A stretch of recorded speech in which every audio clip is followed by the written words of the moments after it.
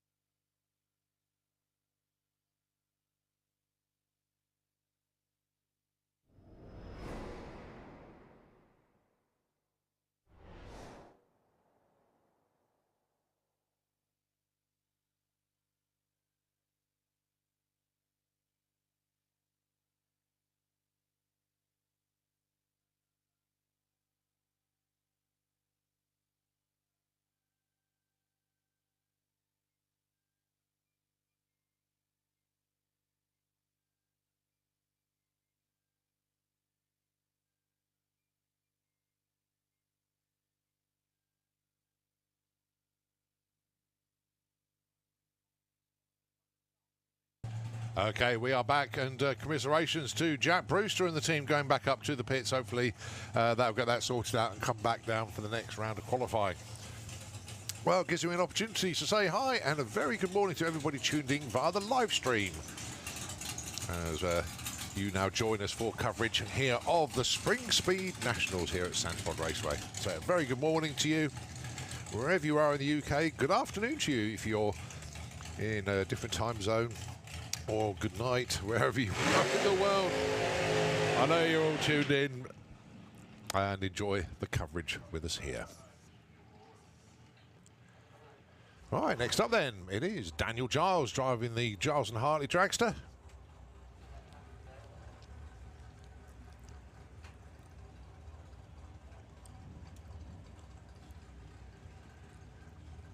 Just to remind for everybody that doesn't know, this afternoon at 15:28, we always get these exact times, I love this. Battle of Britain Memorial Flight will be making their first of 3 visits to us this weekend, as they've got a lot of activity going on this weekend, and they do try, when they go out and do displays, they try and come back and fly over Santapon, and really appreciate that. So we have got the Battle of Britain Memorial Flight this afternoon, just before 3:30.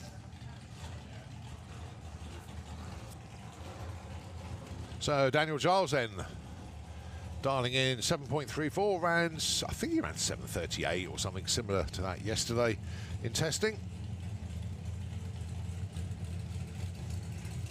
And of course the team wears the #1 with pride, champions in Super Pro ET for last season.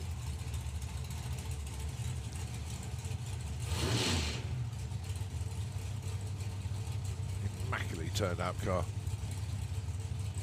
And not one, but two drivers that know how to get the best out of it.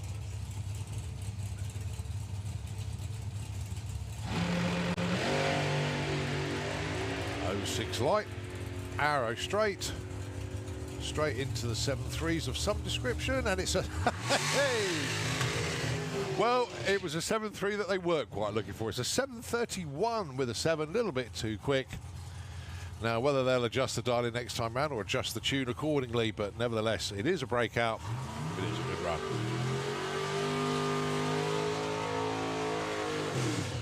Right, the drumming man himself, Joe Kellett.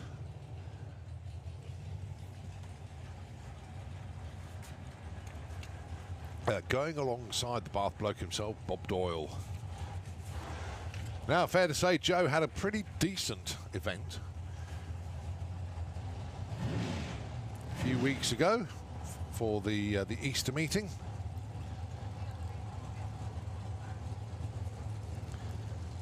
$150 points. He is in the lead of the Super Pro Championship. So he's the one with the target on his back. And target, bounty, call it what you like. He dials to 7.58. Bob with the ZK Statson dialing in 8.50. And Joe already trying to chop the tree down a 0-1 light straight away. Joe goes 7.53, breaks out by 0.05 of a second. Bob Doyle well and truly off the gas at the stripe, just coast through with a 9.70.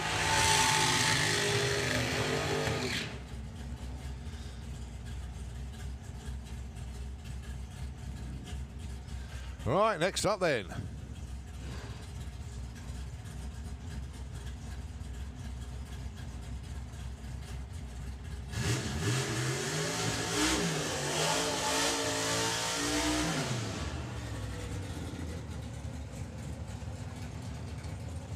Right, it's Nick Good. Good to see Nick Good Motorsports back at the track once again. Going alongside Ian Brown with the Xanadu Racing Camaro. No, sorry, just that. It's not Ian Brown. It's Mark Bailey.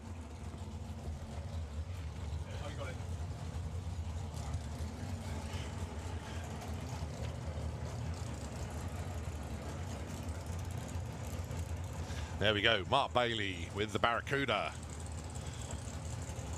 Yeah, sorry, timing screen now adjusted accordingly. Nothing wrong with the dial though. 8.69 for Mark. Nick Good looking for 7.51.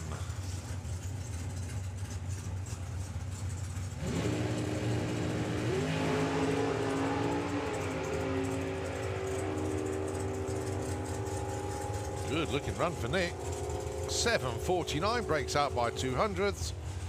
Mark Bailey though goes 8.72 on a 69, and he takes the #1 spot for the time being.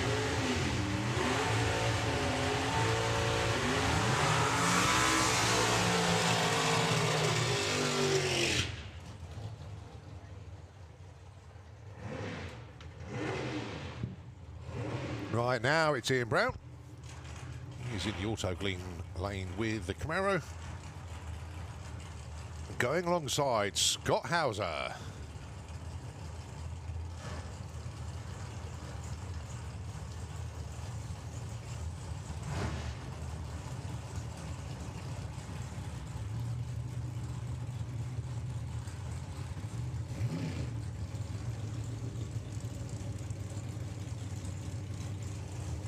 Right, Scott dialing in 7.34. Ian dialing in 7.66.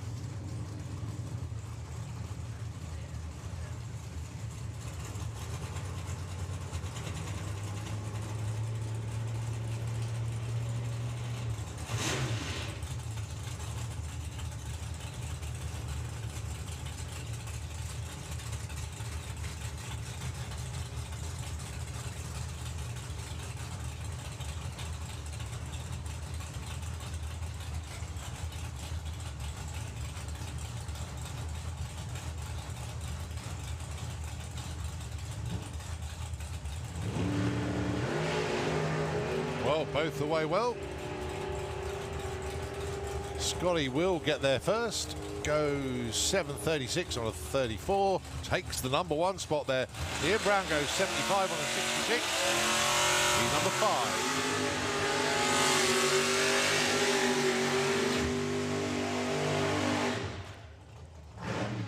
All right, Billy Gain and that brilliant Supra of Mark Turner. Mark Turner made it all the way through to the final at the Festival of Power. Very happy man, very happy team. They were indeed.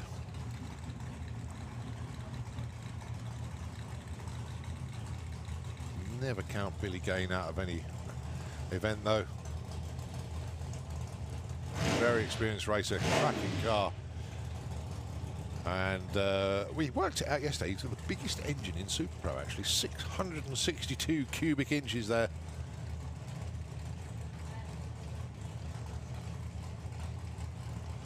All right, so Billy dialing in 8.53. Mark Turner dialing in 8.40.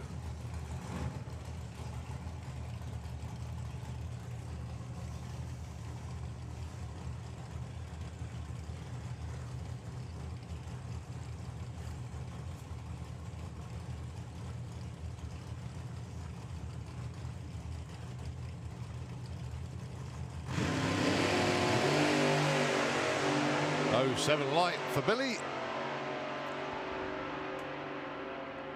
And he's definitely going to get there first. Looking for an 8.53, goes 51. A little bit too quick there. Mark Turner slightly off pace, 9.17. But they've got plenty of rounds of qualifying over the next 2 days.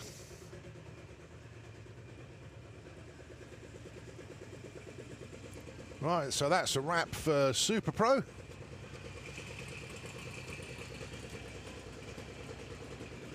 Moving on now to Lucas Oil's Junior Dragster.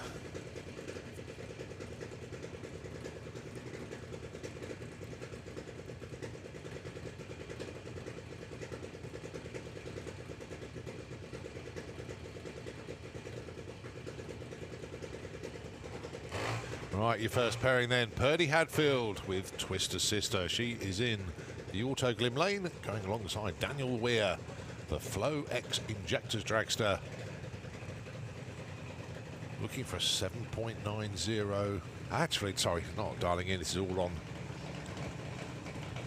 reaction times for the juniors. So, yeah, forget about looking for 7.90. Those 7.90 is the index, or they're not allowed to go any quicker than 7.90 for junior modified advanced, 8.90 for junior modified, and 11.90 for junior stock.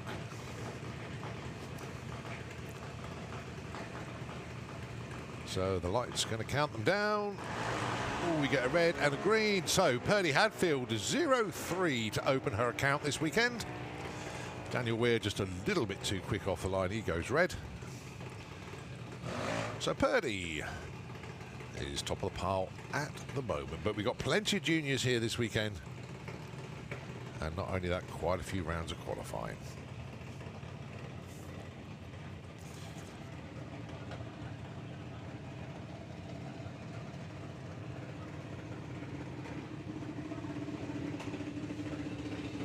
Now, 6 rounds of qualifying for all of our classes this weekend. A couple of exceptions where we got lesser numbers, but 6 rounds of qualifying is the norm. Next pair, Ellie Brown, the Mystic Dragster. She's in the Kestrel Beer Lane going alongside Damien Redshaw, the Odyssey battery car. He is in the Auto Glim Lane. Cherry on the tree for Damien, no help for him. Ellie Brown goes 0-5.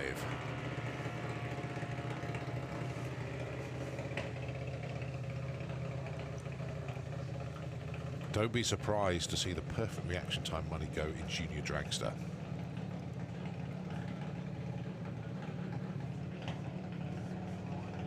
Freddie Taylor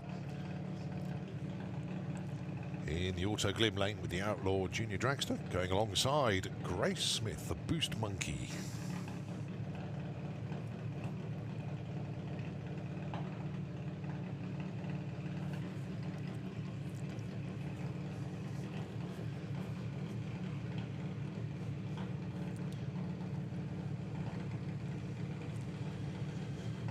just tuning into the live stream, actually, if you were seeing some of the messages come through, I've been asked by Rob Elson when are the bikes running. 10:45-ish. There we go.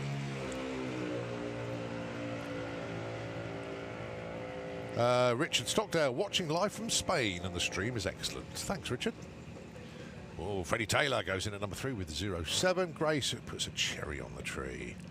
Stephen Paris, hi from Malta.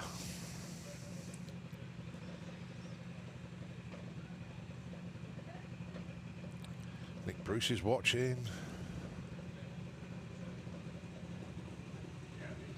Joel Kerr trying to get the car ready for door slammers. Fingers crossed, Joe. Looking forward to see you come back, Joel, actually.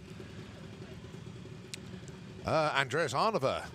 Hello from Estonia. Can't wait for door slammers main event. Fast Forward Racing. Andreas, look forward to seeing you. Definitely.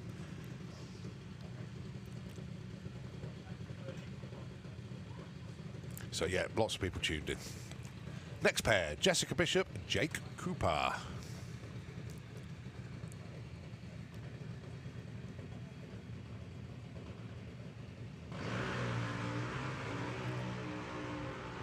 Russ Weir, morning Cole. Russ, morning mate. Jessica goes 05, Jake goes 09. Jessica goes in at number 2. Nicely done. Graham Harvey, hello, all the way from Henlow in Bedfordshire. Yeah, long distance award, Graham, well done. Lisa, good luck. The old Kai, young Kai and Jake Cooper, obviously. So yeah, I'll check into the live stream as often as I can. Kai Cooper, well, Lisa, I know you tuned in to see this one. And Chevrolet, check it. So the Fenny Racing Junior Dragster is in the Kestrel Beer Lane. And Chevrolet, check it. She is in the Autoglim Lane.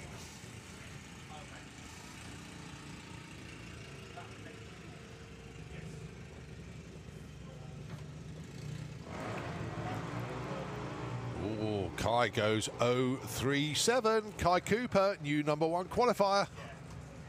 And a big grin for everybody that knows Kai, including Lisa, who's tuned in. Chevy Check It goes 0.13 into #7. All right, next up then, Lola Bell Ken with the West End Motorsport Junior Dragster. She is in the Autoglim Lane, going alongside Jacqueline Bartlett, the first of the 2 Slick Tricks Junior Dragsters.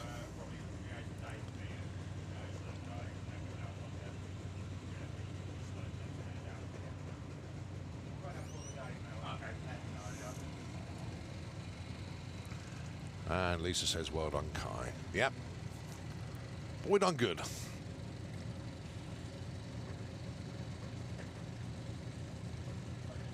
Oh, Sean Bradford will be there next week with the methanol-powered Astra. Wow. All right, Lola Bell goes 0.26 red, way early, and I think that fooled Jacqueline a little bit. She went 0.24 the other way, so one went too soon, one was very late.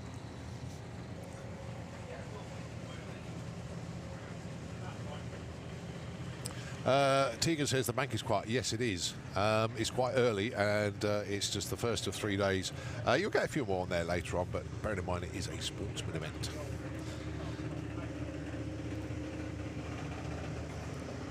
Concentrate now on the cars in front, and it is Teddy Sullivan with the Bulldog Dragster going alongside Neve Deavy, Little Miss Dynamite Dragster.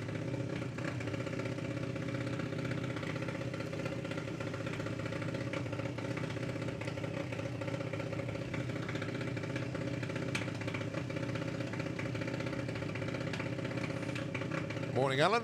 See, he's just tuned in. You can always tell the race fans, actually, when they're not here, they tune into the live feed. And I'll keep checking in as the day progresses and the weekend progresses to see what's going on. Right, Teddy goes red, but Neve Deavy goes 043 to go into the #3 spot. Nicely done, Neve.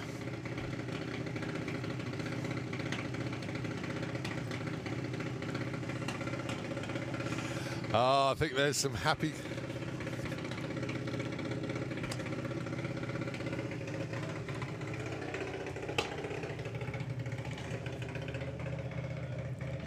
Right.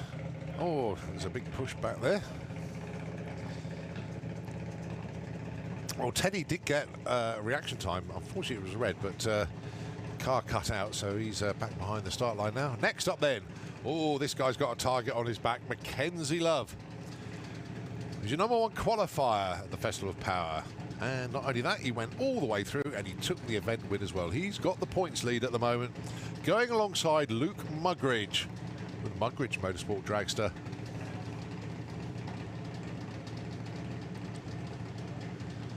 Matt Seamark's tuned in from Mallorca. Oh, Mackenzie Love goes red, but it was a 005 red. Oh, so close. Luke Mugridge, though, goes in at #2 with an 038. Oh, Mackenzie, that was so close to a perfect light, but it was a red. Oh, that was close. Right, next up then, Luke Fulton with a Blitzkrieg Junior Dragster going alongside Liam McDonald. Great seeing the McDonalds back once again from Ireland. God, if a family has ever missed drag racing as much as the McDonalds, I'm yet to find them. Obviously, with the COVID restrictions, they couldn't come over at all. And it was very frustrating for them because they were watching the live feed. They had a junior dragster ready to go, but they just couldn't get here. But they are here now, and they're back. And after all the big build-up, both of them go red. 05 red for Liam, 04 red for Luke. But don't worry, they've still got 5 more qualifiers.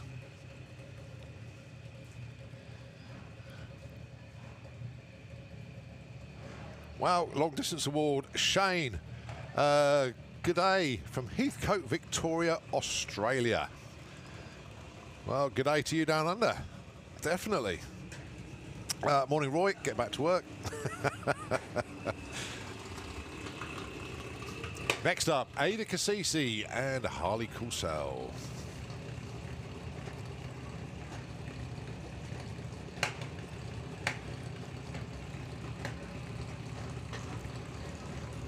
So the teammates, off they go, and it is Harley Coulsell with a 08 and Ada Cassisi 0.1 with all the zeros after it. So Harley goes in at #8, Ada goes #10.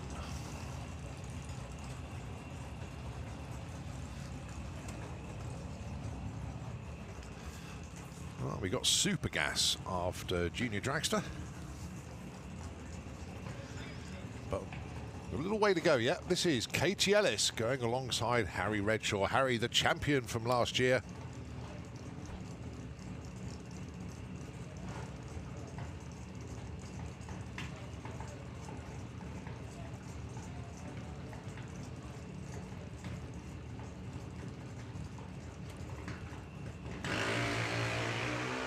Oh, 063 for Katie Ellis. Puts her in at #7. Harry Redshaw, 0.11, slots in at #12. John Giles with the Tactic Brogy Roadster going alongside Colin Morris. We've seen Colin Morris already put a run in Super Pro. Now he's back in Super Gas. Doing a good job to confuse himself this weekend because he got 2 different trees.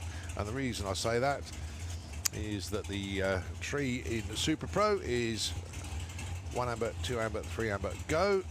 And in Super Gas, it's all 3 on at once. So basically, it's a sportsman tree, then a pro tree. Whoa! Colin Morris knows what he's doing, though. 009 off the line.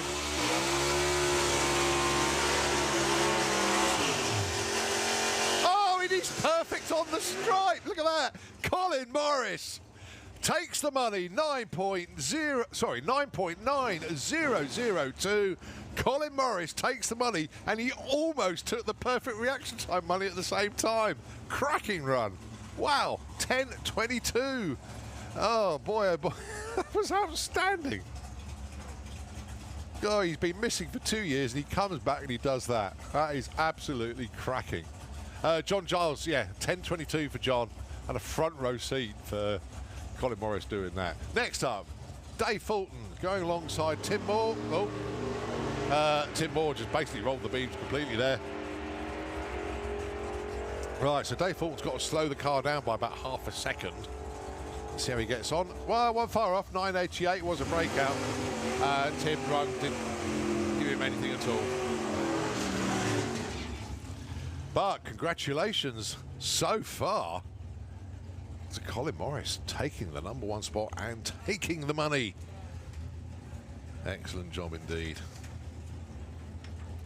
9.900 with a 2. The Eurodraxler.com Perfect ET Award, supported by Andy Hadfield and the Twister race team. So that's 50 quid going to Colin Morris. 850 bike, can we have you into the pairing lanes, please? 850 bike, can we have you into the lanes? Next up, John Morton going alongside Bob Malden. Oh, they put some weight in that car for Bob. Got to really slow him down now. Yeah. Pull the... Oh, he hasn't got a chute. I would say pull the chute 1,000 foot, but hasn't got one.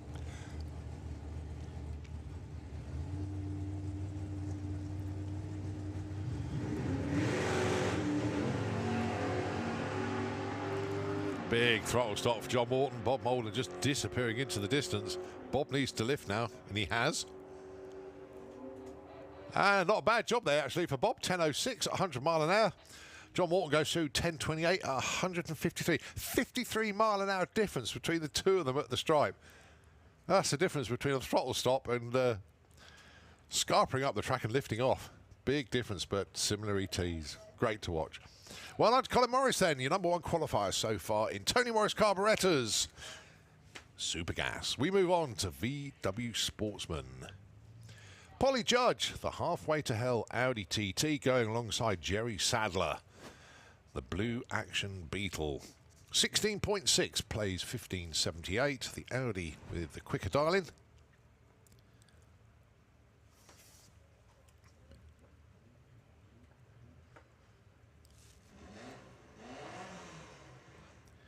Roy Walker's at a wedding today, but still be watching. Loads of people very proud of Kai, which is excellent. As Polly and Jerry head on up to the stripe. 16.39 plays 16.22. One was a big breakout and one was a little bit off. Just moved house. Hope he's settling into the new pad.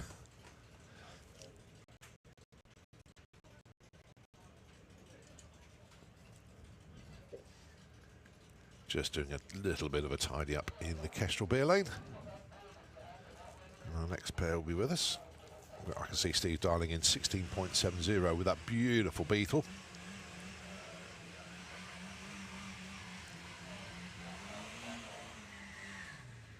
You can hear the front wheel drive burnout of the front wheel drive Golf. Dialing of 16.73 for Darren Walsh with the Golf GTI. Mark 1, cracking car. I used to have one of those donkeys years ago.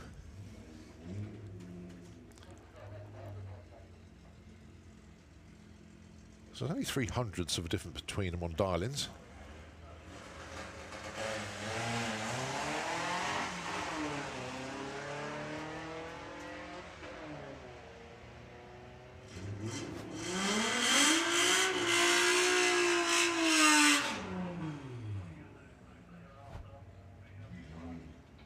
$16.78. Darren Walsh goes into the #1 spot there. $16.76 goes into the #2 spot. Very close indeed. Next up then, Martin Ayton with the son of Homer's Revenge. This is the VW Polo, dialing in 15.35.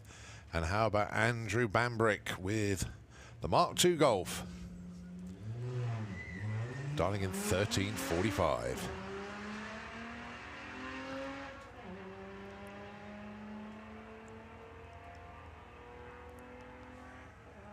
Andrew's going to get there first.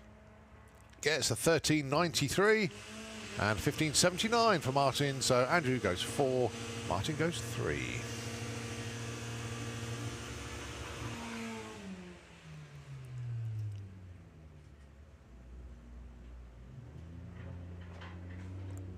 Hazel Carter with Patricia, the Passat. 15.0. That's quick. Very stock-looking Passat, but certainly not stock under the bonnet, that's for sure. Going alongside John Gallant with the Sirocco. He's looking for a 17.80.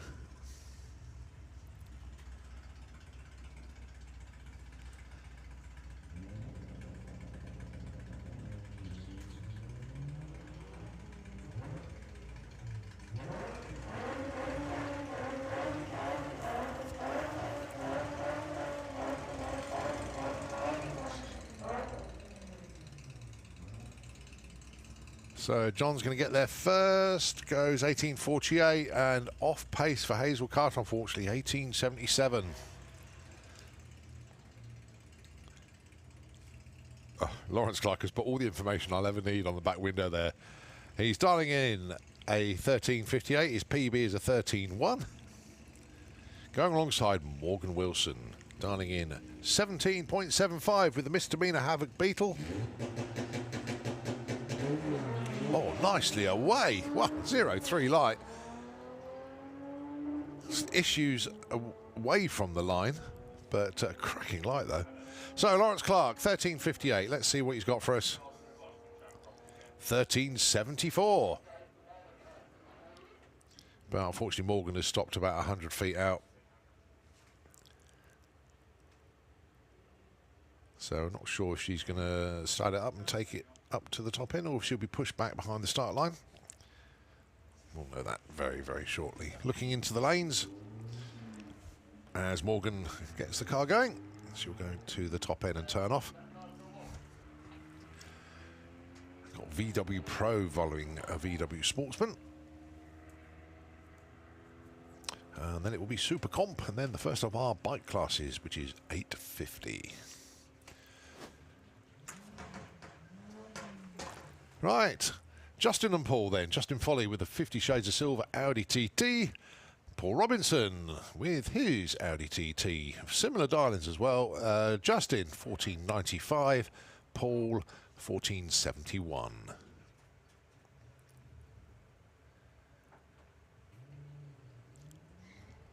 Well, a little bit of a stutter for Justin as he left the line.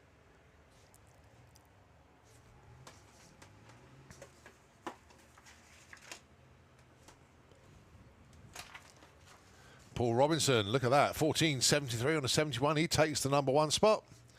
1603, not a huge amount of help, but Paul Robinson, good job, well done.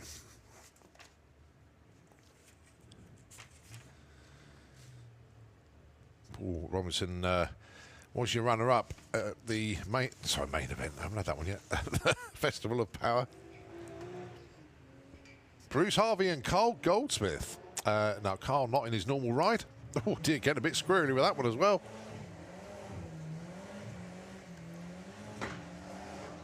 So Carl dialing in 14.2, gets a 15.4. And Bruce goes 19.10 on 18.30. So Carl 11, Bruce number 9.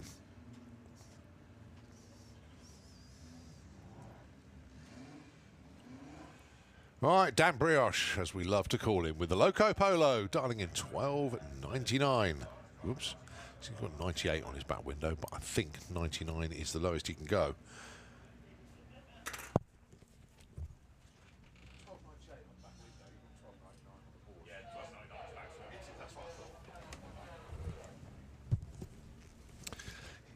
Yeah, so 12.99 is the lowest he can go, so 12.98, can't do that. Okay, Phil Jones, 15.05.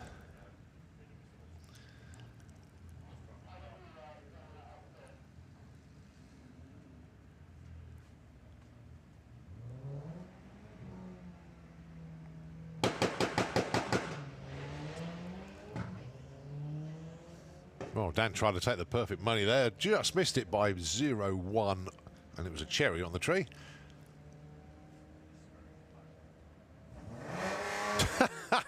After all that, 12.99 is the lowest he can dial. He tried to dial 12.98 and he went 12.97. But nevertheless, good run. 15.68. That qualifies it in number 8 spot. And the 12.97 puts him in at number 14. Right, the Craw Dog, John Crawford. He has got one of the best photographs that Ian Blackett has ever taken, I think, when he took both hands off the wheel and was celebrating his win.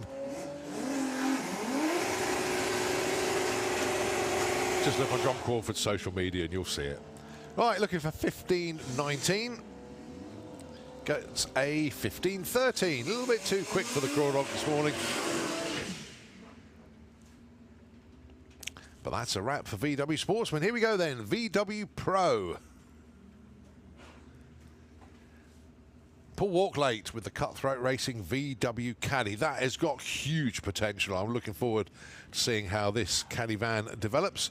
Going alongside Luke Stevenson with the Shex Toy Dragster, looking for 9.50.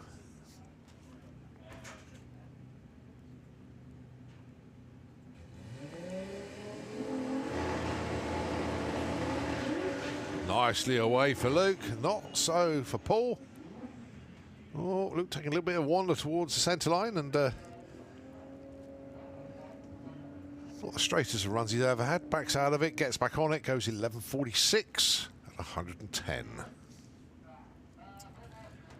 Problem there for Paul, he's actually been pushed back. Can we please have 950 bike to the pairing lanes, please? 950 bike, can we have you to the pairing lanes, please? Good morning, Terry Jones, who's tuned into the live feed. See who else is around at the moment. Rob, I've got no idea. I can't answer that one, mate.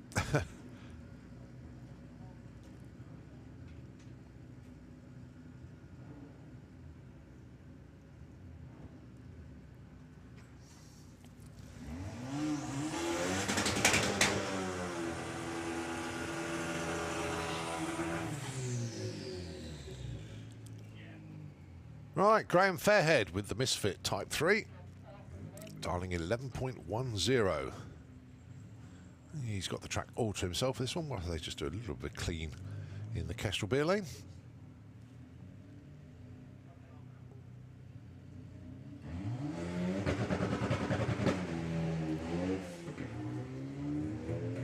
Really doesn't matter if they put a red light on the tree in qualifying. It's all about their ETs, or in the case of Junior Dragster, their reaction times. 11.31 for Graham Fairhead. 11.10 was his dial. 200s off. Sorry, 2/10 off. How about James Hodson then? The Golf dialing in 10.45. James Hodson currently number 3 in the points, but too early to really look at permutations in the points chase. We've only had one round of the championship so far at the Festival of Power.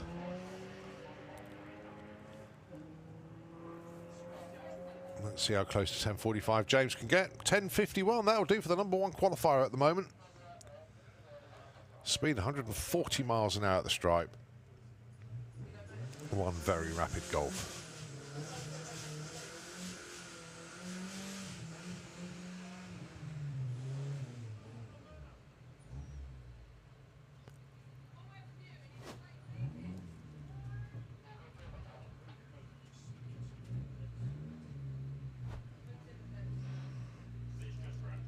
Just to pause whilst we get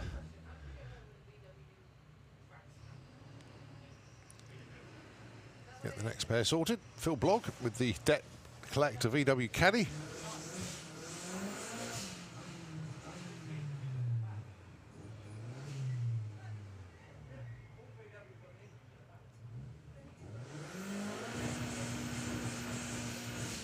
Say a little bit of a sweep up in the Kestrel beer lane, so we're just running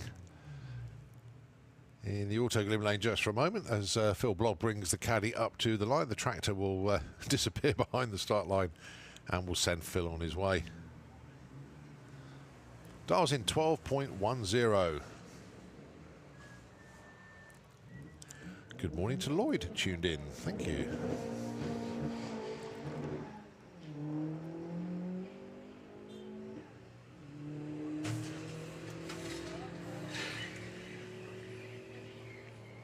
Phil Blogg goes 12.55 at 110 miles an hour on a 12.10 dialing.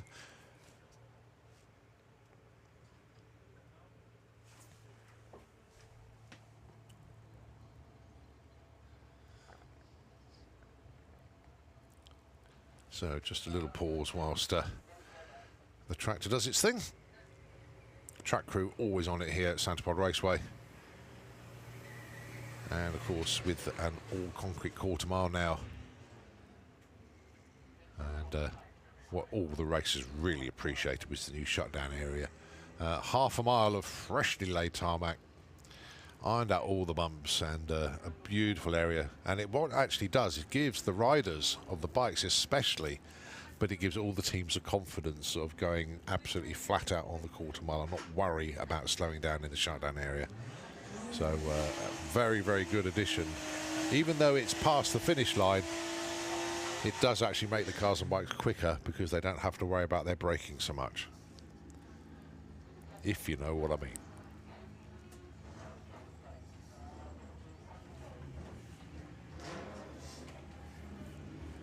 Next up then, Ed Keach with the Tango Golf, dialing in 11.90.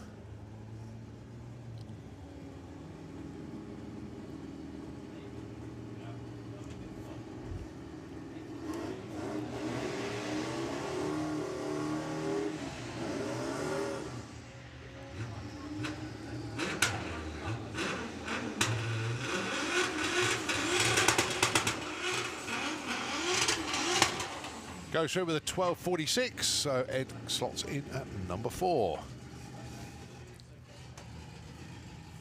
Jacob Bailey with a Jet R, dialing in 9.99.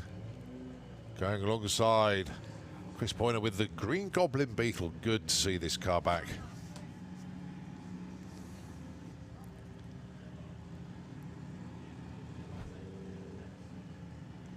Dialing in 12.99. A little bit of a hop, skip and a jump off the line there for Chris. No issues for Jacob. Really does pour on the power at the top end. There's 10.55 and speed, 148 miles an hour from the Jetta. Absolutely flying.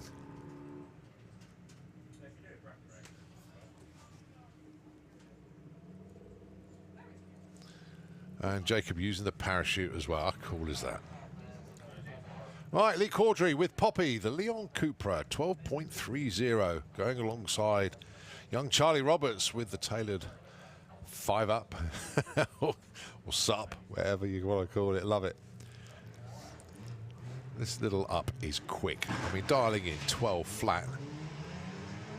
Not going to get a 12 flat on this run, unfortunately, but he's capable of it.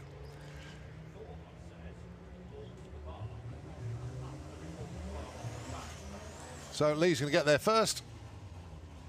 14.89, coasting at 68 miles an hour at the stripe. And Charlie limping across the line, 21.15, not what he wanted.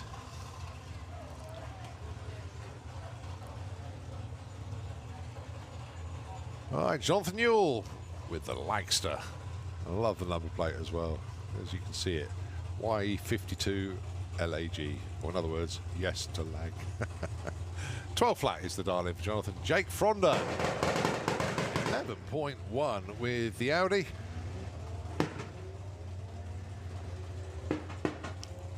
Not the best 60 foot in the world for Jake, but he is your points leader. And he goes at number 7 there with an 11.96. Number 3 for Jonathan Newell, 12.29. Right then, the two-seater dragster. Your passenger in the back of this one is Mark Bishop, and it's a belated 40th birthday present. Got 4 runs from the two-seater dragster today.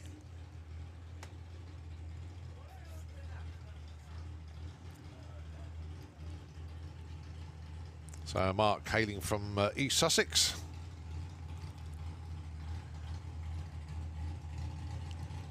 Is this the start of his drag racing career properly? Riding the two-seater? You never know.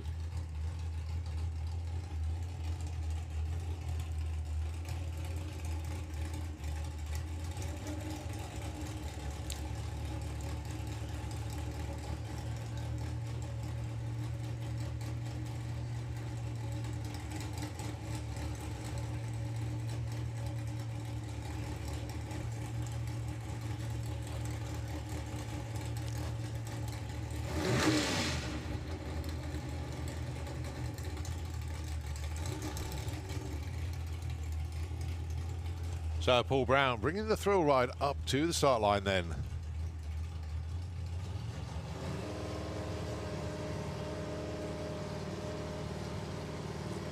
High 7s, round about 169 miles an hour.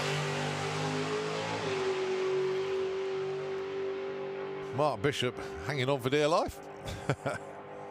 There we go. Oh, look at speed on that one. 171 miles an hour, 7.85 for the quarter. And a lovely memory to take away. Probably going, I want another go, I want another go. But nicely done for Paul Brown and the team. And not only that, Paul, a good racer as well, a 0.3 light to boot.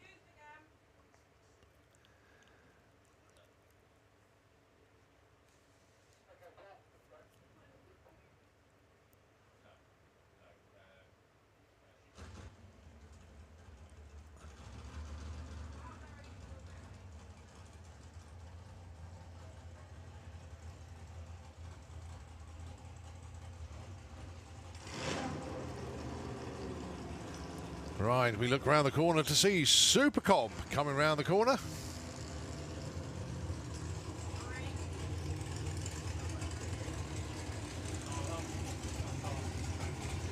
Or to give it its full title, as we like to do that, Be Faster, or Be Faster R, Super Comp. Who will ever forget Steve Hudson's run in the final at the Festival of Power? It was basically perfect. He had a cracking light and he hit the 8.9000 on the head. There was nothing anybody could have done to beat that. And he took the event win. Absolutely brilliant run. He said it was luck, but you have to be good to be lucky sometimes.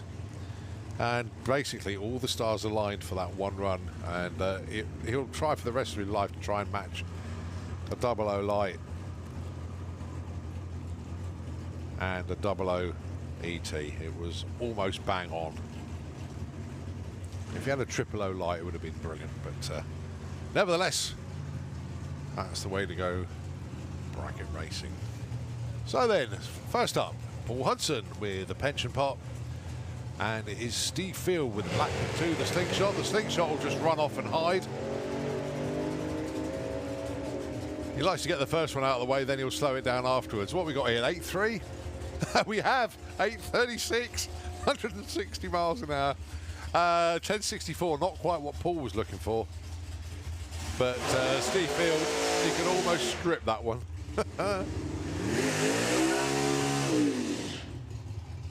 Right, Darryl Howes with the chemical reaction slingshot going alongside Richard Tunstall with Ted's Toy. Well, congratulations to Jasmine, who licensed yesterday in this car, and she went 8.91. So did a cracking job with it.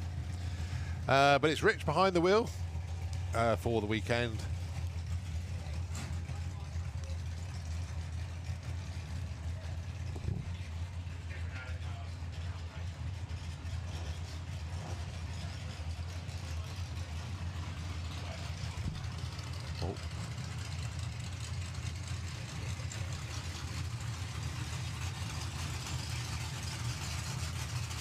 It's just a little bit too close to the line now.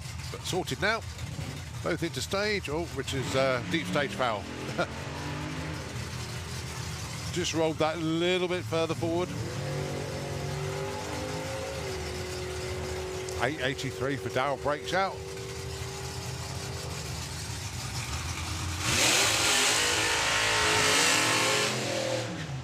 And obviously no time or speed there for Rich. One of those things. You can't deep stage in the super classes, super comp or super gas.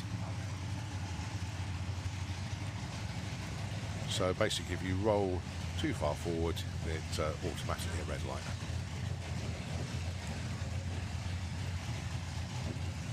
Right, Steve Hudson, points leader coming into this event, going alongside Andy Clifford with the Snake Eyes.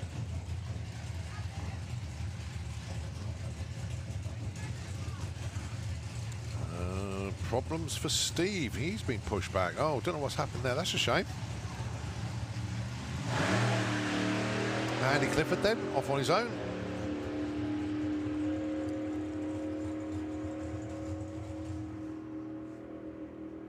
.970.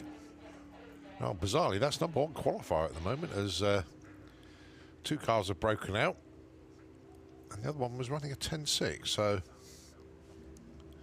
Still got plenty more to come in Super Comp.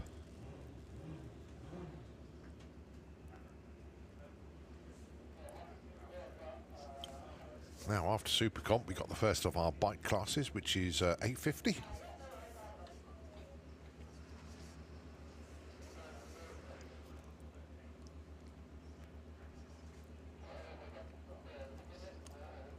Oh, thanks ever so much indeed to Barney and the gang. I've got a shot of the pairing lanes, which you can see at home as well. Those of you that tune into the live feed, you can see the 850 bikes all lined up, ready to go. And you've got a few of the other cars in there as well. Well, just a bit of a pause whilst a bit of a clean up in the Autogrid lane. Tell you what, Nitro FM, a couple of messages from you. Back with you very shortly.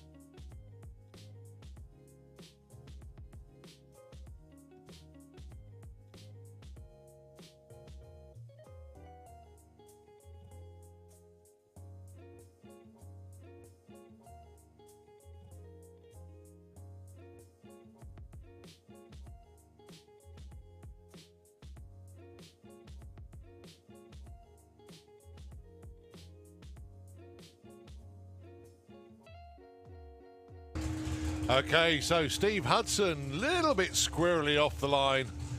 Gets the running, goes 10.51 at 112, and bizarrely puts him in the number 2 spot for the time being.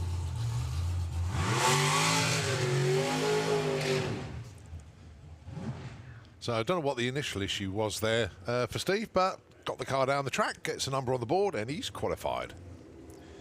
Now he's got 5 more runs to fine-tune it.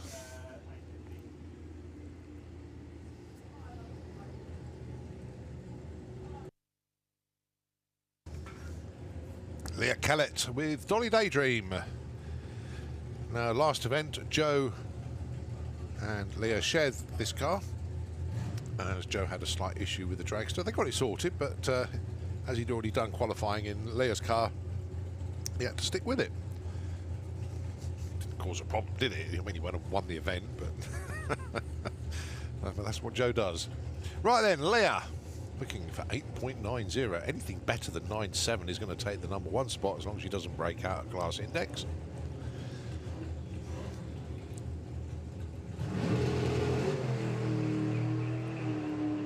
Nice 0.3 reaction time. Throttle stop kicks in, then releases. And she goes through with an 8.92 to take the number 1 spot. And a 0.3 light. That's what you call a good package. Well done. We move on to 2 wheels, and it's 850 bike.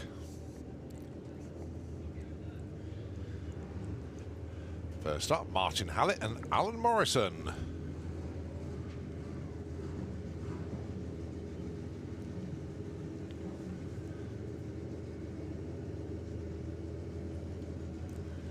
Martin Hallett in the Kestrel Beer lane. Alan Morrison is in the Autogrid lane. This is 850 bike round number 1. The first of our 2-wheeled warriors today. So this is the JKE Raceworks 850 bike class, of course. Jake Michelle's company supporting 850 bike.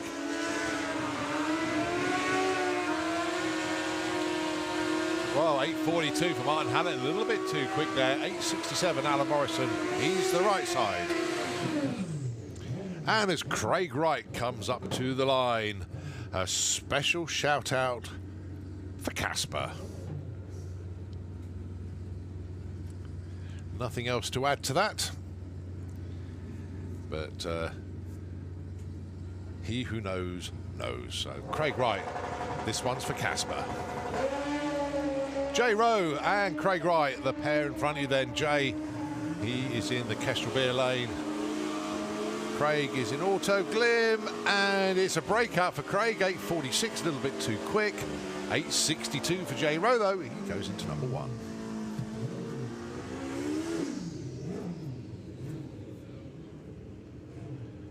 Next up, Ian Critchlow and Jonathan Hines.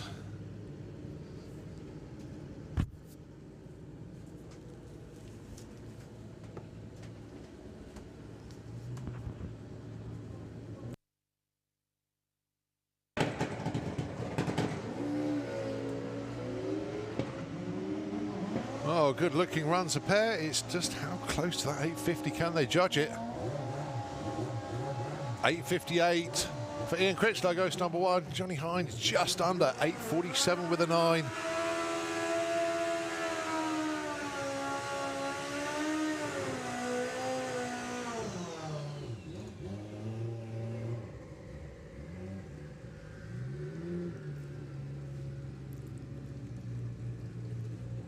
Right, Keith Wright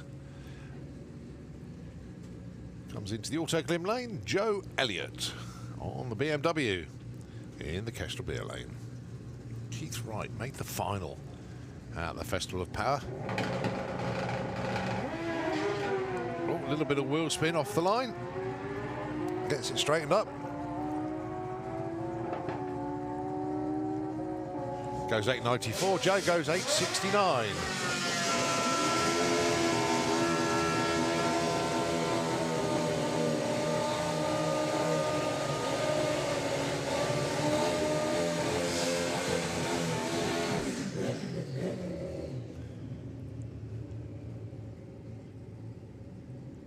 Paul Morris on the Suzuki, he's in the Kestrel Beer lane.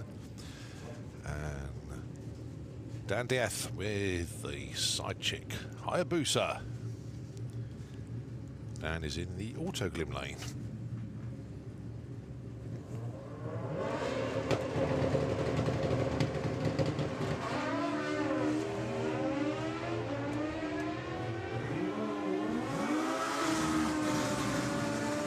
Right, Dan's going to get there first. 8:38 breakout, way too quick. Paul Morris goes 9:46. 10 bikes in already, and still the hits keep on coming. How about Gary Malone with the Time Chasers Hayabusa, going alongside Andy Haley.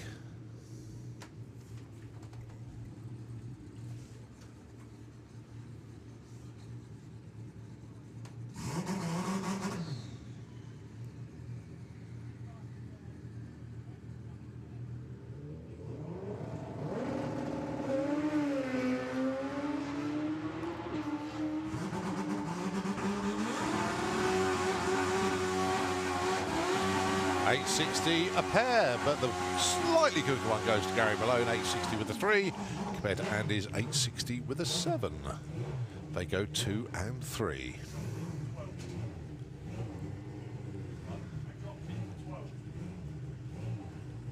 Right, the lady's going to fight this one out. Great friends off track. Stacey Reed and Jasmine Cordell. Now, Stacey took the event win at the Festival of Power. Oh, it's going to be a solo for Stacey, unfortunately. Jazz, she's there. Did well in testing yesterday, but little issue on this one. Hopefully she'll be able to bring it up for the next run. But it's going to be Stacey on her own.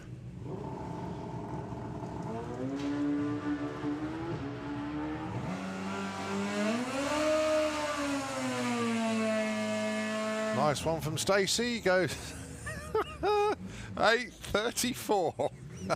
Well, Boyce's happy, even though it was a massive breakout. I think it's a PB for Stacey. 8:34, 157 miles an hour.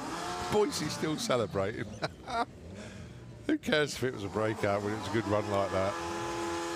Right, so Jasmine Cordell then. What's she got for us?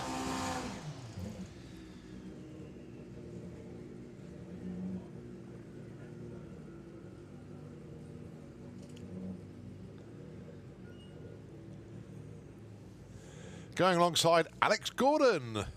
Licensed yesterday. Well done to Alex. Now, Alex, we normally see crewing for Billy Game, but he's racing this weekend. Red Rum Racing. Good to see Lisa and Glenn down there supporting Alex. Go on, Jazz. Come on, come on, come on. Was drifting towards the centre line, but 9:11 from Alex Gordon, that'll do.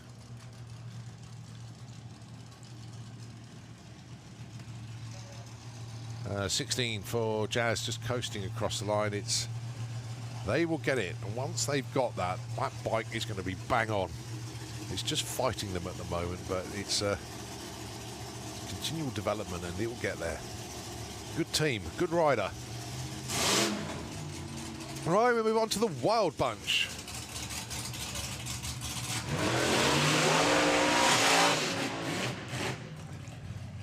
First up is Pete Brown with Rebel. He's in the Kestrel Beer Lane, going alongside the Saltown Shaker of Keith Crampton. And tucked round the corner, it's the birthday boy, Bob Hawkins.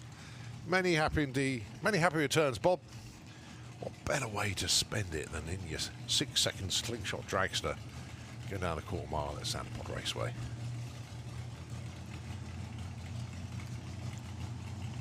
Once indeed, thanks to Claire for the update for the Wild Bunch. I say only 3 of them here this weekend, but a cracking 3. Pete's PB 8:35, Keith's PB with the Saltown Shaker 9:87. And Bob's 6:51.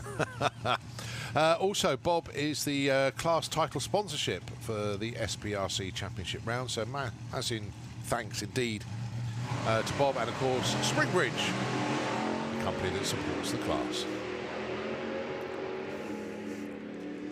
Well, Pete off and running. How close to 8:54 can he get? Not bad. 8:58. Nice opener there for Pete. He'll take that. 11:02 for Keith Crampton.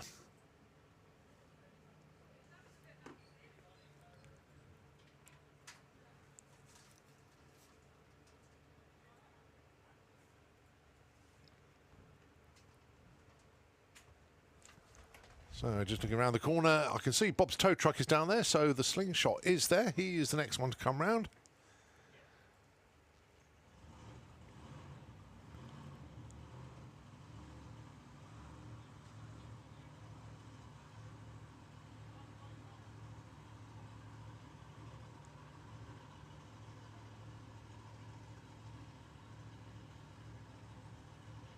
Yeah, we can see, sorry, we can hear Bob's car fired up around the corner.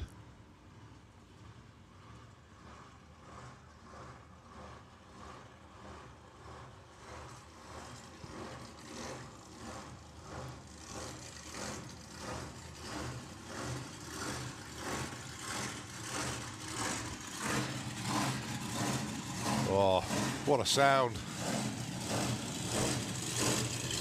Gotta love it. Here we go there. Bob Hawkins, Time Traveller 2.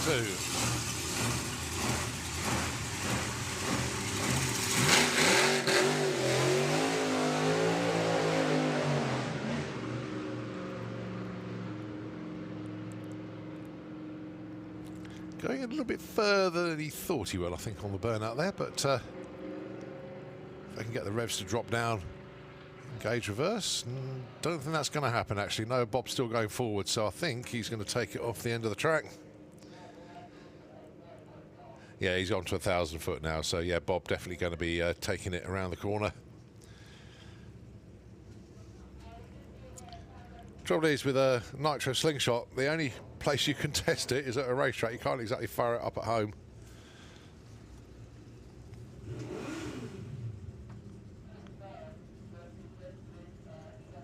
But nevertheless, happy birthday, Bob. Great to see you in the car at the track.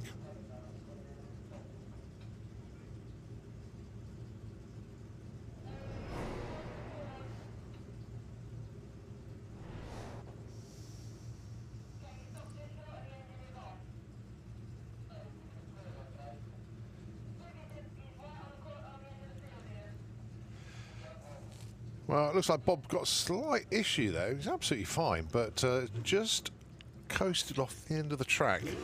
So just going to be on hold for a moment. So obviously we do need to get that car removed. So going to hand over to Nitro FM 96.2. We will be back with you when we continue qualifying here at the Springspeed Nationals.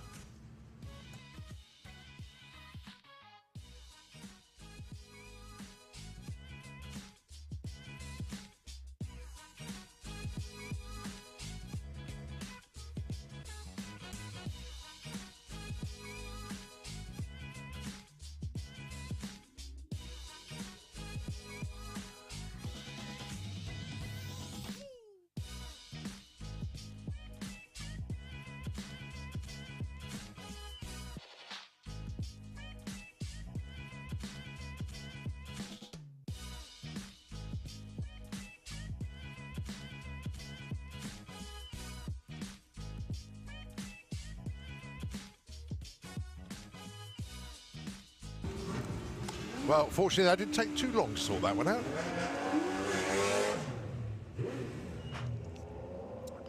Just pushing Bob around the corner, so the next pair burning out.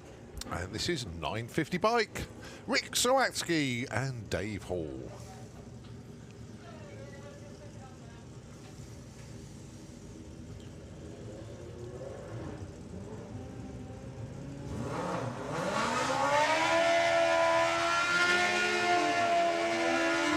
So class index then 9.50.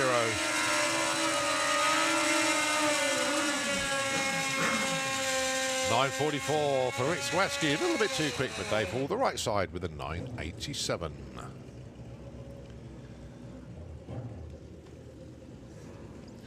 All right, Dion Hartley and Phil Harrison.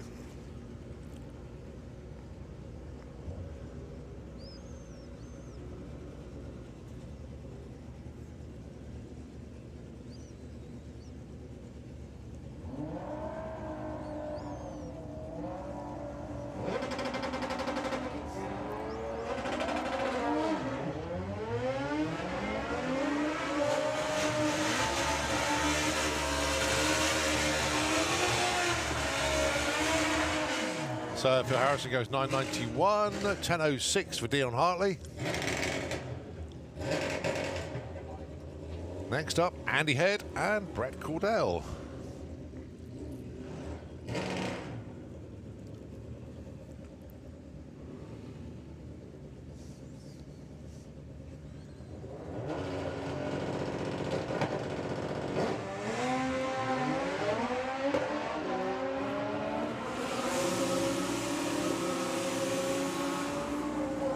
Andy Head gets there first, goes 9.69, Brett goes 10.29.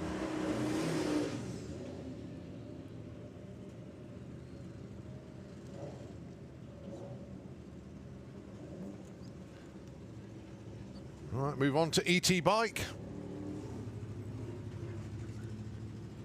So that was Atlantic Fluid Tech, the class sponsor of 950 Bike. And it is Blood Cancer UK ET Bike up on the track now. Gooding and Matt Jones.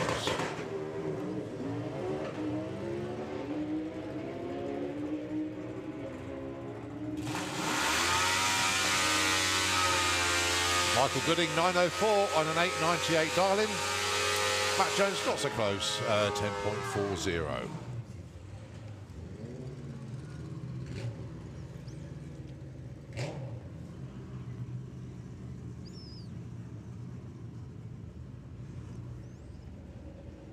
Paul Adams and Jake Bowden up next. Paul Adams looking for an 8.96. Jake wants a 12 flat.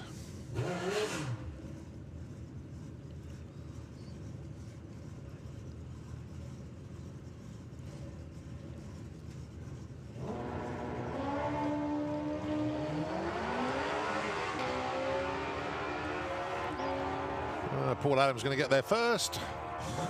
Goes 9.25 at 147. Jake goes... no time or speed recorded for Jake, unfortunately. Unmistakable burnout there of Phil Pratt. Going alongside Anna Sasik. The Rents go racing. I love that. The dial-ins then, Anna 9.7, Phil 9 flat.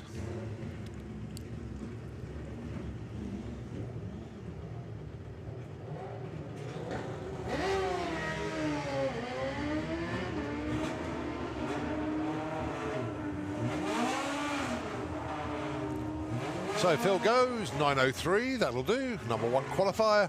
Anna goes 9.82 on a 9.70. So Phil in at number 1, Anna number 3.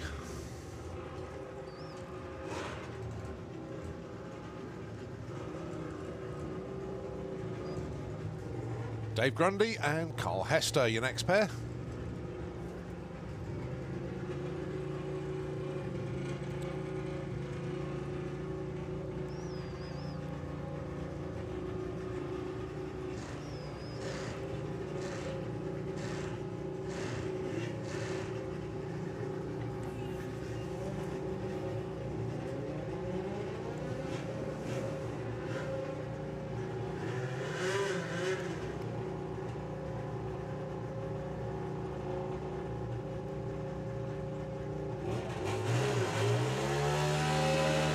So Carl Hester been... Oh, I'm not quite sure what's going on there actually. Carl Hester been pushed back. Coming up to the line.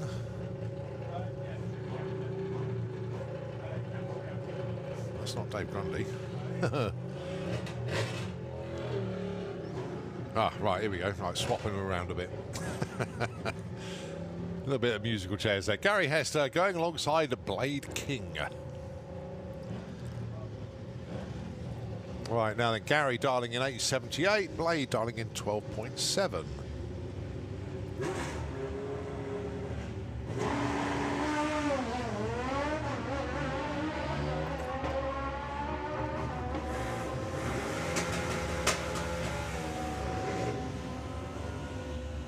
$8.73 breakout on an 8.78 for Gary. Cracking run. Another breakout, Blade King, 12.53 on a 12.70. Both just that little bit too keen. How about Robbie Dobby on the Super Penguin? He is in the Kestrel Beer Lane, looking for a 10.10.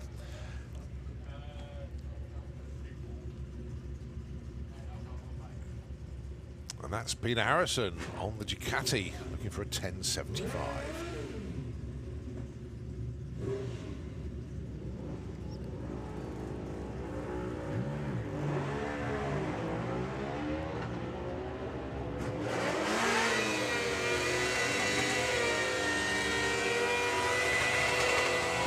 Oh, 10.09 for Robbie on a 10.10 dial. Just that little bit too quick. Peter Harrison goes 10.85 on a 75. So he's the 10th on the right side of it.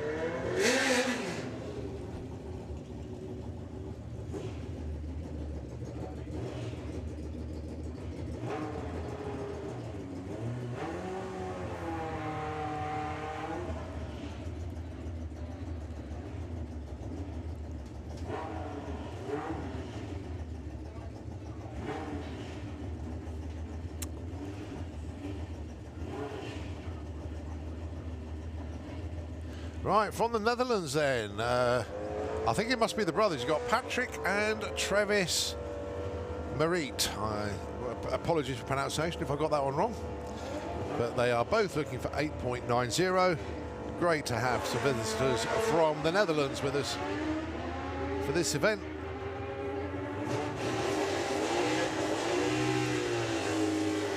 Oh, 8.96 from Travis. Cracking run. Goes in at number 3. Patrick goes 9.37.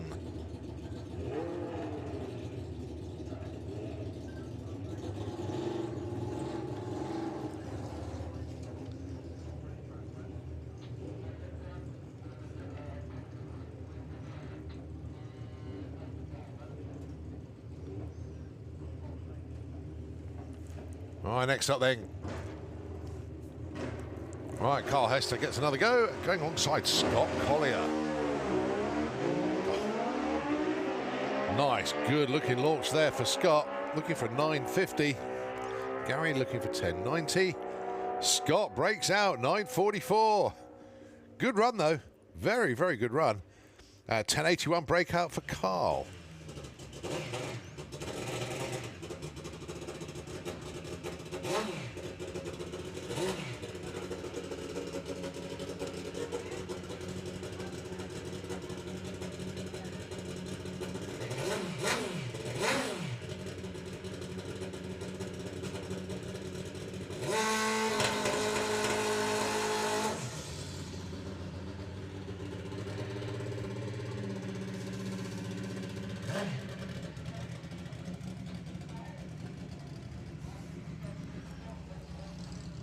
Next up to the line, Jane Kay.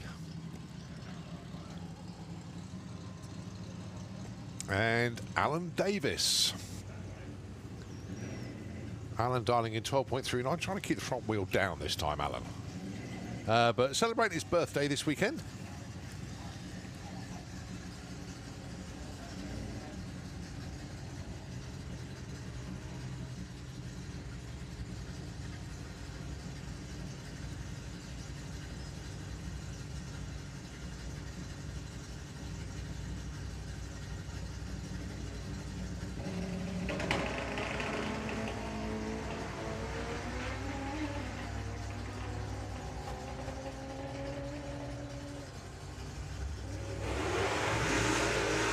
So Jane goes through with a 10.91 at 111. Alan Davis, 12.46 on a 39. Not too bad. Well done, sir. Right, Nostalgia Superstock. Been looking forward to this. Some cracking new cars appearing. And the class just grows and grows and grows. First round of the National Championship for the NEM Parent supported class. And this is absolutely drop-dead gorgeous. The Dodge Dart of Mick Sharp, the Detroit Hustle Machine, dialing in a 10.98, going alongside the truck. This is Clive Dandridge with the 69 GMC, dialing in 12.74.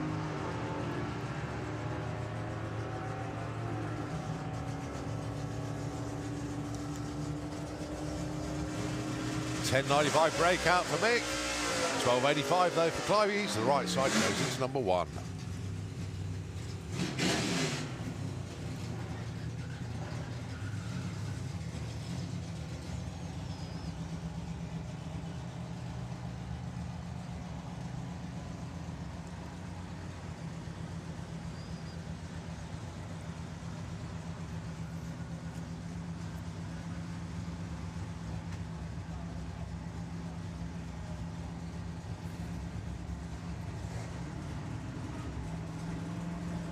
Next up, Simon Rickwood and Chris Layram.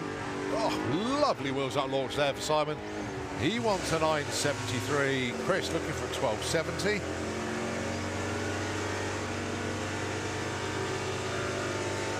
Well, a 9.79 for Simon, goes into the number 1 spot, 12.56. That's a big old breakout there for Chris.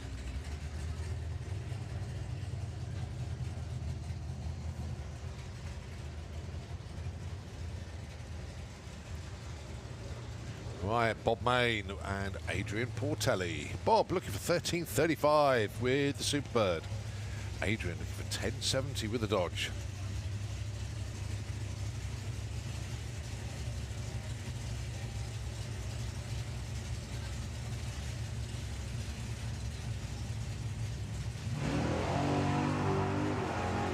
Lots of wheel spin there for Adrian.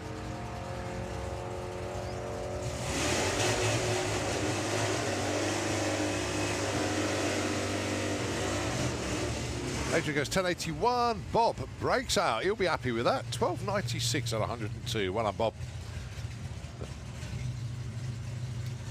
Who cares if you put a 13 dial in and you go in the 12s? Happy days. Right, Chris Goodale, and it's Kiwi. It's Stuart Thompson. Chris looking for a 1021 with a Camaro.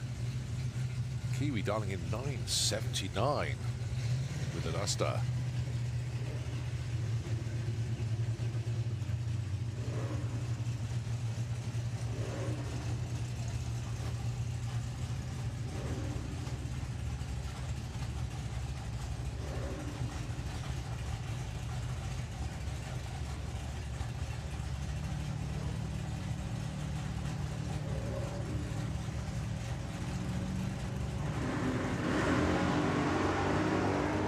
Chris away first. But it's all about the numbers at the top end that count. 983 at 1032. And it's Stuart Thompson, Kiwi, into number 1. Goes in at number 5.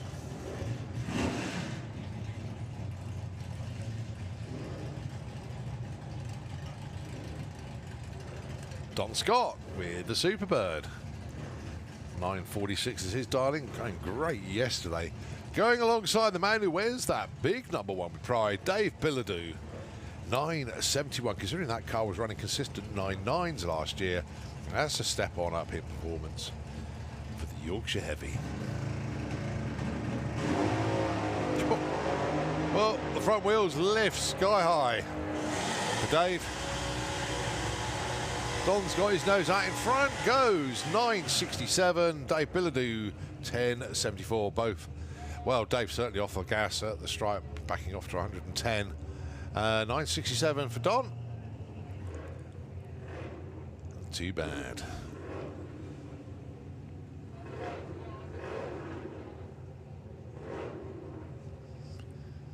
All right, Al Medley with the old timer, the Omega. He wants a 1057.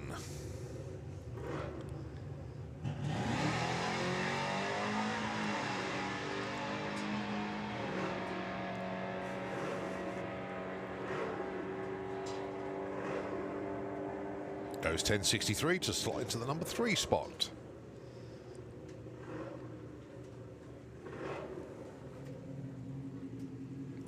Well, I can see Comp Eliminator into the lanes. I can see more bikes down there as well. I think there's a Junior Drag Bike and Top Fuel Bike making their appearance as well. So all very, very good indeed. And it is Junior Drag Bike up next. And a little bit of track prep, and then we go into Comp Eliminator. And then, as I say, Top Fuel Bike just making their presence known in the pairing lanes.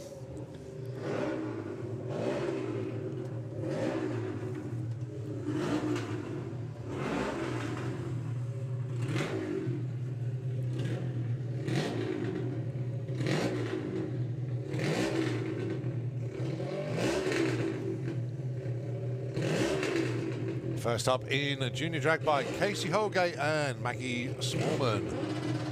Maggie looking for a 14.6, Casey looking for an 8.3.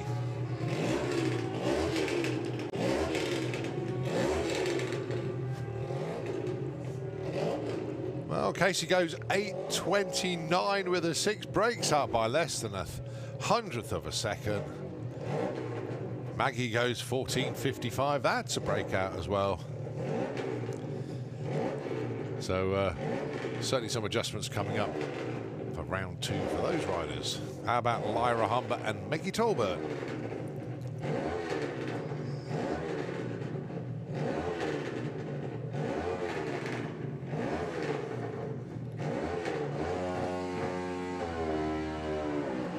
Oh, nice launch for Meg. Now she's looking for an 8.10. 8:04 breaks out. Well, I thought it was going to be quick, but wow, almost in the 7s. Lyra Humber goes 15.39 on a 64, breaks up by a second. So all 4 Junior Drag Bikes so far have broken out. They've all gone too quick. Can Holly King make it 5 out of 5? And Samuel Hope make it 6 out of 6 that go under. We'll find out in a moment.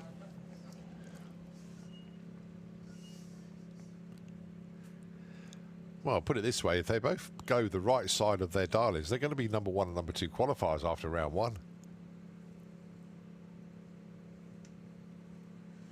Let's see how they get on then. Samuel Hope, he wants 13.35. Holly wants 11.42. Holly King away from the line very nicely indeed.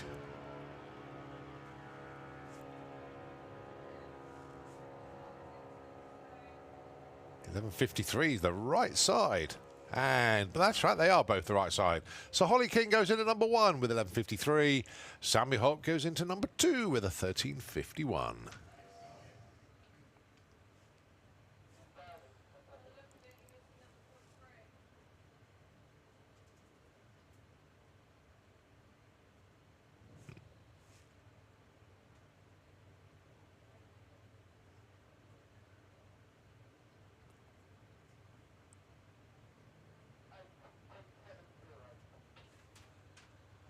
Right, Grace Pollen.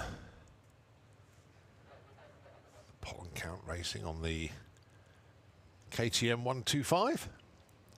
Looking for an 8.70.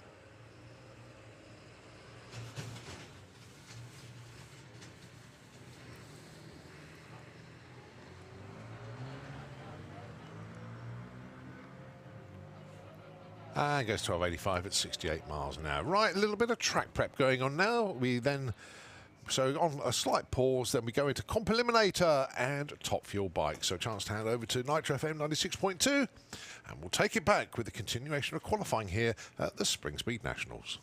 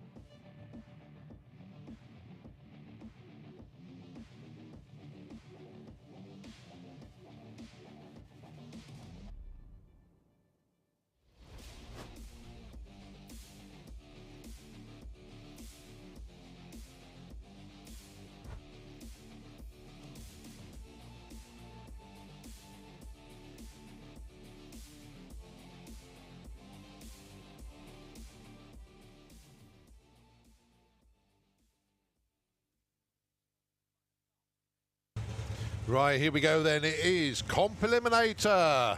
And it is round one qualifying for the Trackworks class.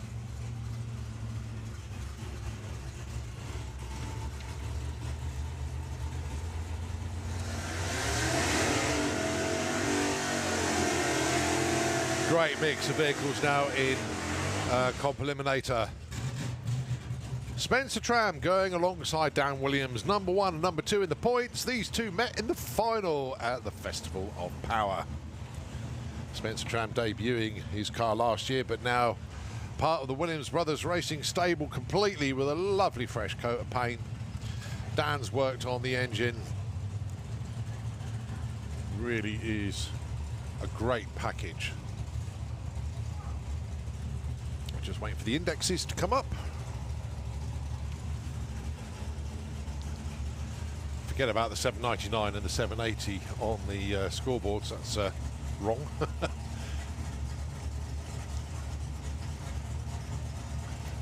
Basically, we'll sort it out after the run.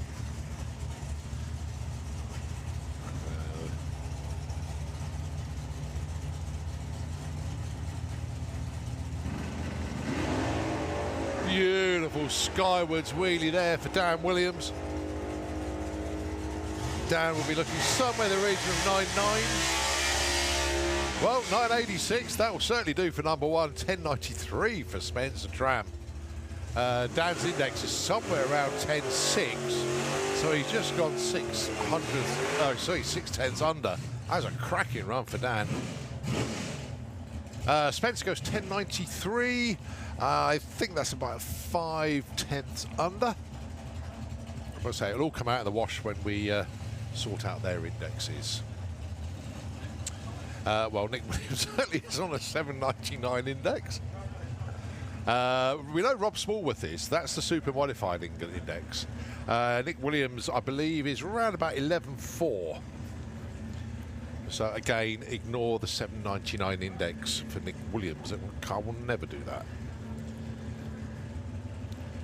So it will be corrected after the round. So Lloyd Perkins. So Kev's son behind the wheel, slightly left, pointing.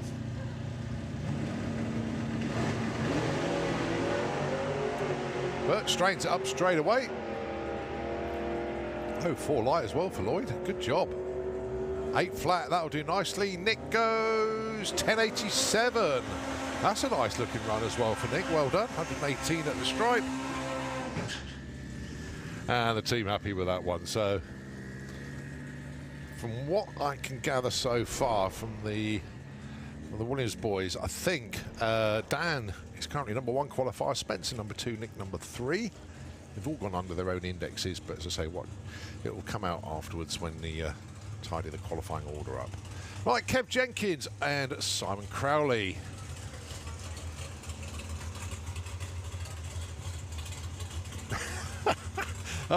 Simon Crowley, you legend. I like that. He's just put running in on the back window of the Golf. Front wheel drive. Look at the huge front tyres on that car if you can. Big wheel arch extensions to cover it, and then he's got the skinniest rear wheels he could find to put on the back. Going alongside the fraudster of Kev Jenkins. Index 7.80.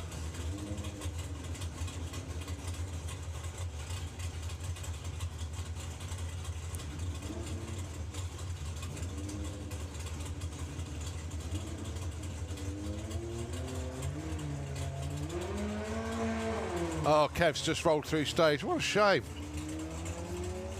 He's still going to get a number, but it's not the number he wants. 2.2860. Still goes through 161 mile an hour. And 13.59 at 104 for Simon, just running in. Just getting some laps on the car before he starts to push it hard.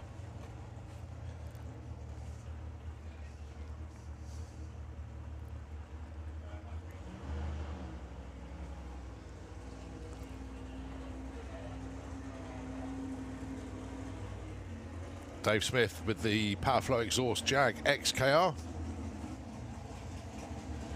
All being well, this should run in the 7s straight away. an index of 745. Go under that if he wants to. He'd love to.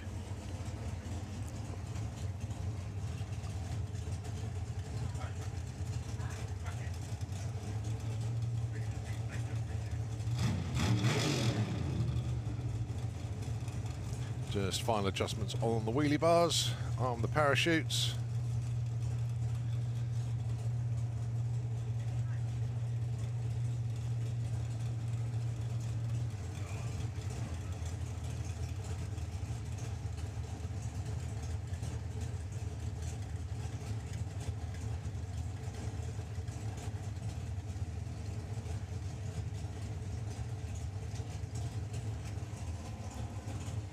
So Dave Smith then, 745 his index. Can go under it. Do whatever he can.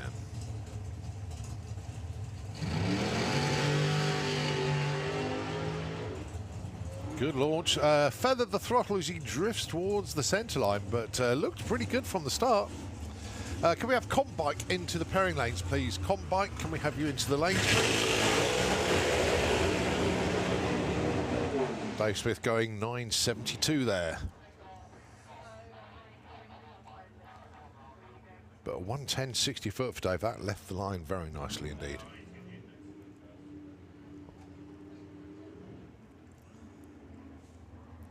Robin Orthodoxou.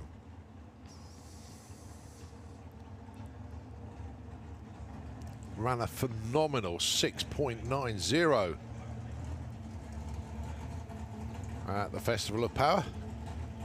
Really getting a handle on this altered now. Not that they didn't have a handle on it before, but the performance improvements that they've seen recently are absolutely outstanding.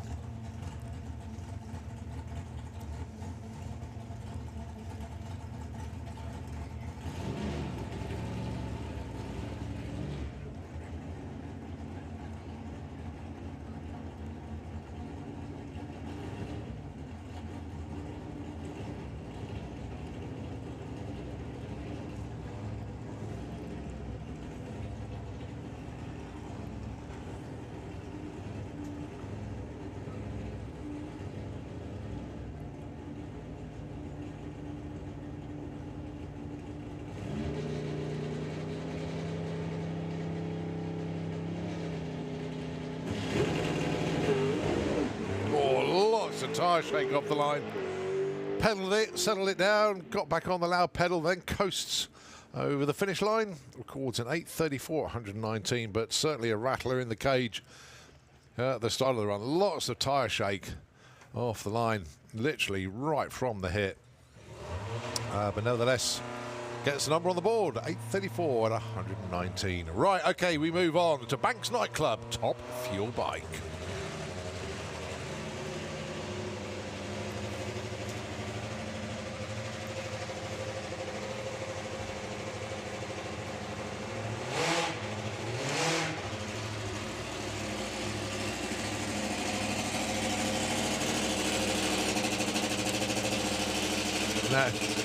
First up there, Neil Midgley.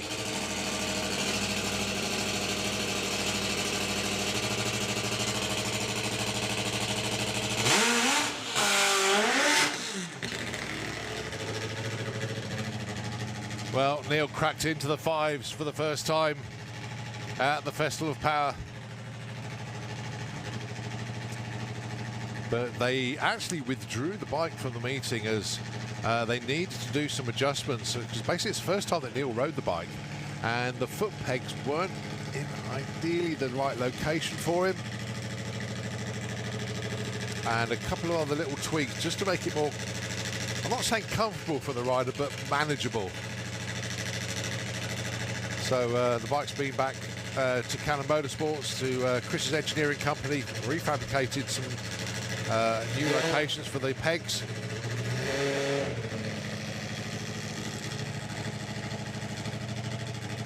So let's see how Neil Midgley gets on then. On the Puma for Lucas Oils. Ian King down there, former rider of this machine. It's down to Neil now.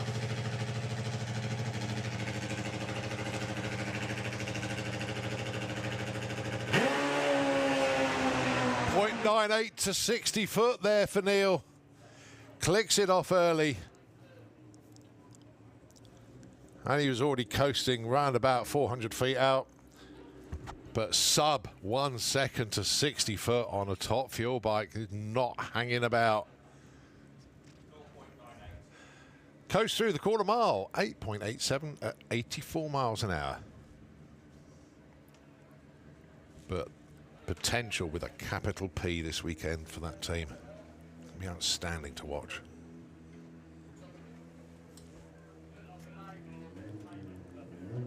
Steve Woollatt and Al Smith below us, getting ready for their runs. I can also see Taylor's Trophy Super Street bike down there.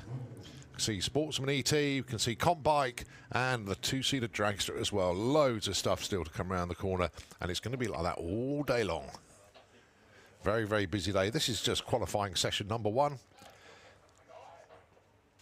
You got, well, basically 3.5 rounds of qualifying today. We can't get the full 4 rounds in, but we'll see how it goes.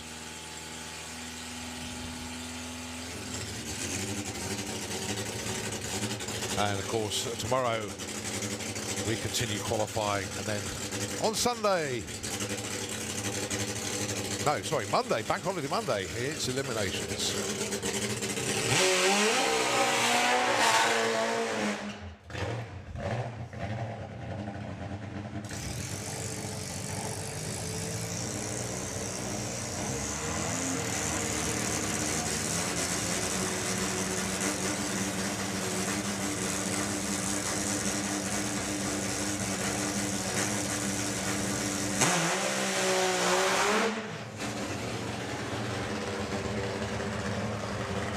So Steve Woollatt and Al Smith then is the dealer going alongside the PBR Rocket. Steve is in the Auto Glim lane, Al in the Kestrel beer lane.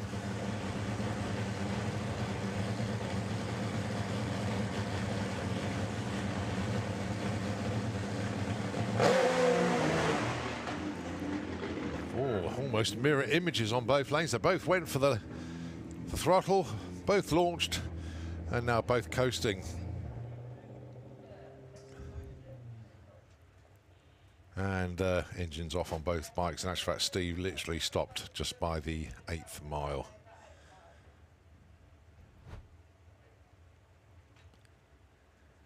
Well, Al records a time, 22 seconds, 27 mile an hour. That's totally irrelevant. We know they can go way, way quicker than that. But slight issues for all 3 top fuel bikes straight away there. We've still got Sean Rodman to come, but he hasn't made it down for this session.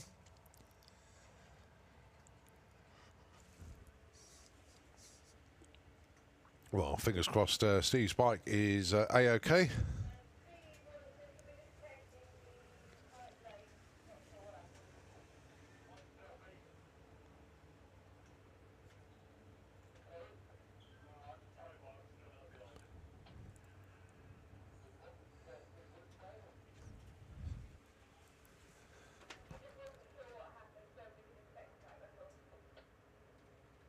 Well, Steve's having a good look around the bike. He knows that machine inside out. I mean, he's owned that for a long time. So they'll get that back to the pits, and got the team there and also the quads there. So not going to be long to get that bike taken off the track and through the first exit.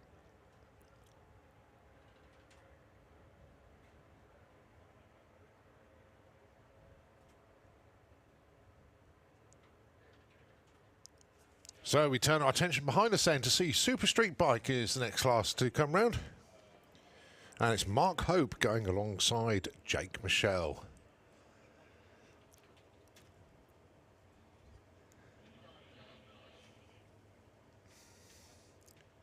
First race meeting from, I think it's the first race meeting for Mark this year. Jake was here at the Festival of Power. And Jake just celebrated his 40th birthday last week, so belated birthday wishes to Jake, even though pretty much everybody here wished him happy birthday on social media on his actual birthday. Well, Steve Woollatt just about to take the first exit. So they'll get back to the pits. They've got 2 more qualifiers from Top Fuel Bike today. Round about 2:15 this afternoon, and then round about 5 o'clock to round off their day. So here we go then, Taylor's Trophy Super Street Bike. Bikes started up below us.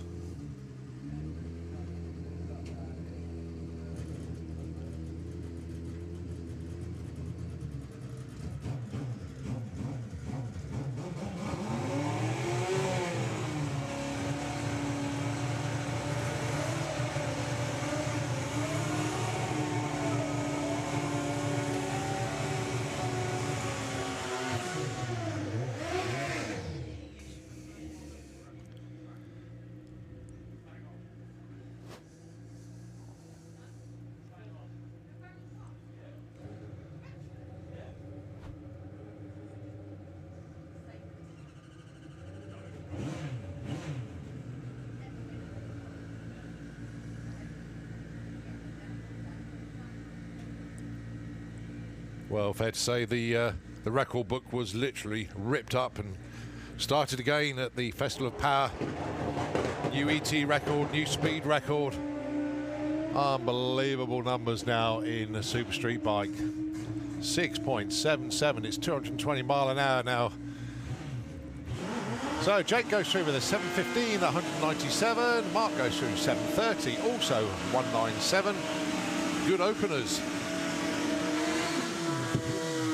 What numbers are we going to see as they go through round 6 of qualifying tomorrow afternoon? Right then, Steve Venables. Outstanding speed record. Well, a track speed record. It wasn't an ACU record, but he went 222 miles an hour at the Festival of Power. Oh, slight leak there for Ross Morrison. Very small, but enough to stop him from taking the run. So let's see what Steve Venables has got for us then.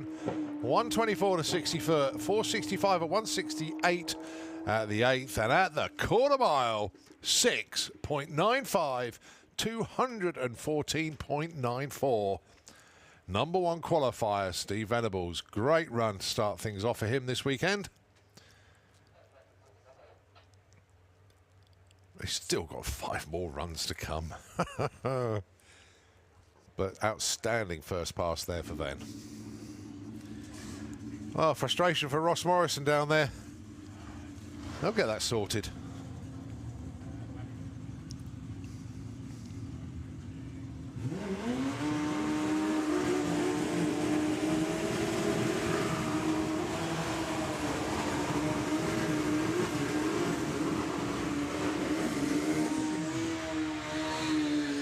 Right, next up there, Mark Dainty and Alan Morrison Jr.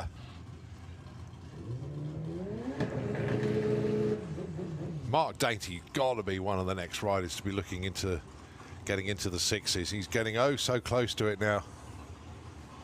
Alan Morrison Jr. has been there, wants to go back there.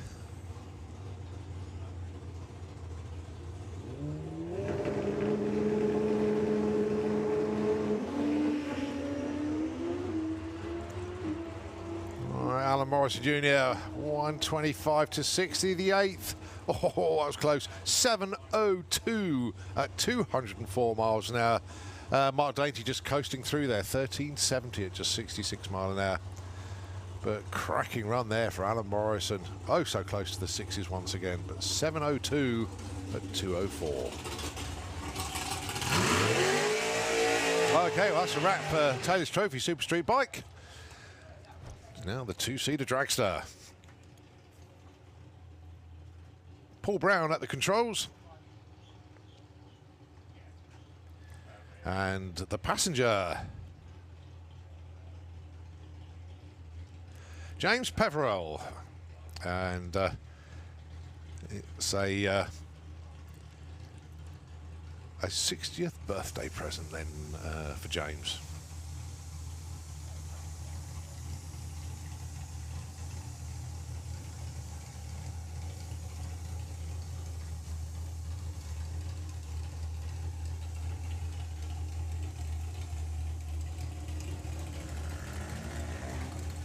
Well, cracking first run for the two-seater dragster earlier on today, 172 miles an hour. And not only that, Paul Brown, exceptionally good driver. Cracking lights he pulls as well. If you're interested, I'm going to go in the two-seater dragster. Just go into the pits, just past the pod shop, and you'll see the two-seater dragster trailer just past there.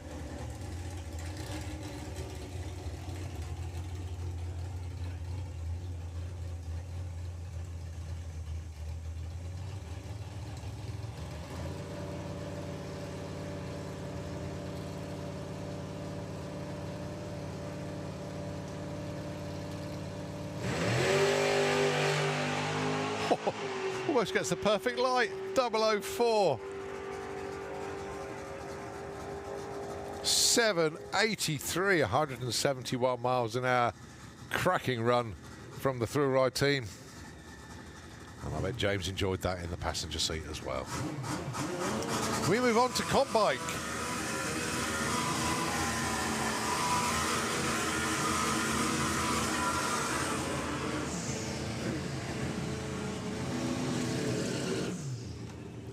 Right, first up then, Leo Lester and Graham Dance.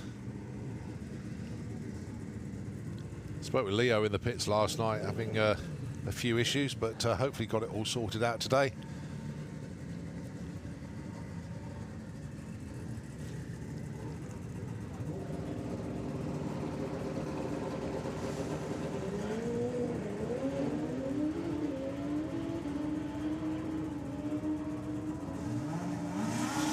Oh, good shot for Graham Dance there, 756, 194. Leo goes 854, 171.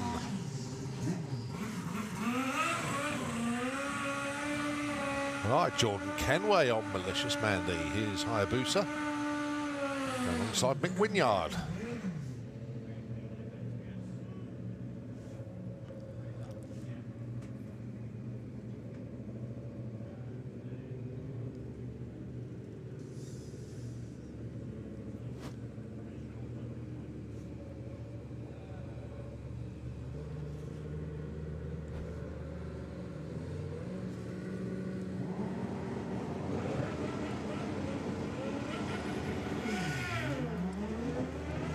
Both away well, but Mick pulling away. Getting a little bit close to the centre line, but got it totally under control. Goes 796, 179. Jordan 888 and 164.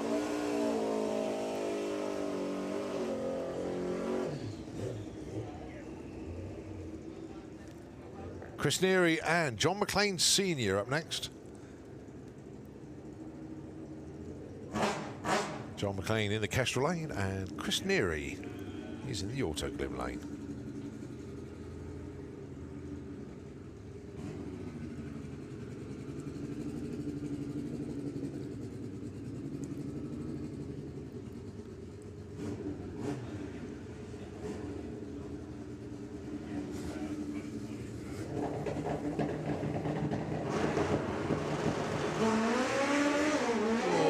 Bit of a bucking bronco there for John McLean Sr. And issues for Chris Neary, but both of them getting back on the gas. John McLean goes 10.04 and 10.12 for Chris Neary.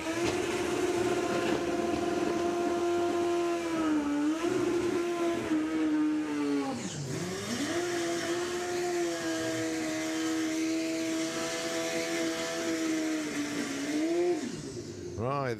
The hits just keep on coming. And can I please have Pro ET into the pairing lanes, please? Can I have Pro ET into the pairing lanes, please?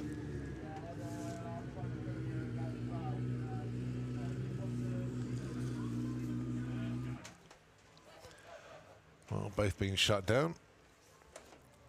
Purely because it looks like we may just have a little bit of a fluid down in the shutdown area in the Autoglim lane.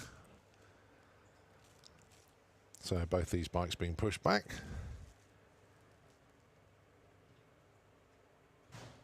So yeah, a little bit of a track check going on at the moment.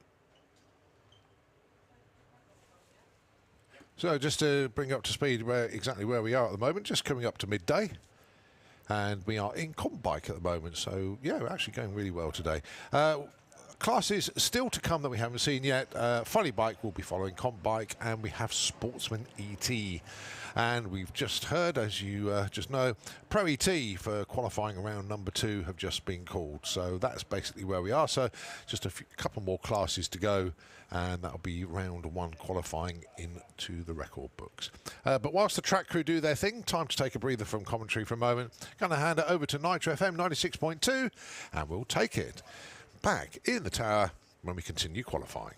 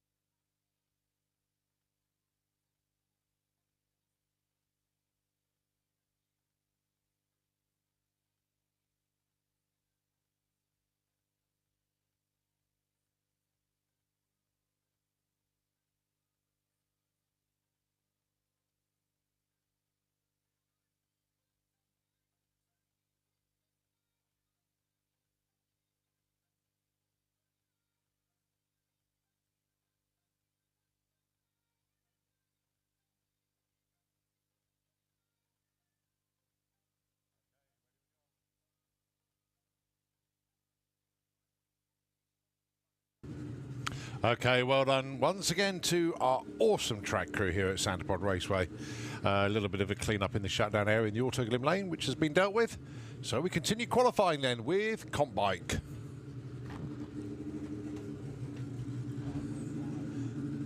Tuck around the corner after that is Funny Bike and Sportsman ET, and then it will be going into round 2 qualifying with Pro ET.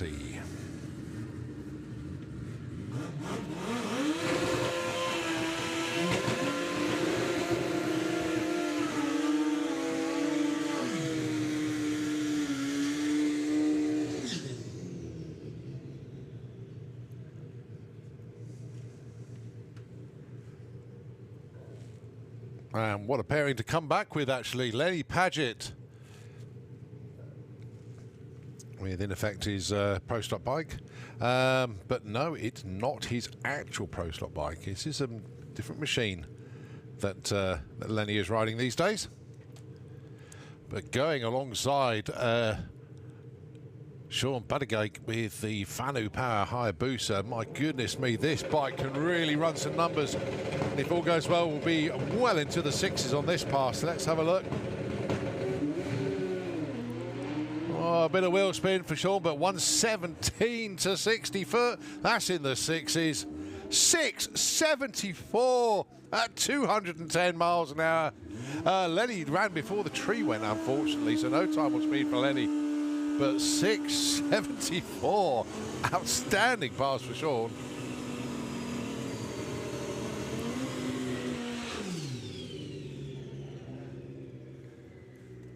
All right, Dave Thomas from Llanelli on his Kawasaki.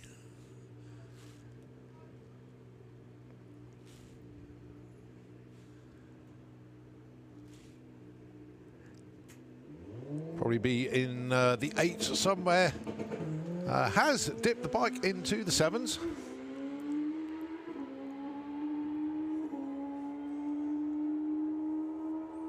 Yep, 873, 167 there for Dave.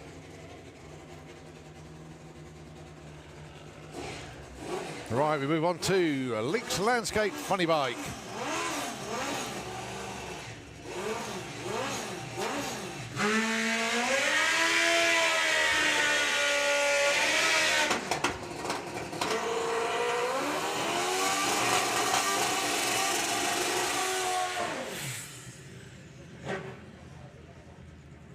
So Roger Moore and Dave Peters.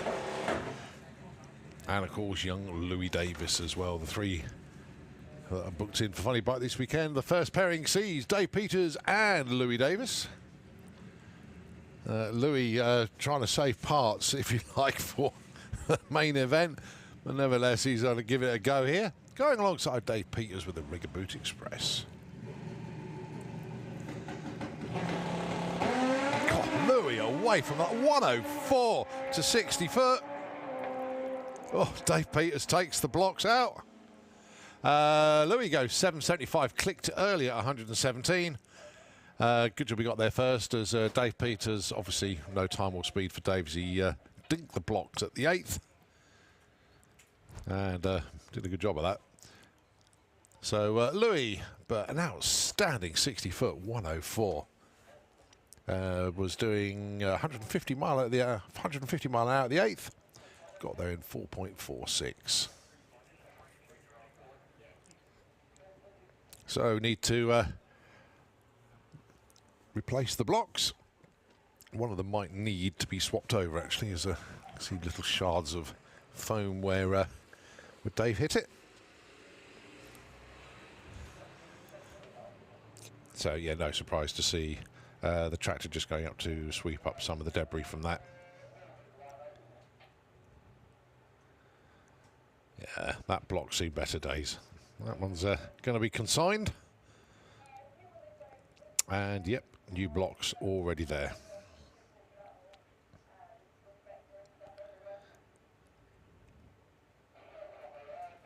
So blocks are actually made out of foam. They do have like a reflector built into them, and they're held in place with magnets, so it makes life a lot easier for the timing crew and the track crew these days.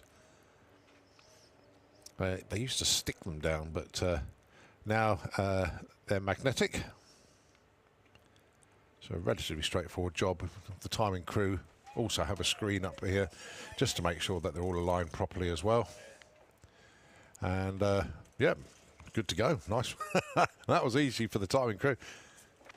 Mind you, they do work flat out all weekend long anyway, so replacing the blocks a much easier task than it used to be.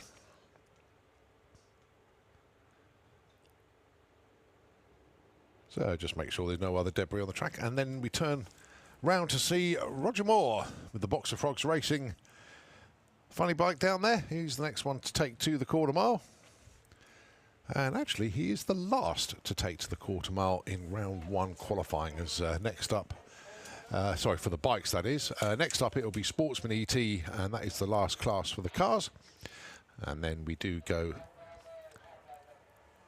into round two qualifying, kicking things off with Pro ET.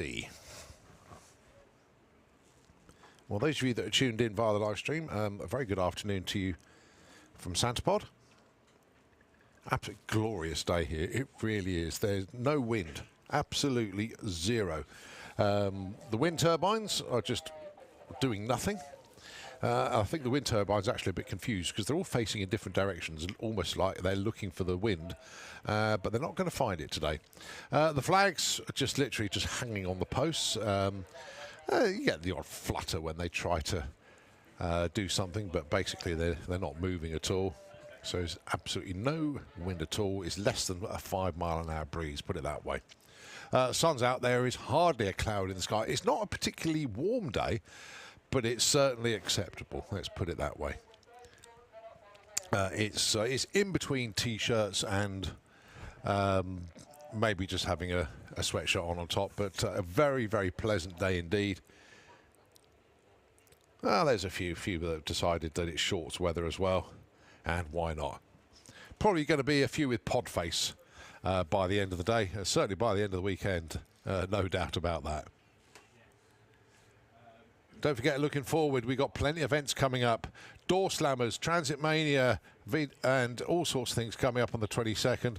The main event, 26th through to the 29th of May. The main event, the first round of our European race season, if you like. An outstanding field of pro mods entered. Really look forward to seeing all of those cars back here at Santapod Raceway, back where they belong. And just watching the entries build for the event. It's going to be a phenomenal weekend. Really am looking forward to that. Yeah, so the main event, and also good news about the main event actually. That does see the release finally of the 2022 merchandise range. If you go, those of you on site, go into the pod shop now, and you will see the new range of merchandise in there. They are available to pre-order, so if you want to pop in there and go and have a look, you can see the new range in there, available to pre-order. The stock will be available at the main event. Now, obviously, you've got the new polo shirts. They do the gilet sweatshirt. They've got the fleece hoodie, and also a soft shell jacket as well. Very, very nice indeed. Again, Santapod and the merchandise team have knocked it out of the ballpark once again. Lovely looking range this year. The colour this year is green. Pop into the pod shop, and if you haven't been in the pod shop this season yet, it's had a total refurbishment. Very, very nice indeed in there. Certainly worth checking out. Got lots of new merchandise in there, and it's certainly a massive upgrade to what they used to have in there. Very, very smart indeed. Well done to everybody involved with the fantastic upgrades in the pod shop. If you don't know where the pod shop is, where have you been all your life? But it's just past half track, pit side. Don't forget, if you're on the banking, you can go around the pits. Go and have a look. So here we go then. We talked about him, and now he's here. It's Roger Moore with the Boxer Frogs Racing funny bike.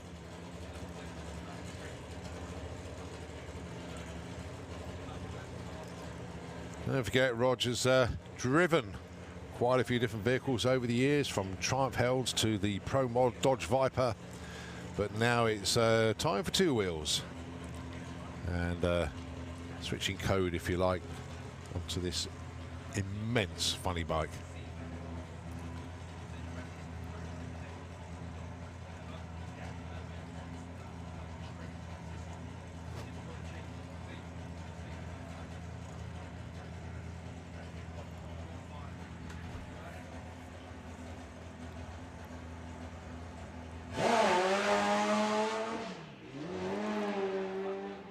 just drifting a little bit towards the centre line. Difficult bike to steer, especially if it launches really hard and only the front wheel is hanging in the air, so you have to lean or shift your whole body weight on the bike to get it back. But nevertheless, an A to B for Rog goes 10.78, 108 mile an hour, and they'll be back down later on to go a little bit quicker. Right, we move on to Hutchinson Dibley Sportsman ET, and it's Steve Mellors. Who would have guessed? It's the Hulk MX-5, complete with mascot. Going alongside Chris Redshaw, the winner at the Festival of Power with the Mustang.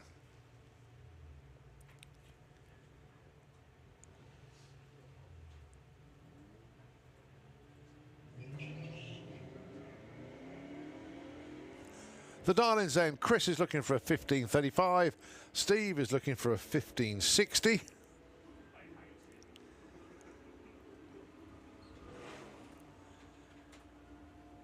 $15.56, $15.84. Chris goes number 1, Steve goes number 2.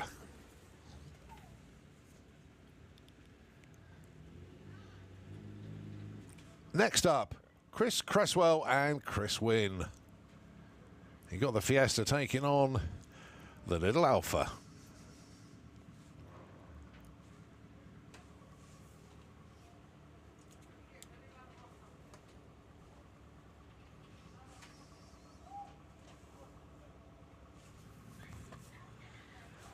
Well, cherry on the tree for Chris Wynn, that doesn't matter. It's all about hitting your ETs now. I say 15.40 for Chris, 16 flat for the other Chris. Chris Cresswell goes 15.57, but Chris Wynn takes the number 1 spot, 16.11 on a 16 flat. Jay McCready with Ben's van going alongside Dominic Hensman with the Mercedes C63. 12.4 for the Merc. 15.71 for Ben's van. Absolutely spotless Ben's van. You need to go and have a look at that in the pits. It's so tidy. Different set of rims this year. But has always looked good.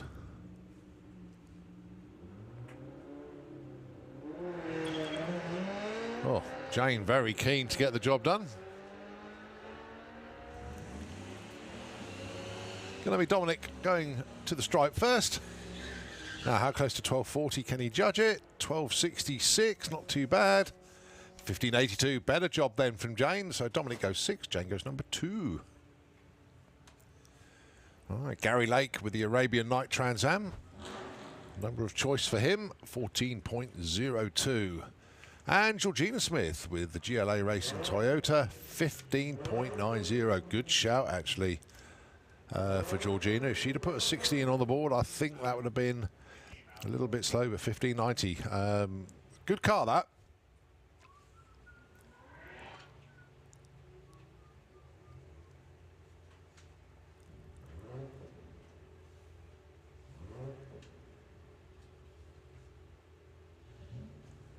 Gary, one of the drivers that started his drag racing career at the Darling Day. An event we have normally in March, or just before Easter, basically. And people come along, give drag racing a go for the very first time. Oh, 0.01 red, almost a perfect light there for Gary. But that's where they learn their stuff and have classroom session, then track sessions, and it helps them get into the world of drag racing. 14.08 for Gary Lake, nicely done. Oh, Georgina breaks out by a 10th. Well, I thought 15.9 was a good chart, but it wasn't. 15.8 was where she ended up. But Gary Lake goes to number 1. Right, pick your Mustang, Holly Walters and Felicity Gibbs.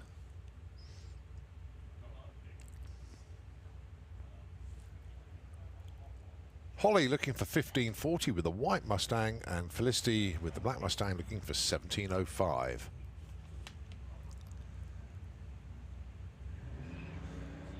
Oh, look at the reaction time for Felicity Gibbs. I know it's red, but it was 0.009. That was as close to perfect without actually putting a green on that you can get. Holly went red as well by 008. But Holly Walters takes the #1 spot with a 15.46 on a 40 Darling. Holly goes number 5, 17.16 on a 17.05. I was hoping these two would pair up, and they have.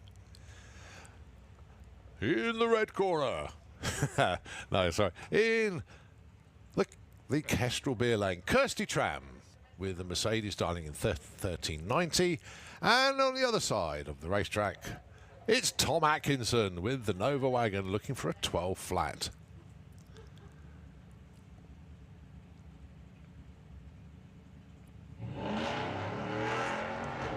Well, Kirsty with a 0.5 light, got left on by Tom with a 0.4. Tom disappearing into the distance and then having to back off. Goes 12.48 at 76 miles an hour. Kirsty goes 14.31 at 97. So Kirsty goes 10, Tom goes 11. Oh, I love this. Look at that. Oh, the Mercedes down there. Dials in a 13. Oh, the shenanigans are all going on down there. They're just in the wheelie bars. Don't forget to take the parachute release off. There we go. Right, coming up to the line with a Darling of 13 flat. All the crew are buzzing around him. Yes, it is the one and only Kev Slyfield having a go in Sportsman ET. Going alongside Al Madley with the Bad Penny, the Mustang. No, it's not. It's not Al Madley at all. Oh, what's going on? It's all gone wrong. That's Jill. I'm surprised Kev didn't do like a big rolling burnout, but there we go. You can't do that. Well, Kev, you got left on. So the Cherokee is going to get there first, I think. Yeah, 12.47. And a breakout for Kev Slyfield. High fives all round. Goes 12.71 does Kev on a 13 flat, darling. Love it. Well, that's right. Double breakout. 12.47 on a 12.54. Dear, oh dear, oh dear. When Pro Modified isn't running, you've got to find another car and come and have a go. Well done, Kev. Good entertainment, mate. Now try and run a number. Next up, then. Brian Huxley with the Ford Focus. Dialing in 1888, going alongside the truck. Clive Dandridge, 1286 is dial.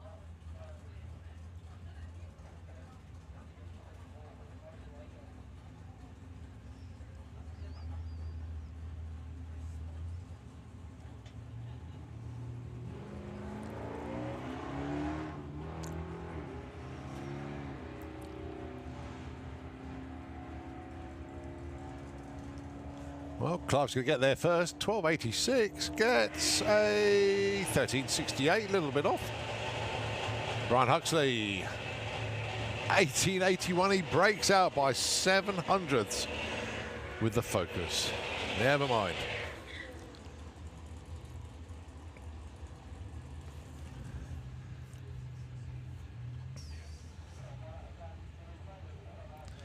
All right, Ash with the Skyline. The Dream Wrecker, dialing in 1352.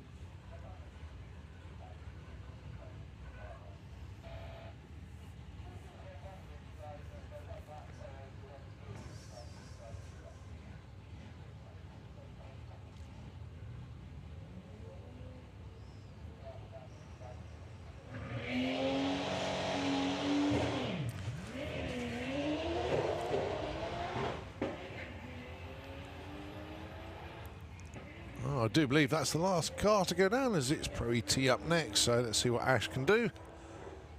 It's 1352, gets a 1375. And as he goes down the shutdown area, that is Q1 in the books.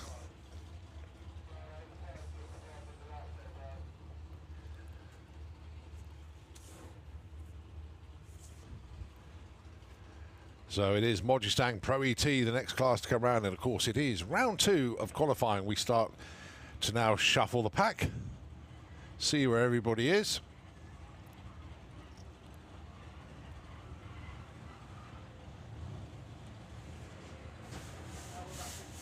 So they get well, the target is to get 3 rounds of qualifying done today. Just got to see how it goes. We will go as far into Q3 as we can, then we'll just basically continue tomorrow. Can I have Junior Dragster into the pairing lanes, please? Junior Dragster, can we have you into the pairing lanes, please? Tractor doing just a little bit of grooming out there, and then it'll be the first pair in a Pro ET to come round. It looks like it's going to be Dave Rudd and Brett Featherstone.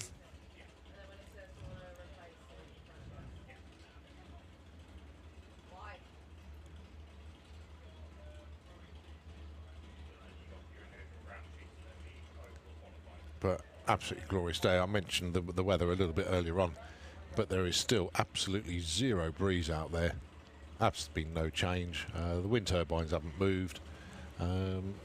Funny enough, without that breeze, the clouds aren't doing anything either at all. There's a few high-level ones, but that's basically it. Don't forget, folks, just before 3:30, we have got the Battle of Britain Memorial Flight coming in. I believe it's the Lancaster. But we will see when it comes round. Actually, fact, it's not Brett Featherstone. There was a comp dragster hiding behind it that I couldn't see. So it is going to be Dave Rudd with the Banzai Cobra. And typically the 3 junior comp dragsters are all black, and it's difficult to pick which one it is. So we'll wait for that car to come under the tower so I can give you the correct information. But here we go then. It's Modgestang Pro ET qualifying session number 2.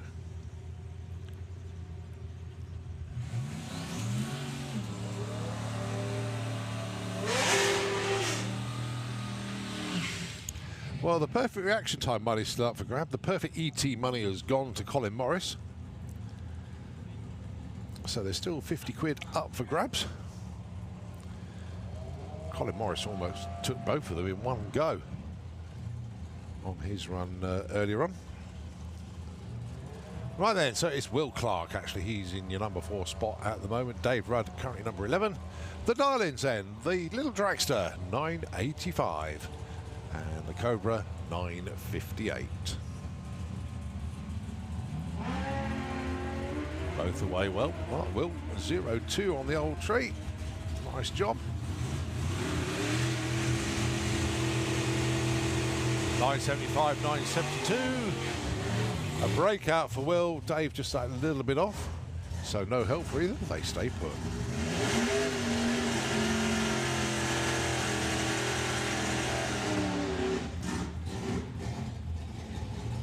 Winner last time out, Brett Featherstone, and also number 1 qualifier as well, with the Nova Scotia 67 Chevy Nova, going alongside John Bean, number 2 qualifier at the moment with the Mustang.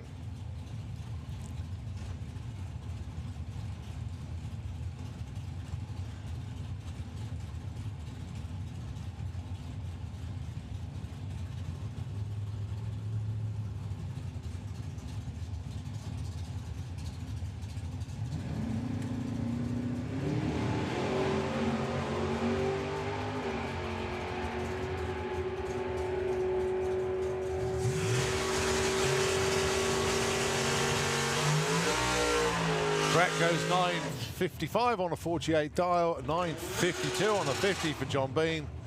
Brett moves up from 16 to 8. John stays number 2, but Brett a 0-2 on the lights as well.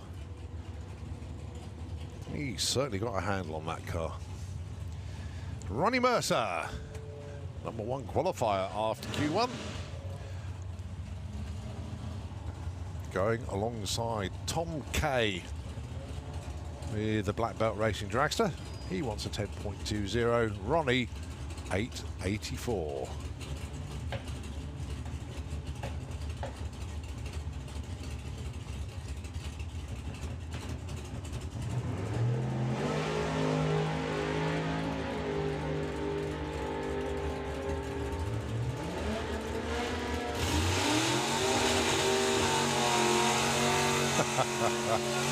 Well, if Ronnie was running in a super comp, You're going to run away with it. 89000.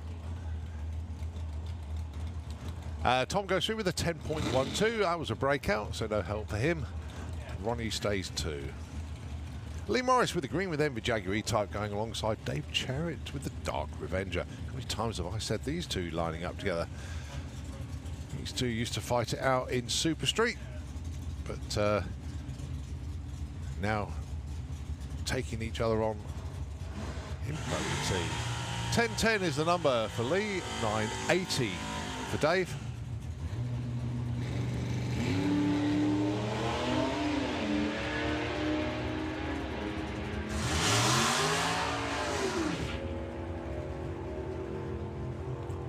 $9.91 plays a 10.09 on a 10.10 dial-in. Breakout by less than 100th of a second for Lee Morris. So tiny margins these guys and girls work to. 10.09 on the 10.10 breakout. Mason Griffiths with the Appliance Dragster. He was number 18 after Q1, going alongside Alan Medley with the Olds Timer. Hasn't got a score on the board yet for Pro ET.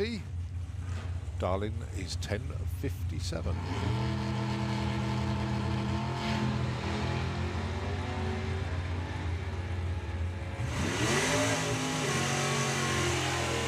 Right, Mason 913 gets a 909 breakout. 1061 on a 57 for Al Medley. He slots in at number 6.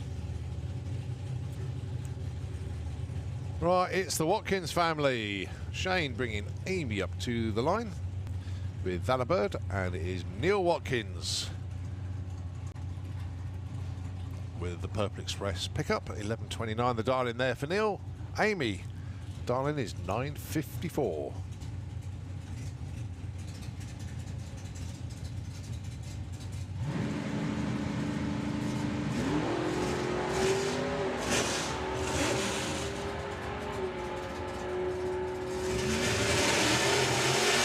Amy heads to the strike first, goes 44. Well, double breakout. Neil Watkins goes 400ths under. Amy goes a 10th under. No help for either of them. Marie Mills with a little altered. What's 10.45? Dave Fulton with that gorgeous Nova. 9.48.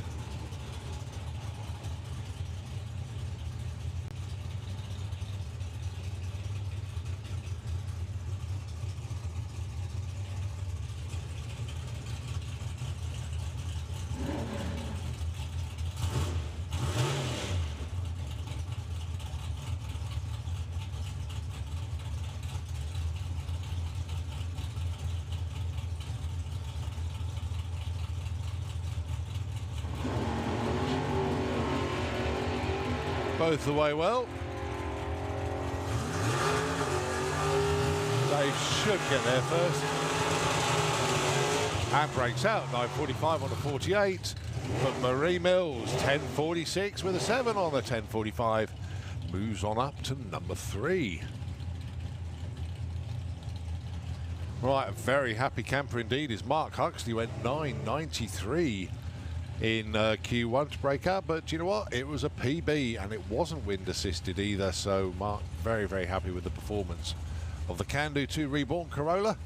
Dialing in this time at 9.94, going alongside Jeff Cowley, sticking with 9.30. He's currently number 17.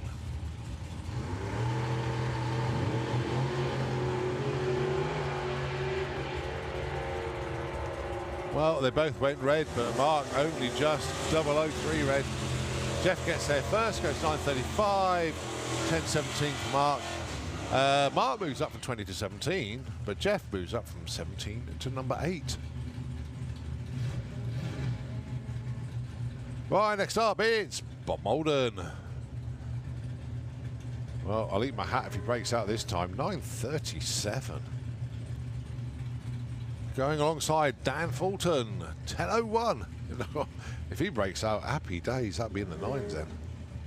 Unless he's really unfortunate and goes 10.00.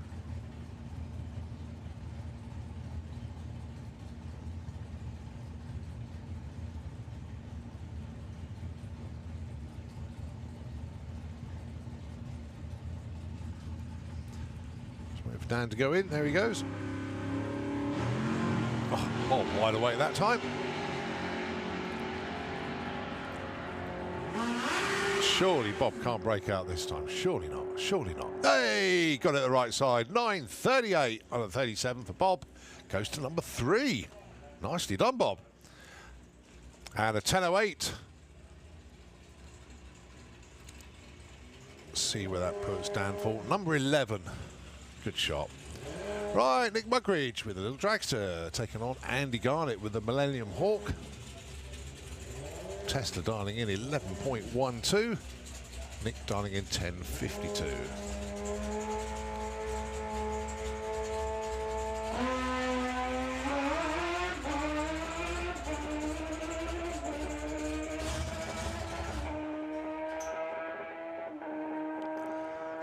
So it's a 10:45 breakout. Nick Mugridge a little bit too quick. He'll be pleased with that, though. Andy Garnett, though, stays number 7, goes 11.19 on an 11.12.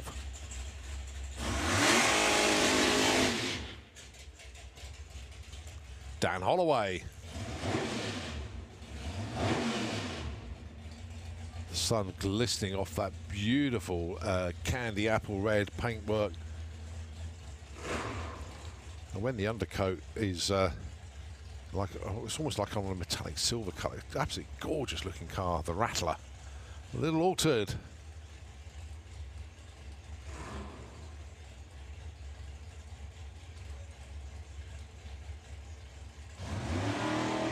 Lovely little launch for Dan. A little bit of bounce.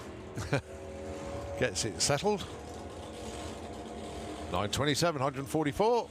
Stays 15.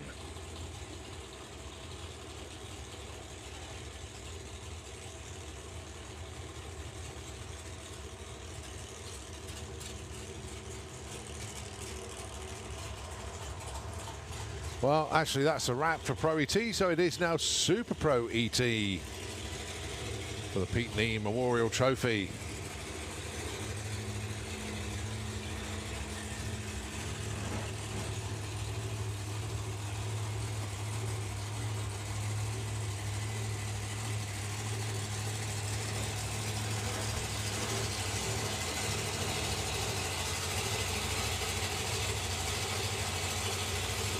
Right, next up then, Super Pro, it is Jack Brewster.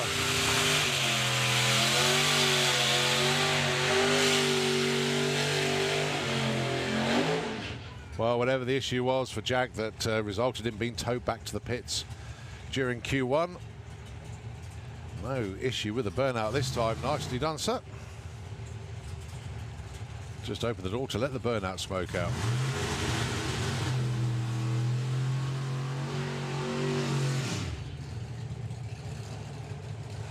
Going alongside Colin Morris.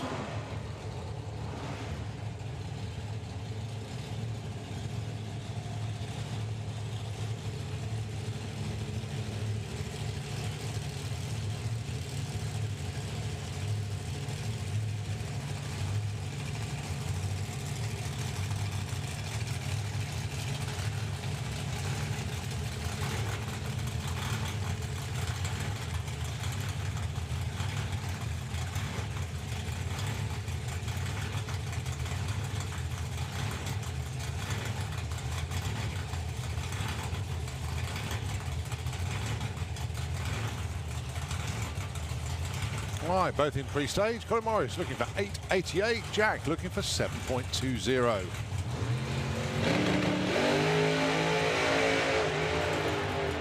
Oh, Jack drifting towards that centre line once again. It's a 107 to 60 foot. Colin Morris goes 8.91. Goes from 14 to 3. Jack slots in at number 10. Burrs a good looking launch there for Jack.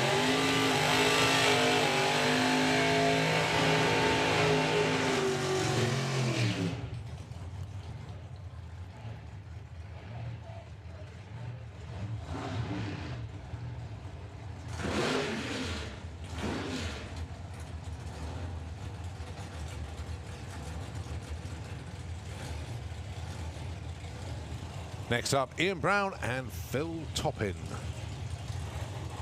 Ian Brown, 7.74. He's currently number 6 with the Camaro. And Phil currently number 5 with the Corvette. 8.75 for Phil. Went 8.81 on his last trip.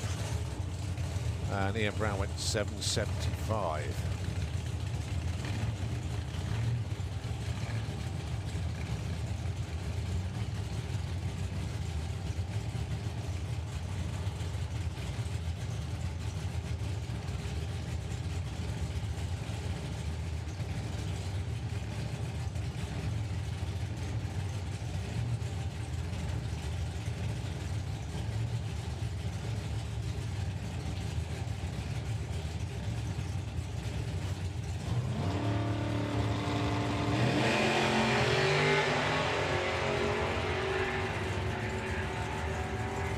Oh, good looking runs a pair. Ian Brown's going to get there first. 7.87. 9.04 for Phil. No help actually for either team.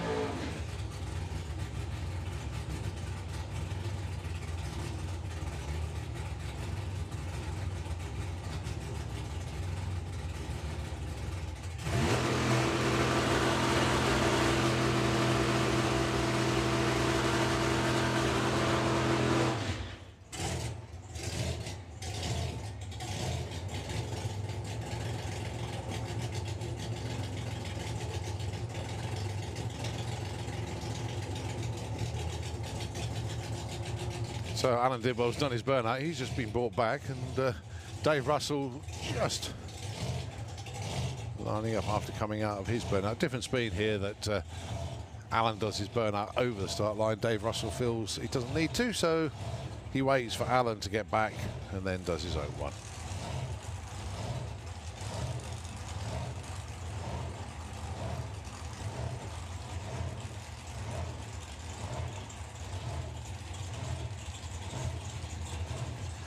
Right, control given to the drivers now. Burnout procedures completed.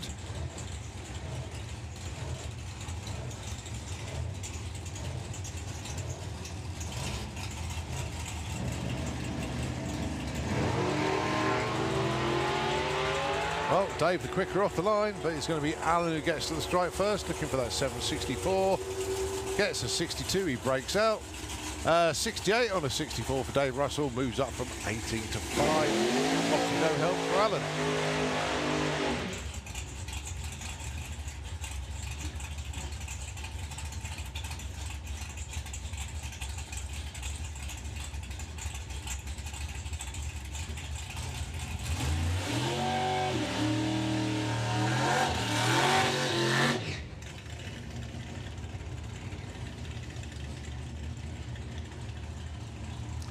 AC Bell with Firebird, currently in the number 15 spot, going alongside Pete Walters with the reloaded dragster in the Kestrel beer lane. Pete looking for 751, Ash looking for 886.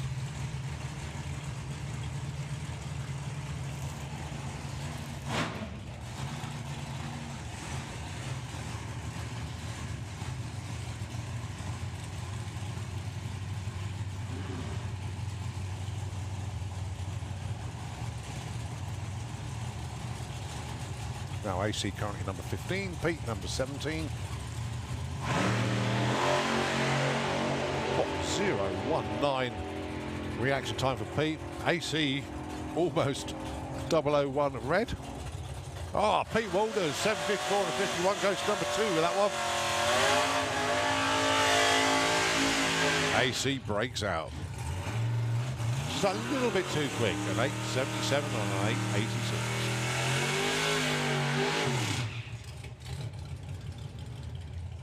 All right, Mark Taylor and Bob Doyle. 850 for the Z case, 840 for the M&M Racing Supra.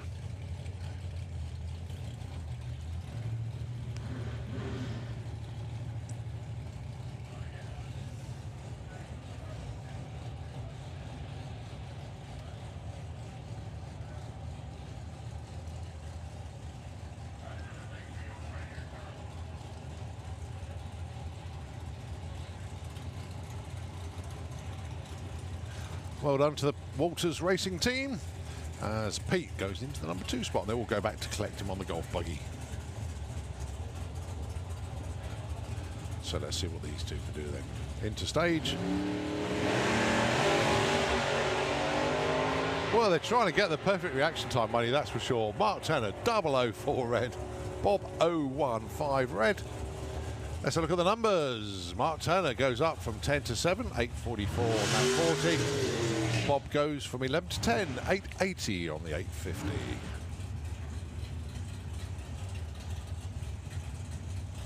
All right, next up, Joe Kellett.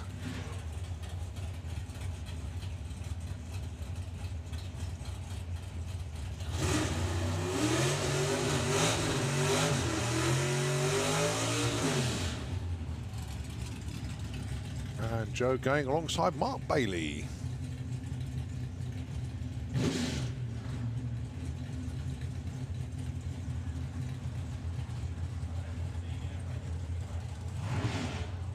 All right, Mark dialing in 872. Joe 752, I think that is.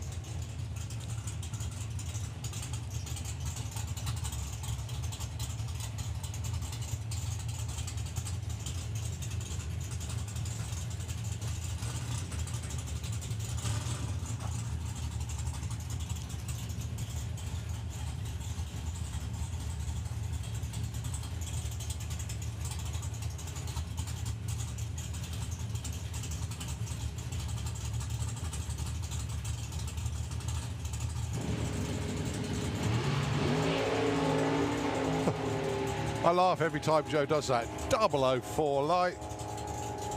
Looking for 752, gets a 53, goes to number 1. Mark Bailey goes 78 on a 72, drops a spot, and that's purely because Joe has just taken number 1.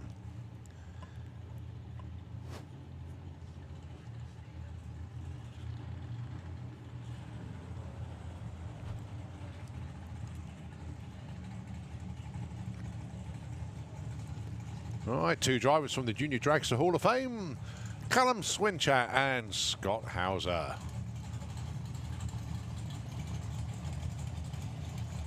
Fair to say that both of these young drivers have gone on to, let's just say, win quite a few trophies in their quarter-mile career.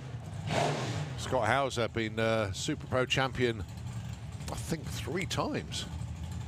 Callum Swinchat swept the board in the Wild Bunch, but now runs in Super Pro. So 2 tough acts, actually. Scott currently number 2 qualifier, dialing in 735. Callum dialing in 885.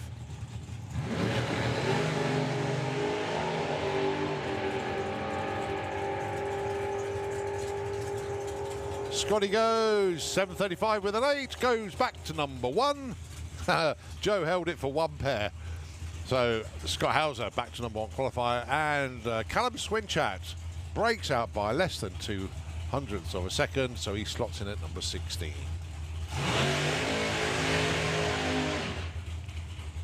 Right, next up then it's the Giles and Hartley dragster of young Daniel Giles. He's been entrusted with the car this weekend with Barry at the Festival of Power.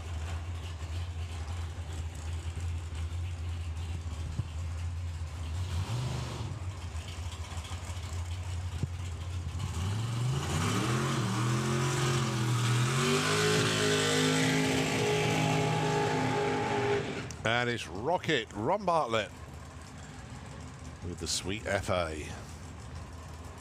He's dialing in 8.21.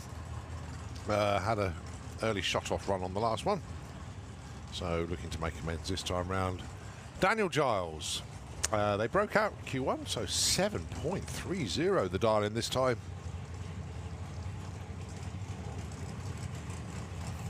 Well, the car ran a 7.3.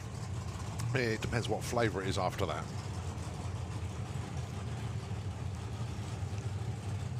Refined ingredient, what digit is it?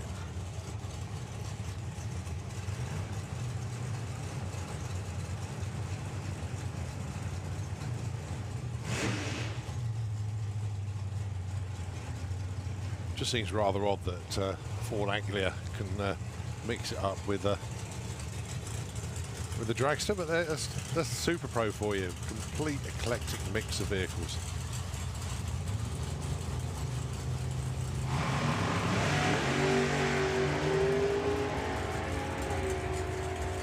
Unusual cherry on the tree for Daniel. It was only a 006. And wow!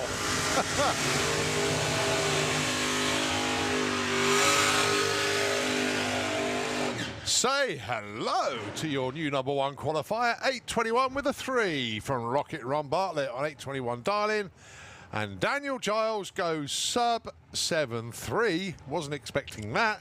Went 7.27 at 181 mile an hour.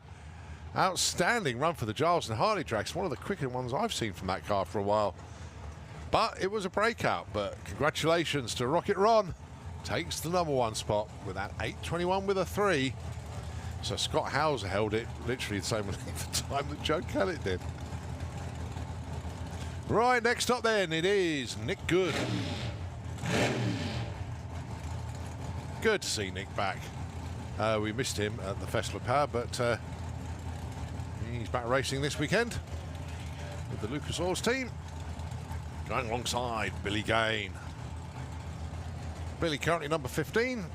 Nick currently number 17. The dial-in then for Billy, 8.52.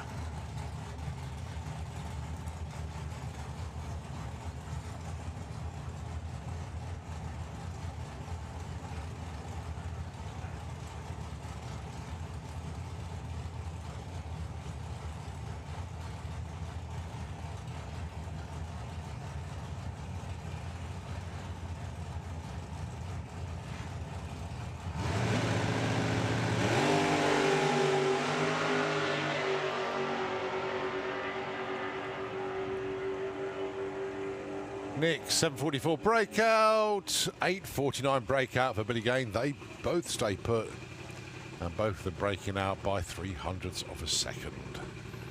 Right, Lucas Oil's Junior Dragster up next.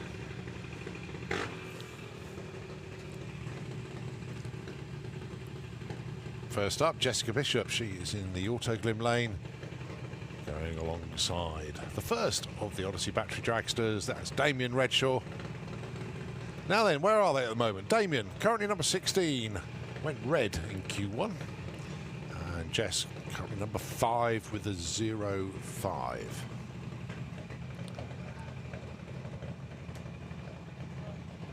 So this is all going to jumble up now.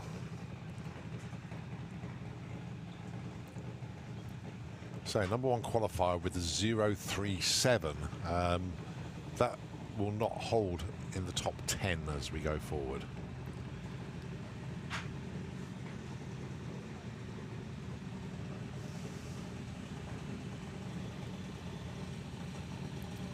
So Chris Redshaw, who's running in Sportsman ET, just has a final look at the back of Damien's car as he comes up to the line.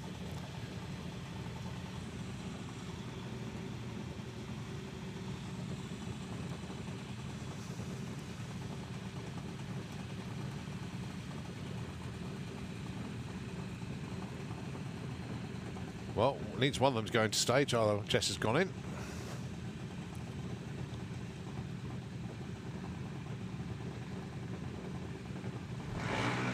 And cherries on the tree, a pair. So no help for those two. Damien stays 16, Jess stays number 5.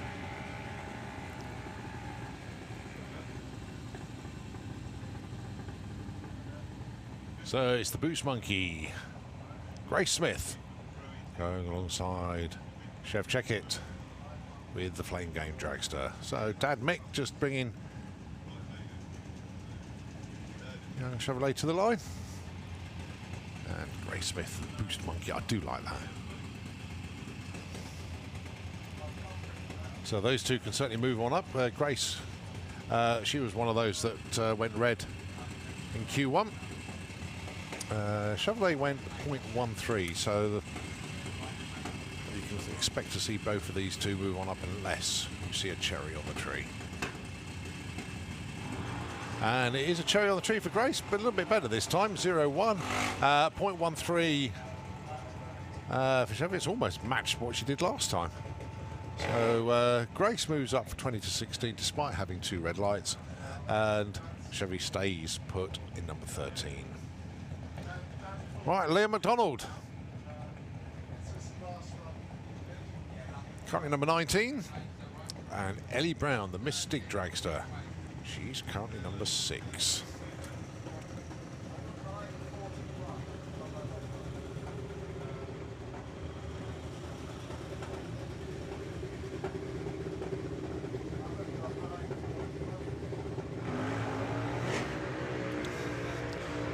We have Super Gas into the pairing lanes, please. Super Gas into the lanes.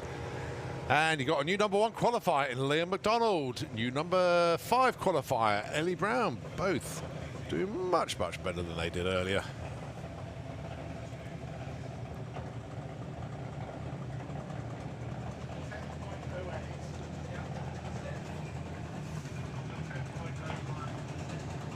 Right, Freddie Taylor. Number 9, and it is Mackenzie Love. Went 005 red in Q1.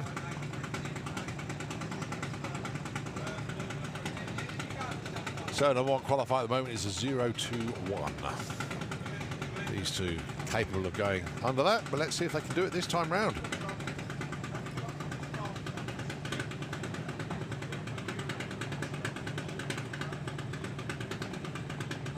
Oh, Mackenzie goes deep.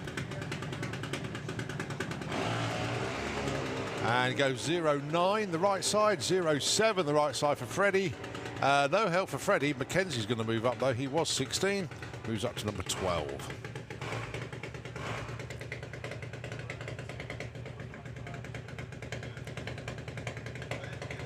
All right, Purdy Hadfield. She was number 1 coming into this session. Slipped back to number 4 so far. Daniel Weir, currently number 20. So in turn of the dads out front, Andy Hadfield for Purdy. And Jason Weir out front for Daniel.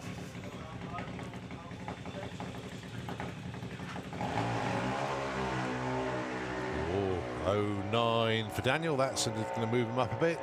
Purdy 0-6. Well, she's had 2 0 lights so far, but the first one was the better one. So Purdy stays 4. Daniel moves up from 20 to 12.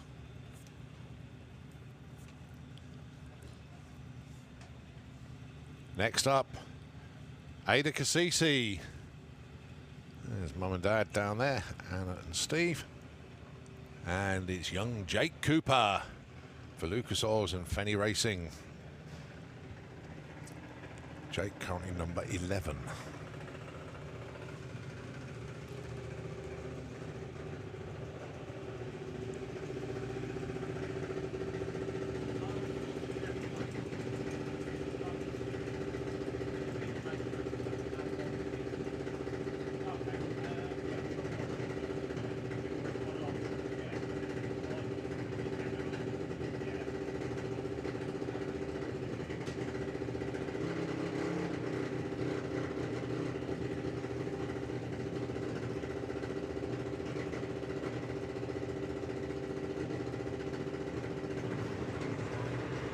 Jake tried, but he went 0-7 red.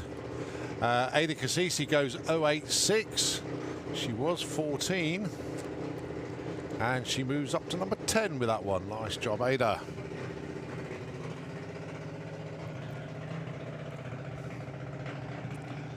Mum and Dad happy. Hey, that's what we like. Right, well, we've seen one of the Cooper brothers go through, and here's the other one. It's Kai. He's number 2 qualifier at the moment.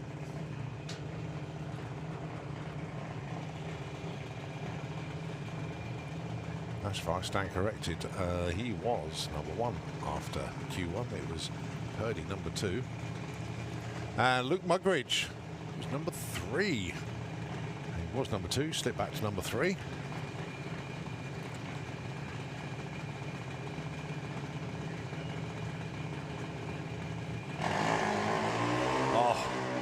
Oh, Kai Cooper takes the number 1 back with a 0-1-6. So for Lucas Oz, for Fenny Racing, it is Kai Cooper number 1 now. told you it was going to move around. 05 red for young Luke, so he stays put.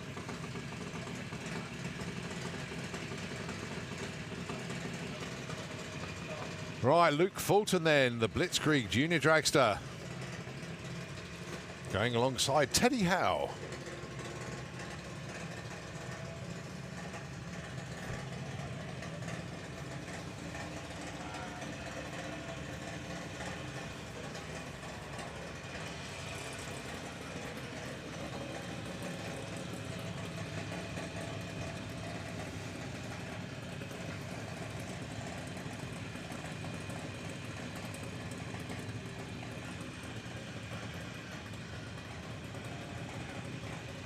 So Luke currently number 20. Teddy yet to get a number on the board, so both of these two hopefully will appear on the front page of our timing screen.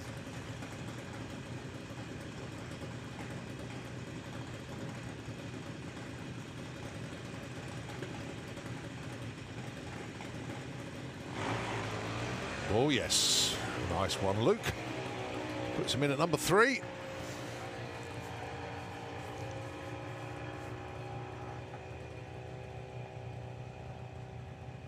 And Teddy goes in at number 18.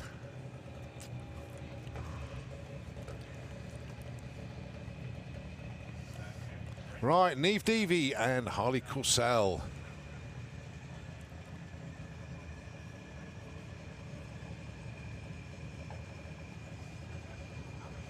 So I told you it'd all mix up. Luke Fulton moving up to number 3 in that pairing.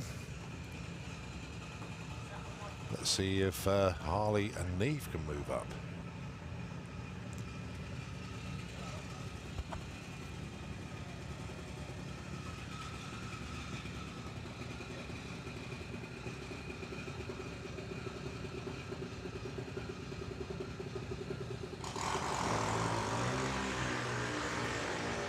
Well, Neve's going to stay put. Unfortunately, red on the tree this time round. Harley Coursell. Let's have a look. 08. It's an improvement on his reaction time, and yes, it moves him up 1 spot from 12 to 11. Right, Jacqueline Bartlett and Lola Bell Kent. Both of these two went red. Q1.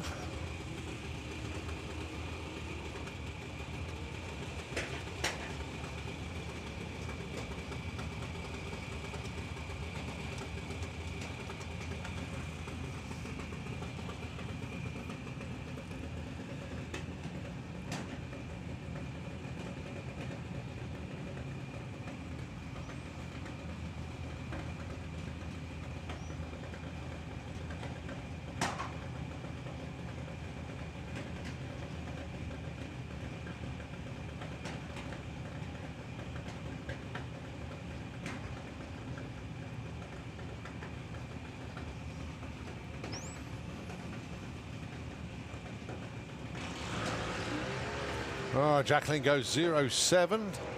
That's going to move her up to number 11. And cherry on the tree, unfortunately, for Lola Bell. She's going to stay put, I think, in 23. Might move up. Well, no, she stays 23. But Jacqueline moves up to number 11 from number 19. Right, Harry Redshaw and Katie Ellis. Now, Harry currently number 17. Katie number 9.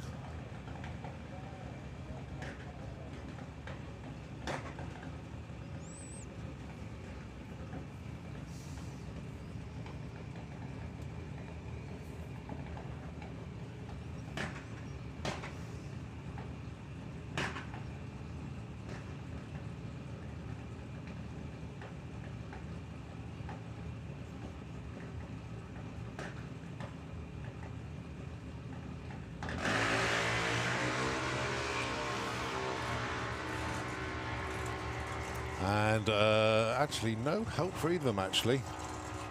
Katie stays 9, Harry stays 17, both of them with 0.1 and above.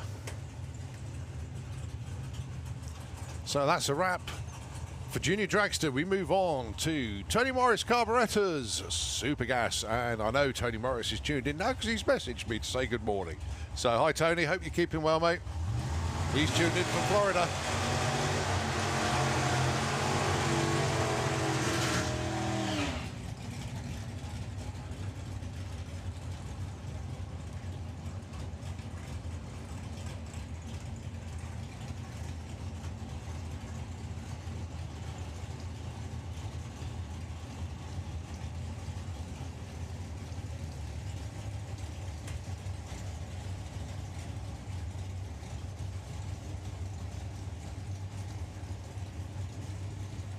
First up, Andy Dibley with the Magic Rat, taking on Andy Harrison with the Brute Force Sierra. Andy currently number 2, Andy Harrison number 3. A mountain to climb to get to number 1 as it's a perfect run for Colin Morris.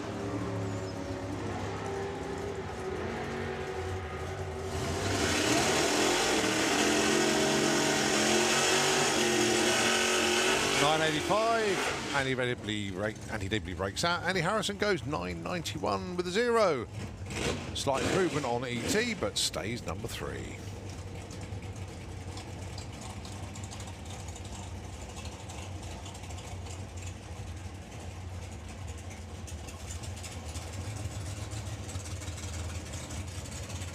Right, let's see how Mark White and Dave Fulton get on.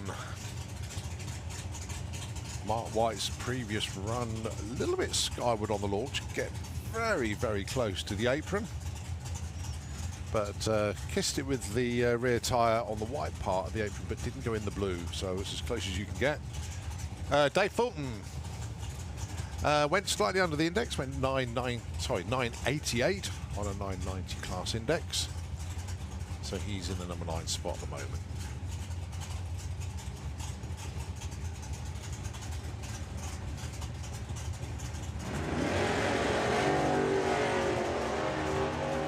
Something again for Mark White.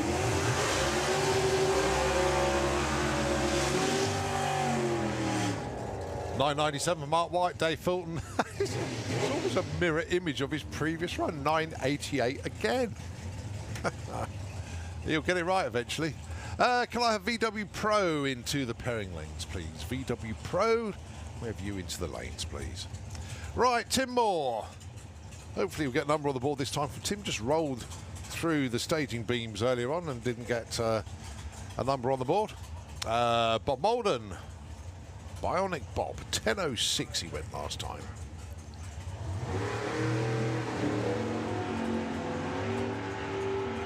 Oh, Tim's 2 for 2. No time on this one either. Let's see what Bob's got first. 992. That'll do nicely. Bob Molden goes to number 4. Right, your number 1 qualifier. I think he's nailed that one. 9.9002. Well, there is a window. It's very, very small. Now, you almost took the perfect reaction time money as well. All in one run.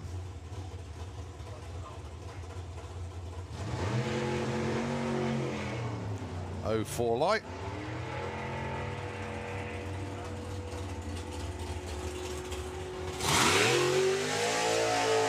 And a 993 this time, 149 mile an hour at the stripe. So Colin Morris, no improvement, but then it's pretty much impossible to improve on perfect.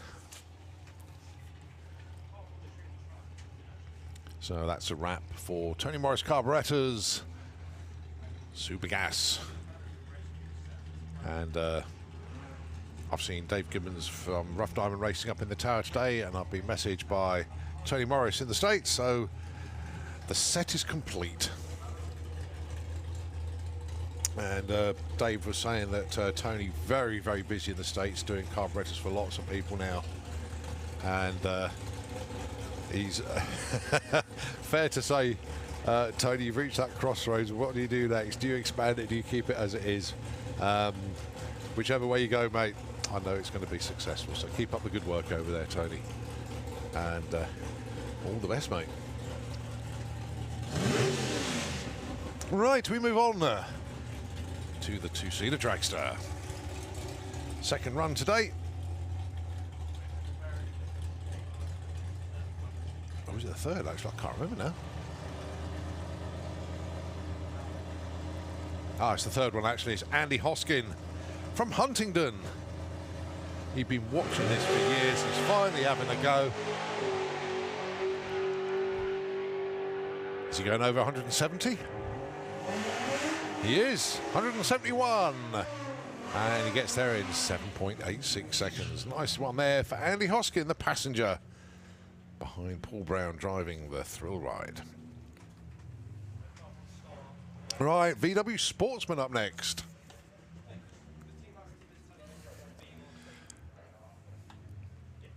Andrew Brambrick with the Mark II Golf, VR6 power, and young Dan Brioche, a Loco Polo.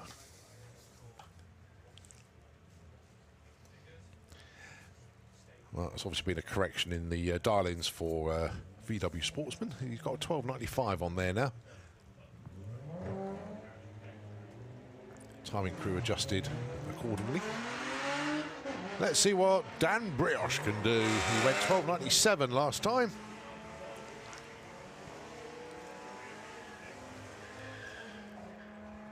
Whoa, 1277. Outstanding pass from Daniel. 1378 for Andrew. But my goodness me, Dan's going to look at that timing slip and scratch his head and go, where did that come from?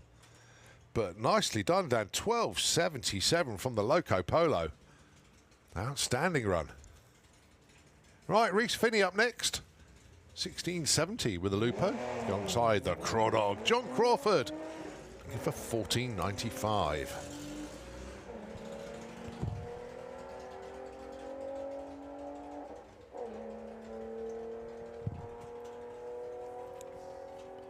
$15.11 is what John gives us. And 17.16 for Reese. Reese moves up from 16 to 8 with that one. Nicely done. Steve Metcalf with the blue steel Baja, alongside Jerry Sadler with the Beetle. Steve's currently number 3, looking for a 16.72 this time. Jerry looking for a 16.20.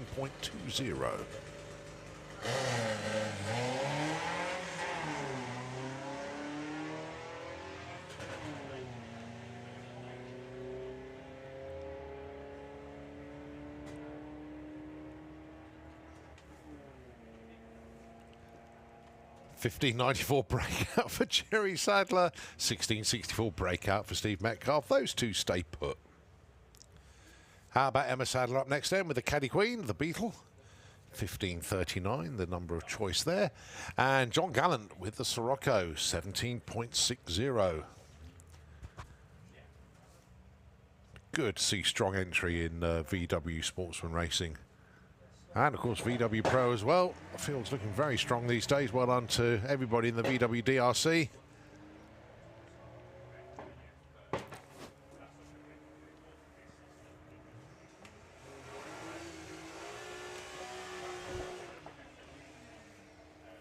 $15.78 on a $15.39. Emma goes 8. John Gallant moves up to number 7 with that one, a $17.97.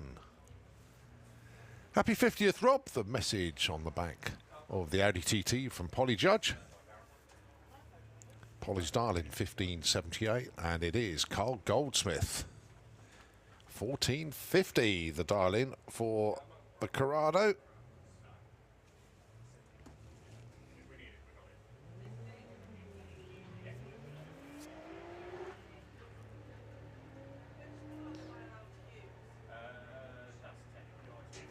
Well, going to be Carl first to the stripe. 1450 is the target. 1459, not bad. That's going to move him up from number 15. Polly goes 16 flat on a 1578.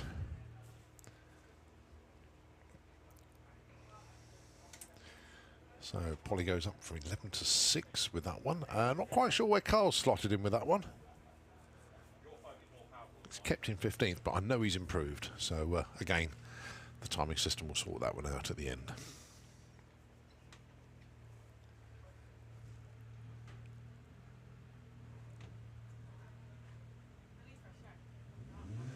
We think that's put Carl Goldsmith in at number 4.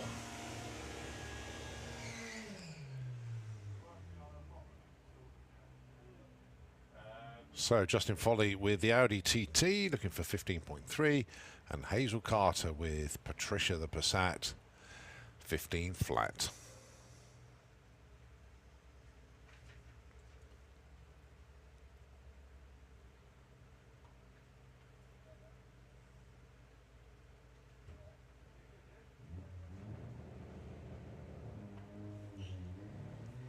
Well, you could see Hazel's car move before the green came on, but it was a very well judged reaction time of 0.8. Hazel currently 16, Justin currently 14. Let's see if they move around. Yes, Justin up to number 2 with that one. 15.35 on a 15.30. Hazel moved up 1 spot from 16 to 15 with that 15.98. All right, Darren Walsh just been dropped to number 3 with the Golf GTI dial-in 16.67, going alongside Larry Anslow with the Skoda 15.3. Big adjustment on the dial-in from Jason.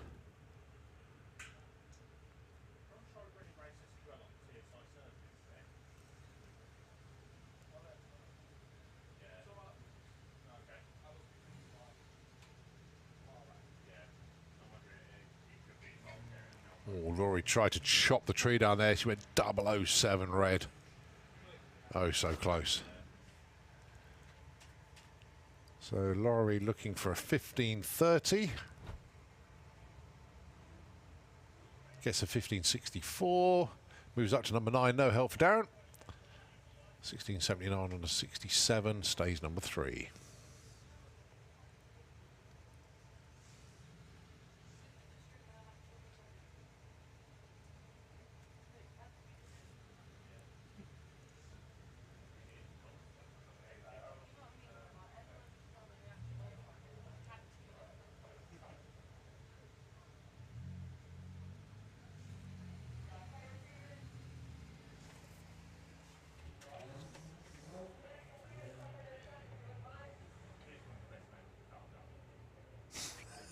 Martin Ayton's granddad broom broom on the back window of the VW Polo, son of Homer's Revenge. Dialing in 15.57. He's currently number 12. Connor Jones, first run today for the White Pearl, the 69 Beetle, and the dial-in is 20 seconds flat.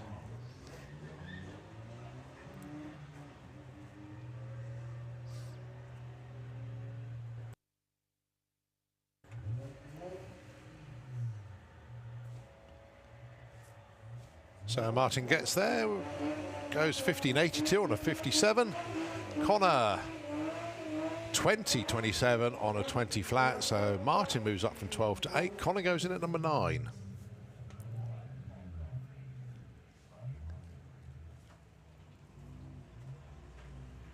Phil Jones with the Dragon Wagon A3. Dial-in 15.05. And Lawrence Clark with the Thunderbird 13.60.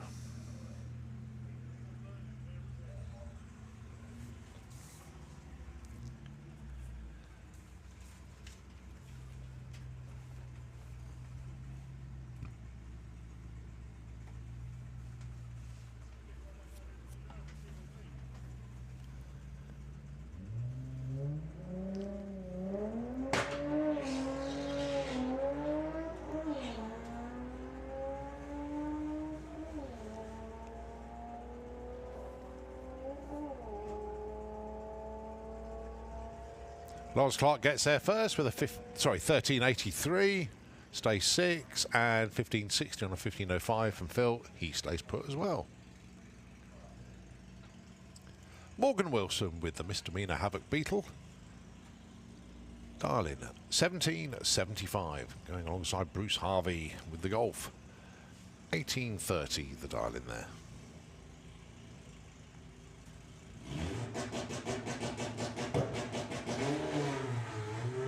Oh, nice launch there for Morgan. That's really settled down quickly into the run. Now, because the car didn't bog down on the line, it wouldn't surprise me if it broke out.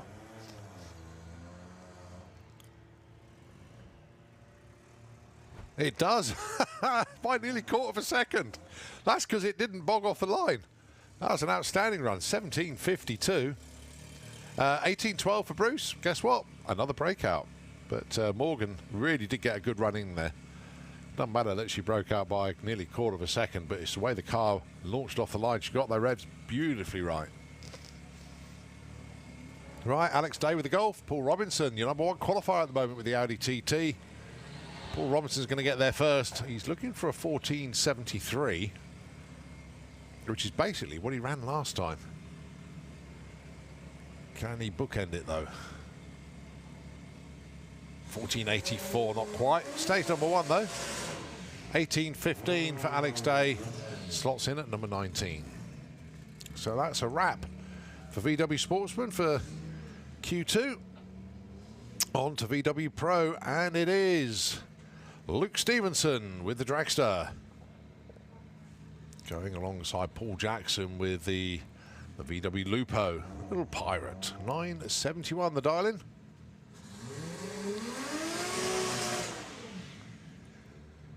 Luke looking for 9.5.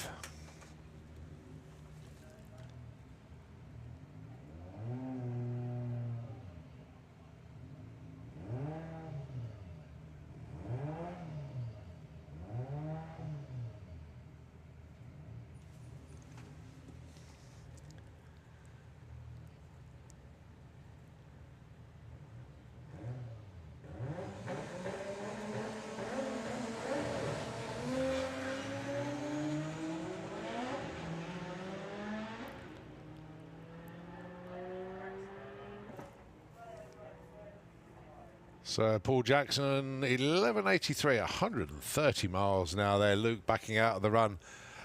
Clicks it, well, you clicked it way before half track, to be honest. Goes 15.48, 70 mile an hour.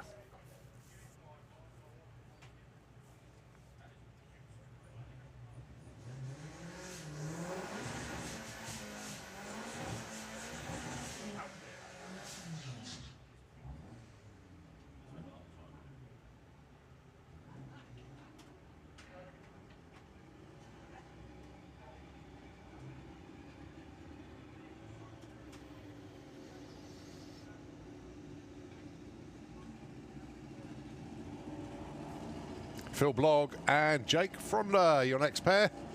Off they go. Phil looking for 12.30. Jake looking for 11.10. So the Audi TT going to get there first. Oh, 11.41 goes in at number 4. Phil drops a spot, going 12.10 on a 12.30. Basically, that's a breakout, as you know. So he drops from 4 to 5 due to Jake's improvement.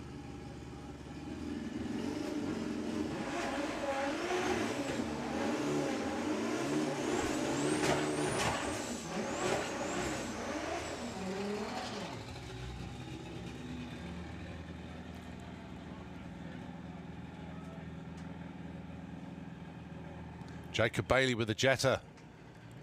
Currently number 6 qualifier, looking for a 9.99. And it's Chris with the Green Goblin Beetle, 12.99, darling. There's the ingredients to go quicker.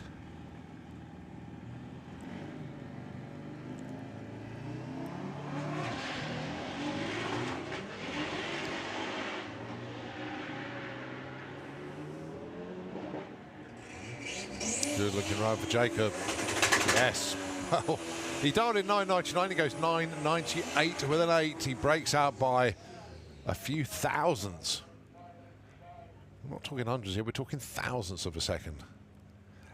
Chris does improve, though. Goes 15.41 on a 12.99 dial. He moves up from 11 to 10. Graham Fairhead taking on Ed Keach. Oh, very difficult to see that.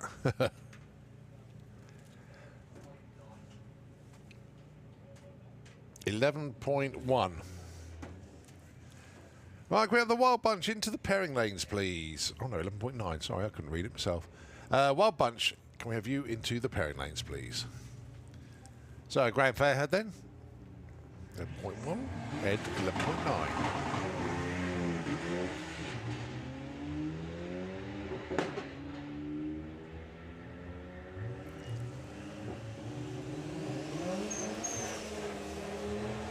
Uh, 11.55, plays a 13.32.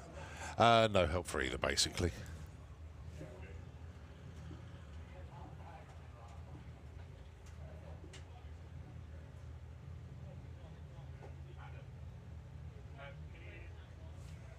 James Hodson with the Golf.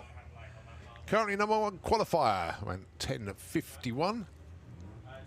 Darling this time is 10:45, going alongside Jonathan Yule, the Lagster. Currently number 3 on 12:29. He dials 12:10.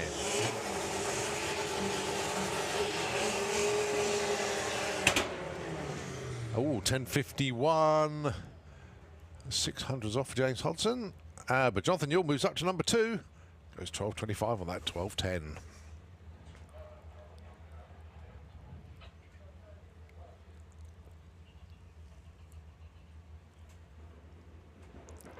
Charlie Roberts with the VW up. 12 flat, the dial-in. Going alongside Lee Caudry with the Leon Cupra. Poppy is what it's called. Dial-in of 12.30.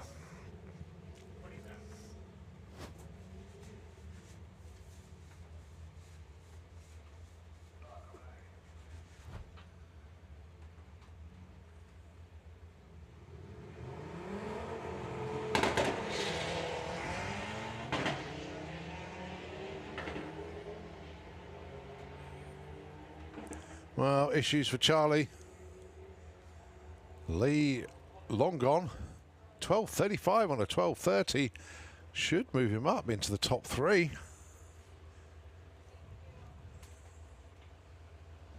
Well, done better than that. He's moved to number 1. Well done to Lee Caudry, your new number 1 qualifier in VW Pro. Right, move on to Super Comp. Be faster. Super Comp. Absolutely gorgeous day here. It really is. And I think somebody's pressed pause on the weather, and it should be like this for the whole 3 days. And if it is, happy days.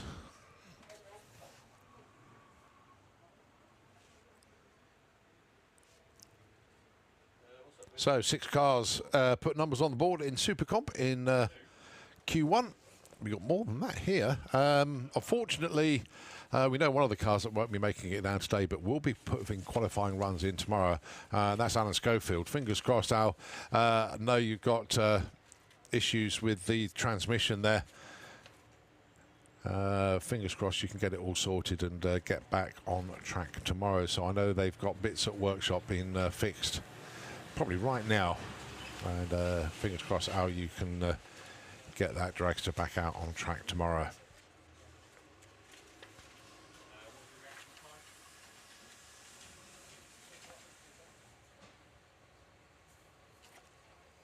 I was saying only 6 cars put numbers on the board so far, and we've got 9 of them booked in.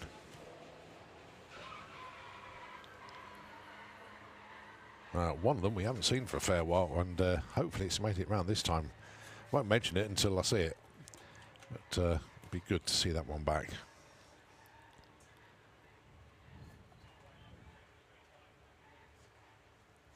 That's right.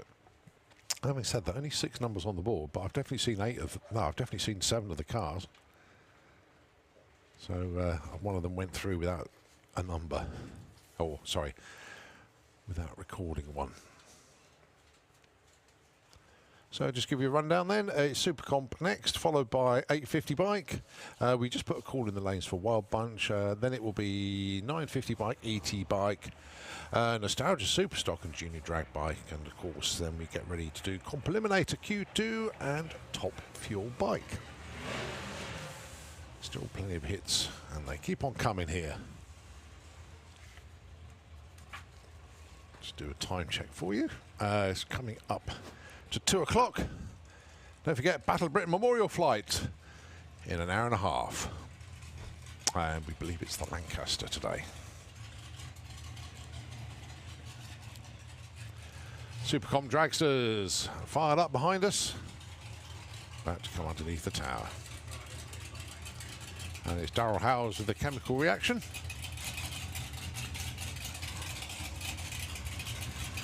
And it's Richard Tunstall with the Roadster.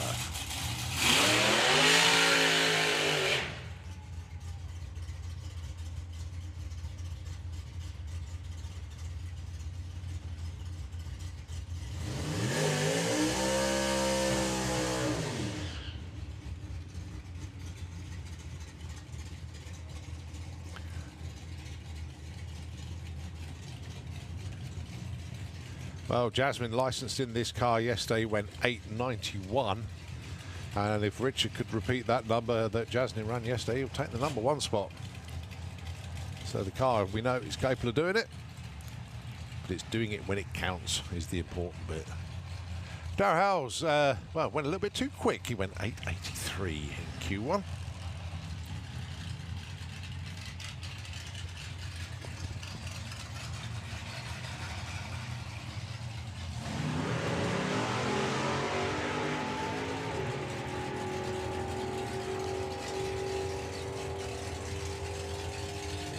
$8.98, $8.95. Richard Tunstall goes to #2. Darrell Howes goes to #3.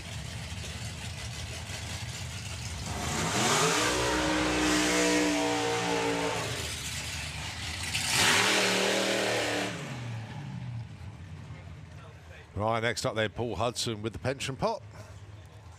And it's Andy Clifford with Snake Eyes.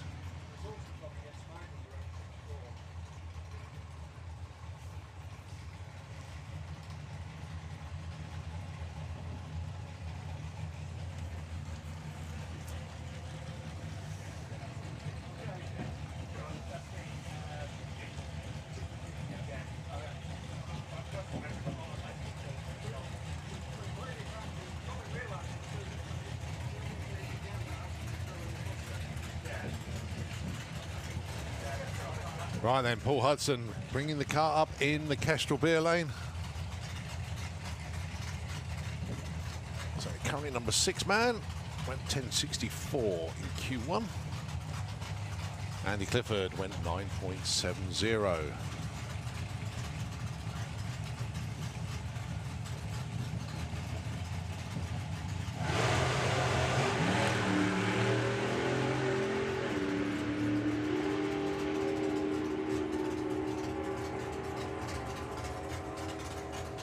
$960 plays $962. Paul Hudson moves up from 6 to 4. Andy Clifford drops from 4 to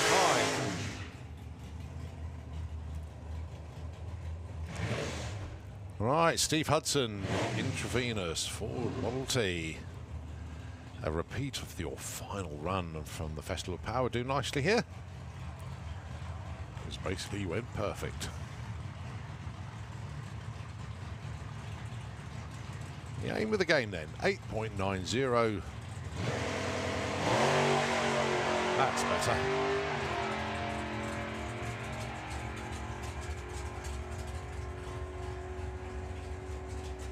A little bit too good. 887 goes 300s under. 144 miles an hour to strike. So he stays #6.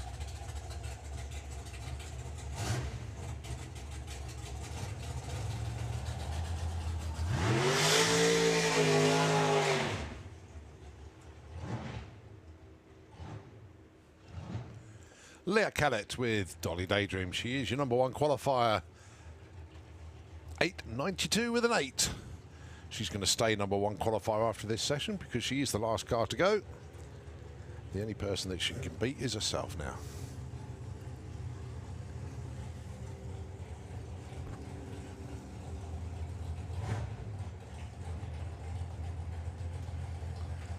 Well, brother Joe, #1 in Super Pro ET.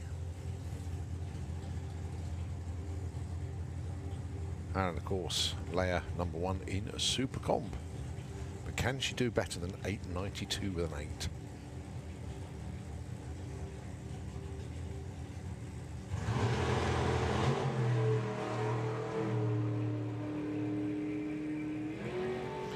Hear that throttle stop release. 8.86 with a 1. Well, she did go better, but she went too quick. Brakes out. So she's still stay put #1. As we move on to 850 bike.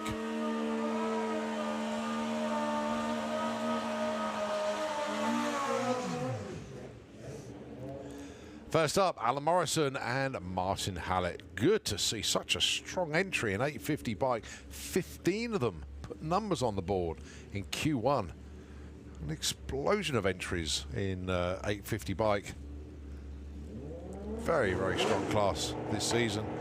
Supported by JKU Raceworks, Jake Michelle's company. So Alan Morrison and Martin Hallett, what have they got for us? 864 plays 883. Martin Hallett moves up from 13 to 7.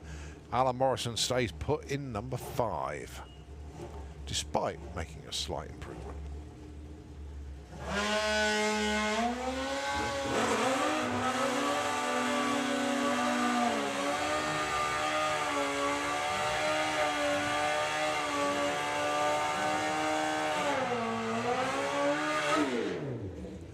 Next up then, Jasmine Cordell and Josh Stubbins. Josh's first run this weekend. Jazz went 16.57. We know that bike will run in the mid to high 8s. She proved it yesterday. Josh, first run today.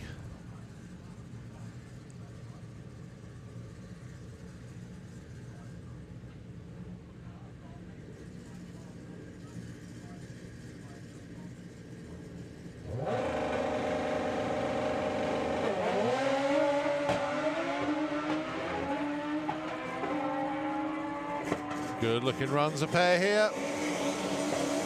Jazz goes 8.59. She takes the number 2 spot with that one. Brilliant job. Josh goes in at number 8 with an 8.70. Knew it would come good for Jazz, and that just proved it there. 8.59 makes it all worthwhile when the bike goes well. Right, so it's the Dan and Joe show. Dan currently number 15. On an 8.38 breakout, so he needs to slow it down just a little bit. Joe, currently number 7 on 8.69.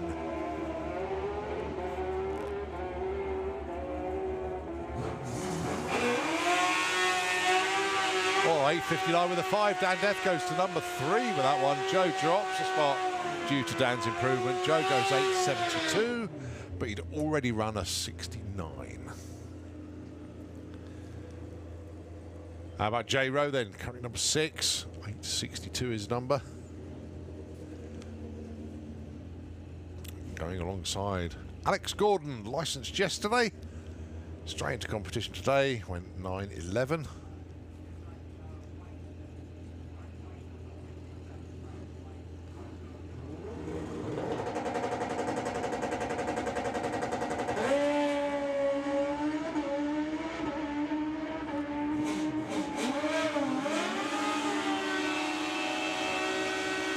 .87 for Alex Gordon, goes from 12 to 11. J Rowe stays put.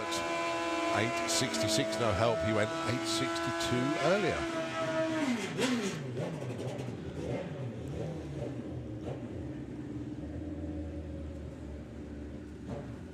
Paul Morris taking on Johnny Hines.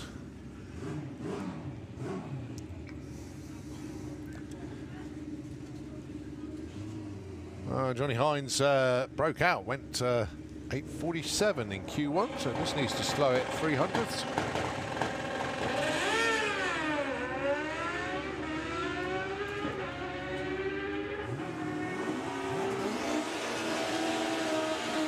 Yep, got the right side this time, moved up from 14 to 5. With an 8.60 there. Paul Morris goes 8.95, improvement in ET, but stays put. Craig Wright and Ian Critchlow. And I'll mention it just one more time, actually, because may have not heard the first one. But Craig, this run and the one he did earlier, special shout out to Casper. Right, Ian Critchlow currently your number 1 qualifier, went 8.58 with an 8. Oh, Craig Wright away very nicely indeed there.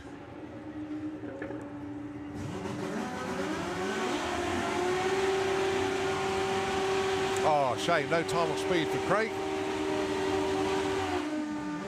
And Critch back in off 16.87 at just 39 mile an hour. Not quite sure what happened to Craig. I think he'd left before the tree ran, but nevertheless, run looked good. Just shame we haven't got any numbers for it. Andy Haley, currently number 6 with an 8.60, and Stacey Reed broke out big style, went in the 8.3s in Q1. Boise wasn't too displeased there.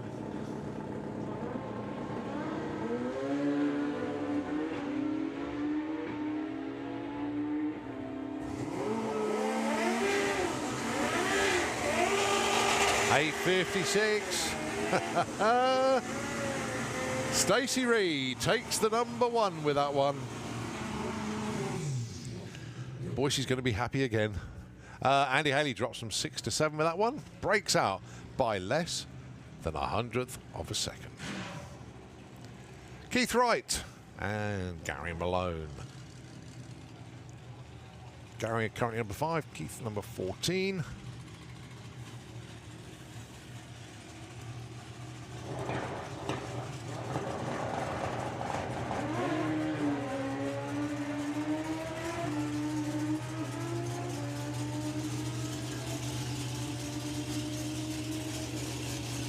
Well, Gary Malone stays 5, Keith stays 14, the 8.64 and the 9.12 not helping either of them.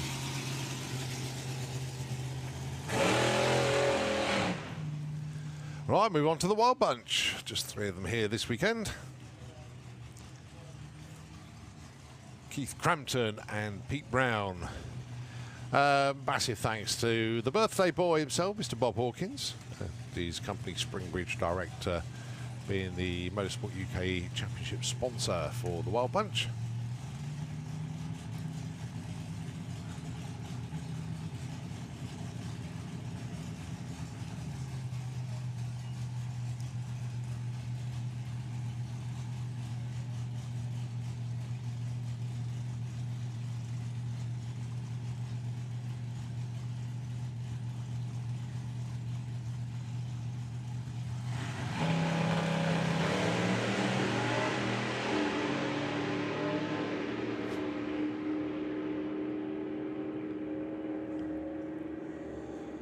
Slight scenic route for Keith Crampton. There goes 9.83 on a 9.90. That's a breakout.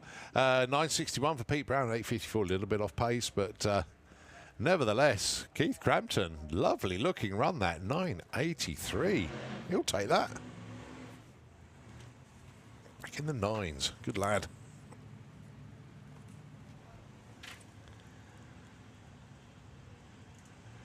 All right, Mark Huxley, a shout out please after a Holly fuel pump, blue, top or red.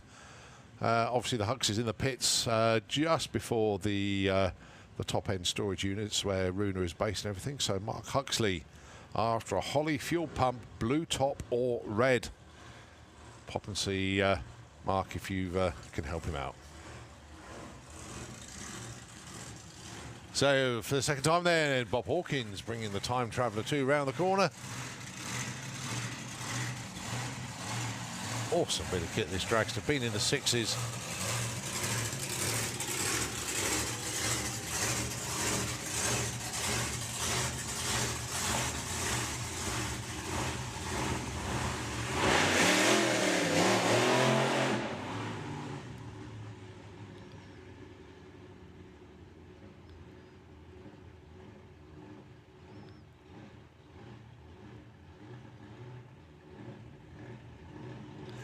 Good news is car's coming back this time. Well done to the Browns.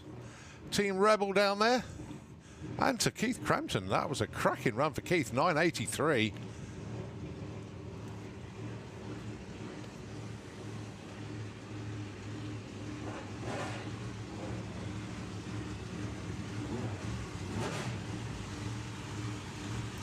Actually, just realised that's a PB for Keith Crampton. By 400ths of a second. So well done to Keith. 9.83. Well done. So Bob Hawkins then with the Time Traveller number 2.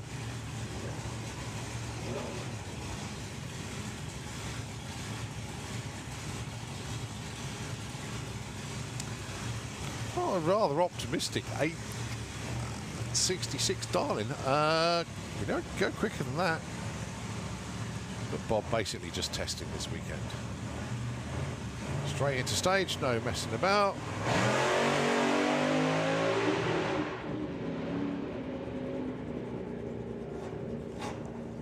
.103 to 60. Coast through. 11.29 at 64 mile an hour, but an A to B run. And you'll learn a lot from that launch, definitely. So well under Bob. But 103 to 60 foot from the slingshot there. Nicely done, sir. Right, move on to 950 bike.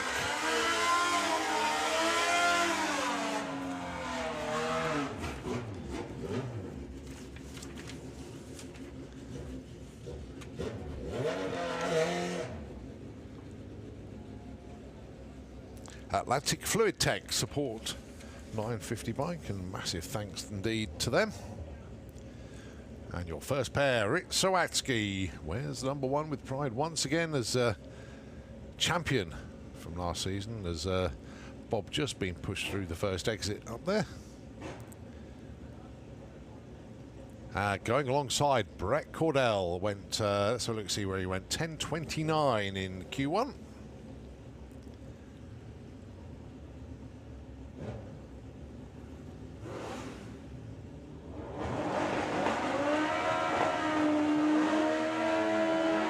Oh, wheel spin for Brett there. See the black mark just as he left the line.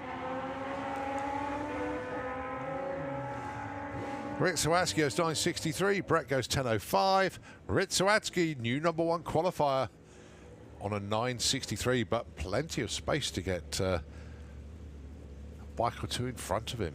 950 class index. Class number they need to run to. Let's see how Dave Hall and Dion Hartley get on. Dave Hall with the artist on the Suzuki Kestrel Beer Lane. Goes 9:52. Told you there was space. He takes the number 1 spot. Dion Hartley goes 10:17. Stays number 6. Well, the window's just been, instead of being wide open, is what you call a jar now. 9:52. You just got 0.022 of a window now to get into that number 1 spot. It's Phil Harrison and Andy Head up next.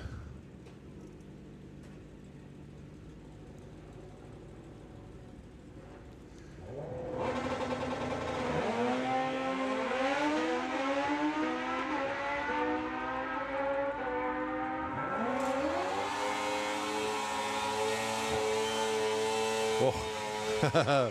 Well, they wanted 950, they both get 940, double breakout. I think they were egging each other on too much there. Next up, ET Bike.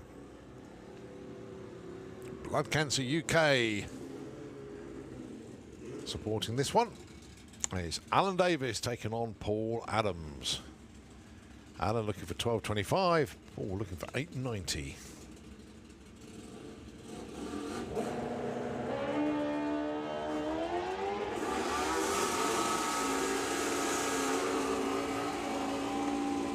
Well, Paul's going to get there first, definitely. Goes 8.93. Cracking run for Paul.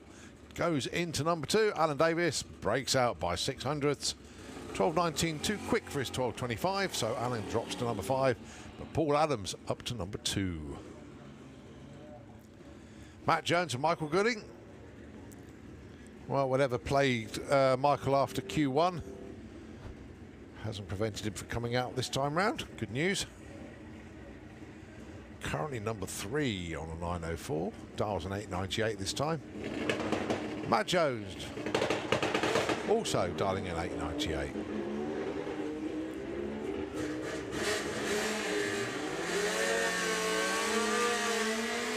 Matt Jones goes 907, 958 there for Michael Gooding. Matt Jones moves up from 10 to 6. No movement for Michael, stays number 3.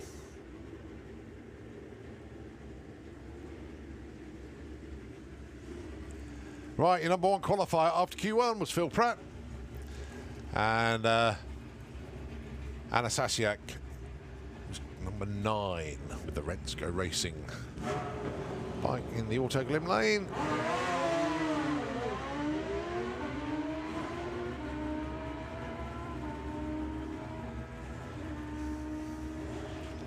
Phil goes 907, stays number 1. Anna goes 957. That's a big breakout for Anna. 1300ths under the predicted number she thought, so stays number 9.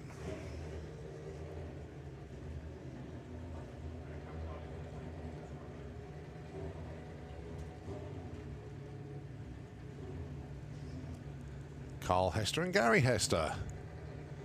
1080 plays 872.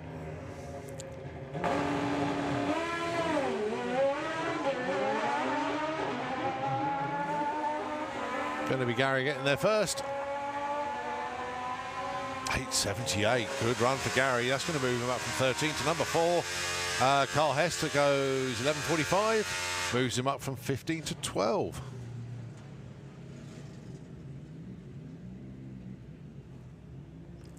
Jake Bowden and Dave Grundy. Jake with the Rock Bottom Racing Suzuki, dialing in 12 flat in the Kestrel Beer Lane. There's Dave Grundy on the Triumph, 10.44 in the Auto Glim Lane. Qualifying session number 2.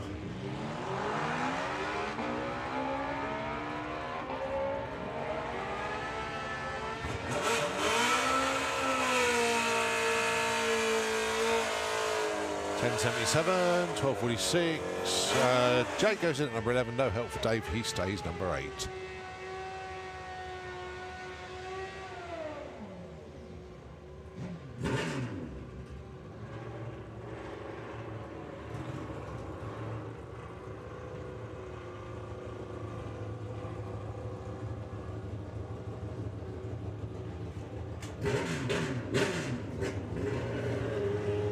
Just waiting for there it is. To see who was going to come up, and it's our 2 riders from the Netherlands.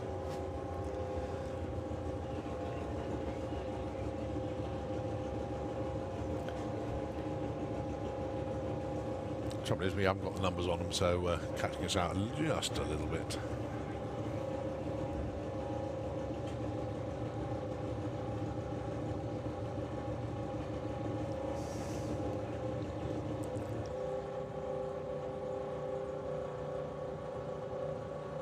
So it's the Merritt brothers, Travis and Patrick. Can I have Comp Eliminator into the pairing lanes, please? Comp Eliminator, can we have you into the pairing lanes, please? 880 for Travis, 890 for Patrick.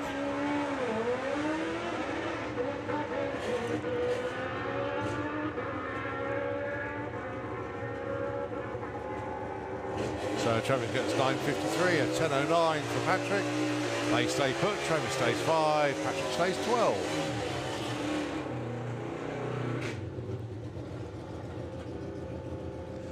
Right, Scott Collier.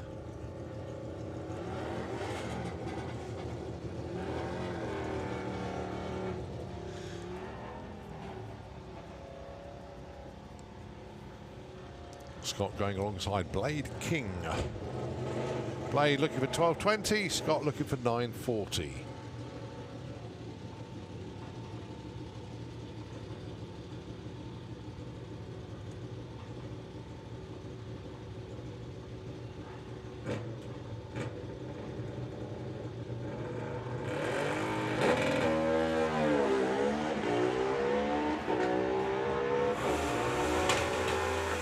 Well, Scott off and running. How close to 9.40 does he judge this one? 9.68. Moves up from 16 to 11. Blade goes 12.69. He moves up as well. Goes into number 14. Peter Harrison and Robbie Dobby.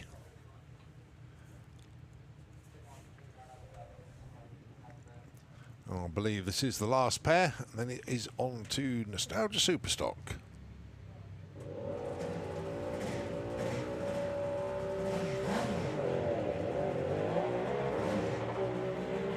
So Peter Harrison looking for 10.75, Robbie looking for 10.07.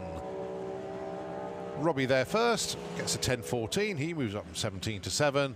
Peter Harrison goes 10.82, and he moves up from 9 to 8. Well, I said it was the last pair of ET bikes. I lied. Jane Kay was under the tower. I didn't see her there.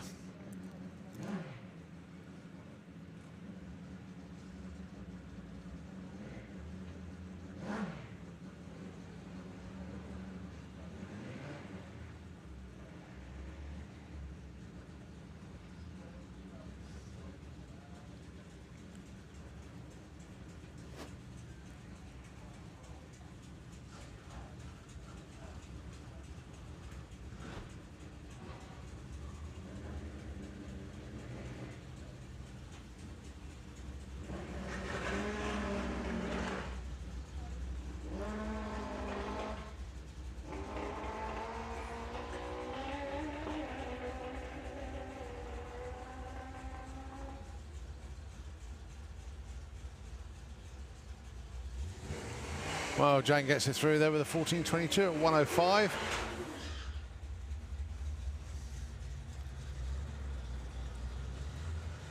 Just keep testing and testing and testing, and we know that's going to come right.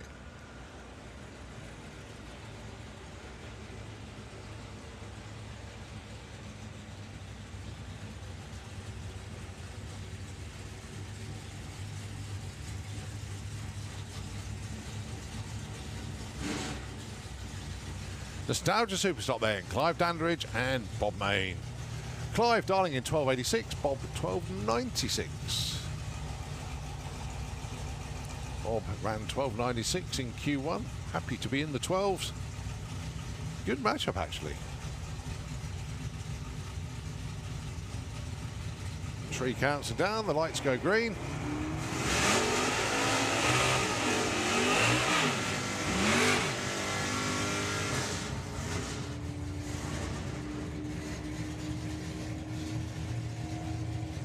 .1308 plays a 13.54, a little bit off what they both wanted to run, but it is what it is. Right, Stu Thompson, your #1 qualifier. And #2 man next to him, Simon Rickwood. So it is Kiwi with the duster, Simon with that lovely Chevy. Watch the wheels up launch for Simon. He's dialing is 979. Stu's 983. Whoa, a little bit out of shape there for Simon. Lots of wheel spin, drifted towards the centre line. Simon backed out of it. No issues for Kiwi whatsoever. 988 on an 83. Bit of a head scratcher there for Simon. Car doesn't normally do that. Coast through with 1867. But it was wheel spinning off the line, so got some power. Right, Chris Laram taking on Mick Sharp, the Detroit Hustle Dodge Dart. Beautiful looking car. Chris Laram with the Falcon. Dialing in this time 12.50. He's currently number 11. Mick Sharp currently number 10.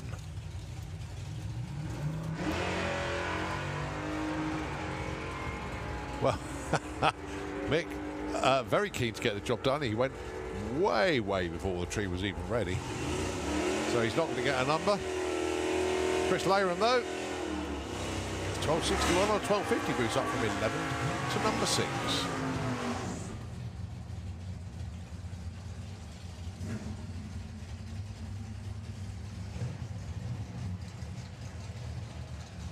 Pete Dodd and Chris Goodell. Pete Dodd had some brilliant test runs yesterday, pretty much all of them in the 9.0s. And the dial in today, 9.05. Chris Goodale, currently number 7 qualifier. Well, he's number 7 after Q1. It dials in 10.26 with the Camaro.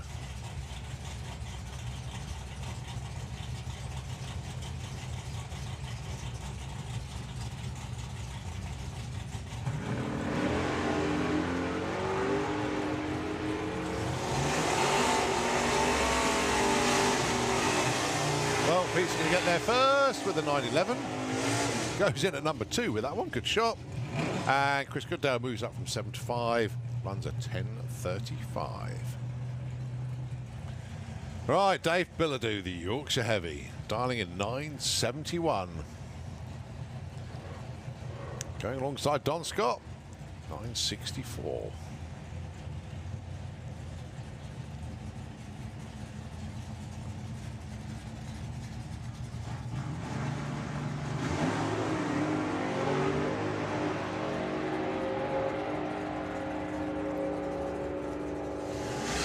Proper wheels up launch there for Dave.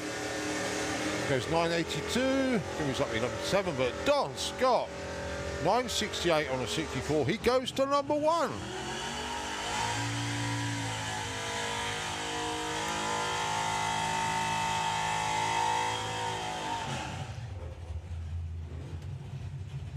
Well, Don Scott into number 1 there. Good shot.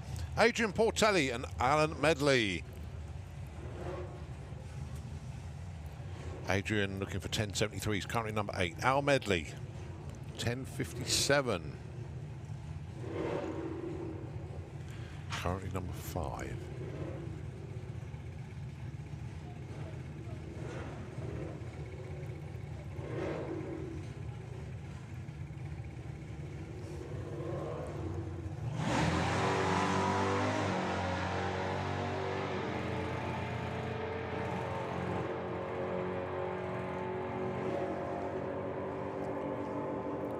Al Medley stays number 5. Adrian Portelli moves up 1 spot. 1081 on a 73. Al Medley goes through with a 1070. Right, junior drag bike. Big shout out to NEM Plant, actually, James Oliver, his company supporting Nostalgia Superstock. Many thanks to him. Right, junior drag bike, sponsored by Eurodragster.com. Samuel Hope and Lyra Humber. Good to see some additional entries in junior drag bike. Got 7 of them here this weekend. Young Samuel Hope is number 2 after now round number 1, and Lyra number 7.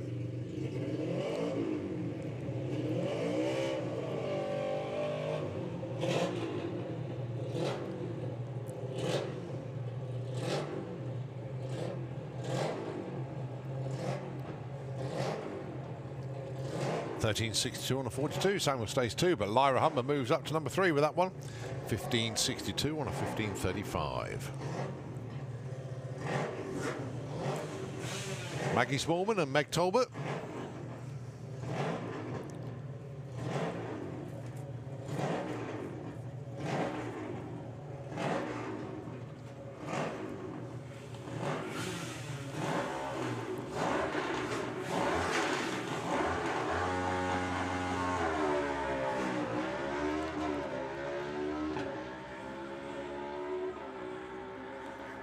Oh, Maggie broke out big style earlier. She breaks out again. Oh, my word.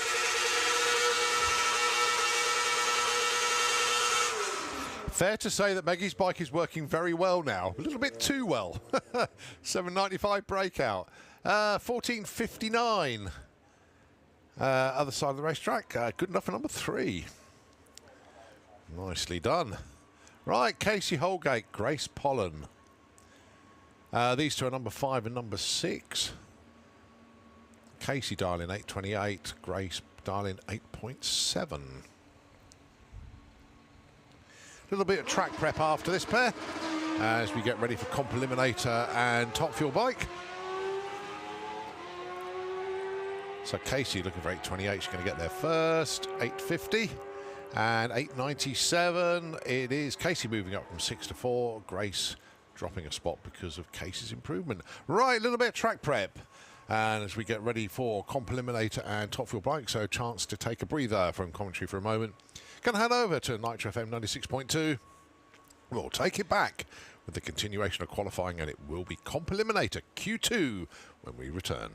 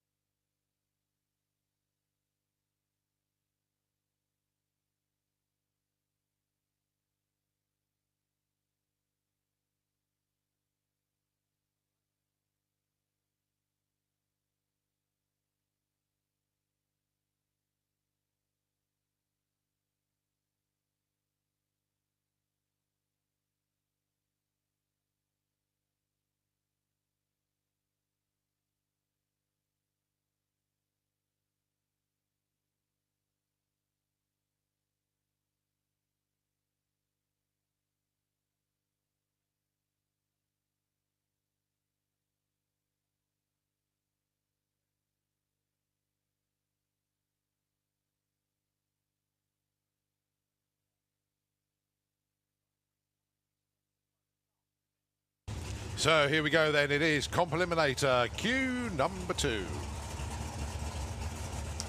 Going to be Dave Smith and Lloyd Perkins, your first pair.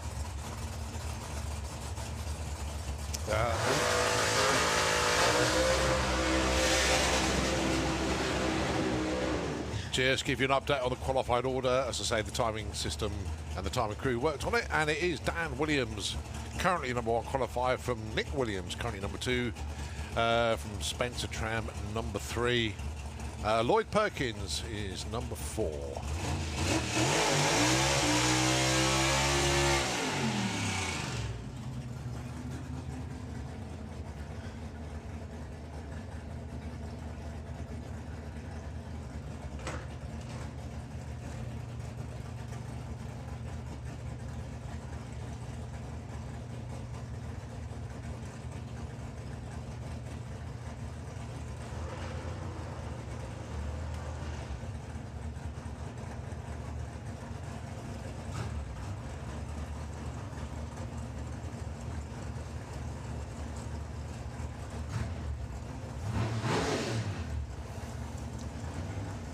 So Lloyd Perkins running under the super modified index of 7.99. Dave Smith is an A altered, so 7.45. They can go under on that, no problem at all if they want to, if they can.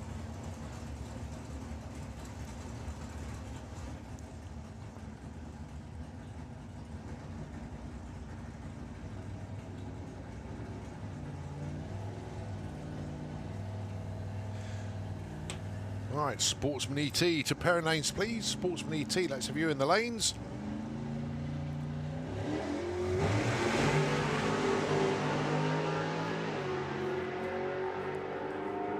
Good looking runs a pair here. Side by side sevens. 768. Oh, not quite for Lloyd. There goes 829. But Dave Smith moves up from 6 to 5 with that one. Goes 768 at 177. Lloyd goes 829. At 156, but he'd already been 768.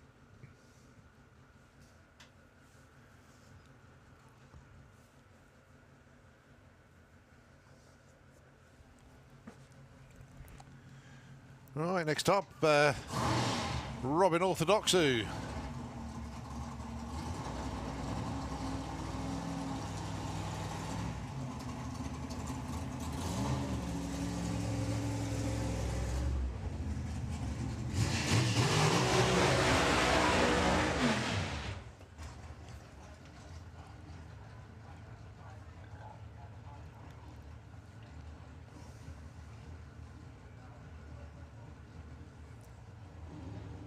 So Robin in Q1 went 8.34. Should be able to run low sevens, can run into the high sixes, and he proved that at the Festival of Power with a best of 6.90.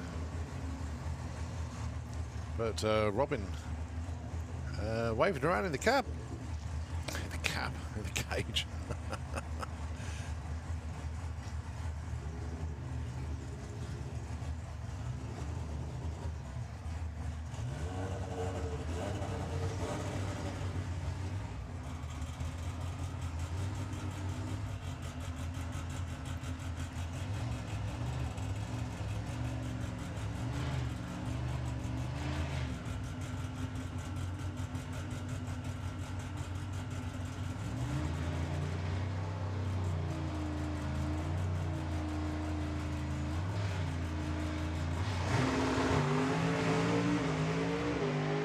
Cracking looking run, this one from Robin. Is it a low 7? Is it going to dip into the 6s? He's back in the 6s. 696, 189 mile an hour. Awesome pass then for Robin. And he goes up to number 4. Very nicely done indeed there for Robin. Right, next up then, it's the fraudster, Kev Jenkins. Taking on Nick Williams with the 69 Camaro. Nick currently number 2. Got an index of 11.55, went 10.87.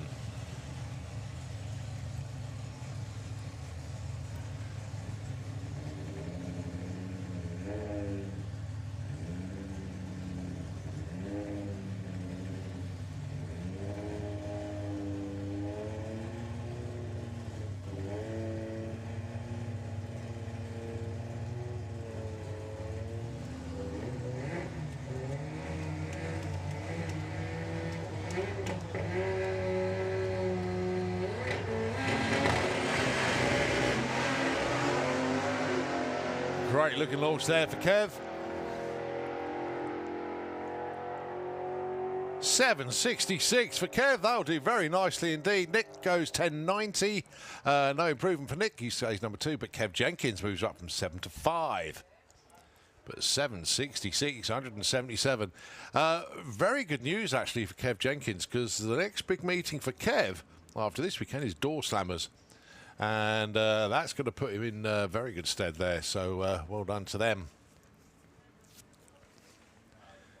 All right, move on now to Top Fuel Bike.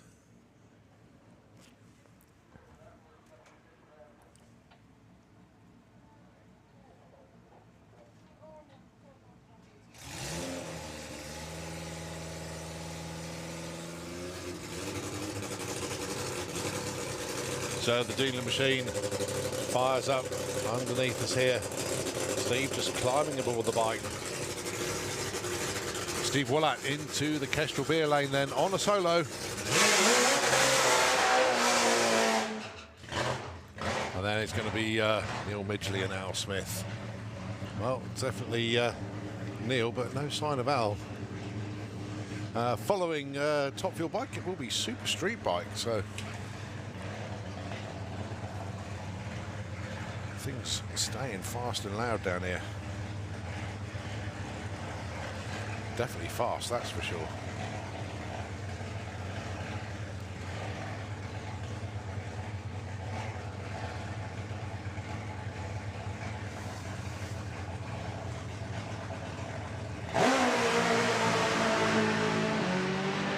That's a good looking run there for Steve Willett. It's going to be in the 6s. Oh, clicks it slightly early there, but still goes. 6.44 at 167. He was 3.98 at 188 at the 8th. Good straight run there, drifting slightly left as he was heading up towards a stripe, but no issues whatsoever, just clicked it early. 6.44, 167. Nicely done. Right, Neil Midgley up next. Went sub 1 second to 60 foot on his first run today.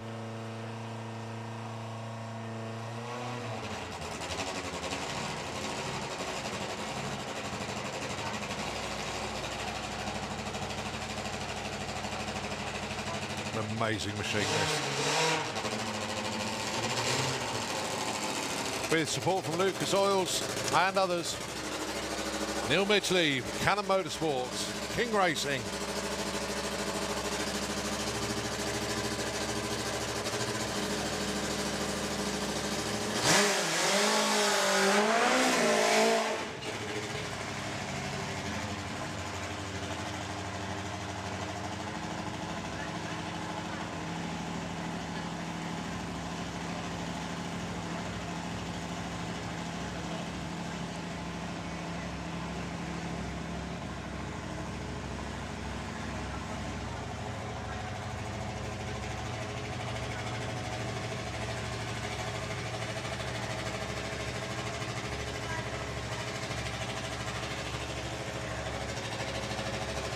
Right, so burnout all completed. It's down now to Chris to bring Neil up to the line.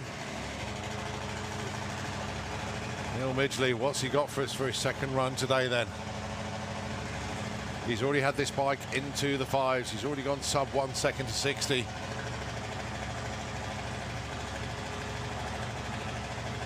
Bike now more set to his liking. Let's see how he gets on there. Neil Midgley, Cannon Engineering. That is lovely and straight. Takes it around about half track. 394, 174 at half track. Clicks it off very early indeed. 685 at 136. And that was 1 second dead to 60 foot. But certainly getting acclimatised to that machine. Well done indeed. To Neil, to Chris, to Ian, the whole gang down there on the team. Outstanding job.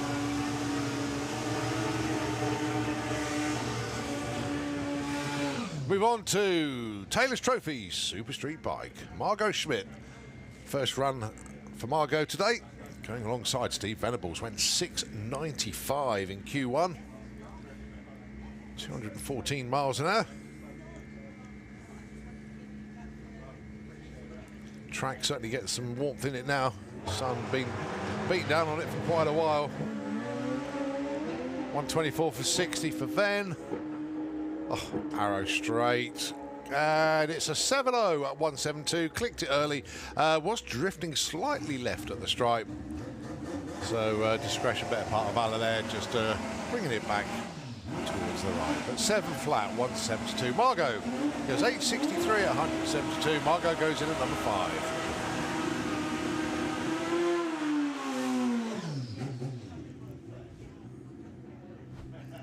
Ross Morrison brings the bike up to the line in the Auto Glim lane. Unfortunately, had to abort his first run, but no issues this time round.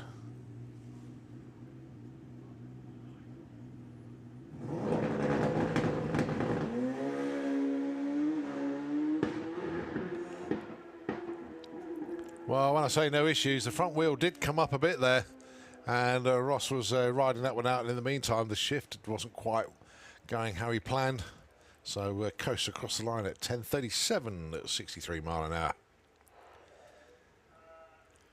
Still got another qualifier to come today, I believe. Indeed they do.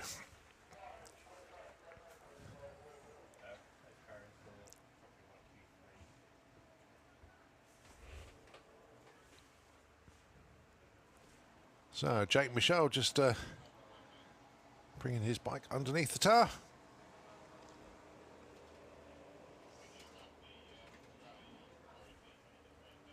And he's going to be on a solo. Jake went 7:15 on his Q1 pass.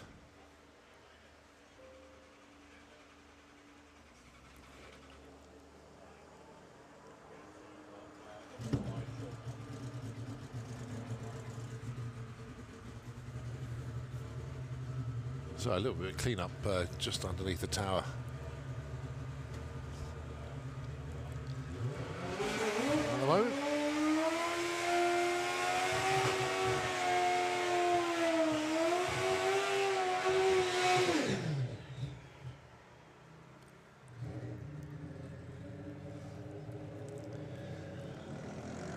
Well, hopefully not too much of a problem down there for Mark Hope. His bike just to the side, right next to the tower. But if you have a clean up in the burnout box and the bike is stranded there, I'm not entirely sure what's happened there. Right, Jake Michel then off and running. 123 to 60 foot. 465, 164 at the 8th. Another quarter mile, 708 at 202 miles an hour. Slight improvement, but Jake stays at number 3.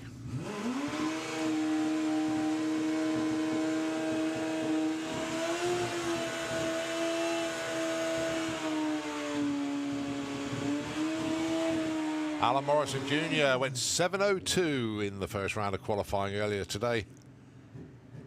Love to get it into the 60s here.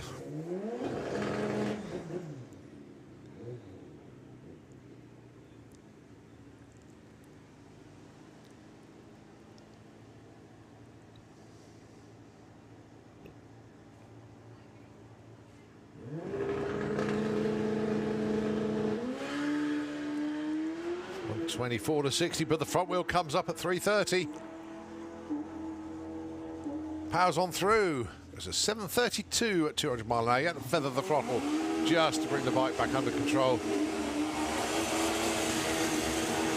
Bring that front wheel back down, but as soon as it was down, he was back on the throttle again, and still went through at 200 miles an hour. 7:32. Right, Mark Dainty. 13:70, not representative what Mark can run.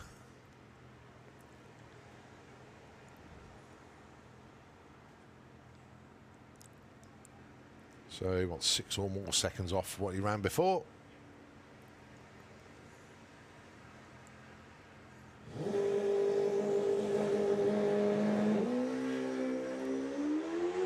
That's better. Oh, still having issues there. 8:22, 120 mile an hour off the throttle long before the strike there. 125 to the 60. 141 at the 8th, was off the throttle already there. But Mark Dainty does actually move from 7 to 5, but bike not performing how he wants it to. Still got another run today, and still got more qualifying tomorrow. Plenty of time to sort it all out. But I hope it's just an adjustment and not a pesky problem that's found its way into the bike.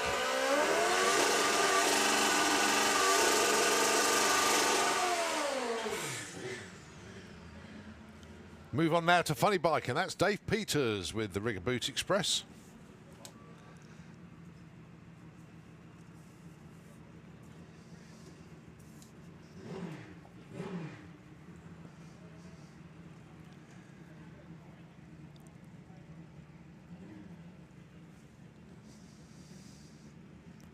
Dave Peters yet to get a number on the board just yet.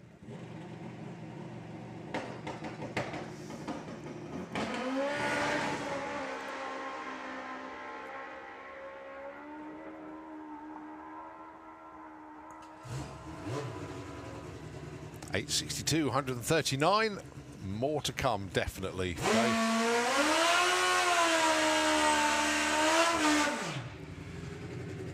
All right, let's see what the Goose has got for us then. Louis Davis. The Wicked Wench Suzuki. Went 775 in Q1, early shut-off pass. But looking after parts today.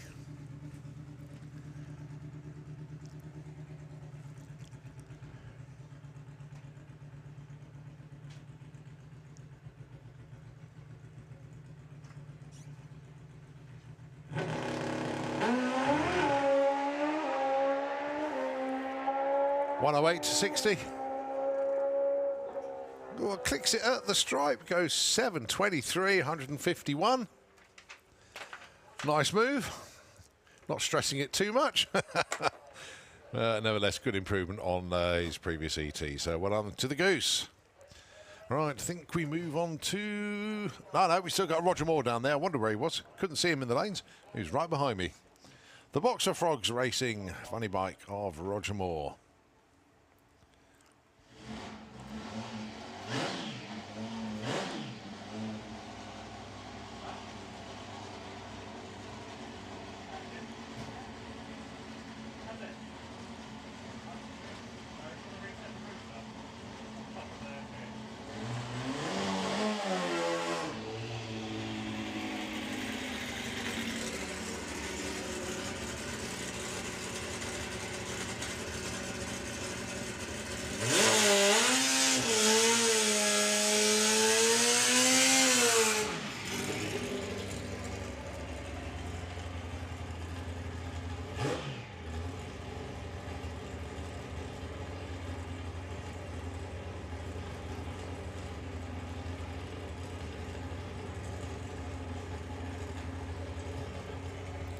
So Roger went 10.78 earlier, forget about that.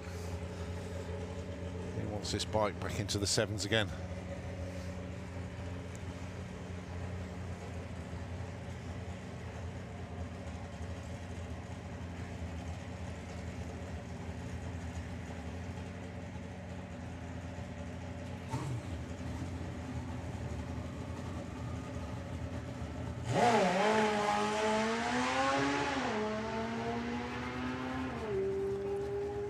Good looking run for Rog. 7.59, 173. They'll take that one. Excellent job for Lucy and the whole team down there. Nicely done.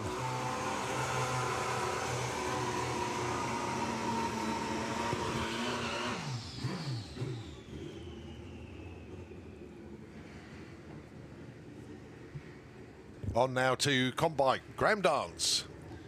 Currently number 2 on a 7.56.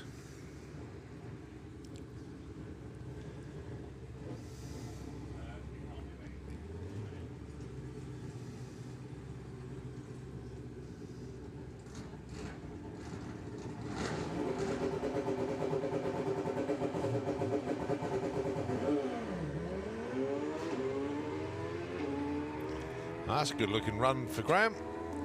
Going to be pretty close to the 7. Yes, he's gone quicker. 7.47. I was going to say pretty close to 7.56. And it was slightly quicker. We like that.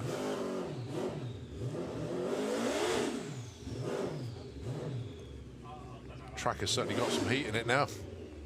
And we know it's got bite. Very, very good performances from everyone at that. Chris Neary up next, the Hobo Racing Hayabusa.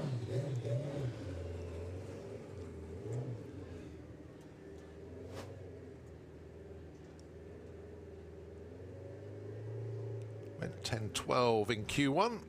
Again, a bike we know that can go quicker.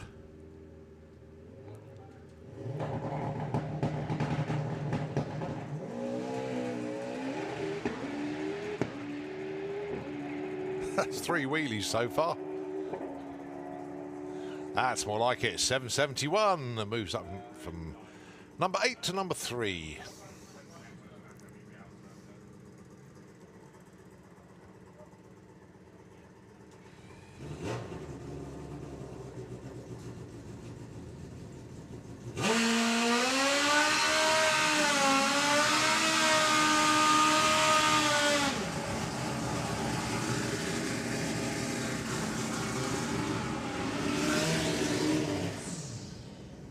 Leo Lester on the Section 59 Racing Booster, taking on John McLean Sr.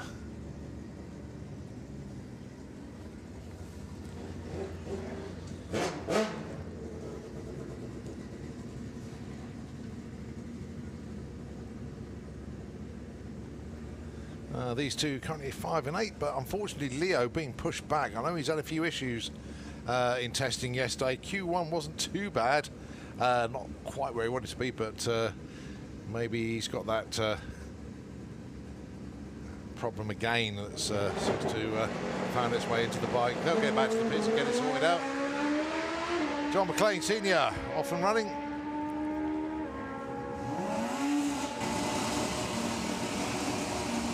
Goes 8.72, moves up from 8 to 6.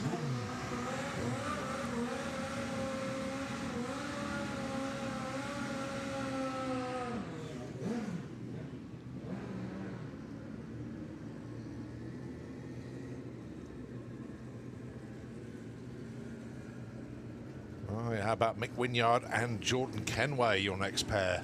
Mick is currently number 4, Jordan number 8. Mick is in the Kestrel Beer lane. Jordan is in the Autoglim lane.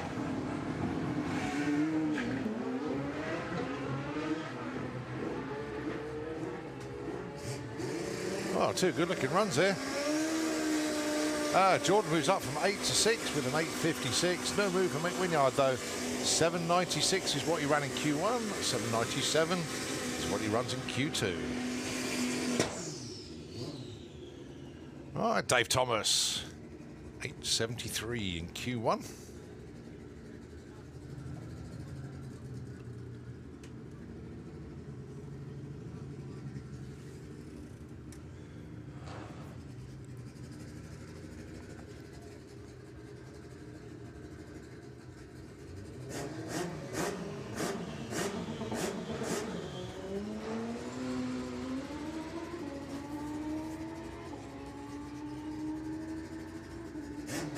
Good looking run for Dave, 8.70, 863.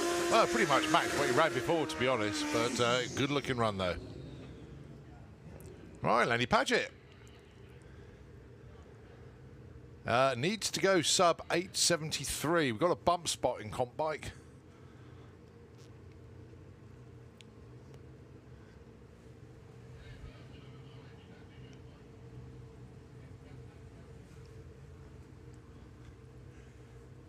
Lenny ran before the tree did in the previous round.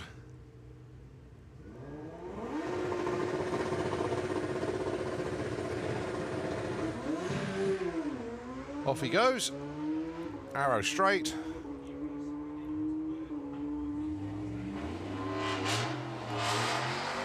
.813, 160 miles an hour. Lenny goes in at number 5.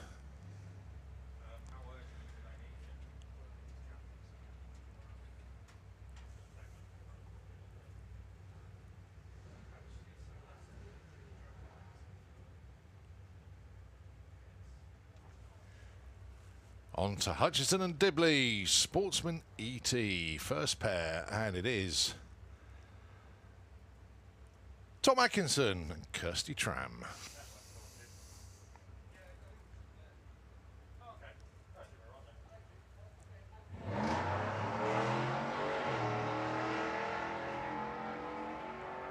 That caught the timing crew out.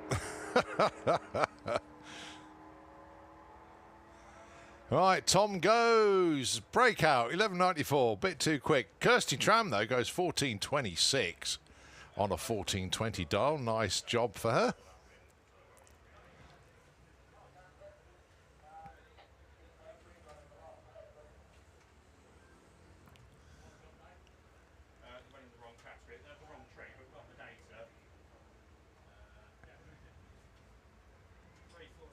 Next pair. It's Chris Cresswell with the Fiesta taking on Chris Wynn with a little Alpha. These two paired up first time round. Oh, slight issue in the Kestrel Beer lane. The spotters are out.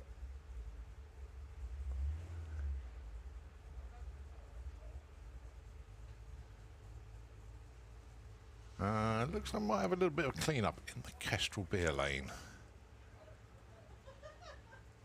Watch this space, folks. Let's have a look at the Sportsman ET top at the moment. It is Holly Walters. Is currently your #1 qualifier.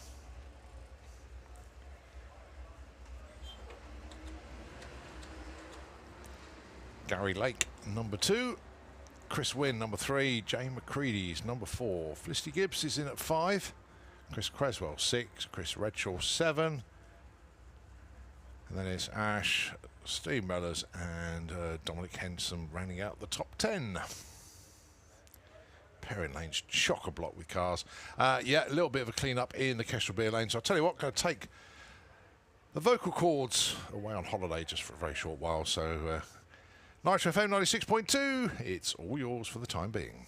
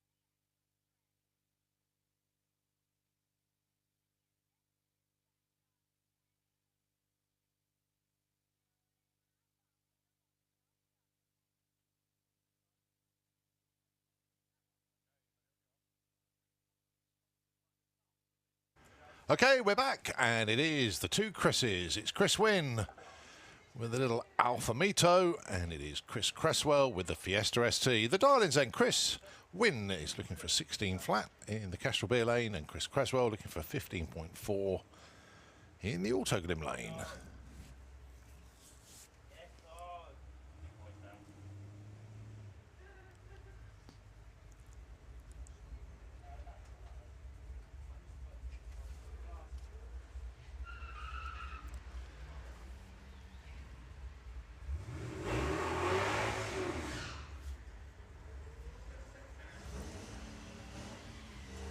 Well, heading up towards the stripe then. And it is a 15.50 for Chris Cresswell, moves up to number 3, Breakout. A little bit too quick for Chris Wynn, 15.67. All right, Clive Dandridge, Gary Lake. Gary is currently number 2. Dial in for him is 14.1. And Clive Dandridge with the truck, 12.86. So Clive should get to the other end first.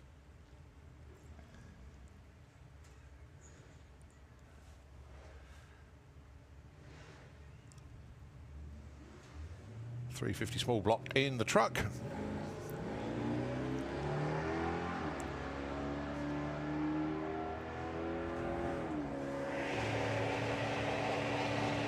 So Clive looking for 12.86, gets the 13.56 off pace. Breakout for Gary Lake, too quick. He stays put, so Clive stays 13, Gary stays number 2. Right, Jill Medley with the Cherokee looking for 12.46. Ash Simons with the Skyline, 13.62.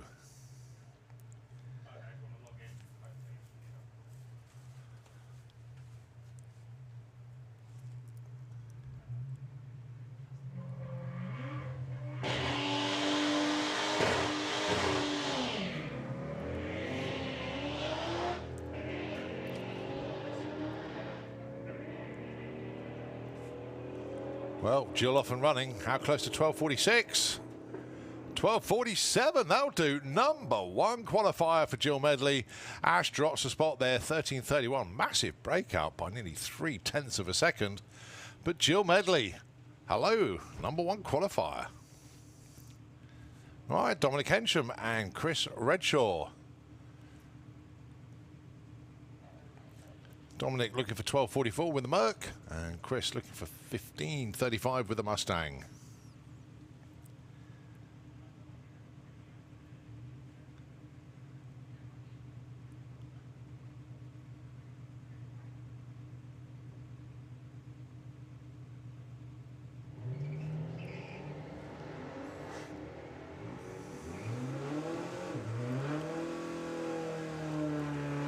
Well, going to be Dominic there first. Goes 12.45, nicely done. Chris goes 15.51. Dominic Hensham goes to number 2 with that one. And Chris drops a spot from 8 to 9.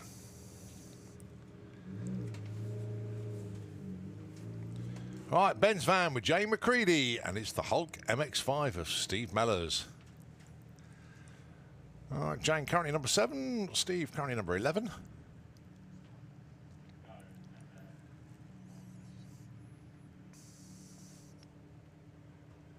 The dial-ins then 15.69 for Jane, 15.60 for Steve.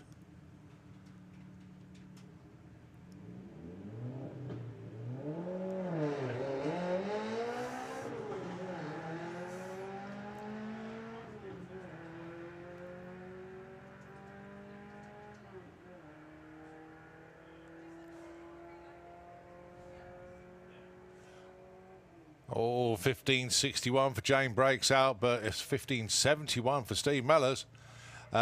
Moves up to number 7 with that one. Well done, Steve. Brian Huxley up next, 18.81 with the Focus Estate. Alongside Georgina Smith, 15.75. Proper move on the old darling there. She broke out on a 15.9 darling, ran 15.8. Now making sure she doesn't.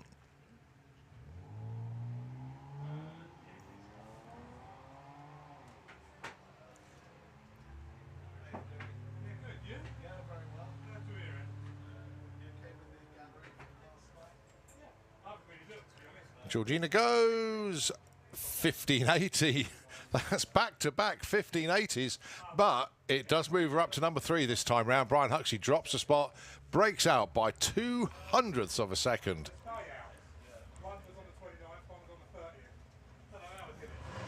Right, next up then, it's the 2 Mustangs once again. It's Holly Walters, number 4 now, and Felicity Gibbs, number 10.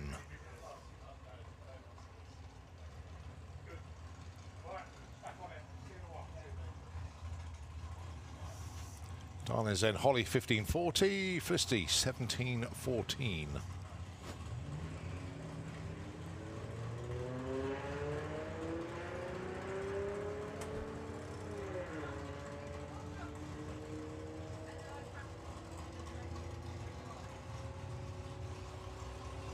So Holly there first, 1548. She's going to stay number 4. Flick goes, breaks up by 0.02. 1712 and a 1714. She stays number 10. Oh, no comedy act this time then for Kev Slyfield with the Merc. That's a shame. Enjoyed it last time. Darling of 1255.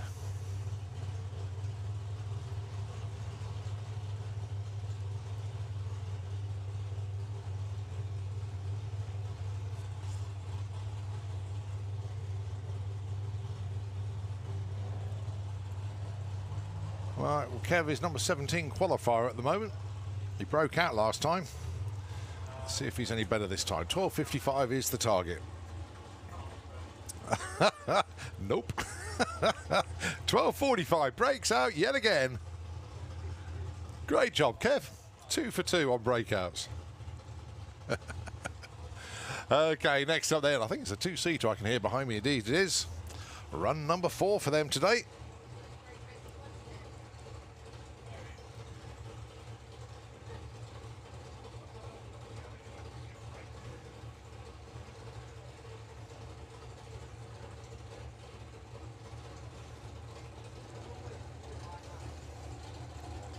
Right, passenger this time, Gypsy Whitaker from Taunton. 40th birthday present for next week. How about that?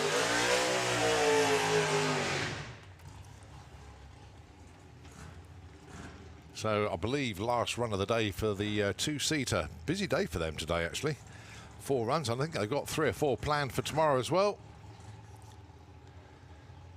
But passenger in the back for this one, Gypsy Whitaker, and it's, as I say, a 40th birthday present for next week.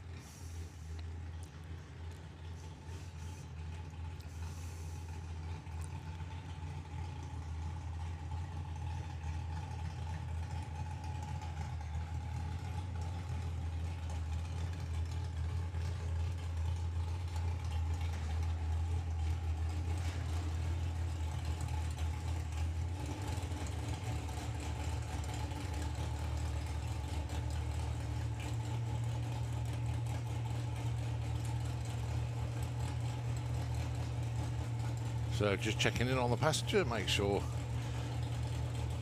all the belts are done up tight. And just a reminder for the passenger as well, keep your head pushed back. If you lean forward and the car launches, your head's going to flick back at a fair rate of knots and bang the back of the cage. So do need to make sure that your head is pushed back when the car does its launch. So Paul Brown at the controls of Thrill Ride, the 2-seater dragster. 008 red. Arrow straight, 170 plus. Ooh, big one, 172.39 in 7.78 seconds. Thrill Ride. Run number 4 of the day, and all pretty much picture perfect. Awesome job. All right, don't forget, we are, what, 8 minutes away from the Battle of Britain Memorial flight. That's due in 8 minutes' time. So we'll be keeping our eyes skyward, well, about 5 minutes onwards, actually, because, you know, they're going to be bang on time. They always are. As we get ready for Pro ET. That's the next class to come round. We'll be keeping an eye on the skies, though, looking out for the Battle of Britain Memorial flight. As I say, we do believe it is the Lancaster today. Coming around the corner though, Jeff Cowley, Dave Fulton. This is the Pro ET for Modjestang. Third time today. Might even get a fourth qualifier in, depending on how the schedule goes.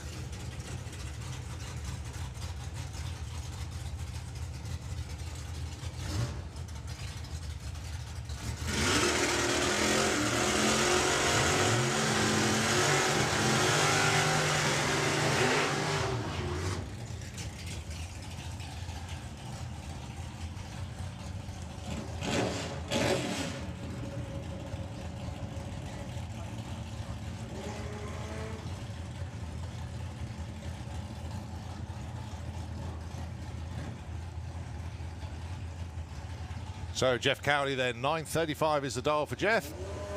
9:45 for Dave Fulton. Dave's already been 9:46. Jeff's already been 9:35.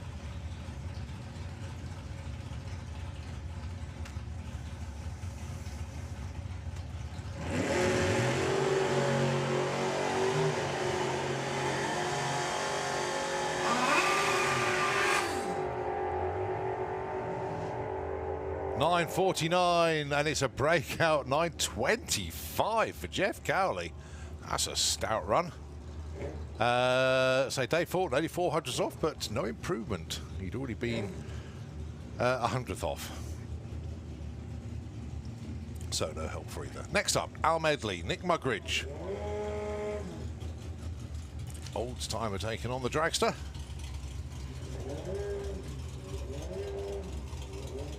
Alan currently in the number 8 spot. Nick Mugridge currently in the number 14 spot.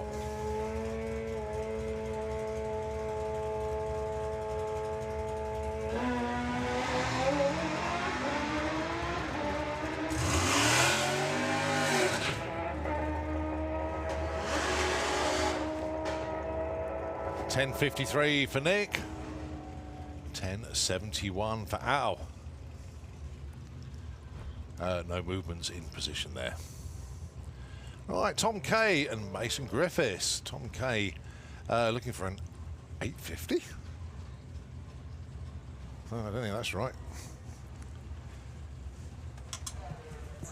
Darling, left lane's wrong.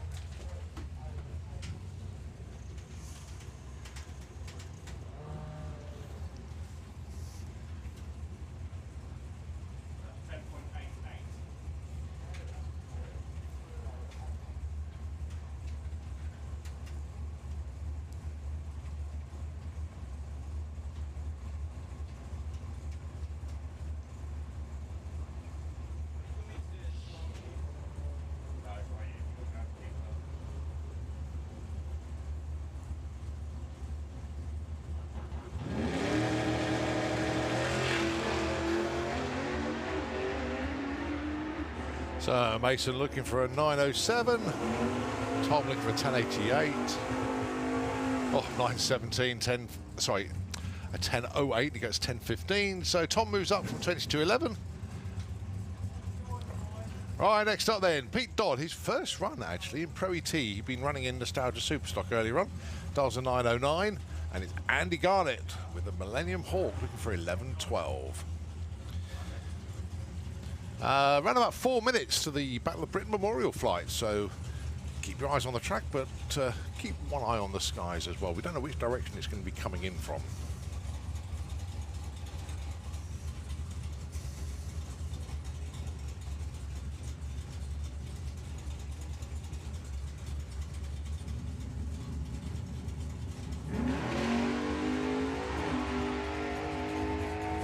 Ooh, 004 red there for Andy Garnett.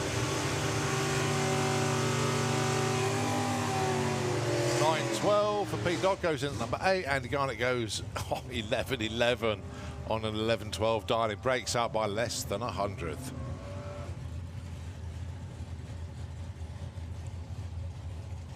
Brett Featherstone and Bob Molden. Brett currently number 15, Bob number 3.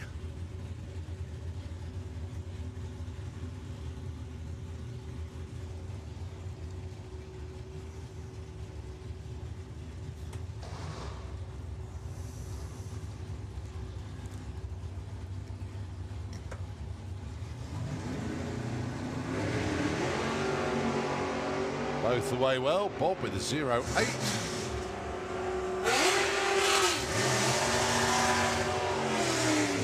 Bob 9.42 stays 3, but Brett moves up there. 9.58 on a 54, moves up from 15 to number 9.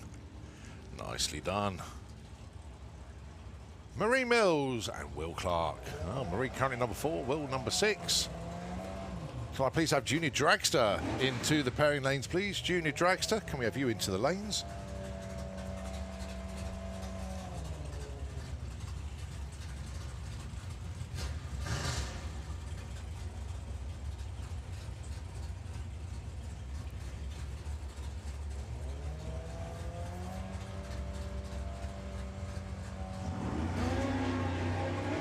Oh, treble 06 red for Will Clark.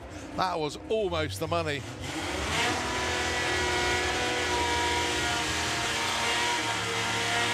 $9.78 breakout for Will and $10.49 the right side for Marie Mills, but no improvement on number 4. Right, keep your eyes skywards, folks. Less than 2 minutes for the Memorial flight to make their flyby. As I say, we don't know which direction it's coming in from, so if anybody spots it, just point to it so everybody else can see. But say, we think it's the Lancaster today. Apologies if I've got that wrong.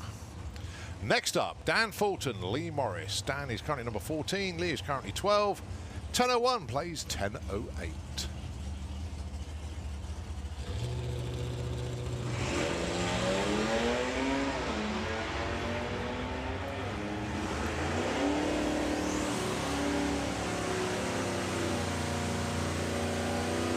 $10.15 for Dan Fulton. 10.07 breakout for Lee Morris by less than 100th of a second. All right, we're looking.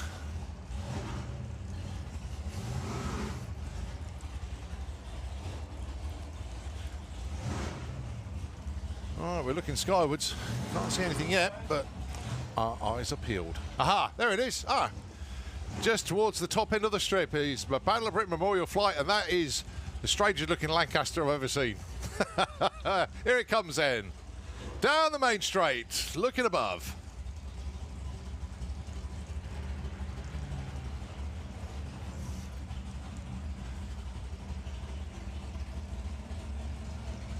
Just banking right and coming back round again as Dave Rudd goes up the quarter mile.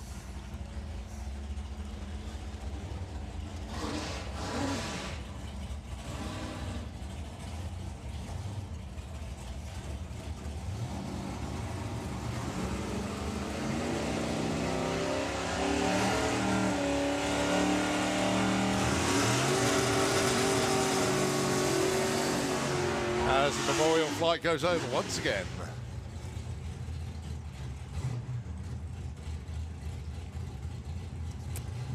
And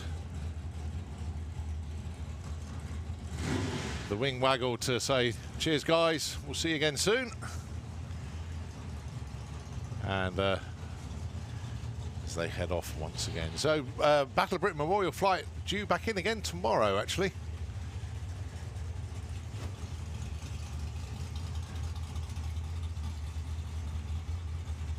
But good to see bang on time as well. Talking of times, let's see what these two can do. Dave Cherritt, John Bean. Dave Cherritt looking for a 9.85. John Bean looking for a 9.52.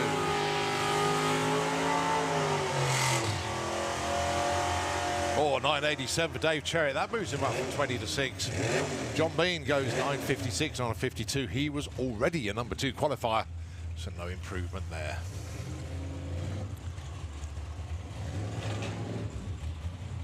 Mark Huxley with the Corolla, 9.94. He went 9.93 earlier on for a new PB.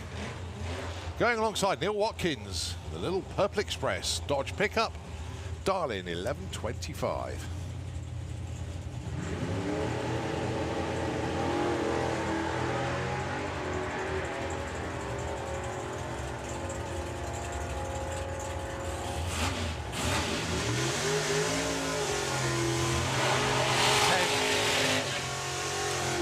$10 flat for Mark Huxley, but Neil Watkins 11.25 with a 5 on 11.25 dial. Moves up from 20 to number 2.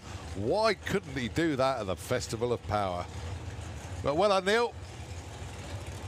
Got the truck sorted. Was going way quicker than he was anticipating at the Festival of Power. But now they've got a handle on the dial, got a handle on the tune-up, and watch out when Neil's on it, he's on it. Right, Amy Watkins up next alongside Dan Holloway. Amy looking for 9.42, Dan at 9.05 with the Rattler.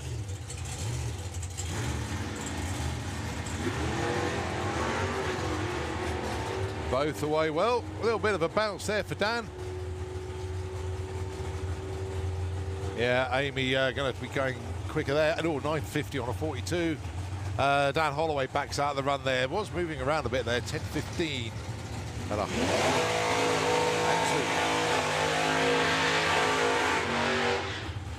Okay, so that's a wrap for Mustang Pro ET. Move on now to Super Pro. Junior Dragster once again into the pairing lanes, please. Junior Dragster, you should be down by now.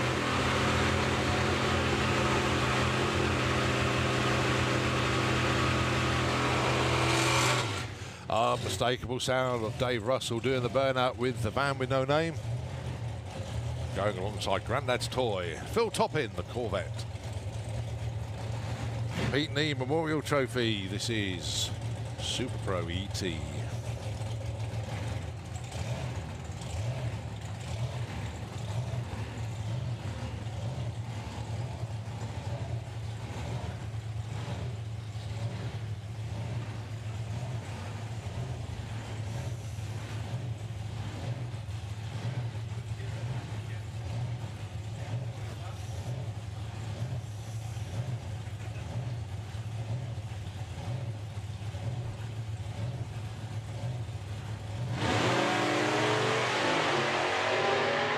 Well, good light for Phil, 09.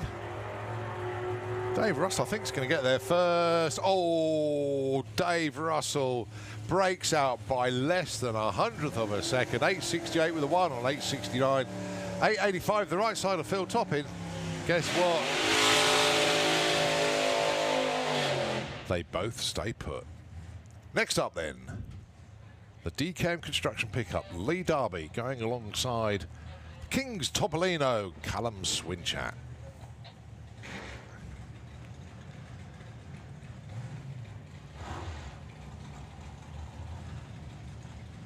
Looking to see the dial-in on the King's Topolino. The trouble is it's been hidden by the parachute packs. We have to wait for him to come back a bit more. 887 was that?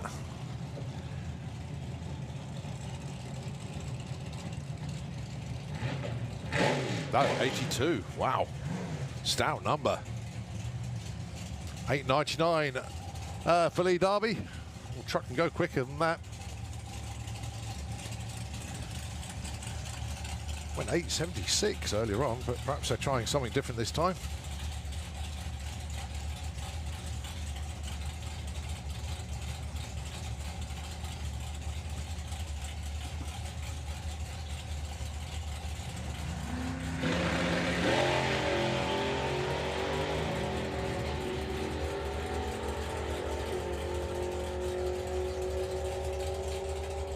Callum 8.86. Oh, Lee Darby breaks out by 200ths of a second. 8.97 on an 8.99 dial, and it was exactly 200ths of a second. Lee Darby went 8.9700. So Callum moves up from 16 to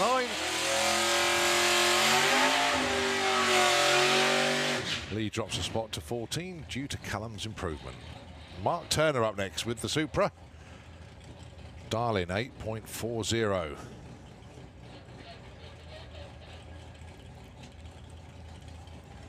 Got the track to himself.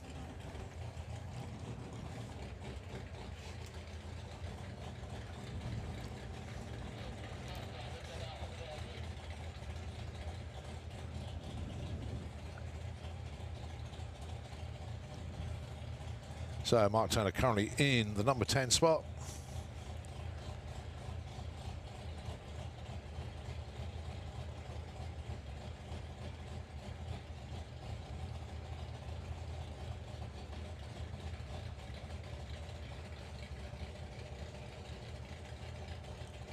All right, thumbs up given from Ian Marshall, the chief starter.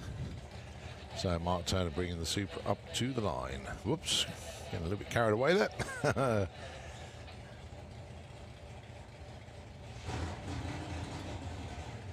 So pre-staged, staged, tree counts it down, and that wasn't part of the plan. He's literally left the line on idle. Obviously no throttle response whatsoever there for Mark Turner.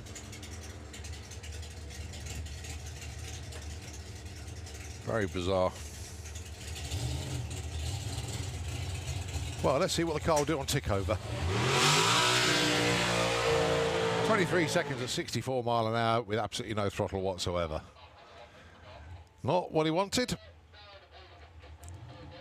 But could be something as simple as a throttle linkage or something like that. Thankfully, if it is, that's a quick fix. Okay, next up, Alan Didwell. 7.62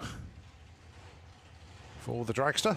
He's currently in the number 7 spot. Went 7.63 earlier on today.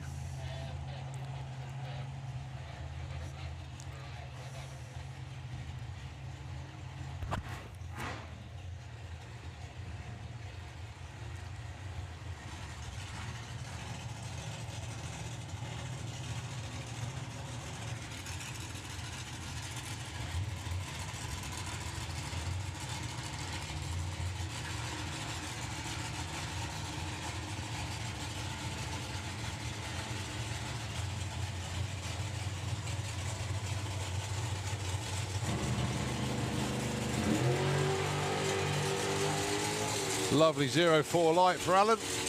Be more interested in the ET though. Oh. He's definitely more interested in the ET. Dial 762, he gets a 762 with a 7. Moves up to number 2. He'll take that one all day long.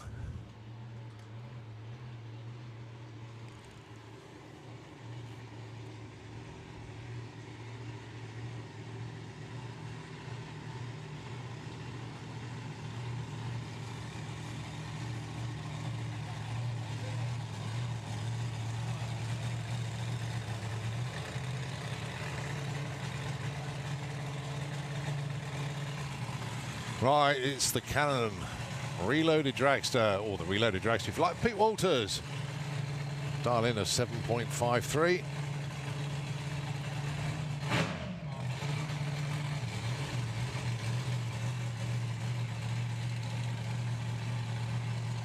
So Pete currently in the number 1, in tongue-tied, sorry, 7.54. That's where Pete is at the moment. Dials in 7.53. 07 light, nice job.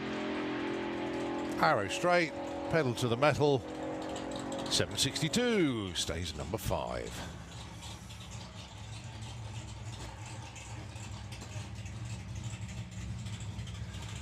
Right, haven't been on seeing the messages coming through. Jason Watts has said, has the Black Pearl run today? Unfortunately, no. Had problems yesterday, and Andy Thetford is unfortunately out for the weekend.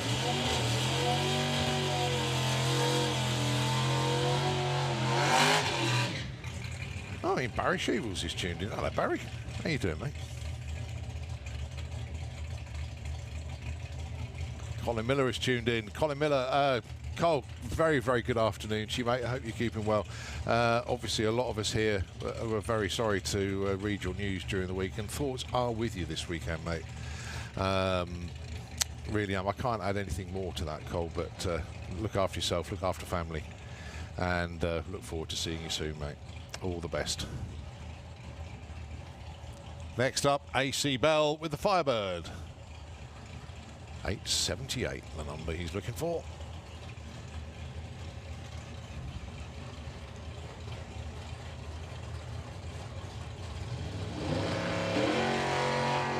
Oh, 012 on the tree. That'll do. Now then, 878 is the target. Oh, and 878 with a 0 is the number. That, ladies and gentlemen, is number 1 qualifier, and that is going to be tough to beat. Second perfect ET of the day. Unfortunately, the money's already gone. But the Bell team, congratulations. Perfect ET in Super Pro qualifying. Outstanding job. Next up, Nick Good. Just 0.004 of being absolutely perfect. But I tell you what, that'll do. That's going to be super tough to beat.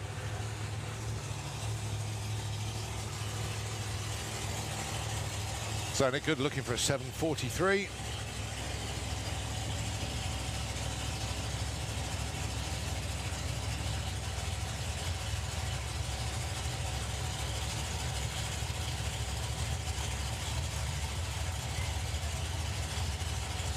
I like the fact that Jeff Cowley is watching. He's in the pits. He's here. Good afternoon, Jeff. All right, here comes Nick Good then. That's a good light. 0.001.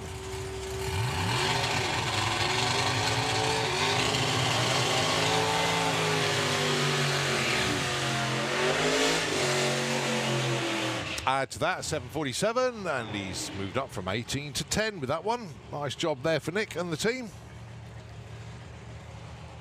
Right, if you like your door cars yellow, this is the place to be. Got Ian Brown with Xanadu Racing Camaro dialing in a 7.79. You got Jack Brewster with Just Mustard, 7.20. Ian Brown currently number 14, Jack currently number 17.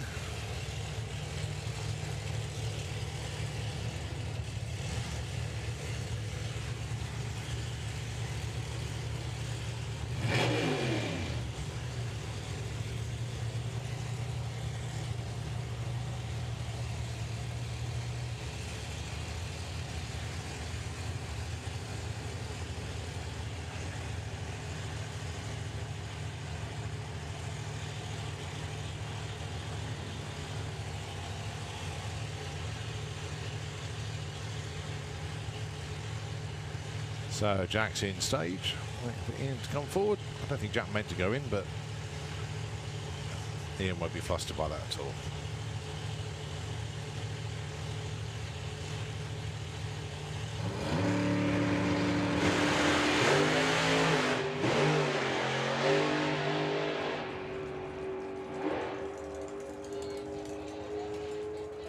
Ian Brown break. No, he's the right side actually. 7.87 on a 79, stays 14. Jack coasts through with a 9.81 at 108. But encouraging 105 to 60 foot for Jack. That'll get it sussed.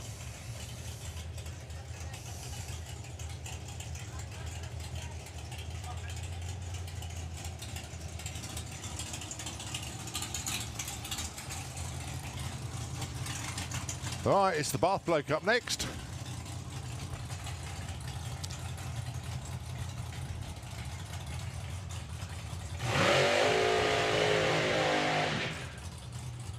Going alongside young Daniel Giles. So it's Bob Doyle with the Datsun.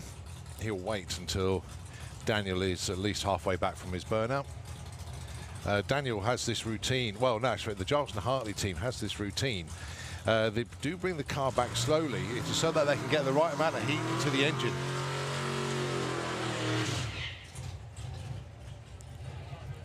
If they do their burnout too quickly and come back too quick, not enough heat in the engine. So they do need to do it this way. All the teams know that, so the other teams just wait for a while before they do their burnout, wait for Daniel to come back. The net end result is they're both pretty much ready at the same time.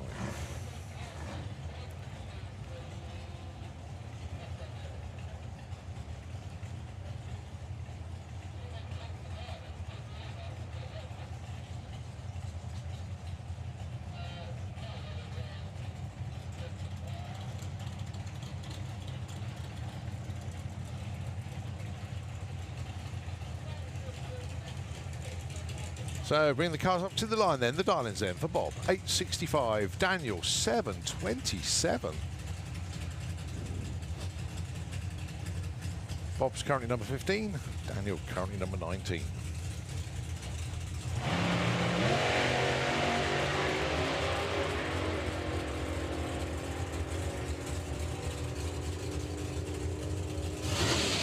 $7.31.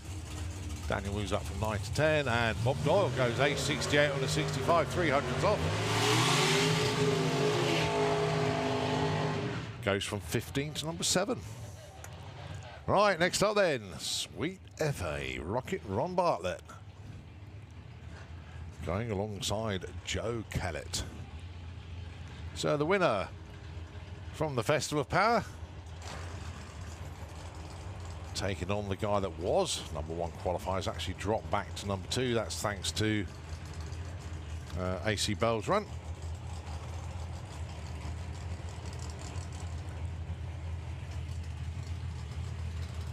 So 7.52 the dial in for Joe.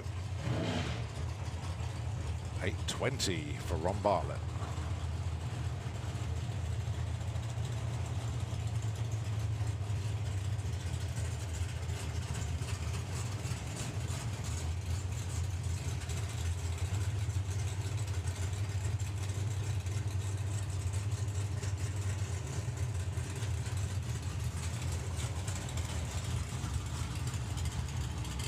Well, I wonder if Joe's going to try and take the reaction time money here. He's razor sharp off the line.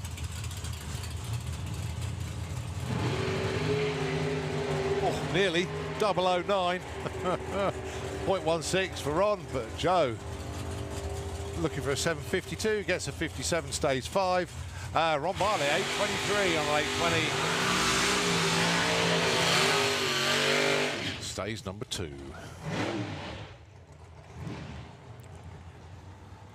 Shows how good a driver is when you predict that he's going to have a go at the perfect light and he goes 00. Good effort there for Joe. Next up, Billy Gaines, Scott Hauser. Billy, currently number 19, wants an 8.49 this time round. And the Bang Tidy Dragster, Scott Hauser. Dial in for Scott, 7.34. He's currently number 4. But Billy is the one that wants to make the move on up here. He's currently number 19.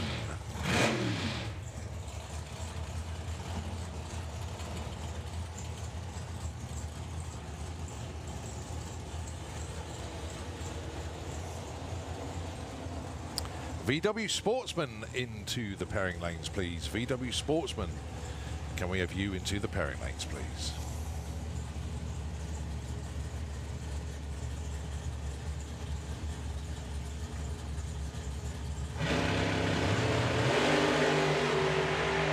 Well, Scott had a stab at the money, went 004 red.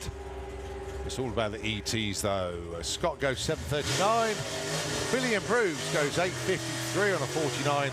He's only 400ths off, and he's number 15. Tight field from a tough crowd.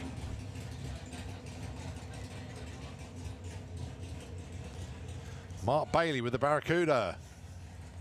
On his own for this one, 8.72.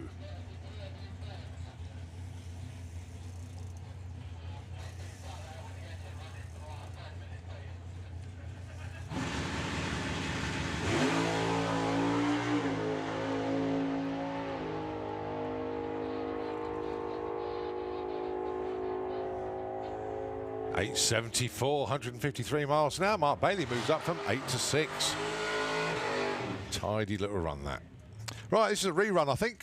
This is Kirsty Tram and Tom Atkinson. As, believe it or not, when they did the run, the computer was still set to comp bike. So it's a rerun for these two.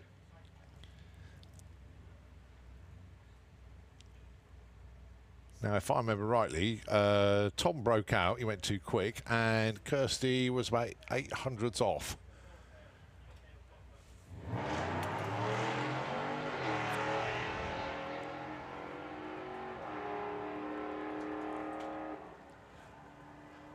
Well, Tom's not going to break out this time. 12.23, 79 miles an hour. Actually moves up from 14 to 12 with that one. Leaps ahead of Kirsty. 14.52 on a 32, sorry, on a 22. So Tom goes from 14 to 12. Kirsty goes from 12 to 13. Right, next up, Lucas Oil's Junior Dragster.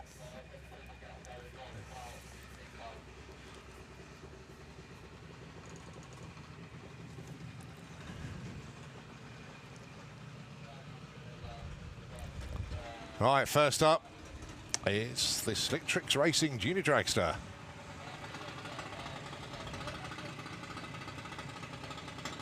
Piloted by Jacqueline. And it's Teddy Howe, the junior stock machine. So Teddy currently number 19, Jacqueline number 11.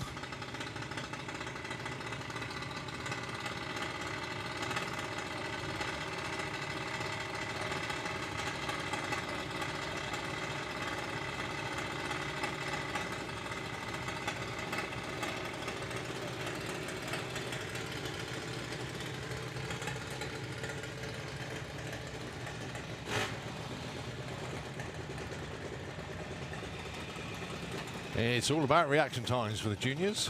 0.16 is your number one qualifier at the moment. And that's Kai Cooper. Liam McDonald is currently number 2. Luke Fulton is 3. Luke Mugridge is 4. Purdy Hadfield is 5.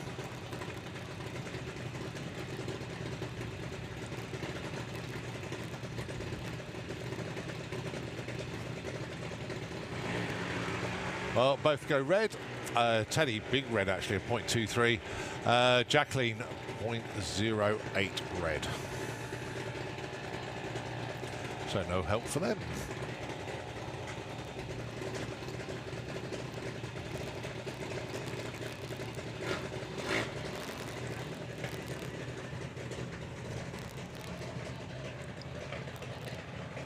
Daniel Weir and Damien Redshaw up next. Well, anything better than a 0.9 will move either of them up. Daniel currently number 15, Damien number 21.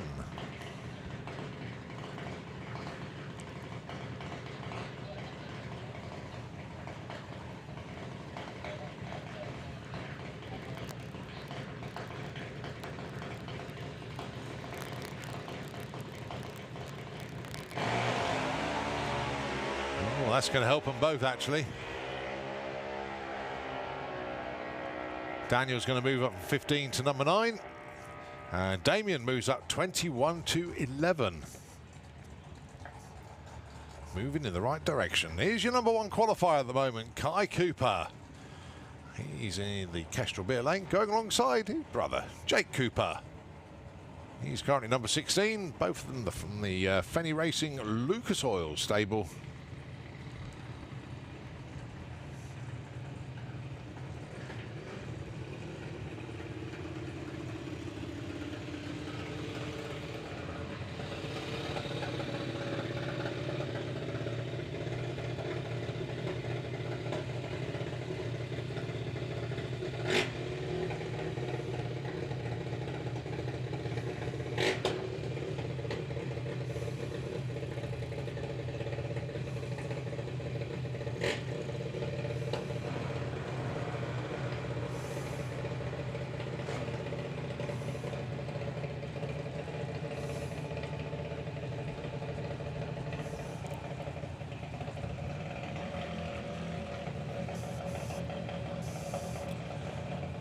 Well, 0.5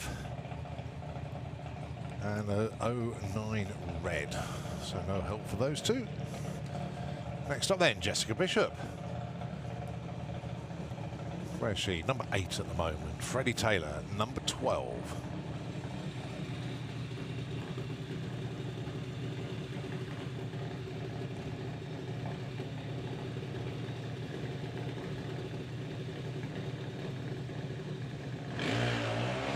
They look good. 0.26 for Jessica. That's going to move her up to number 3.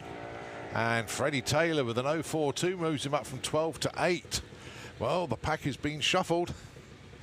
And it's going to be a new order at the end of qualifying for this session for Junior Dragster. They're all moving around. 0.95 is what you need to get on the front page. In other words, the top 16. That's what's visible on my timing screen. Obviously, we do have all of the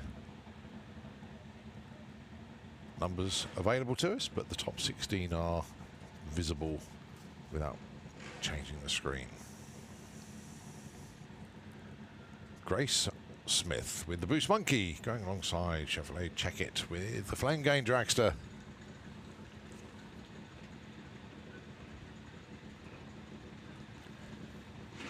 Sent it in person to her yesterday, but Emma Check It, that's Chevrolet's mum. Many happy returns for yesterday.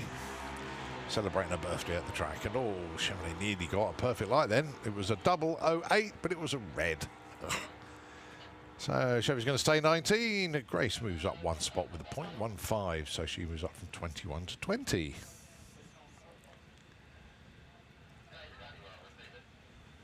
Ada Cassisi with the Cherry Bomb Machine. Teddy Sullivan should be down there, but not quite sure where he is. Oh, he's just been pushed back. I can see him now. A bit frustrating for him. So Ada going to be on her own.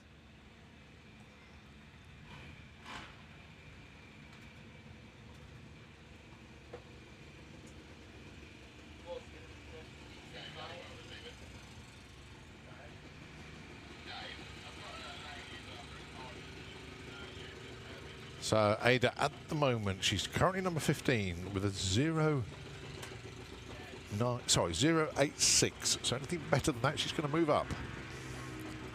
Well, it's a 0.9, so she's going to stay put. Consistent though. So she stays 15.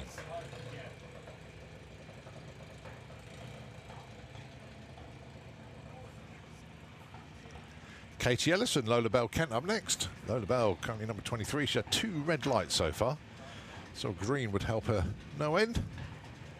Katie currently number 11 on an 0.63.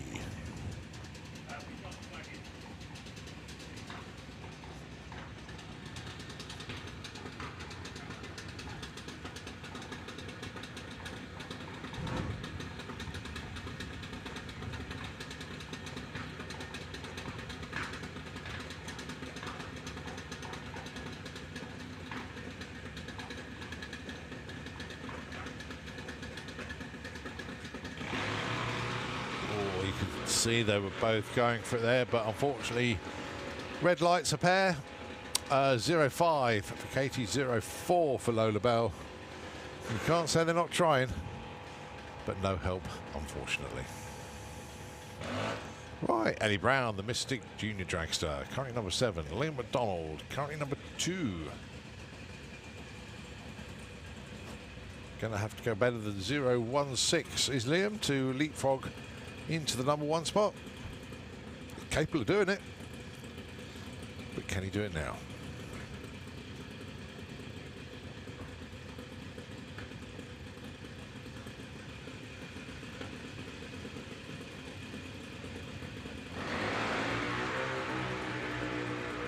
Well, Liam goes red, Ellie goes 0.6 to the right side, but no help for either. She'd already been 0.3.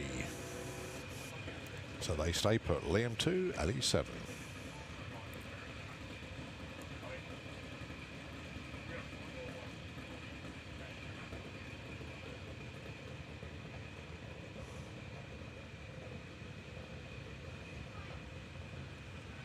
Purdy Hadfield and Harley Coursell, your next pair. Now then, Purdy number 6. A couple of 0.3 lights so far. Like to go a little bit better if she can. Harley Coursell currently number 14. Needs to improve on 0.81. Oh, Purdy goes red. Well, Harley's improved. He's only going to move up 1 spot though. 14 to 13.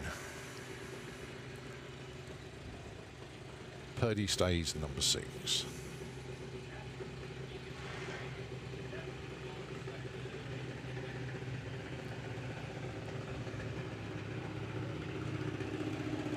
Luke Fulton taking on Neve Deavy.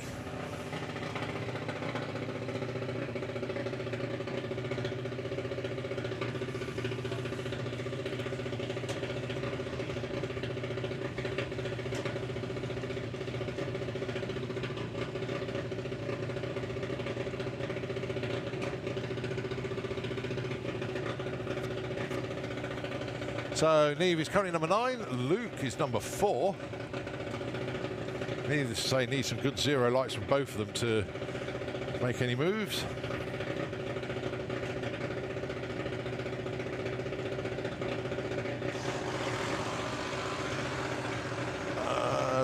Yeah, Luke is going to move up to number 3 with that one. Neve goes red, unfortunately, but Luke from 4 to 3. Nice move for Luke. Well done.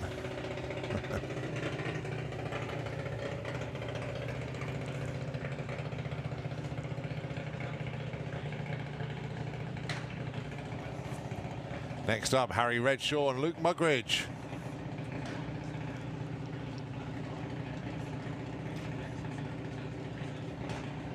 Harry currently number 18, Luke number 5.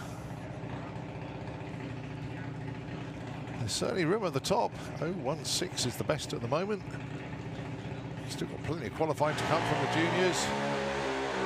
I told you there was space. Harry Redshaw, he's going to be knocking on the door. He's just moved up to number 2 with that one.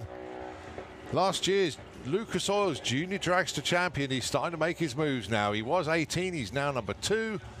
Luke Mugridge drops a spot because of Harry's improvement there. And that's the wrap for Junior Dragster for that round. We're going to see him one more time today. Next up, it's Super Gas, supported by Tony Morris Carburettors. We know Tony is tuned in. A very good afternoon to you, Tony, from Santa Pod Raceway. I know it's a very good morning to you over in Florida.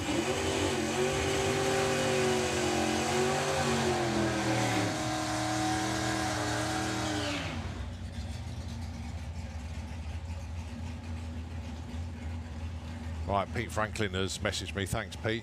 Yeah, obviously today was the Hurricane. The flights tomorrow are the Lancaster. Cheers, Pete. Thanks, mate. Right, Andy Harrison and Bob Molden for Tony Morris Carburettors, and of course Dave Gibbons with RDR here, supporting all of the racers, checking out to make sure they need anything carburetor-wise. And a lot of them are racing now for these very coveted Tony Morris Carburettors caps that are given to the winners. John Morton took one a few weeks back at the Festival of Power. Who's going to be winning this one? Right, Bob Molden and Andy Harrison.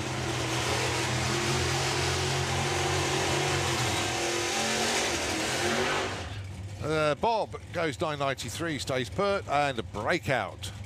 9.86 for Andy Harrison, just that little bit too quick. Good run for Bob, though. He's settled down nicely now. Right, Dave Fulton got to slow his car down by half a second. He's had 2 breakout runs. Both of them were 9.88. How about Andy Dibley with a Magic Rat, 9.903. Only good enough for number 2 because Colin Morris has got that number 1 sewn up. Someone's going to have to unpick the threads, try and squeeze one in there if they're going to do it, because basically Colin Morris is perfect.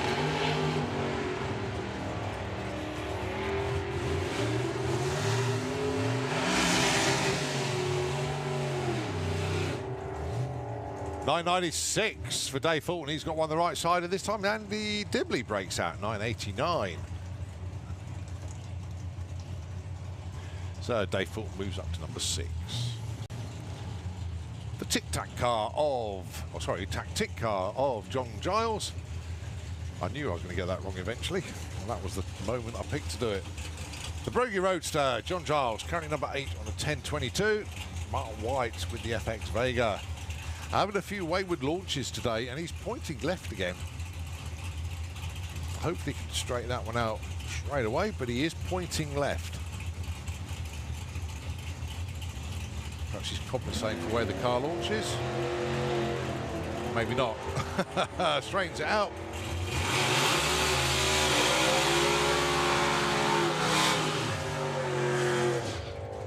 Chalky goes 9.89, breaks out. Giles goes 11.99.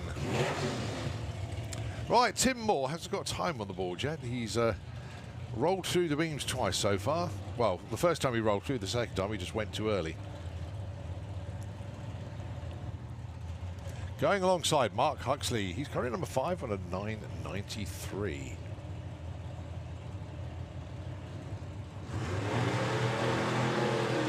Well, Tim's going to get a number on the board this time.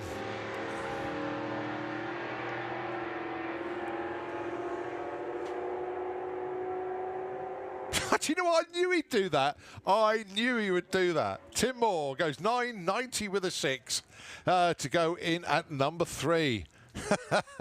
Great effort from Tim. 2 rehearsals and then he went live. The show came good when he did it. Well done, Tim. 990 with a 6. And that was Tony Morris Carburetors Supergas Q3. On now to VW Sportsman.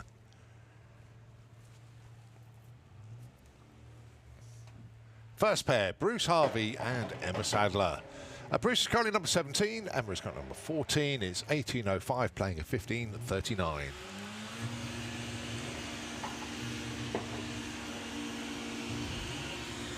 So Emma's definitely going to get there first. Gets a 16.37, no help. Bruce, 19.13, 18.05, again no help, a little bit off pace. Patricia the Passat. 1540 is the number that Hazel Carter is aiming for. And Lawrence Clark with the Thunderbug, sticking with that 13.60.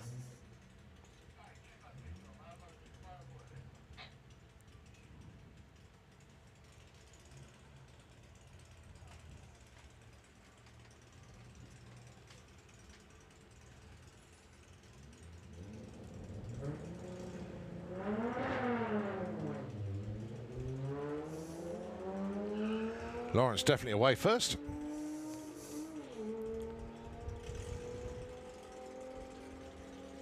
So 1360 his target. Gets a 1467, that's a second off. And a 1615 for Patricia, moves up 1 spot to number 17.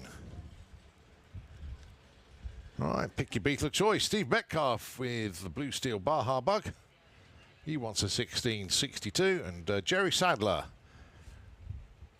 with the Blue Action Beetle, looking for 15.9. It's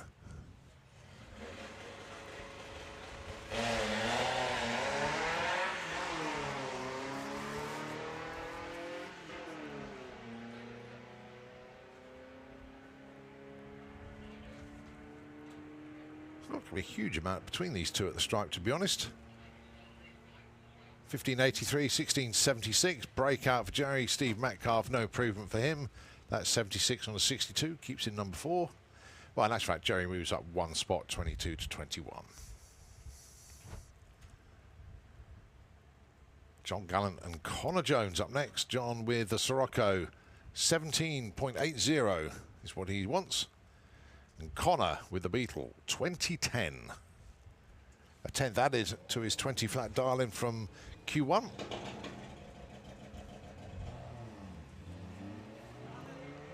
Oh, 001 red for John. That 50 quid is still up for grabs, you know.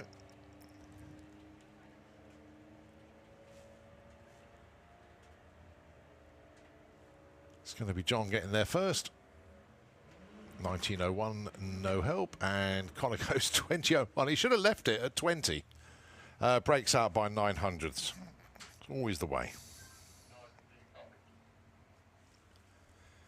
Polly Judge with Halfway to Hell, the Audi TT, going alongside the Dragon Wagon, the A3 of Phil Jones. Both of them dialing in the 15s, but it's Polly with a 1598 and Phil with a 1505.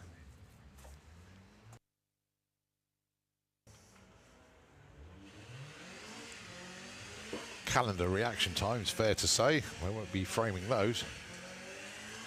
But it doesn't matter in qualifying. 1546, 1667. Phil moves up 1 spot. Polly stays put. Rory Anslow taking on Reese Finney.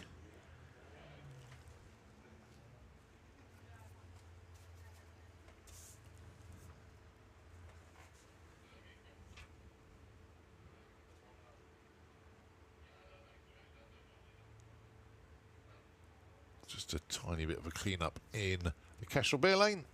Nothing much. And, well, already done.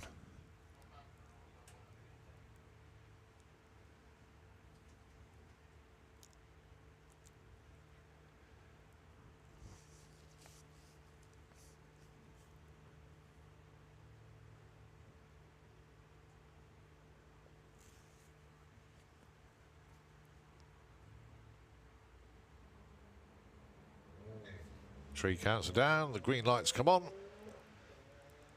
The hunt for the numbers continues. Rory Anslow should get to the strike first. Looking for a 15.30 with the Skoda. Gets a 15.9. Going to stay 12. And 17.24 and a 16.7. Reese stays 16. Right, Dan Brioche. The Loco Polo set a great PB earlier on today, going alongside Paul Robinson.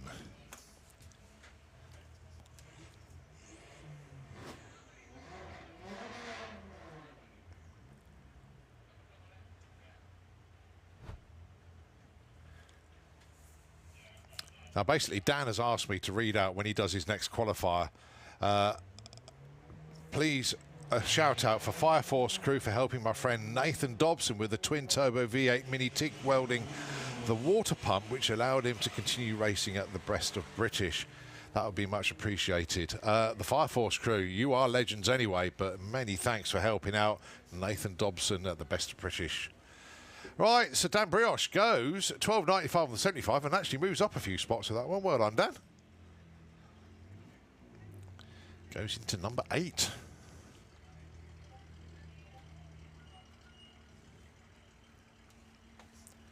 All right, John Crawford and Darren Walsh up next. The Craw Dog, number 7 at the moment.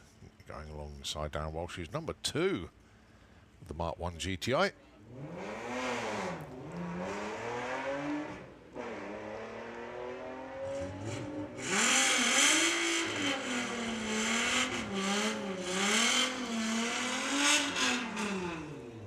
So what's the Craw Dog got for us?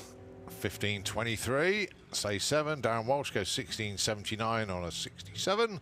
Stays put in number 2.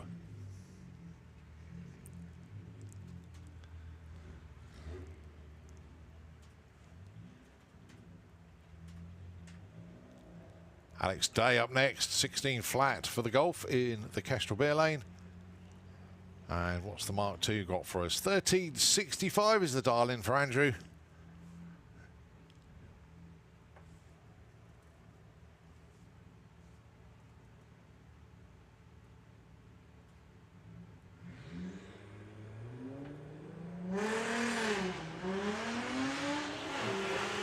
Well, 0.6 reaction time for Andrew Bambrick, and he got off the line first by quite a margin. But it doesn't matter in qualifying. If it was racing, you'd been a bit embarrassed for that. Whoa, but Andrew Bambrick moves up from 12 to 2 with that one. 13.69 on a 13.65. He made amends with a cracking ET there. Just 400ths off his dial-in. No help the other side of the track, though. 13.54. Stays number 20.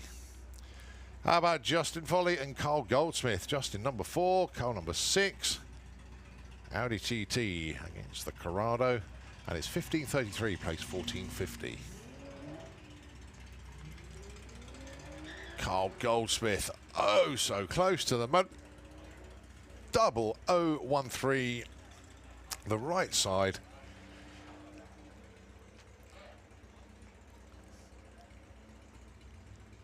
$15.24 is not going to help him on the ET front, and neither is $15.85 and a $15.33, but Carl, oh so close to a perfect light there. Morgan Wilson up next, 17.50 dial-in, had a brilliant run earlier. The car did not bog down at all. It has a habit of when she launches the car, it stutters and then it picks up, but last run, nailed it, got it absolutely spot on. More of the same, please. Yeah, done it again, well done. Martin Ayton doing well, 15.67 is his target. Good reaction time of a 0.3. Emmy went red, that doesn't matter, it's all about the ET. Martin's going to get there first. Crosses the line, goes 15.97 on the 67. Emmy moves up from 22 to 7 with that one. Goes 17.65. Nice move there for Emmy. Up to number 7. Lottie Bradford, her first appearance in VW Sportsman. She was a junior dragster last year. A dial-in of 23 seconds for Lottie.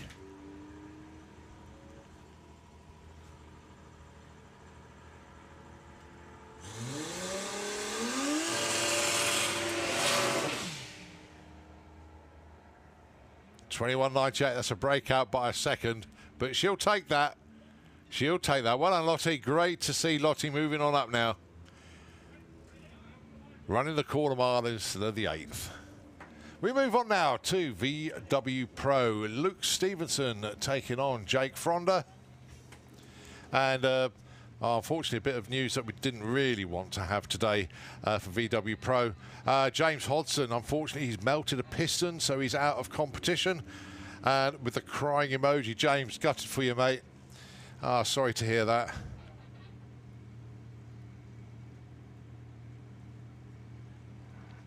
But yeah, melted piston, pretty terminal, I'd say.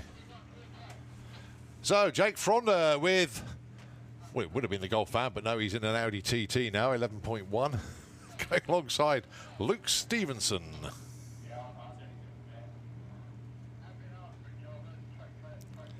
He's called the car Blue Rinse. I like that.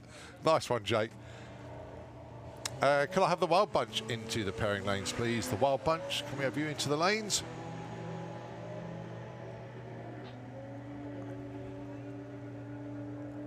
Cough and a splutter from Luke, then he gets it going again.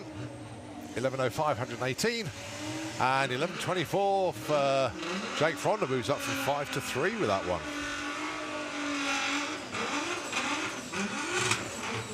Unmistakable sound of a VR6 motor there.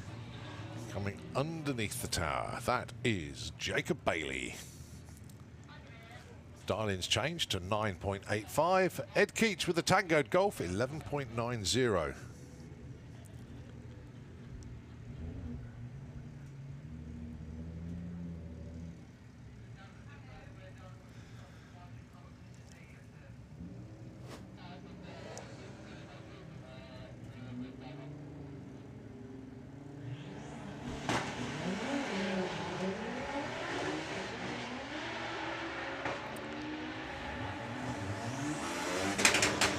Well, Jacob off and running. 10.24, 148. 11.98, 113. Ed moves up from 8 to 3 with that one. Jacob did actually improve his position, but because Ed leapt in front of him, he actually stayed number 7. If Ed didn't improve, Jacob would have moved up to 6.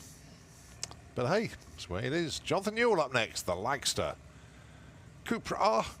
12.10, he's currently number 5. Graham Fairhead with the Misfit Type 3, looking for 11.2.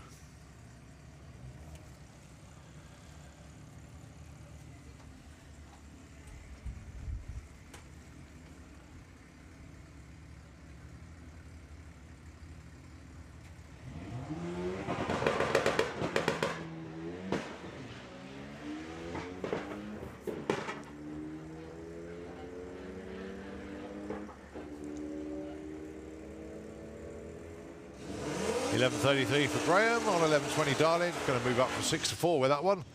No help for Jonathan, 13.8 on a 12.1.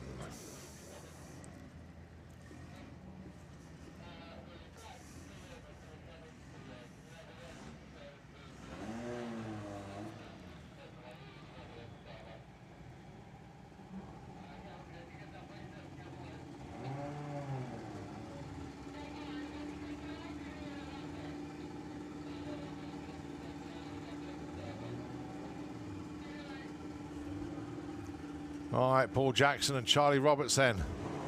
971 plays 12 flat. Charlie was like going to get the run in this time. Went 21 seconds last time out. It's going to be quicker than that, but not entirely sure it's going to be close to that 12 that he wants now. 13.71 at 100. Problems for Paul this time, 15.96. Charlie actually moves up 2 spots and drops Paul for 1. Phil Blogg with the Debt Collector caddy. Dial-in for him is 12.1. And Chris with the Green Goblin Beetle, 12.99.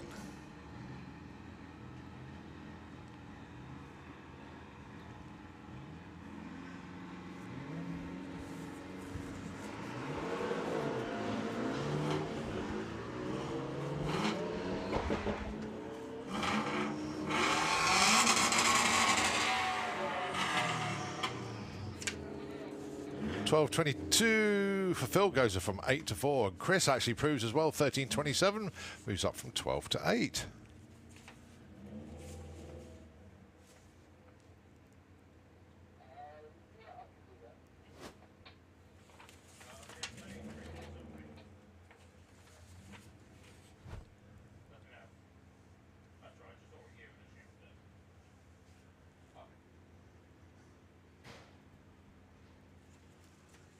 Right, a little bit concerned underneath the Ian Dale strip burner beetle. In fact, shut it off. Oh, that's a shame. He hasn't got a run on the board yet.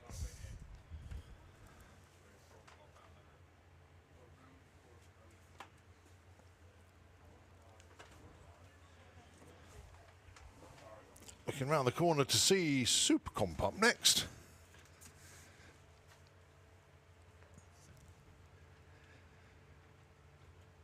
Getting towards the later classes in Q3. Well, I'll say later classes, approaching halfway actually. Super Comp up next. And 850 bike, Wild Bunch 950.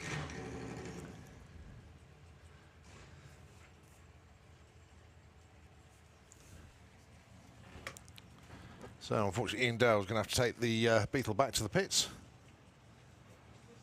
And fingers crossed he can get it all sorted out.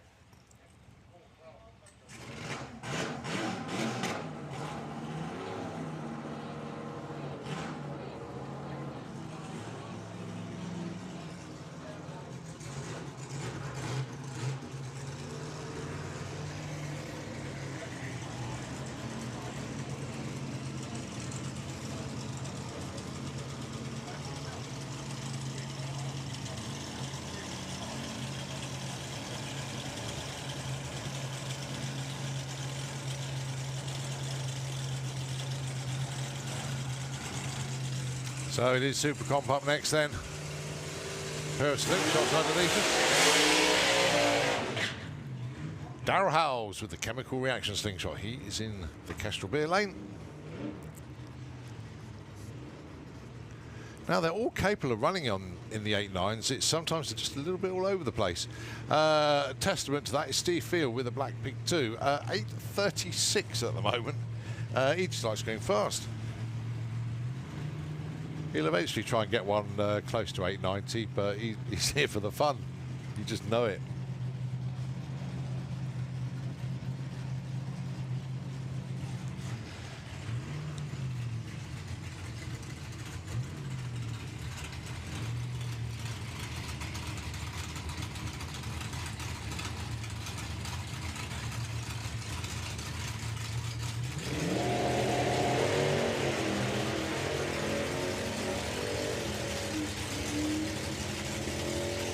Oh, Steve Field wiggling all over the place. That's one way of scrubbing off speed. Goes 9.26 against an 8.95 for Darryl Howes. Darryl improves his ET, but doesn't improve his position. But Steve Field does. 7 to number 4 with that one, a 9.26. The end result of weaving. Still went through 131 mile an hour. Very impressed.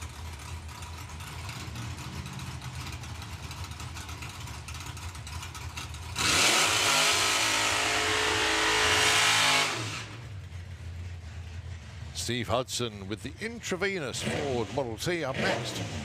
He is in the Auto Glim lane, going alongside Snake Eyes. The slingshot from Andy Clifford. Steve's currently number 7 with a 10.51. Well, we know he can run the numbers and he's done it. Andy Clifford currently number 6 with a 9.62.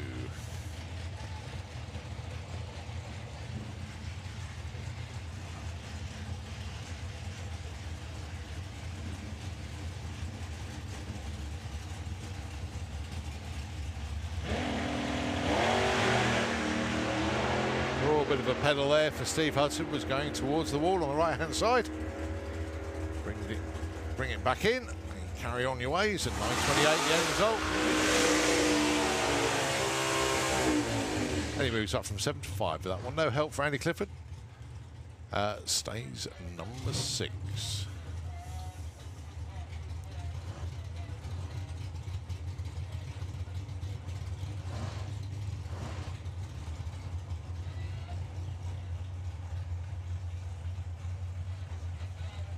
Next up then, Paul Hudson with the pension pot going alongside Richard Tunstall with the Roadster.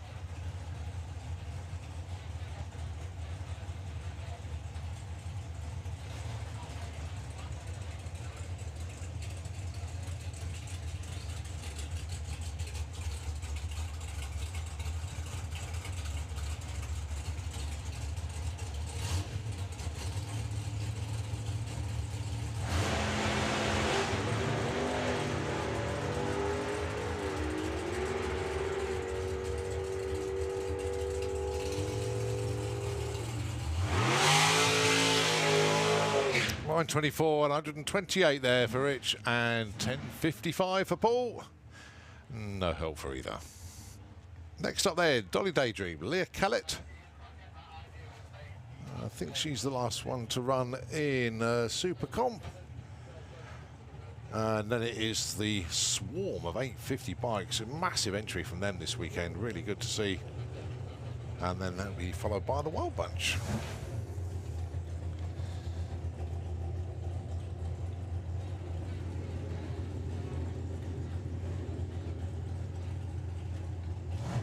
Well, Leah is your #1 qualifier at the moment, so she's going to stay there. Can she improve on an 8.92 with an 8?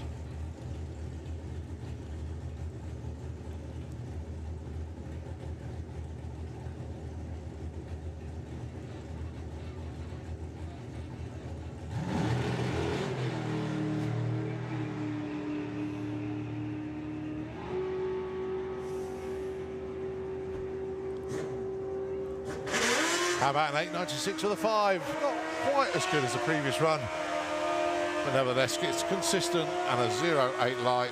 That'll do. It won't do for Pete, he wants more. But good runs nevertheless. Right, we move on to JKE 850 bike. J Rowe and Alan Morrison.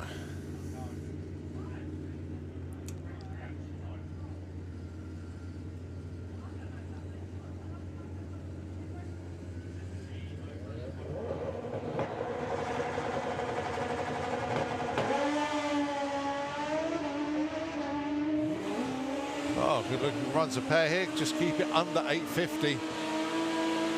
861, 857, that'll do. Alan Morrison stays 9, but J Rowe, 857 moves up from 8 to 2.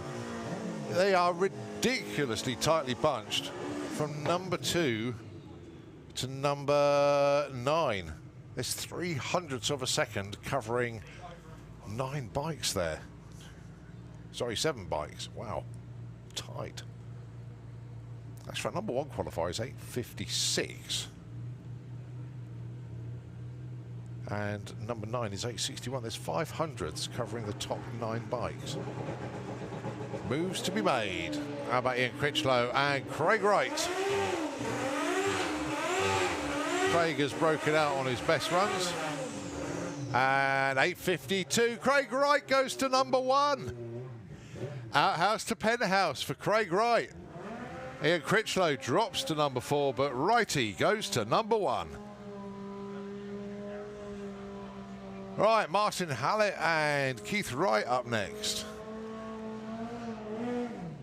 Keith Wright sits there waiting patiently for Martin Hallett to come up.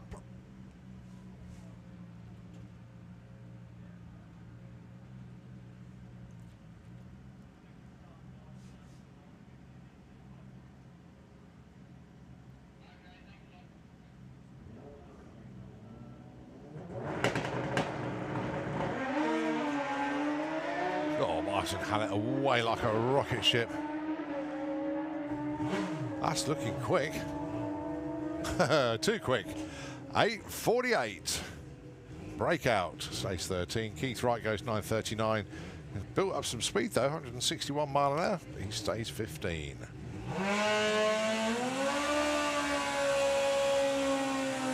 That's a bit of a worry. Leo Lester is down on the start line without his bike, so hopefully be back out tomorrow.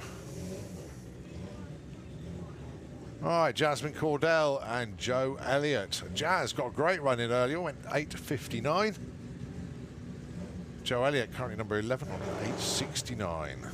In actual fact, every bike, well, the top 16 bikes are all in the 8s, 895.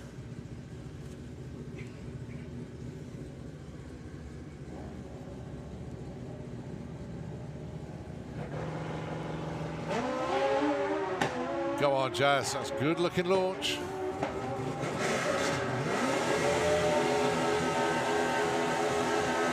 .884 plays an 876. Jazz stays 5. Joe, well, he stays put as well.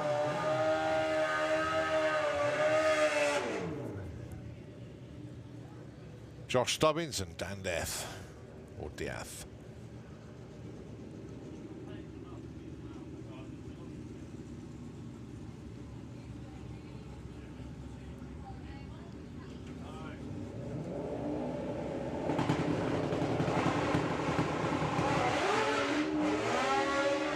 Oh, a little bit of a stumble off the line there for Josh.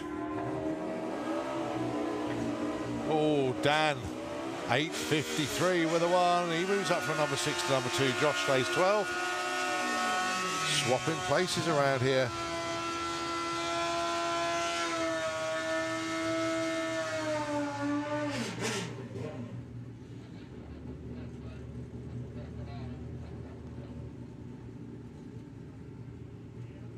Next pair, Paul Morris, Johnny Hines.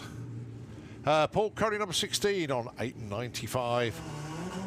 John is on 860, and he's currently number 8.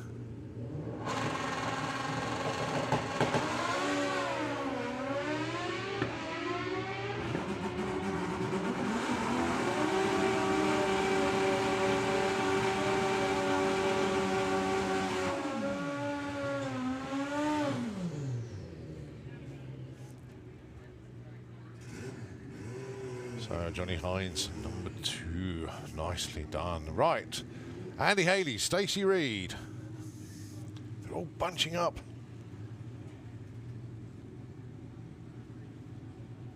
Let's have a look. Top 10 covered by 900ths of a second. Stacey Reed, currently number 4 on an 856. Andy Haley, 860, currently number 9.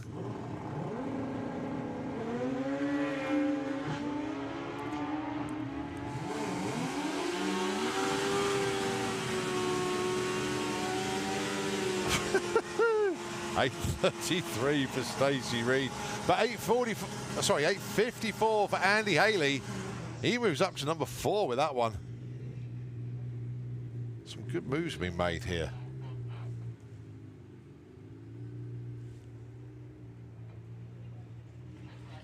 Gary Malone, Alex Gordon.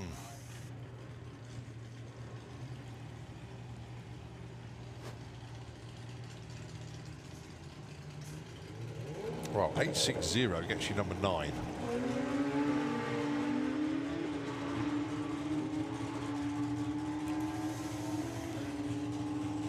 So these two get on. 855. Gary Malone moves up from 9 to 5. Alex Gordon goes 862, moves from 14 to 11. Oh, number 11 is less than a 10th away from number 1. Insanely close.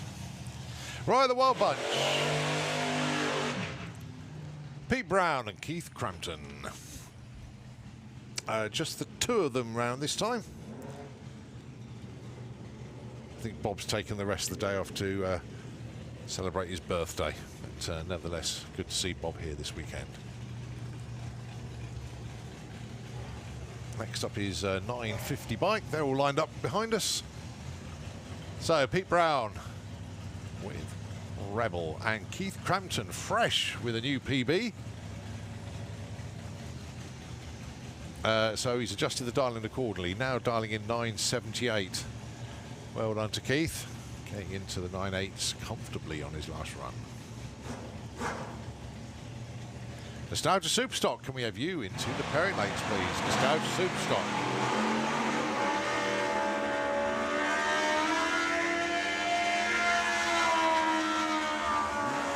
$865 against a 1032. Well, Keith, not as quick as his last run, but nevertheless, both getting down the quarter mile. Right, Dion Hartley and Rick Sawatsky, your first pair in 950 for this time round.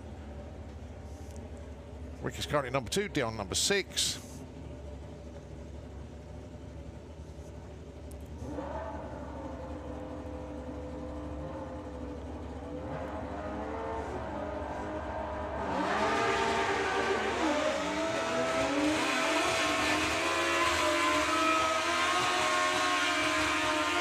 Rick's going to get there first with a 964, 122, stays number 2.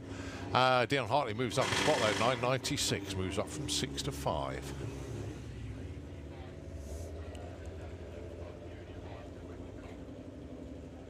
Andy Head, Brett Cordell, your next pair.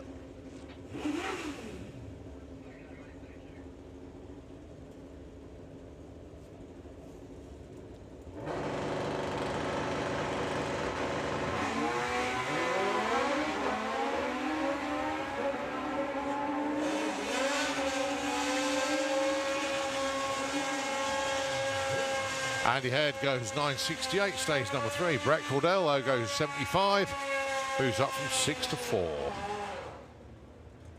Last pair, Phil Harrison and Dave Hall. Dave is your number 1 qualifier at the moment with the 952. And Phil Harrison, number 5 at the moment with the 991.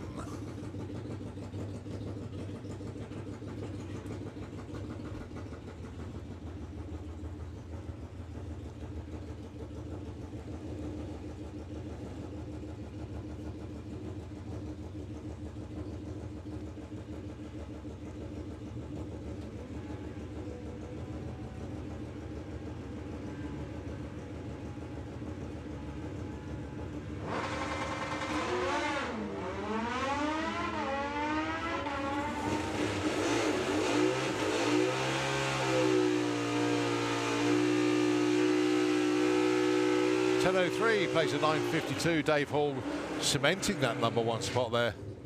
Very consistent indeed. Right, move on to ET Bike.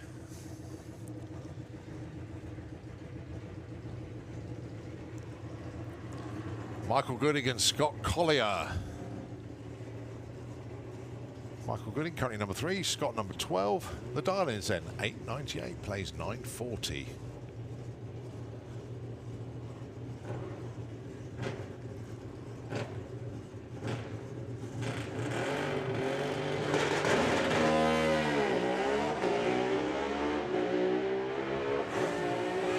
Great reaction there for Scott. 09. Michael Gooding goes 897. Oh, breakout by a smallest of margins. Scott goes 961 on a 940, so no help for either. They stay put. Michael 3, Scott 12.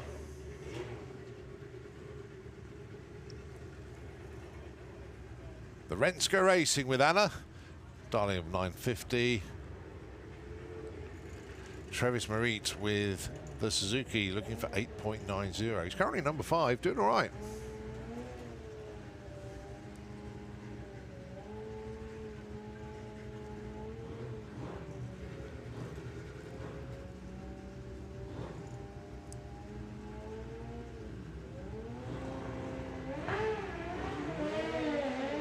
Oh, Travis a little bit keen to get away. Still going to get a number on the board. 926 plays a 956. Anna moves up from 11 to 6 with that one. Travis stays number 5.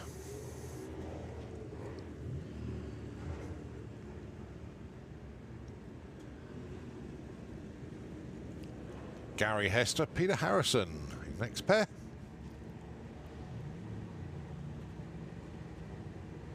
$8.75 plays $10.75.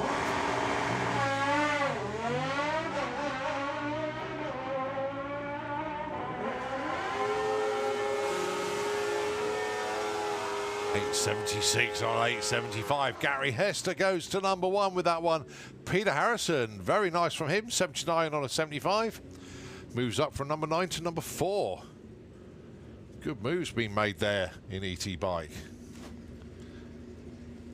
Paul Adams, now number 3. Matt Jones, currently number 10. The dial-ins, 892 and 898.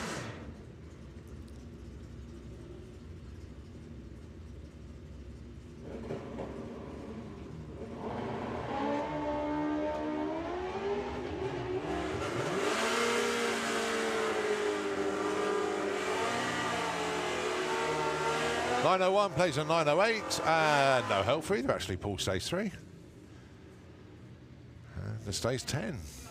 Right, next up, Patrick Marit, and his dialing is 905. Phil Pratt, with Satan's Lady, is 904. Phil being dropped to number 2 in this session. Needs to run a 904 or 905 with some change to get that number 1 back.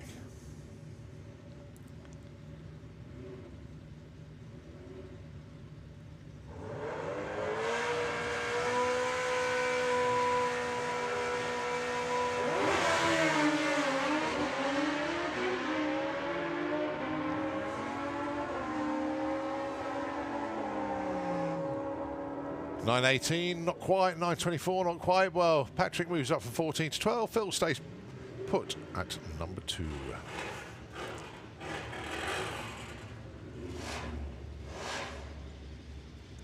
Alan Davis with the Suzuki GSX, dialing in 1205. And it's Dave Grundy on the Triumph, 1044.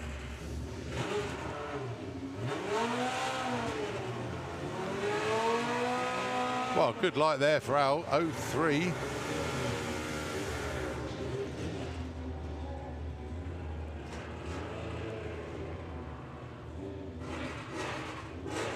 $10.64 plays 12.07.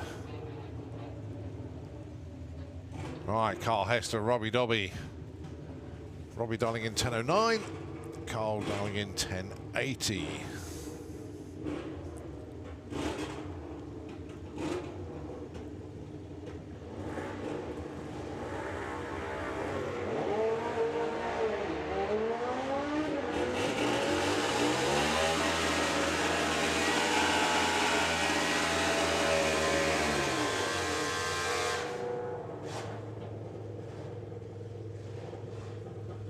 So look at the numbers then, 10.45, 11.26, 16 up to 15, but no help the other side, staying in number 9 from Robbie Dobby.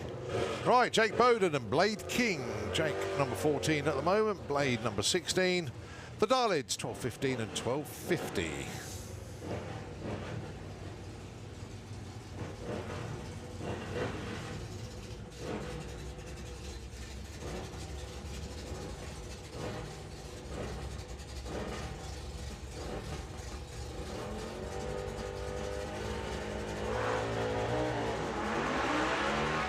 Off and running.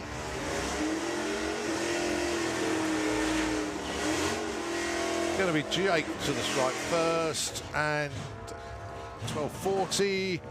No help but Blade King though, 12.53 on a 50. 16 up to number 3 with that one. Very nice indeed.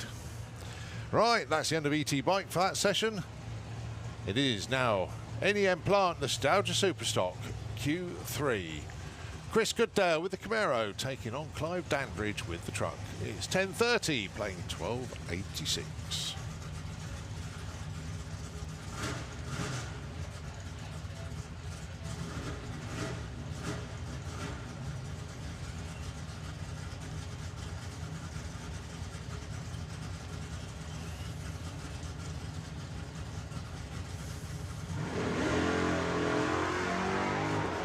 Well, the zero lights up here. Chris is going to get to the strike first, looking for that 10.30. He's been 10.35 already. Gets 10.31. Nice job. And indeed, from 7 to number 1. Your new number 1 qualifier, Chris Goodale. Clive Dandridge also improves. A 96 on an 86 moves up 1 spot.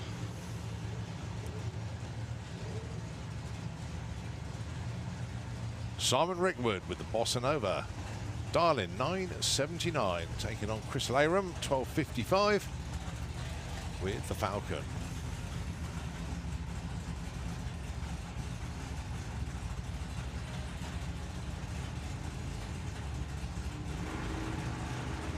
Both in stage, tree counts down, green lights come on.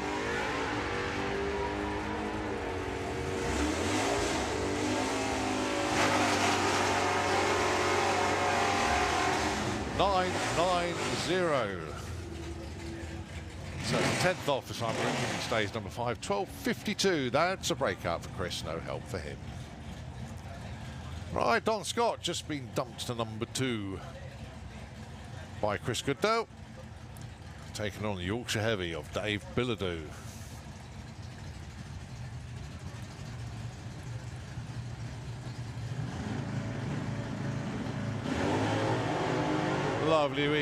Lovely wheels up launch there for Dave. Not such a good run for Don this time round. It's all about Dave. 988 on an 82. Moves up from 9 to 7. Don coasts through with a 12.90. Stays number 2. Adrian Portelli with the Charger taking on Mick Sharp with the Dodge Dart.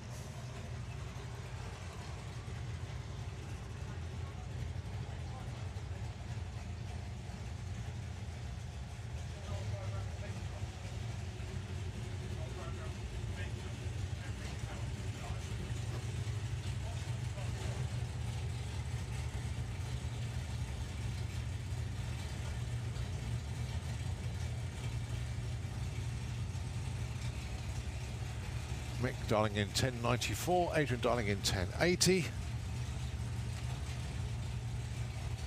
Mick is currently number 12, Adrian currently number 8.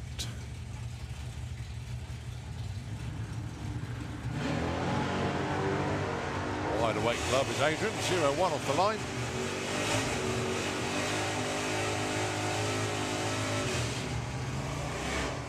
And 1079, breakout by less than 100th.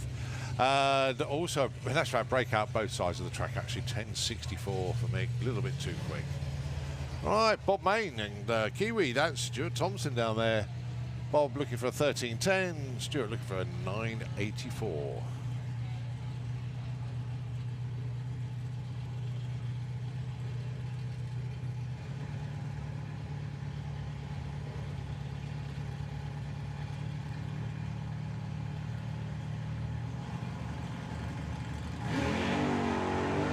Nice hard launch there for Kiwi.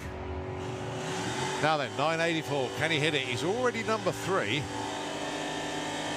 985, that could change it a little bit. It does. Stu Thompson goes to number 1 with that one. 985 with a 7. Good shout. And the screen changed before I could look the other side. Sorry about that. Right, Al Medley with the old timer. Looking for 1071.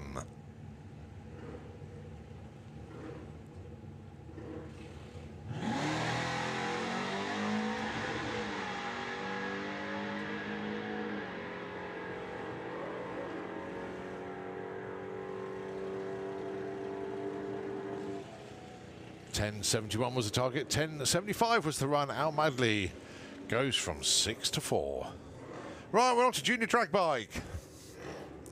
After that, a little bit of track prep, and then it is time. Oh, and that's right, got nothing in the lanes. Whoa. It will be track prep, and then get ready for comp eliminator and top fuel bike.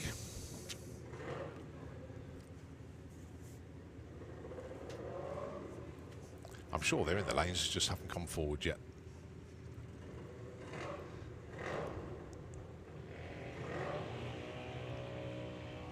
So this is Samuel Hope and Maggie Smallman. Sam looking for a 1350, Maggie looking for a 1452.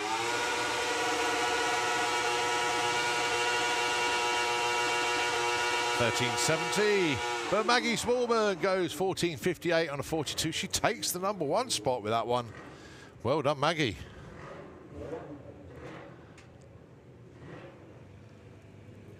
Casey Holgate and Lyra Humber. 8.30 plays 15.60.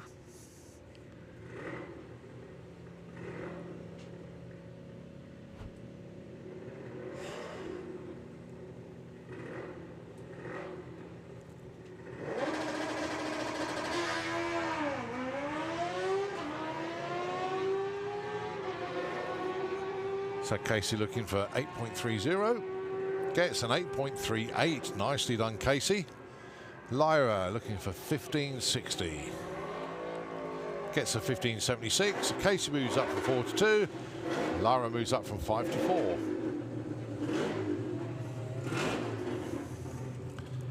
Right, Grace Pollen and Holly King.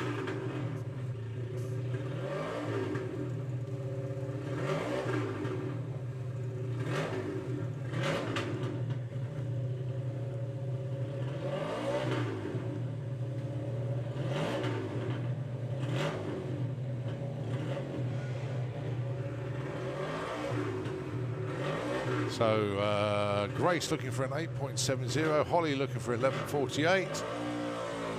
Holly's going to get there first. Oh, nicely done, Holly. Up to number one there. 300ths off. And, yeah.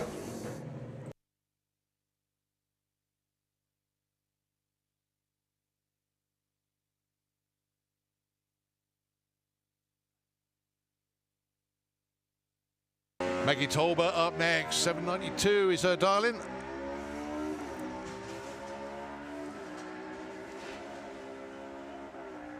.809 moves up from 7 to 6. Right, a little bit of track prep, and yeah, they're there. Of course, they're there. Comp Eliminator for their third and final qualifier today, followed by Top Fuel Bike. But a little bit of track prep first, so time to take a breather in the tower.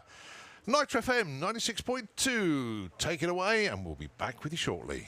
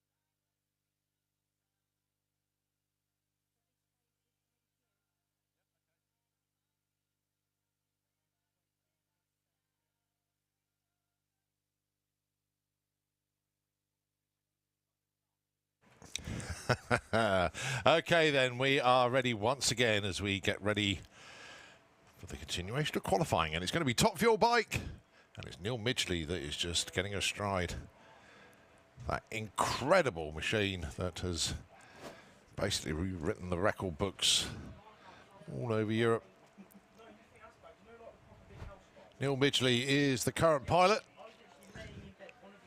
having formerly been ridden by a man actually on the team. It's Ian King, then Fast Phil was a rider, but now Neil Midgley, and Neil already into the fives on this machine, and he did that. And I think only his, first few passes? I think it was his second pass, he ran into the fives. Running sub 1 second 60-foot launches.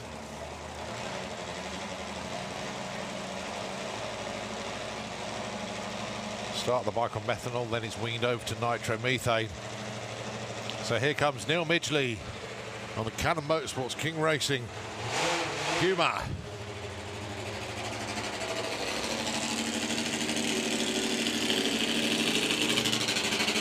And not to be undone, it's Top Fuel Bike to the fore now. 6.85 is where Neil was.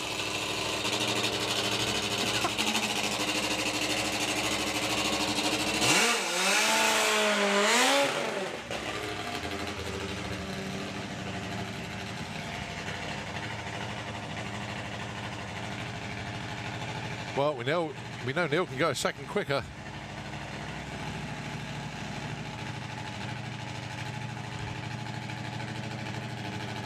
Just a case of getting comfortable on the machine. Pegs relocated for his feet so he can get a better riding position. The throttle actuation reset for him. So a fair bit of engineering going on at Cannon Engineering to get this bike absolutely spot on for Neil. So here we go then, Neil Midgley up to the line there. Top Fuel Bike qualifying session number 3.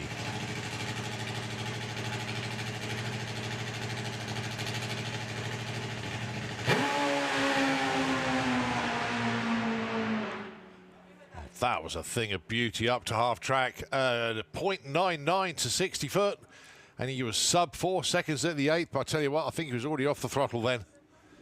The testing and development continues for Neil Midgley, but very, very nice launch indeed. Arrow straight, 2.6 to 330. Outstanding. Right, we should have a pair next. Al Smith, the PBR Rocket, and Steve Willett with the dealer. Got to say thanks to Amy Watkins for looking after me. Amy, that was a bit of a surprise. Thanks very much indeed. But greatly appreciated, Amy. Thank you.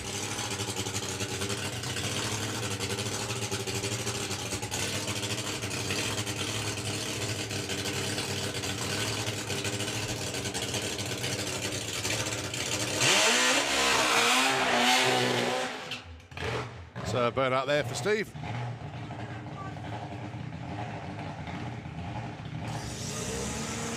As the rocket fires up underneath us.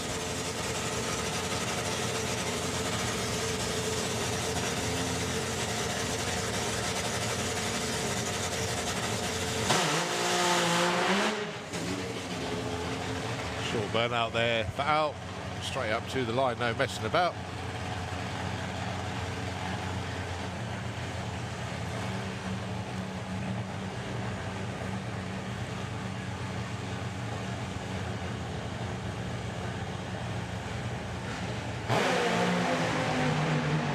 Cylinders going wet there for Al Smith. You can see the pipes chucking out raw fuel as he launched. And so busy looking at Al's bike. Didn't really see what happened to Steve there, but similar issues. 10:32 for Steve, 11:06 for Al. Well, Steve's already through the first exit. Now just coasting towards the finish line. So move on to Trackworks Comp Eliminator. First up.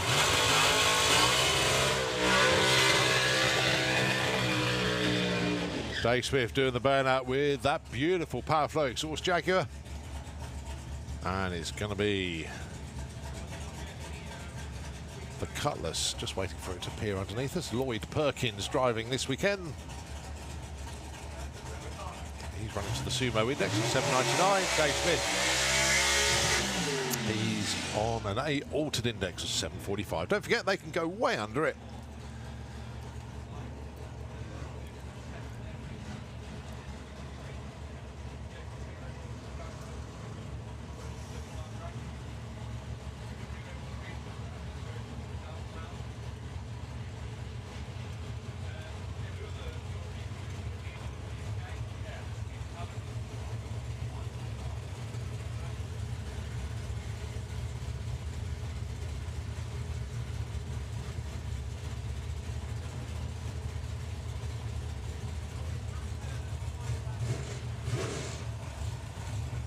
So currently Lloyd number 6, Dave Smith currently number 7.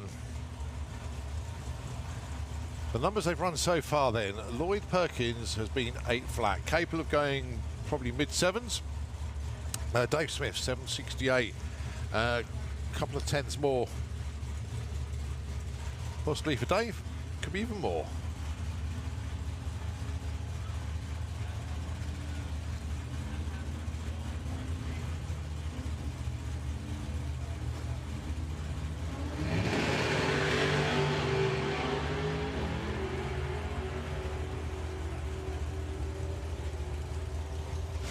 Side by side to the stripe. Dave goes 7.73, Lloyd goes 7.87. Good improvement. Oh, but look at the reaction time for Dave Smith. Look at the reaction time there, 0.001. Oh, you can't get any closer to a perfect light without the red coming on. Oh, problems for Nick Williams being pushed back. So they're going to be down on a solo in the Williams Brothers Racing. Chevelle's got an index of 10.61. He's already a number 1 qualifier. Front wheel's going to come up sky high. Nicely done, Dan. Beautiful landing as well. Those Sandhuff shocks doing the work. Clicks it slightly early. 10.05 at 108. 142 to 60 and 614 and 100. In actual fact, I can't believe he did that. His 8th mile an hour and his quarter mile an hour were exactly the same, 108.84.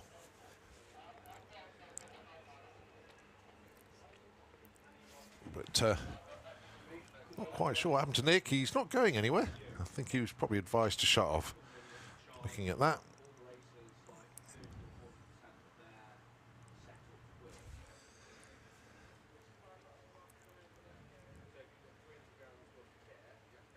Yeah, the tractor doing a little bit of work in the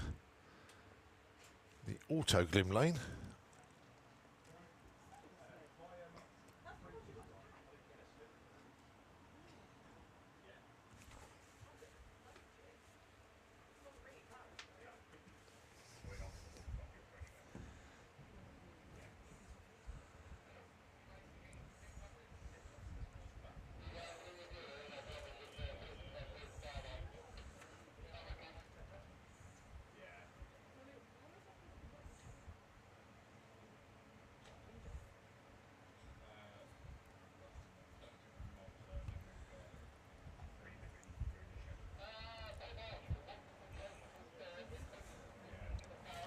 So, yep, still a little bit of a clean-up out there. First looking around the corner, we can see Super Street bike lined up. See the rest of Comp Eliminator around there. Can see Sportsman ET.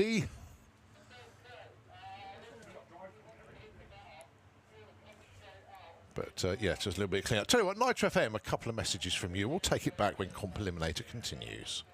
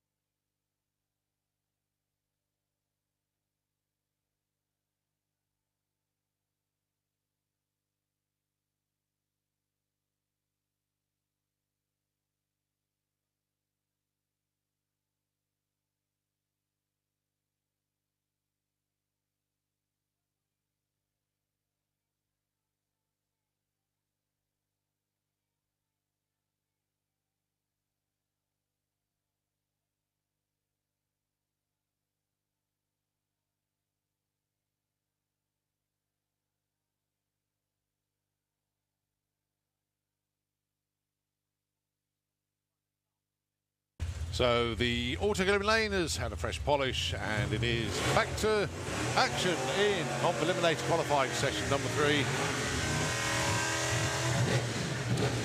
3. Nick didn't want on his own, so he said, get Spencer around and run with me. So Spencer's joined Nick. The two Williams brothers racing 69 Camaros, running side by side. Indexes there, Nick is 1140, Spencer is 1155.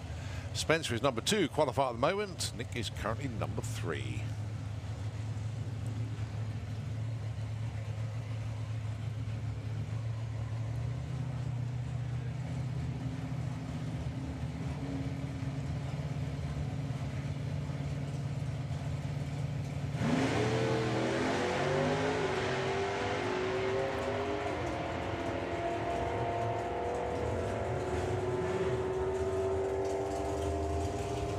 Spencer goes 10.97, Nick goes 11.07. Spencer stays 2, Nick stays 3.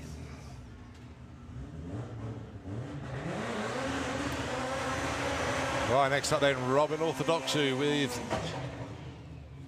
the Chaos Brothers Altered, taking on the fraudster of Kev Jenkins. Kev's having actually a great weekend, 766. Robin's in the 6s, 696 with a 9 so far. Comp Eliminator really becoming a very competitive class indeed. A lot of people running away under their indexes, which is all about. Given engine size, given overall weight, and a combination is worked out as what you could run, and then you just go far under it as you possibly can.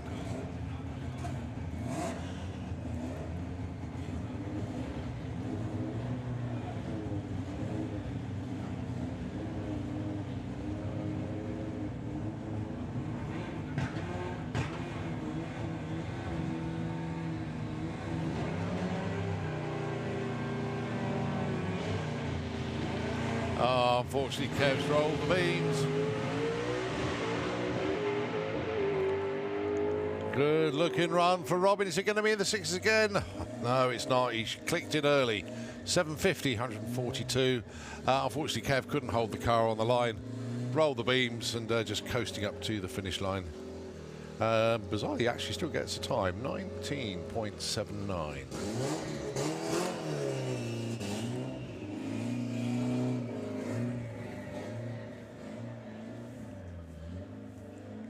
Simon Crowley with the Trailer Queen, the Mark 1 Golf. He's still running in. I do like the fact front-wheel drive car. I think got a 2-litre engine in there as well.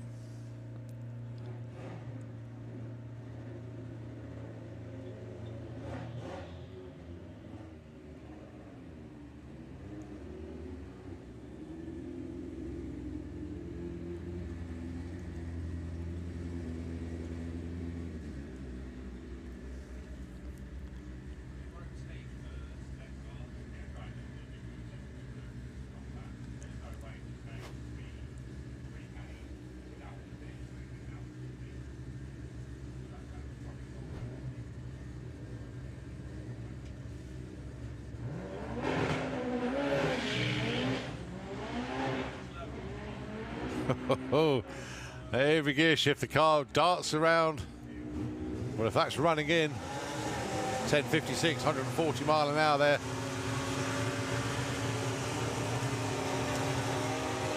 Simon Crowley gets qualified. Right, we move on to Taylor's Trophy, Super Street Bike. Margot Schmidt taking on Mark Hope. Margot currently number 6, Mark number 4.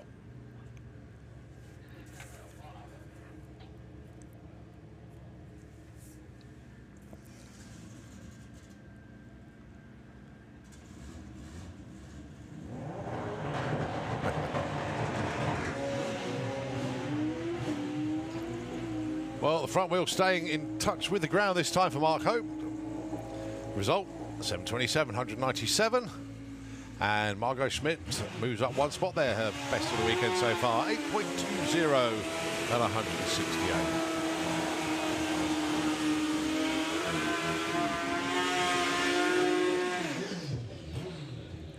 Steve Venables and Mark Dainty up next. Steve on a 6.95.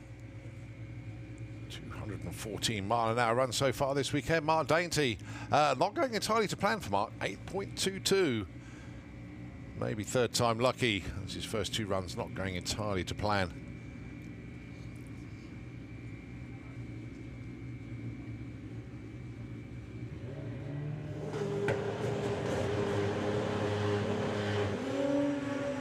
Much better for Mark than Steve Venables. Oh, huge wheel stand as the power came in there for Mark Dainty. Steve Venables goes 710, 197. He was drifting towards the centre line, but Mark Dainty, when the power came in at half track, the front wheel just lifted. And yeah, a bit of a bucking bronco there for Mark in the end. Thought that was a good flat launch run, but no, Mike had other ideas.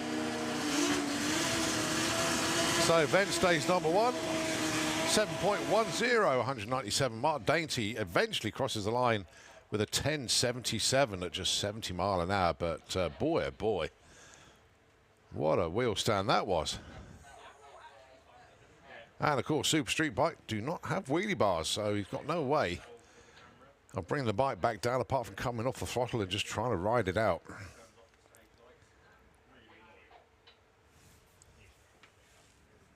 The track's clear. Just the spotters just having a look because that came down quite hard.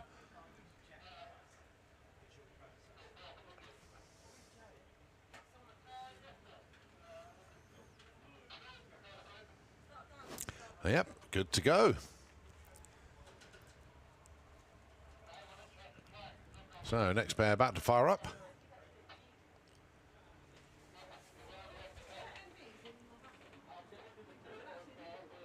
I think.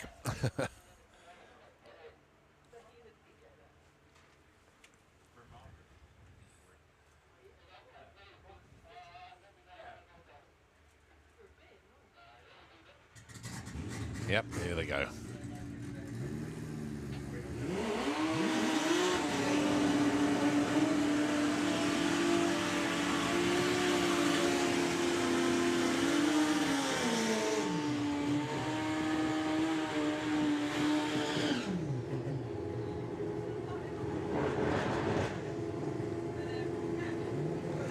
Well, I'll let this pair go through, then I'll tell you what I've just received. But unbelievable picture. Ross Morrison and Alan Morrison Jr. Ross currently number 7 with a 10.37. We know he can go quicker than that. Alan Morrison Jr. knocking on the door of the 6s this weekend.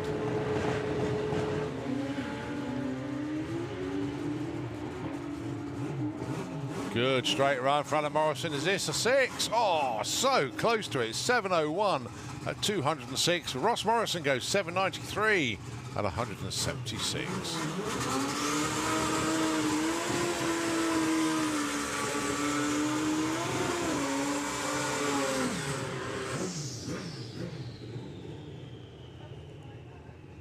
Right, move on to comp bike.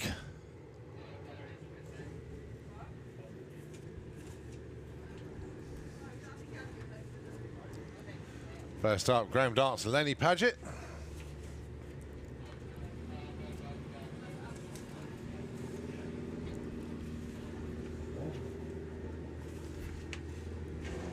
So, SuzukiPerformanceParts.com, title sponsor for comp bike. Oh, lots of wheel spin off the line for Lenny Paget. Graham Dance disappearing into the distance. Graham currently number 2 on a 7.47 and reverses it this time, goes 7.74. Len goes 10.39 at 121.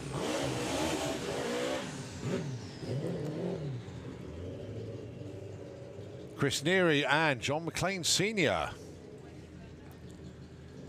Got to say, whilst you've got a quiet moment, Callum Pudge, thank you so much for that picture. We tell you what, we said Mark Dainty was pulling a wheelie. We lied. He went airborne, both wheels off the track. Callum has got an angle on this one. Literally, the bike, I would say, is about 45 degrees. Whether it was still going up or coming down, I don't know. But the back wheel was off the deck as well. Phenomenal picture.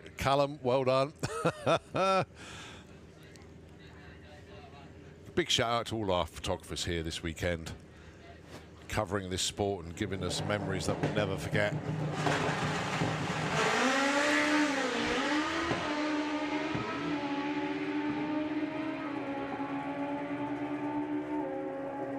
.828 plays 8:31. John McLean Senior moves up from 8 to 6. Chris stays at number 3.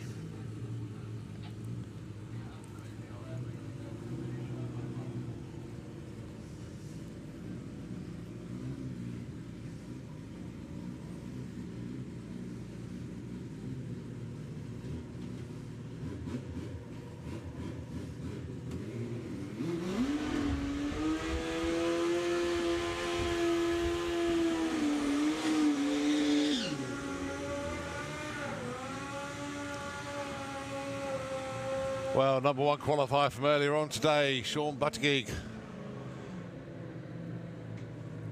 6.74 at 210 miles an hour he went, going alongside Mick Wynyard, number 4 qualifier, 7.96. What can Sean do? It's almost a super street bike, but the wheelbase is longer. It's a different rear tyre. So in other words, it makes it illegal for super street bike, but 118 to 60 foot, trying to keep it away from the centre line. He does, but he had to click it and coast. 771, 131. Mick Wynyard goes 792, 178. That's his best of the day so far. I'll tell you what, when Sean gets that bike arrow straight and just can nail it all the way through, goodness knows what we're going to see. I think we'll see something quicker than 674. Right, Jordan Kenway, Dave Thomas.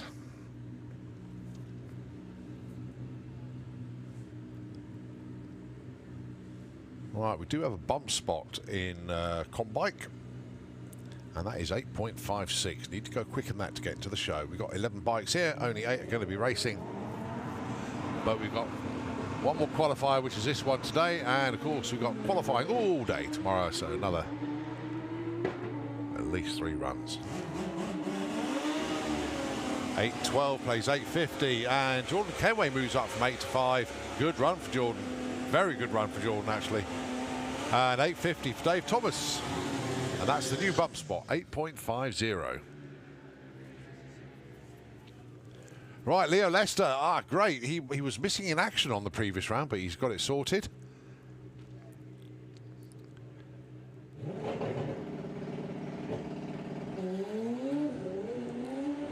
Bit of a short shift there to keep the front wheel down. Goes 8:31 and bumps himself back in. And that is the new bump spot, 8:31 in the Combike. Right, next up, Funny Bike. And Roger Moore, I think, is next to take to the track. Fresh from his PB earlier on today. Outstanding past 7:59 with a 6.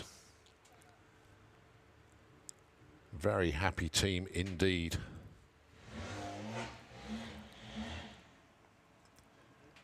Oh, did start, but didn't remain lit.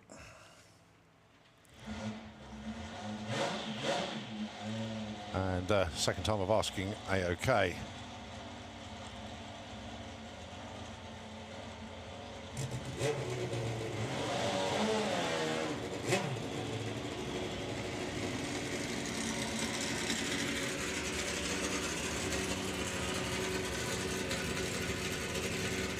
Got the goose for company, Louis Davis.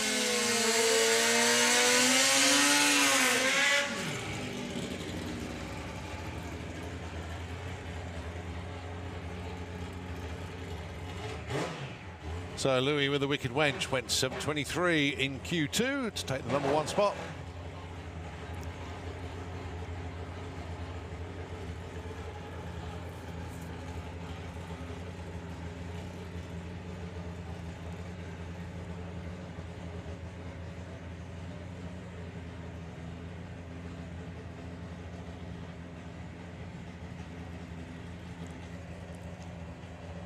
So Rog, can he go quicker than 7:59 for another PB?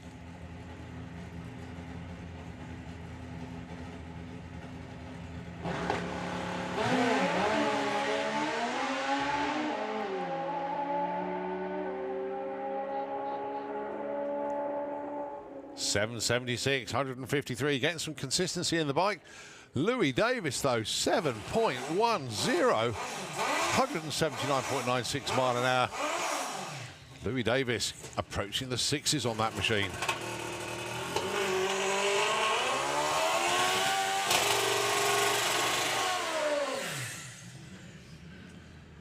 Dave Peters on the Rigaboot Express. Currently on an 8.6. Should be able to get into the sevens if everything works out well for him.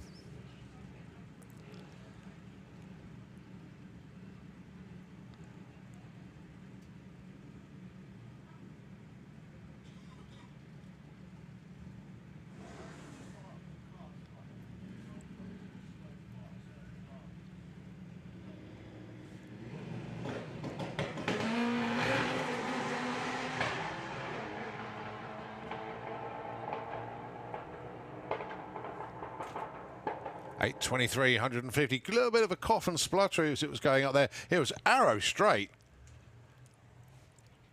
But the bike not 100% happy at the moment. But they'll work on it overnight. They'll get it sorted. And tomorrow's another day. 3 qualifiers. And fingers crossed they get that all sorted. Right, move on to Hutchison and Dibley Sportsman ET. And it's the Hulk MX-5. Going alongside Chris Redshaw with the Odyssey Battery Mustang. Chris, the winner at the Festival of Power. So he's the one with the points lead at the moment.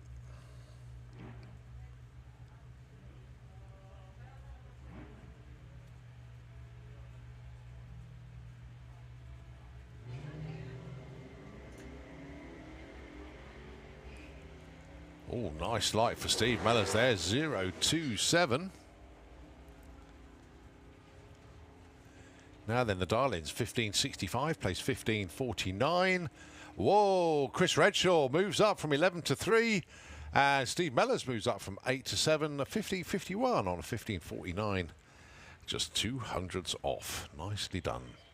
Right, Clive Dandridge with the truck, 12.96. Chris Wynn with a little Alfa Mito, looking for 15.90. Clive currently number 15, Chris number 9. Idea being, well, they're all qualified, they just want to get nearer the sharp end. Because points are actually awarded in qualifying as well as eliminations. And the further you up the qualified order, the more points you earn. Quite simple.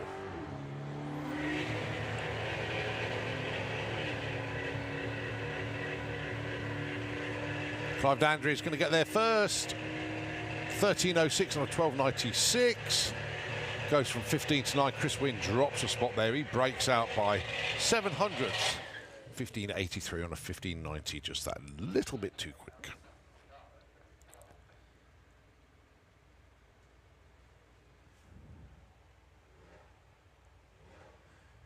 Ashley Simons with the Dream Wrecker Skyline. Dial in 13.32. Chris Cresswell 15.40 with the Fiesta ST.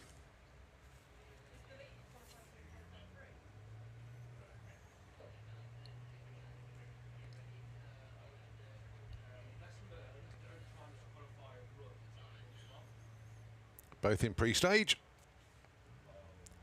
8 inches further forward, puts them into stage. 3 counts them down, off they go. Good reaction time there for Chris, a 0.87. She's going to get to the top end first. His dial-in is 13.32. Gets a 13.29. That's a breakout by 300ths. 15.49. That's the right side, but no improvement there for Chris. He stays number 8.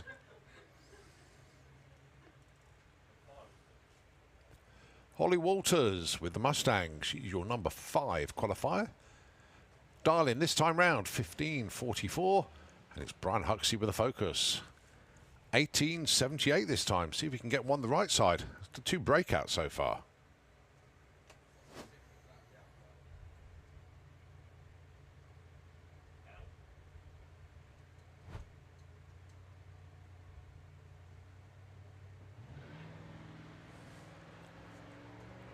.023 reaction time for Holly. And she will get to the top end first. 15:44 is the target. 15:47 is the run. Now then, she was already number 5. She moves up to number 4. And this time the right side for Brian Huxley. 18.92 on a 78. Moves up to number 13.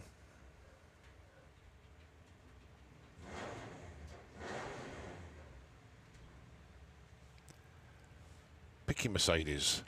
Kirsty Tram. 14.22 the darling. Dominic Hensham with the C63 with 6.3 litres under the bonnet. 12.45.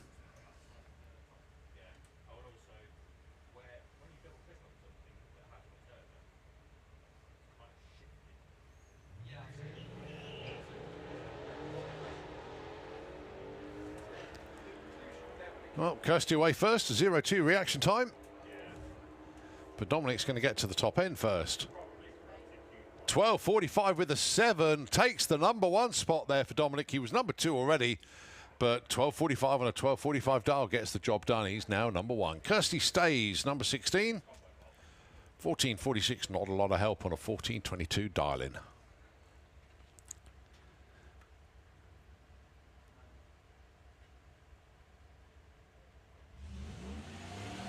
So Jill Medley being dropped to number 2 now.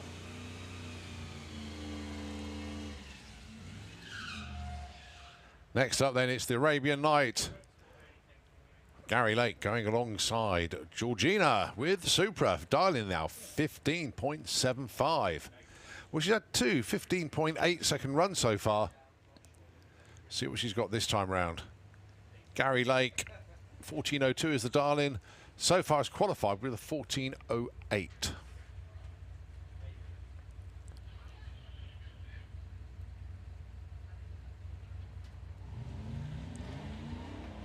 Georgina tried to cut her light there. You can see the car rolling before the green, and Ford's just tripped the red beam on there. 06 red, but it's all about the ETs. Gary Lake looking for 14.02, gets a 14.06. Georgina 15.86 on a 15.75.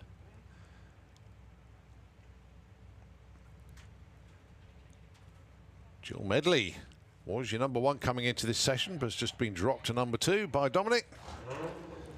Tom Atkinson, currently number 14. 12.23. The dial-in is 12 flat. Jill is 12.47.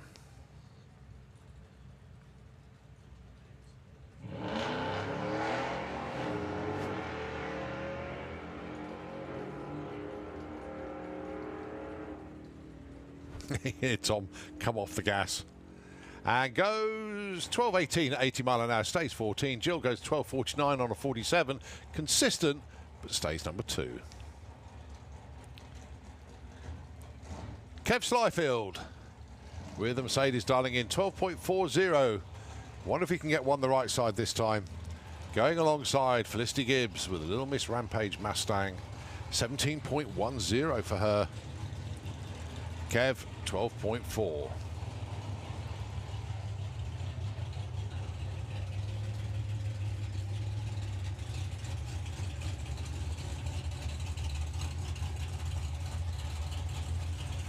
Both the way well. Kev with a 0-2 light there.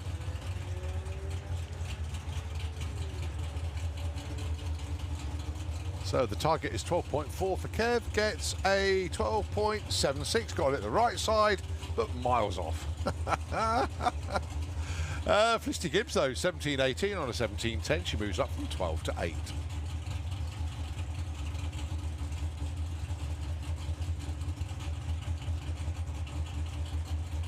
Right, it is time now to start our 4th session of qualifying. And it is Modjestang Pro ET.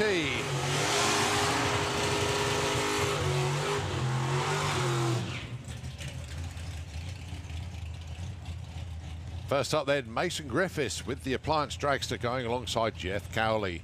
Now, Jeff normally sticks with that 9.30 dial-in, but no, he's given in, and it's 9.28 this time round. Mason Griffiths with the appliance dragster, 9.13.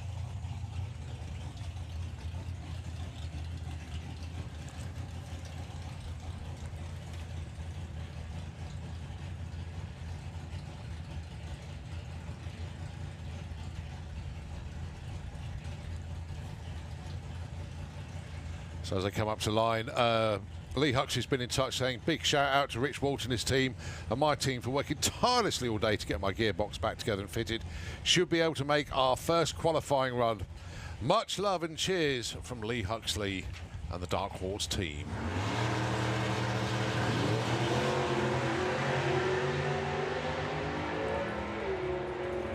Well, 008 red for Jeff, 010 for Mason. 9.23 is the run for Mason. Jeff goes 9.41, and guess what? No help for either. They stay put.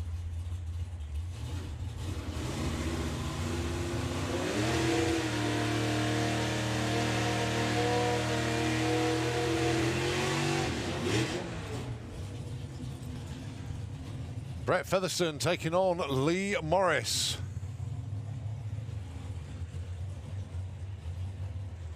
The Darlings End, Lee Morris 10.05, Brett Featherstone 9.57.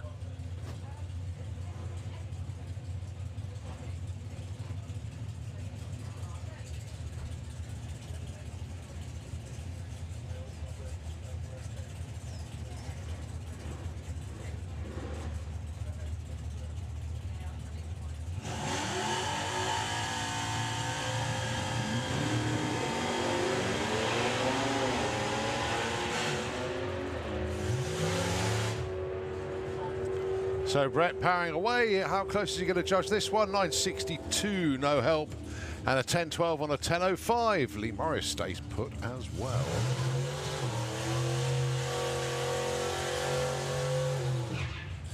Well, as we just read out the message from Lee Huxley, got the transmission fixed finally. So he's going to make his first qualifier here. Massive thanks to his team. Massive thanks to Rich Walters and the rest of the team over there as well. So Lee Huxley with the Dark Horse Mustang. He dials in a 9.50. His first run here at the Springspeed Nationals. Going alongside Al Medley, dialing in a 10.71.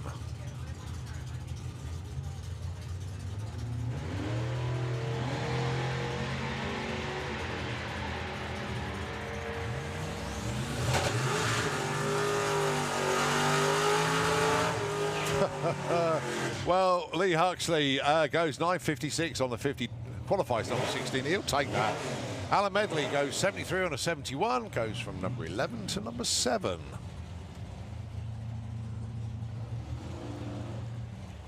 Dave Rudd with the Banzai Cobra, dialing 9.60, and it's Mark Huxley with the Can-Do 2 Reborn Corolla, 10 flat. Dave Rudd currently number 23, Mark Huxley currently number 15.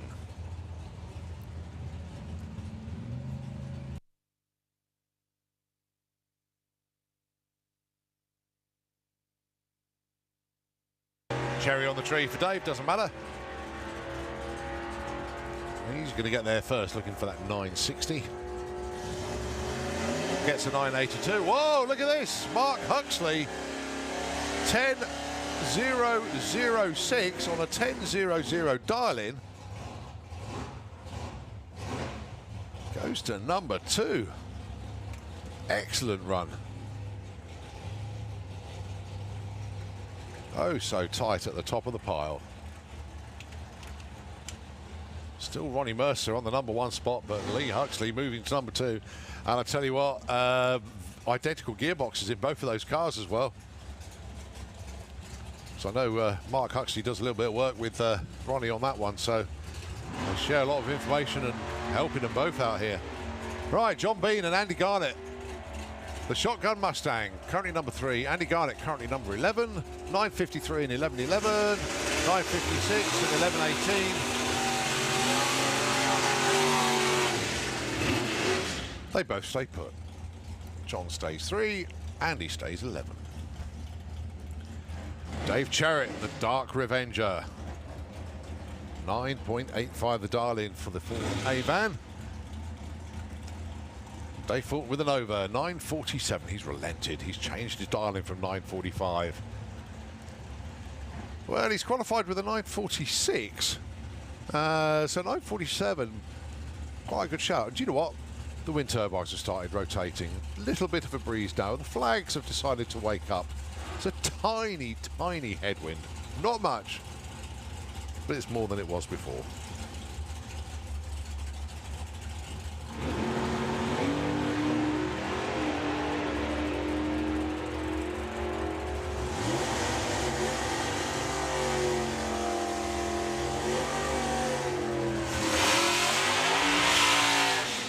Dave Fulton goes 9.55 and a 10.01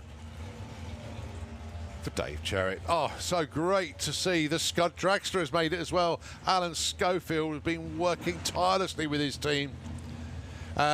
Basically, the message reads from Sharon, put a massive shout out to all the drag racing family that have helped us this weekend, especially Tony Adams for getting up early to rebuild the transmission, and also Dave and Elaine Hancock for providing the car and drive to Tony's at 5 o'clock this morning. Dedication for you. Now all we need is Alan Schofield to get a good run in here, get himself qualified, and it'll be happy days and all worth it. Come on, Alan, come on. At 9.74, he's got a number on the board. Got a number on the board. That's what counts. Doesn't matter he's 24th. Got it from A to B. Well done, Alan. And I missed what happened in the other side of the racetrack then. I do apologise. It was a 10.46, I think. But no, a screen changed too quick. I missed it. Apologies. Right, Marie Mills. Looking for a 10.42. Will Clark, 9.77.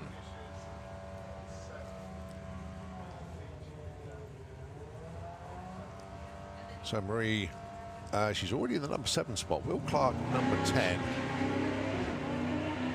Will go for the perfect light and just missing it. It was a 009 red. Will Clark goes 9.81, no move, and 10.58 on a 42, no move for Marie. Marie stays 7, Will stays 10.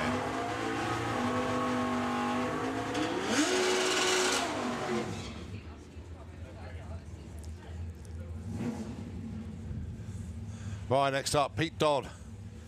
Flying in testing yesterday. Getting some great numbers there, all in the 9.0s. What we got this time? 9.11 for this one. Tom Kay with the Black Belt Racing Dragster, 9.12. Is where he wants this one to be.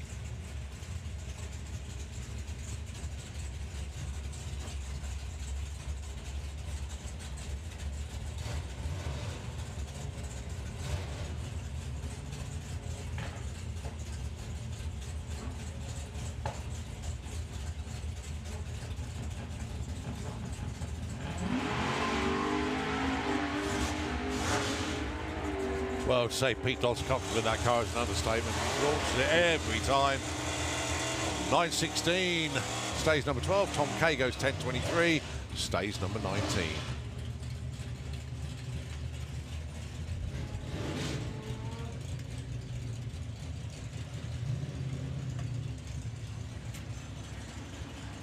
Right, next up then, it's the Rattler, Dan Holloway, going alongside Dan Fulton. 10.05 plays 9.05.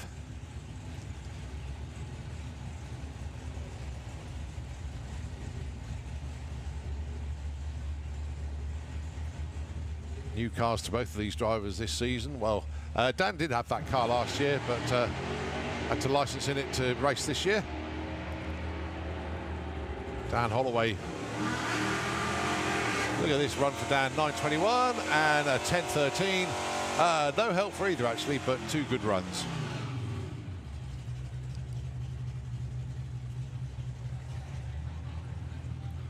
Neil Watkins with the Purple Express pickup. Dial-in of 11.24. Nick Mugridge certainly got the car working this weekend. Dialing in 10.45.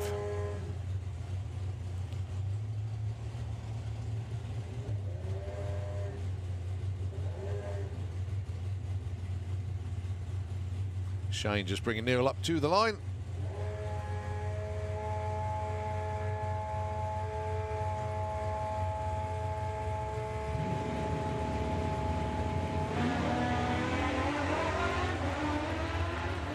Both away well.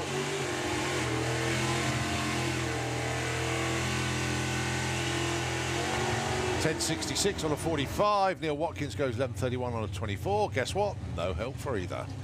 Neil stays 4, Nick stays 20.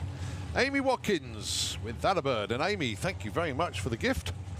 Hugely appreciated. Thank you very much indeed. I don't know what I did to deserve it, but thank you.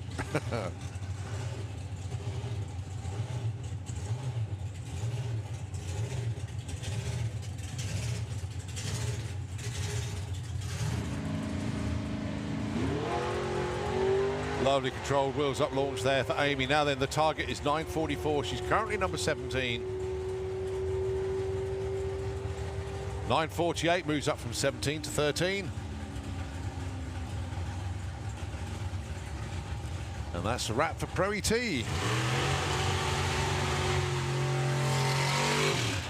On now to Super Pro for the Pete Lee Memorial Trophy.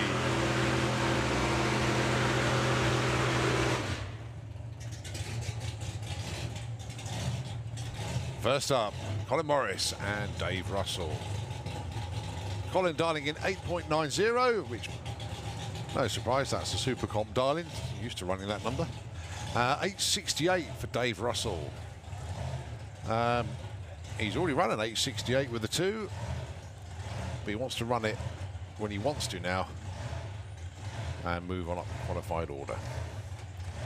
So Colin currently number 9, and Dave Russell currently number 11.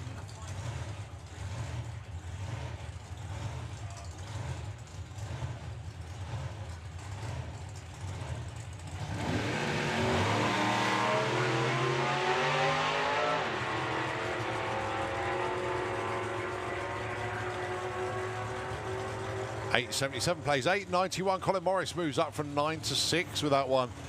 Dave Russell stays put, so he's number 11.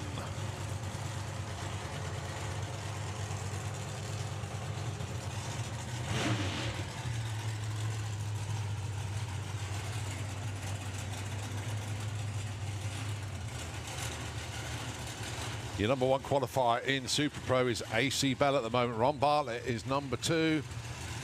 Alan Didwell, number 3. All those 3 are double O on their dial-ins.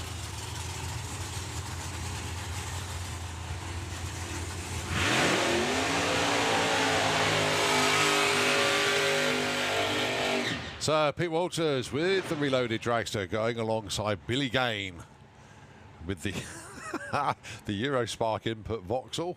I need to have a word with Billy to get the full meaning of that one. I've got an idea, but I will double check it. 753 plays 853.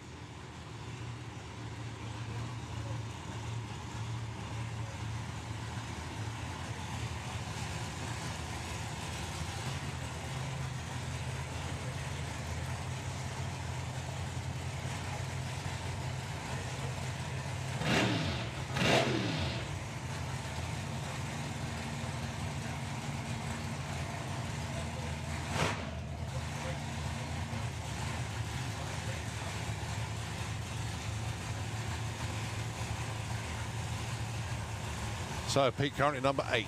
Billy Gain currently number 15. Well, if Billy can run what he ran earlier, which is an 853, obviously, that'll move it on up. And let's see.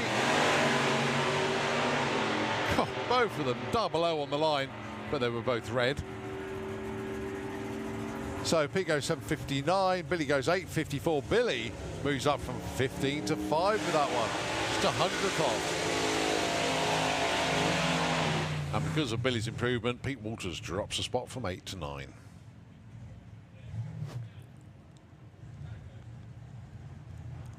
Callum Swinchat and Lee Darby up next. Lee Darby 896, Callum 883.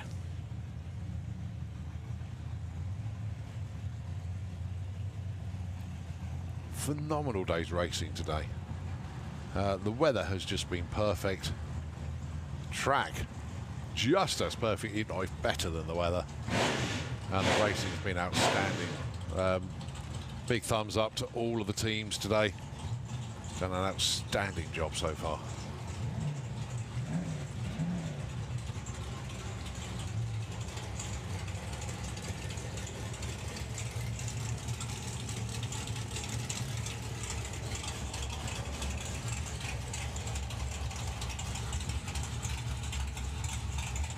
So 883 plays 896.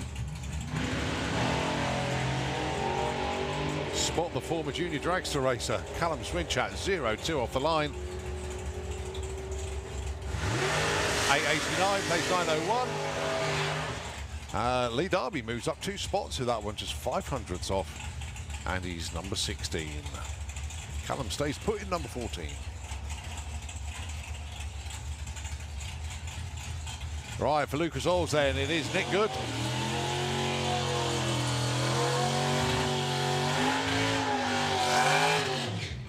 And AC Bell, your number 1 qualifier. Going to take a miracle for somebody to take that away from him. Second of the perfect runs today. The first one went to Colin Morris. He's the one who won the money.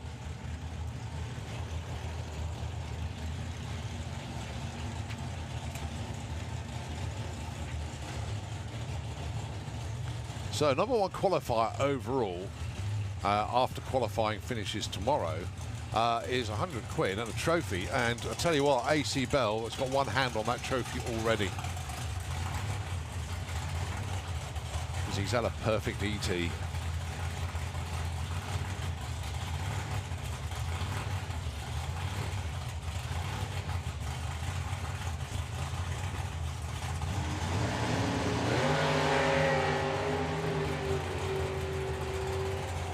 So Nick Good looking for a 746, AC looking for 862, 750 and 853. Breakout AC.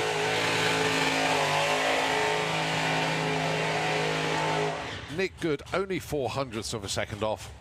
He stays number 13.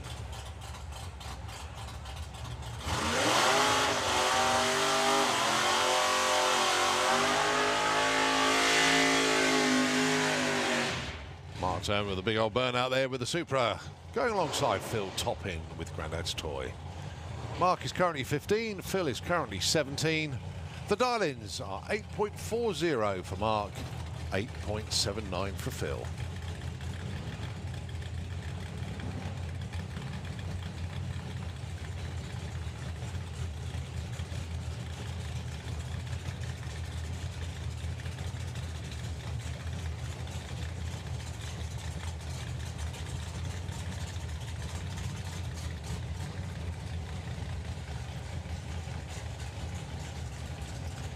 Proper nitrous purge there for Mark. So he brings the Supra up to the line. Now both these two looking to move on up, so want to get really close to their dial-ins.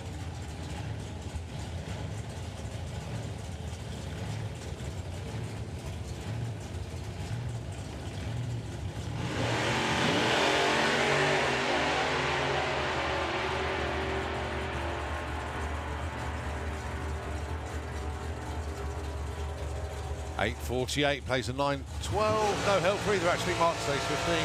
Phil stays 17.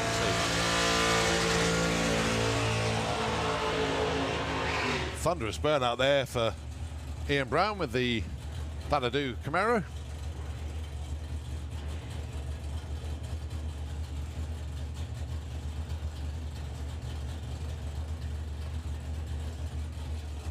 Somebody's below us, but obviously just waiting for Ian to come back.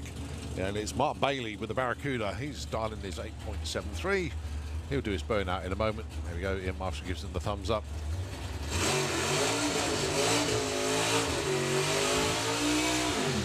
The reason they do their burnouts at different times, Ian Brown does a big rolling burnout and goes out about 200 feet. Mark Bailey doesn't cross the start line when he does his burnout. That reflects on the days when he ran the car in Pro ET. I'm quite happy with that. Not to say he can't do the burnout over the start line, but feels he doesn't need to. So the dial-ins then, 785 for Ian Brown. He's currently number 18. 10 places ahead is Mark Bailey with the Barracuda. He wants 8.73.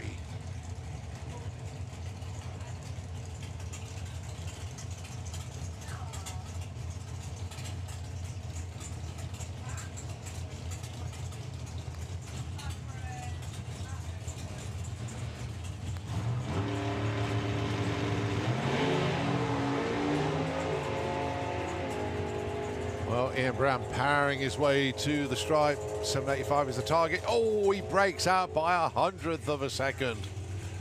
784 with a 0 on a 785. And 873 was the guy from Mark Bailey, went 878. And he stays at number 8. All right, Daniel Giles does the burnout in the Giles and Hartley Dragster.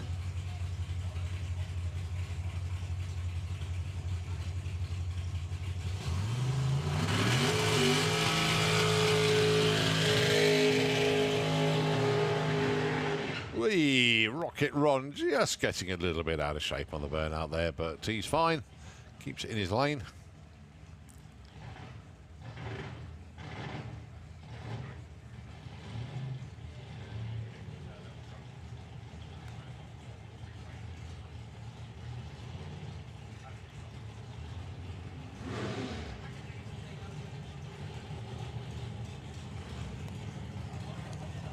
So Daniel Giles behind the wheel today of the Giles and Hartley Racing Dragster. He's currently number 11, but the car, the team, are champions from last year in Super Pro.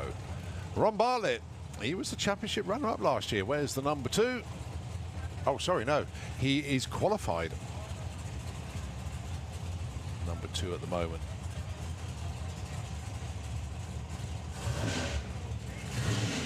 He won't change his race number from 105.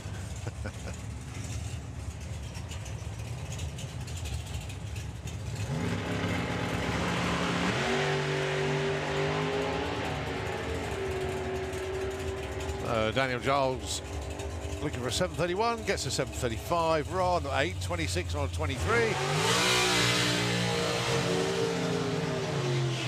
And no improvement from either of them. They stay put. Ron 2, Daniel 11. All right, pair of dragsters up for you next. Alan Didwell wants a 762 for his run. He's currently number 3 qualifier, but 3 places ahead of Joe Kellett in the number 6 spot. Joe wants a 757.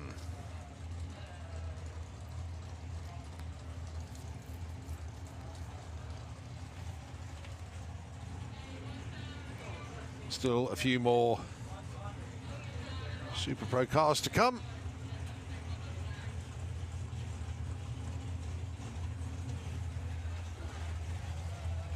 Super Gas is tucked around the corner there. Junior Dragster is there as well.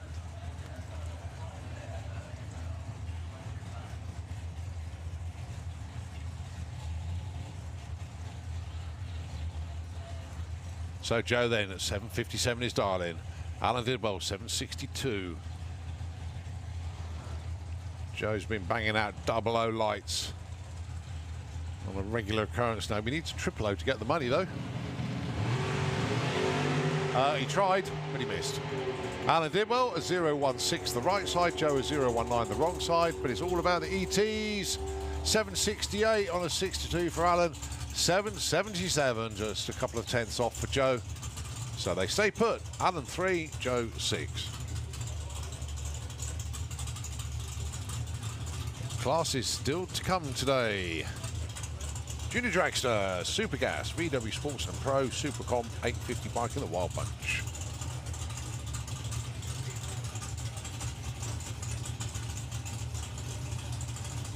Time now just gone 6:05.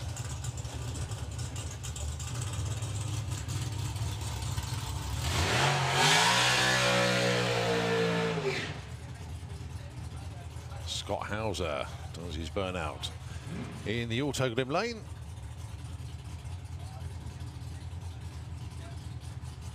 And we'll have Bob Doyle for company.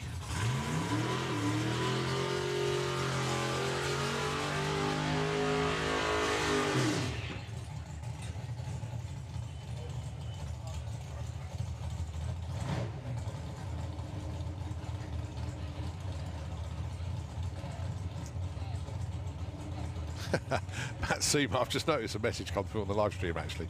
Matt Seamarks is still sat on the beach watching the live stream. Flight home tonight, should be there tomorrow. Nice one, Matt. God, Mick Dowd is here and he's watching it in the pits.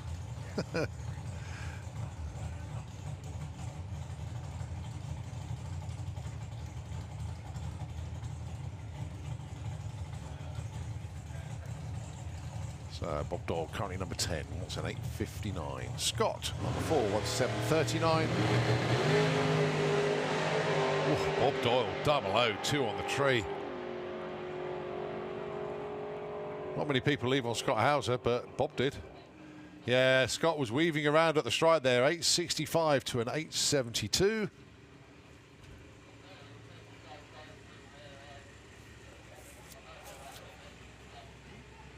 And that's a wrap for Super Pro. So we move on to Lucas Oil's Junior Dragster.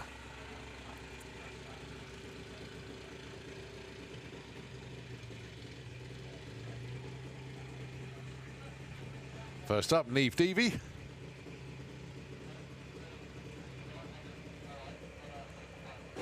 Going alongside Purdy Hadfield.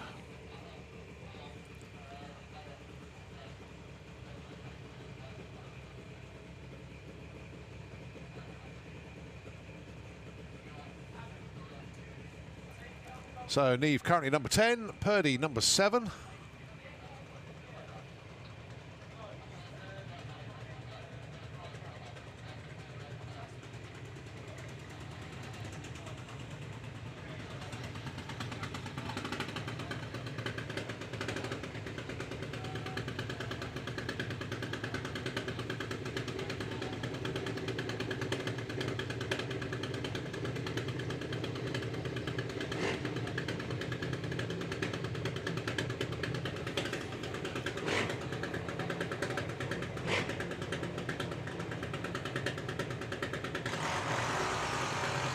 Or 0.5 for Purdy. She had some good lights today.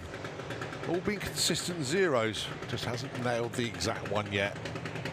But nevertheless, consistency is what wins races, and Purdy doing a good job of it at the moment. Neve Deavy goes 0.2. Doesn't matter. She had a 0.4 already, so she stays in at the number 10 spot. But next up, Freddie Taylor and Daniel Weir.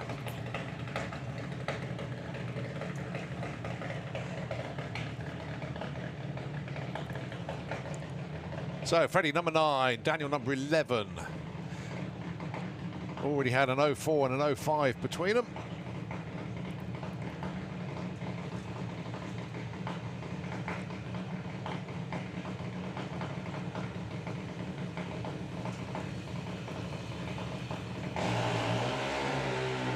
Oh, 0.002 red for Daniel, really tried hard there. 0.28 red for Freddie. Obviously no help for either of them. They're going to stay put. Freddie stays 9, Daniel stays 11. Very appropriate T-shirt for Thomas Kagamet down there. I've just seen that. Washed up junior racer. Like it. Right then, Lola Bell Kent. Just a green light would do for Lola Bell. She had 3 cherries on the tree so far. Harley Coursell, currently number 14 with a 0.7. Capable of doing better than that. But then they all are. Tough crowd in Junior Dragster.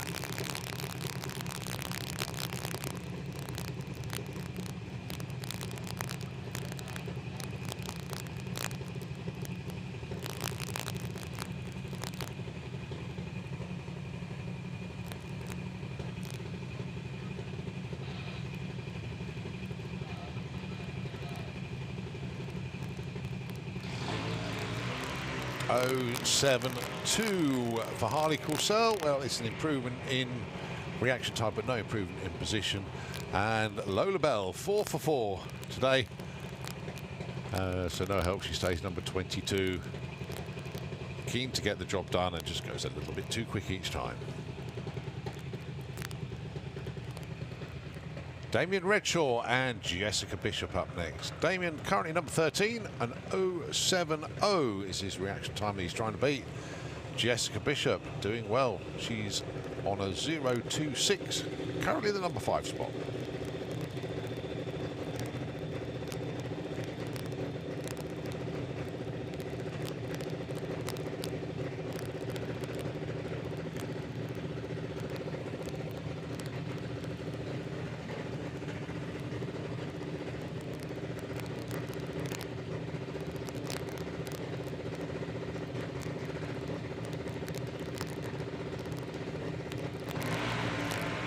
Oh, that was good. That was good. Jessica Bishop takes the #1 spot with that one.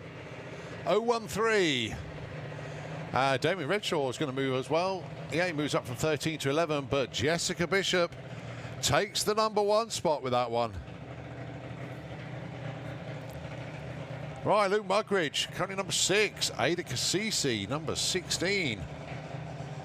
Ada's had a 0.86. Shows how tight it is in Junior Dragster.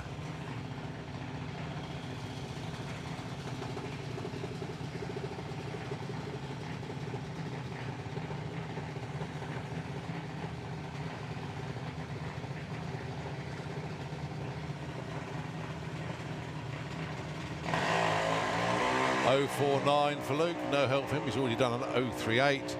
And Ada a little bit late off the line this time, 0.23, no help, so she's going to stay 16 and Luke stays number 6.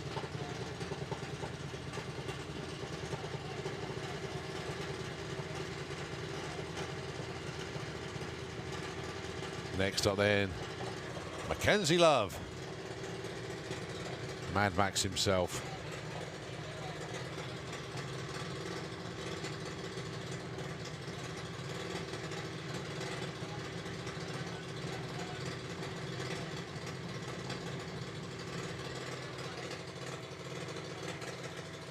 Going alongside Teddy Howe.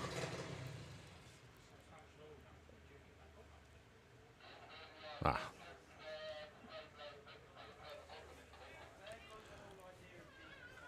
quite sure what's happened there. They've both been pushed back.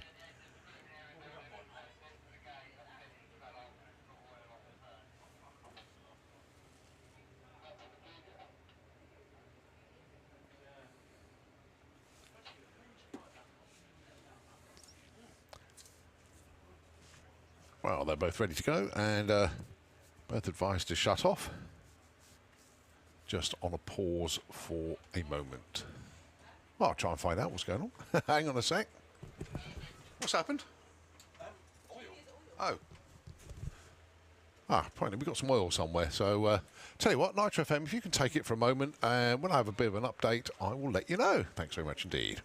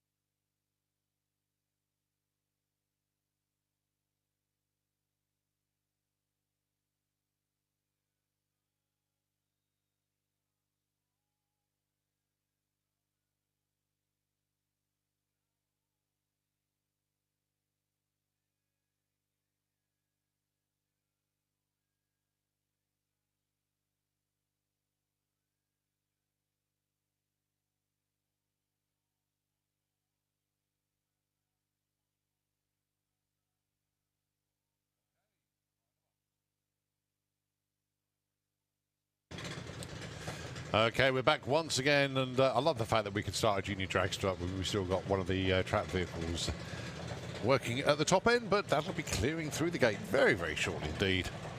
And it won't hinder the junior dragsters whatsoever. So, your next pair then, Mackenzie Love and Teddy Howe. Mackenzie currently number 18, Teddy number 21. I can see that all change around here.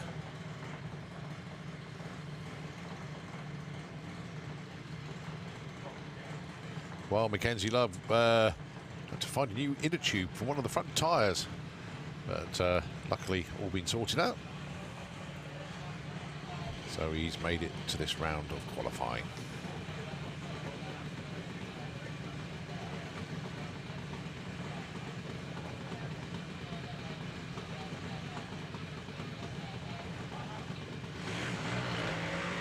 .068 for Mackenzie.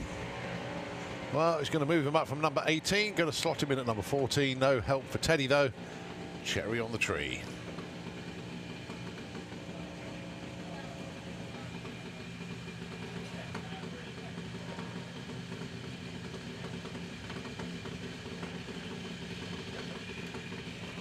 All right, Ted Sullivan with the Bulldog Dragster, going alongside Luke Fulton, currently in the number 5 spot. Now, Luke is on a 0.23, so he's really going to have to try and chop the tree down to get an improvement here. But there is space for that number 1.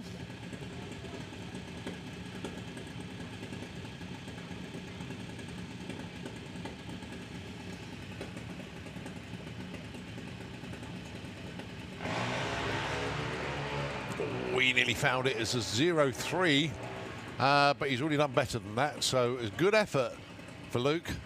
Stays number 5. Teddy, massive red there. Don't quite know what happened. That wasn't even a 0.3, it was a 0.36.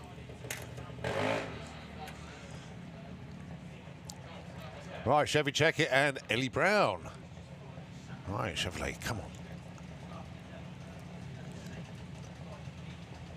Ellie Brown, currently number 8 on a 0.39. Good job from her so far.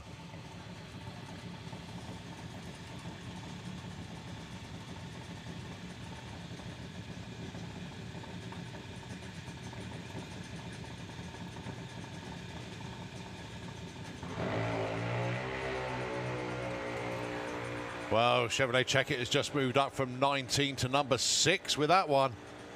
Dropped Ellie down to number 9. Well done to Mick and the gang. Happy days for them. You now need a 0.72 to get onto the top 16 Junior Dragster. Grace Smith, currently number 20 with the Boost Monkey Junior Dragster.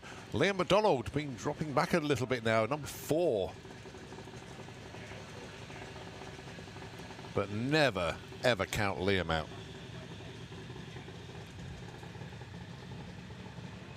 I've never seen a Junior Dragster with twin parachutes before. How cool is that?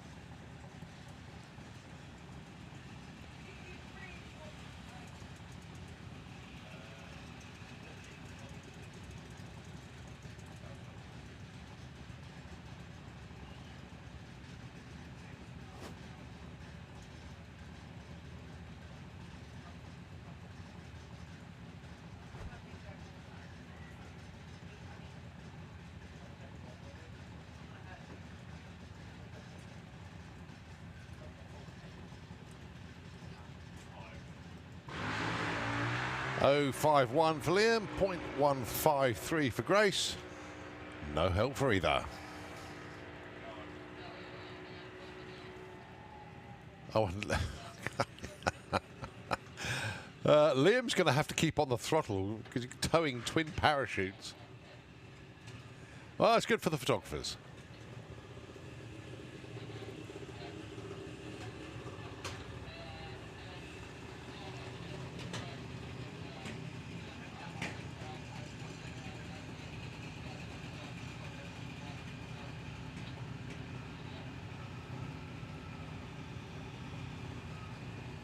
Right, it's the Cooper boys, Jake and Kai. Jake currently number 19. Kai was number 1 coming into this session, but Jessica Bishop stole that number 1 from him. So the 2 Lucas Oils Junior Dragsters in the Lucas Oils sponsored class. Oh, Jake tried. Kai goes 0-4. He's the right side, but he's already had a 0-1, so basically no help for either of them.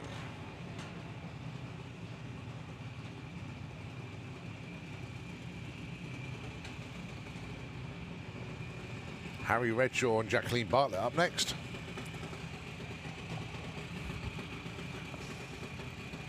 Harry is currently number 3 qualified with a 0-1-8.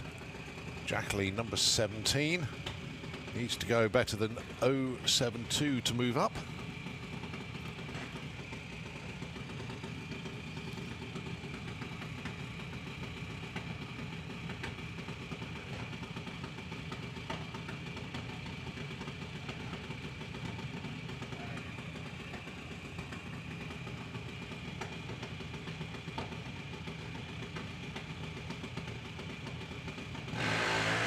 Oh, that has done it. Oh, that's put a cat amongst the pigeons. Harry Redshaw has improved, and he's going to leapfrog into the number 2 spot for number 3. Jacqueline moves up from 17 to 13. Right, number 16 qualifier is a 0-6-8 now. Katie Ellis, currently number 15 on 0-5-6.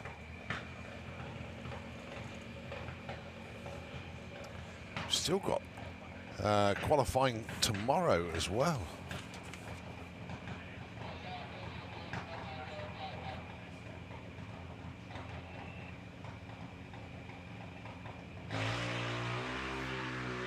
Oh, 004 red for Katie, just that a little bit too quick there. So she stays in the number 15 spot. Right, job done for Junior Dragster for today. All right, next up, and that's right, just a few classes left to run today. Super Gas is up next, followed by VW Sportsman, VW Pro, Super Comp, 850 bike, and then to wrap things up will be the Wild Bunch. But it's been a brilliant day here today. The Bluebird just about to go out to give the track some extra traction. So time for me just to take a breather just for a moment. Nitro FM 96.2, going to take the airwaves for a short while, but we will be back with continued qualifying coverage here from the Springspeed Nationals.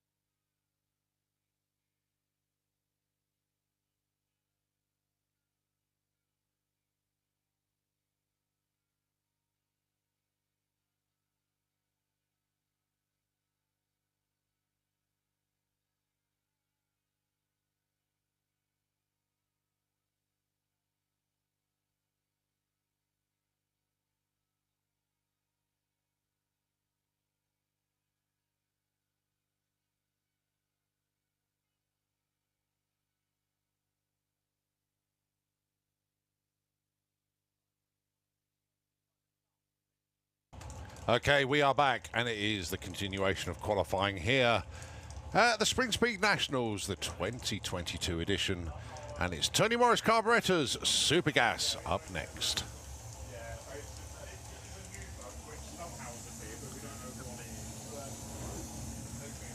And it looks like it's going to be John Giles and Tim Moore coming round the corner. Indeed it is.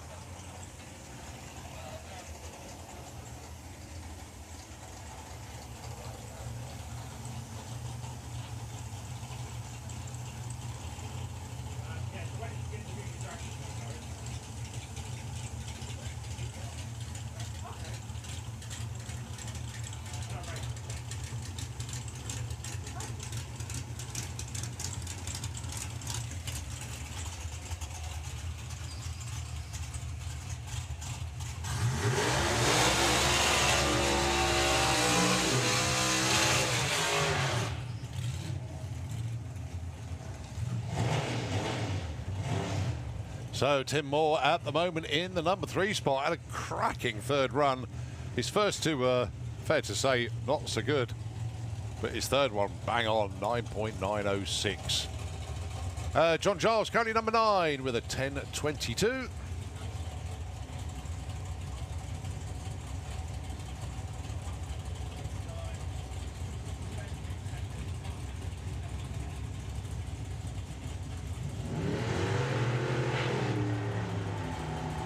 Good reaction times for both of them, but it's all about the ETs now. $9.88, $9.95. John Giles moves up with a couple of spots there. Breakout for Tim Moore, but he's already had a 9.90 with a 6, so happy days for him. All right, Mark White with the FX Vega alongside John Morton with the no-hair Camaro. John is the only one that hasn't run a 9.9 yet. But not that he's bothered, he won last time out at the Festival of Power.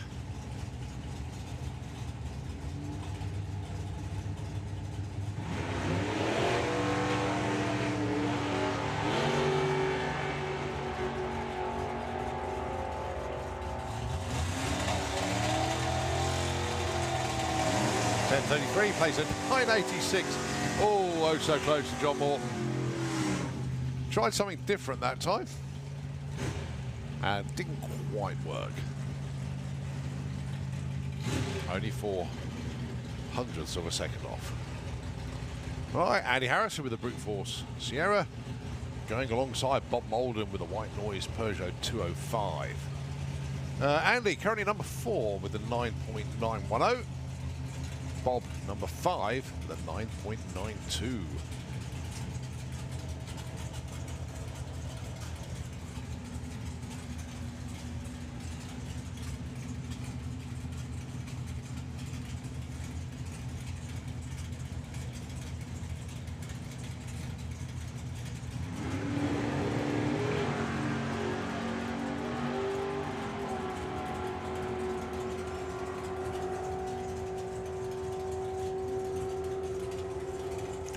$9.99 plays $9.89. Oh, Andy Harrison really close there.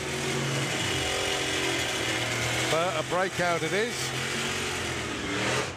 So they stay put. You're not going, oh, curses. Right, Colin Morris. Well, he's got that number 1 cemented, doesn't he? 9.9002.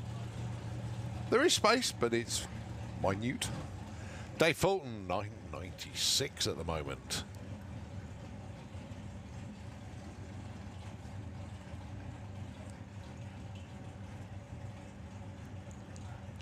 Good banter between these two on social media.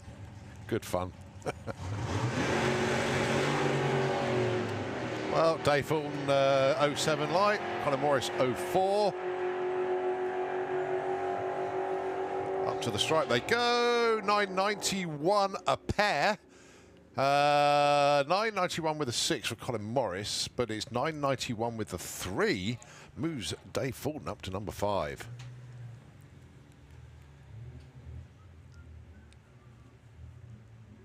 So it is to VW Sports when we go. Dan Brioche goes 12.75 with the dial-in on the little Polo.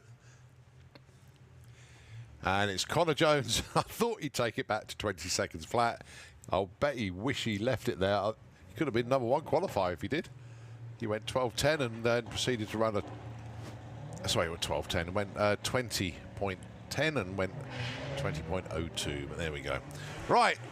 What's Dan got for us then? He's going to get to the stripe first. He wants a 12.75, and trust me, that's rapid for the Loco Polo. Oh, 12.75 with a 9. We've got to wait for Connor to cross the line to see where Dan has gone. He's gone to number 1. Dan Brioche, number 1. Excellent run for him. 12.75 with a 9 on a 12.75 dial. Connor Jones goes 19.71. He breaks out by nearly 3/10, so he stays number 13.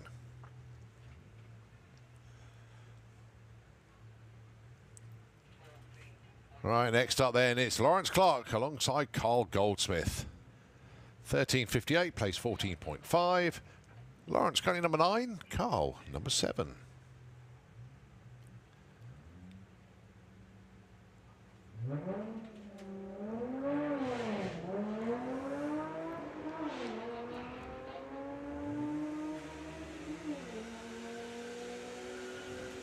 So the Thunderbug going to get there first. 13.58 is the target.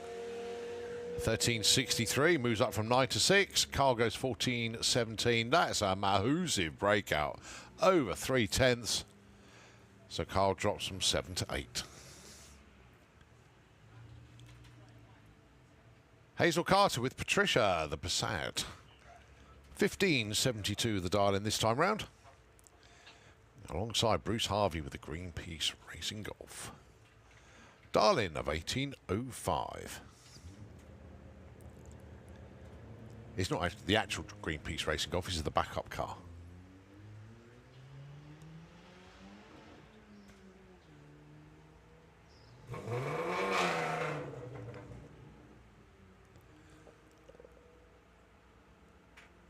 So Hazel goes 16.47, Bruce goes 19.98, no help for either, they stay 19 and 20. The Crawdog himself, John Crawford, currently in the number 10 spot. 15.19 is the number required for the Golf. Phil Jones with the Dragon Wagon, the A3, dial in of 15.05. He's currently number 17.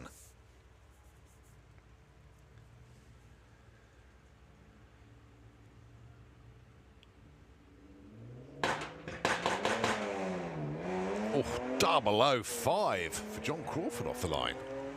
Wide awake club.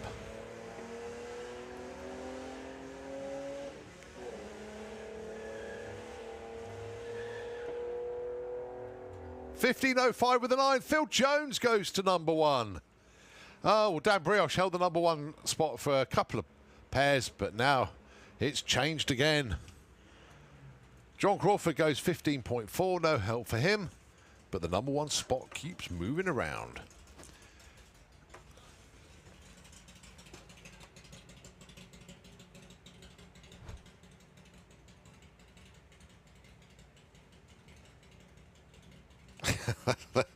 The Tucker Cat. What on earth is that, John?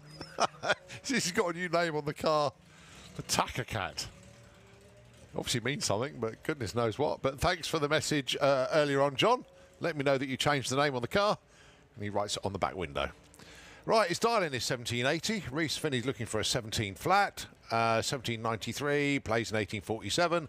Guess what? No help for either of them. Right, let's see how Steve Metcalf and Emma Sadler get on. Steve Metcalf with the Blue Steel Baja Bug, 16.76 for him.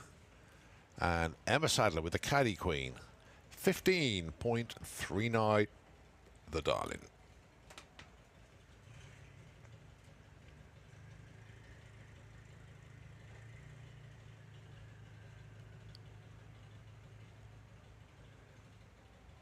Not quite sure what happened to Emma there.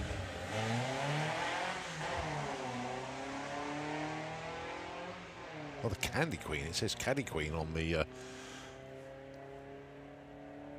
entry, but Let's see how Steve gets on then. 16.76 is the target. 16.85, but stays at number 8.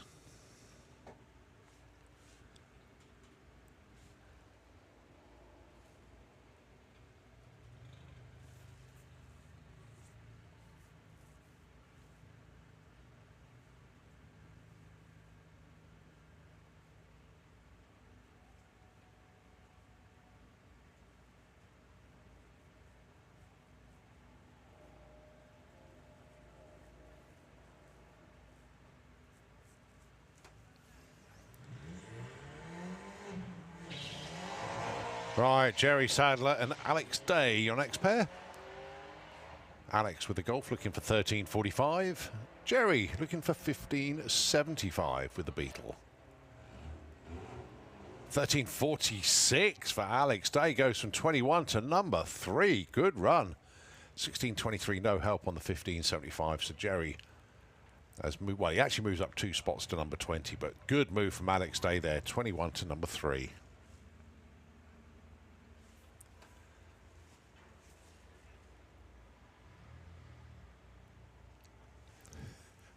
Martin Ayton with the Grandad Broom Broom. I like that. Son of Homer's Revenge, the Polo. Dialing in 15.73. Currently number 14. 10 places ahead, though, is Paul Robinson. With the Audi TT, dial-in for him is 14.78.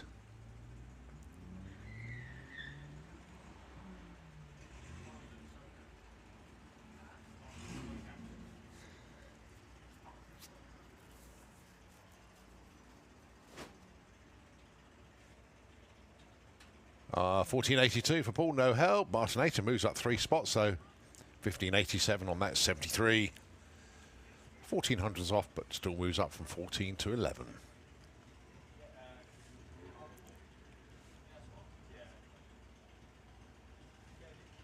The Misdemeanor Havoc Beetle of Morgan Wilson up next.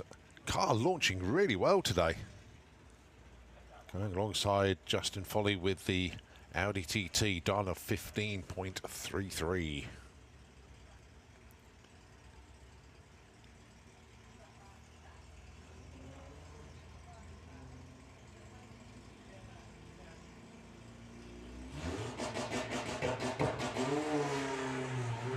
Launched well again.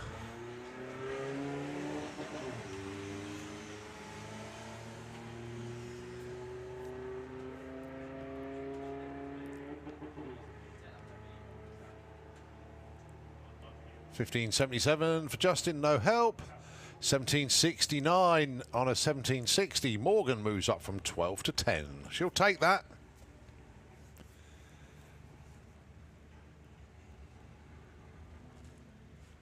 Darren Walsh and Laurie Anslow. Laurie looking for 15.3 with the Skoda. 16.78 the target for Darren with the Golf.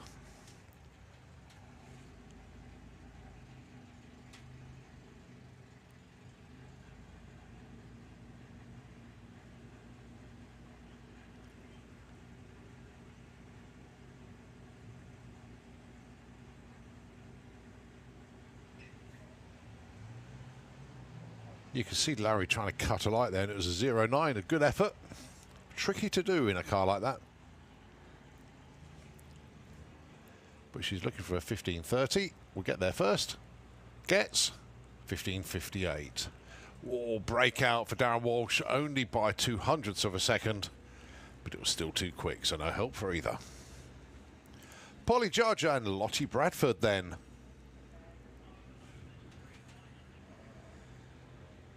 Spencer down there giving some encouragement to Lottie.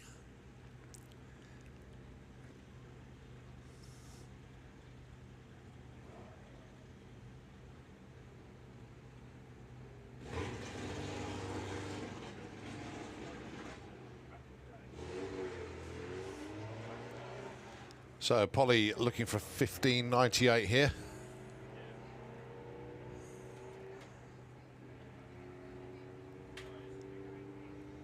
Goes 16.09. Moves up from 14 to 12. Lottie goes 21 and stays put. Right, move on to VW Pro. Jacob Bailey taking on Jake Fronda.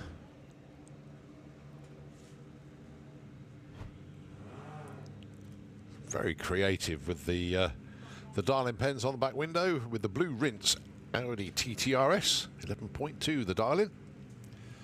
And it's Jacob Bailey with the Jet R looking for 9.90.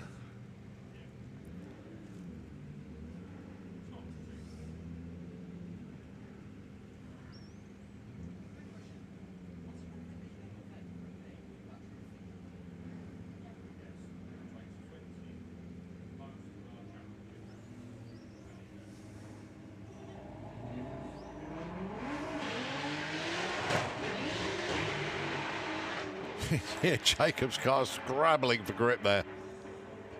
Good looking run though. 10.20, 149. Jake moves up there. 11.32 on 11.20.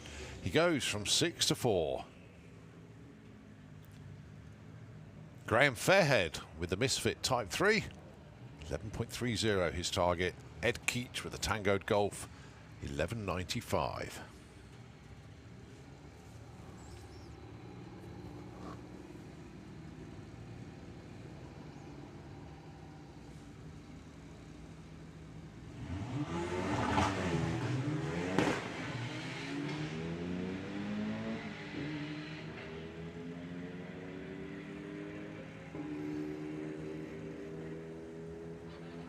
.11.35, good run there for Graham.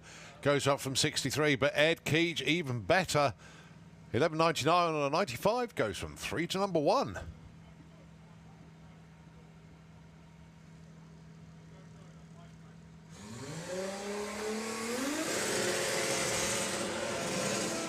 Right, Luke Stevenson got the track to himself then.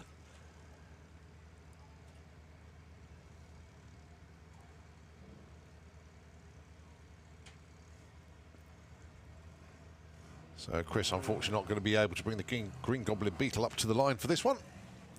Not disappearing, but has been pushed back. So Luke Stevenson then. What's he got?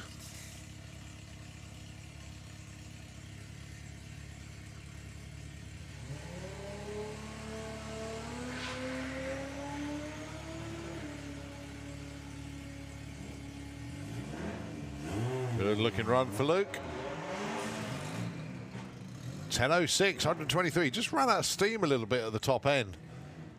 But nicely done off the line. 139 to 60 foot and 6.18 at 106 at the 8th mile. Car coming on well. Right, Ian Dale with the strip burner. Hasn't got a number on the board. Did come down for Q3, but didn't get the run in, unfortunately. So this will be his first one. Paul Jackson with a little Pirate. Not having a banner weekend at the moment, but could all come good here.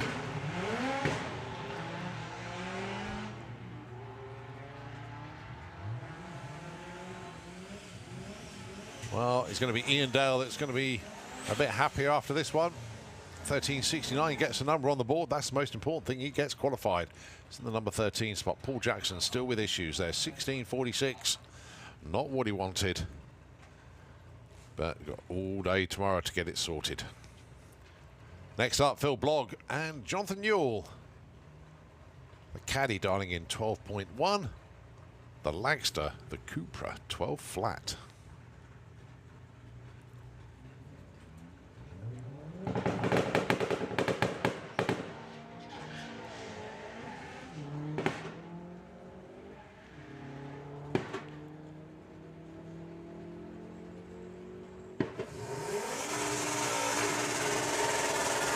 .12.24, place 12.25. Jonathan stays 7, Phil stays 6.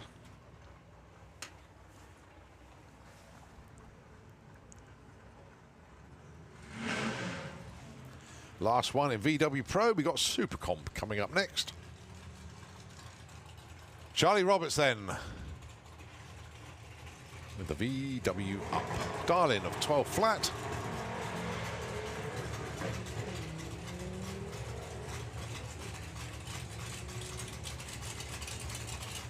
Unfortunately, not going to be a 12 flat on this run. 14.12. Still respectable, but not exactly where he wanted it to be.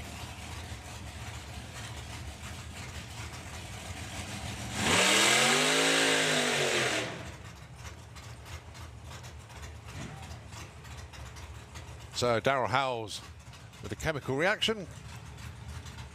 And we'll be going alongside Steve Hudson with the intravenous Ford Model T.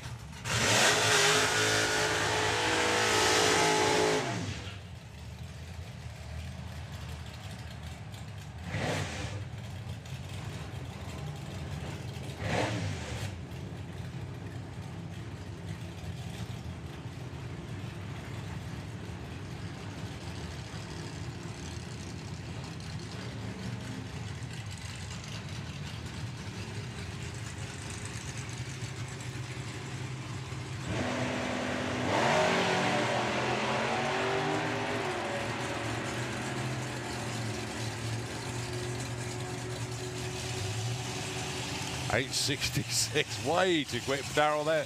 8.98 for Steve Hudson. Steve Hudson moves up from number 5 to number 4 with that one.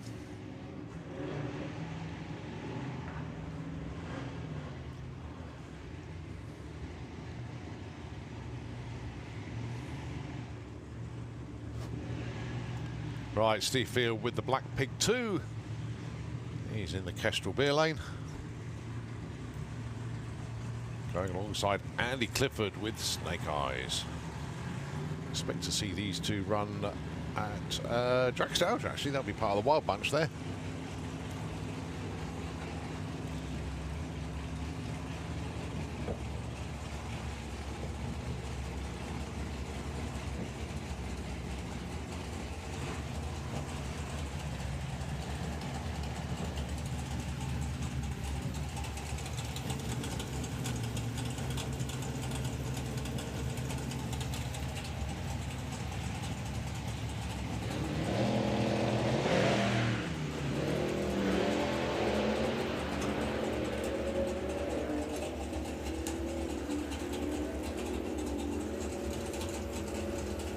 .10.28 plays 10.43, no help breather.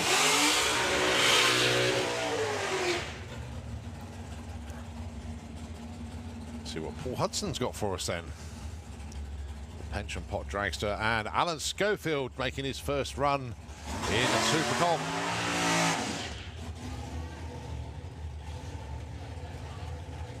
Team been working feverishly all day. We thought they would make it back on track tomorrow, but they managed to get it fixed and put a run in Pro ET. Got themselves qualified there. Now getting their first run in Super Comp.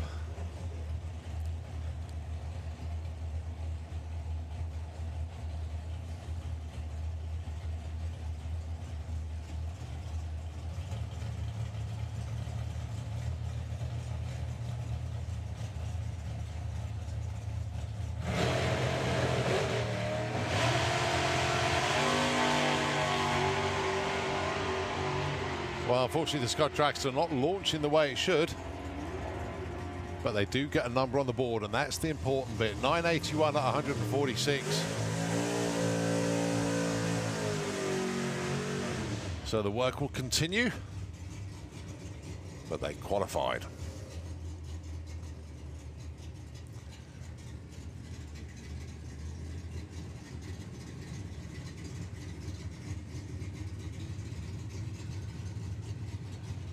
All right, next up then, Richard Tunstall, Ted's Toy.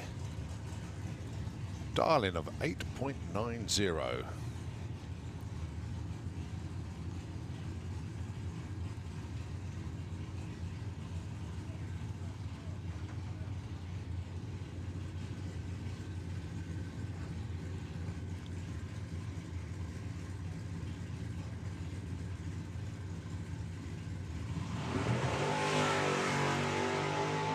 That's nicely away.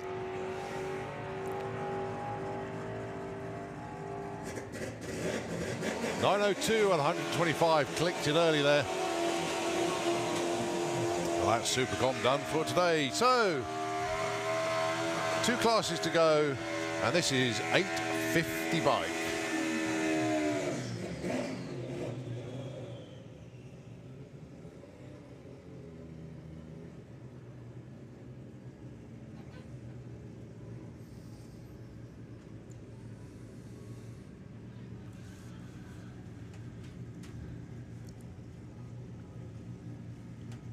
Right. Dan Death with the side chick, Hayabusa. He's currently number 3 with an 853.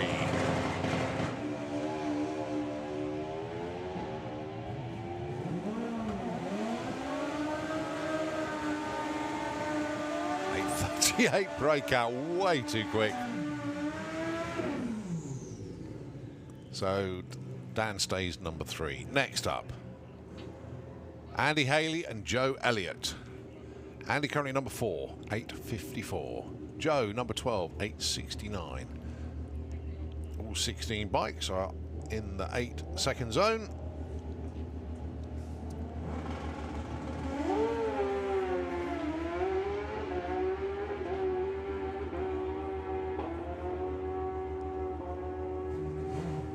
Andy Haley breaks out, 838. Joe Elliott, 871. No help for either. They stay put.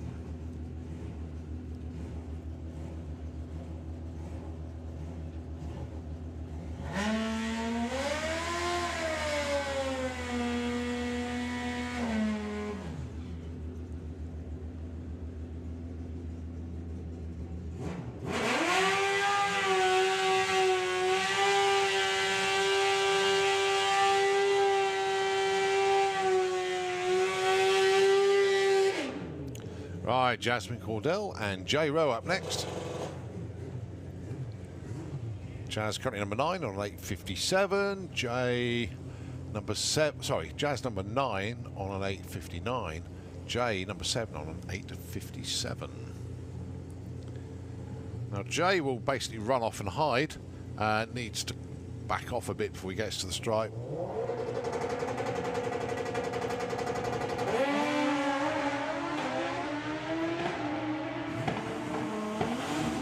No, Jazz is staying with him. 850 with a 1. J-Rowe takes the number 1 spot, and that's going to be tough to beat. Jazz goes 9-12, stays number 9, but J-Rowe takes the number 1 spot away from his teammate, Craig Wright.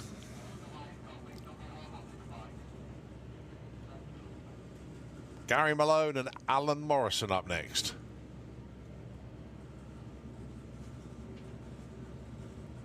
Gary currently number 6, Alan number 10.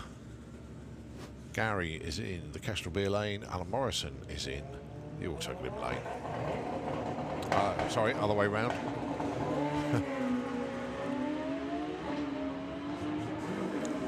So Alan Morrison looks, well, that's pretty tight actually. 854 plays 855. Now Alan Morrison goes from 10 to 5. Gary Malone just drops back 1 spot from 6 to 7.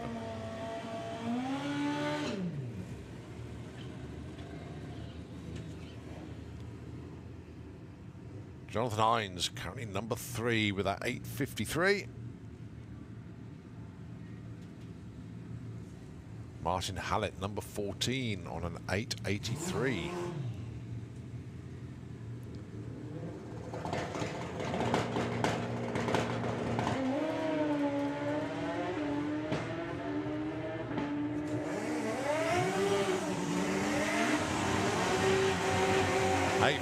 Plays 855. Martin Hallett moves up from 14 to 7. Jonathan Hines stays put, number 3. But it's getting very crowded at the top now. Number 11 qualifier is on 859. And that is Stacey Reed, who's down there. Been running 8.3s as well today. Going alongside Keith Wright. He's in the number 15 spot, 894.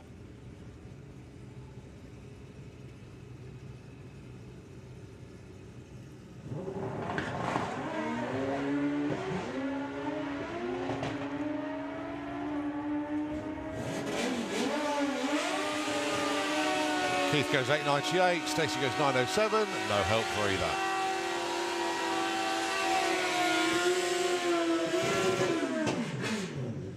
Just a few more 850 bikes to go, then the Wild Bunch, and we're done for today.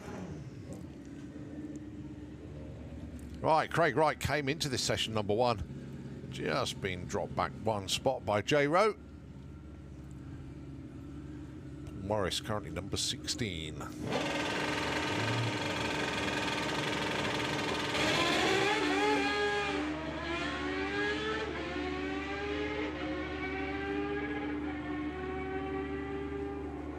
Craig 852 with a 7. He's consistent. That would have put in number 2 anyway, that run.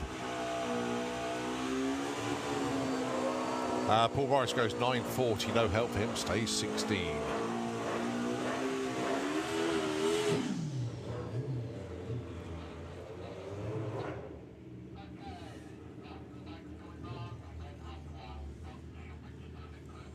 Right, Ian Critchlow up next. He's on an 858, currently number 10.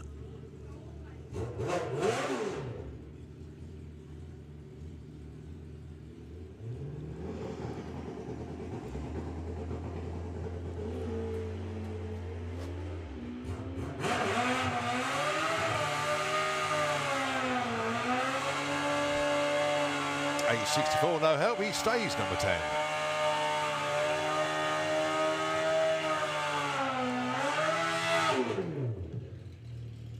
Right, young Josh Stubbins.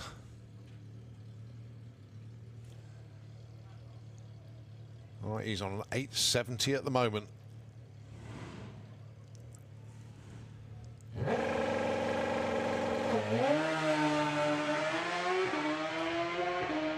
Cracking launch.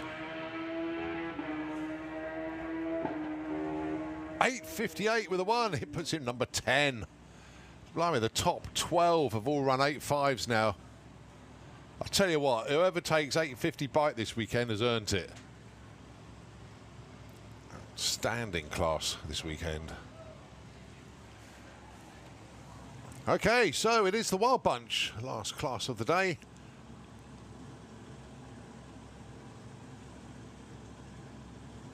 Been an exceptional day today. Gotta take my hat off to all the racers, be it on 2 wheels or 4. Been outstanding.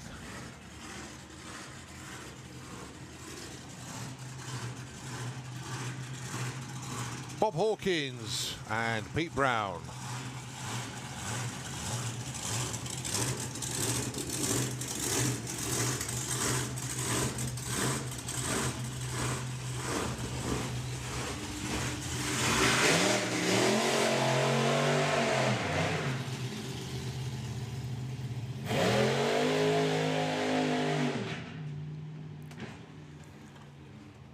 Right, no sign of the Saltown Shaker unless it suddenly appears in the lane, so this could be the last pair.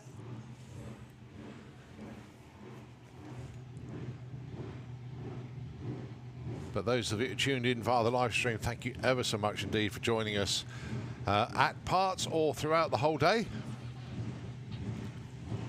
For everybody here that's watched the racing, very, very good day here indeed. Top quality sportsman racing today, thoroughly enjoyable. As the time just gone 7 o'clock in the evening. And you know what? We're only, what, 3 or 4 minutes behind schedule, and this is the last pair. Oh, you can see the flames licking out of Bob Hawkins' Time Traveller's header pipes there. Proper single shot. Look at that. Awesome.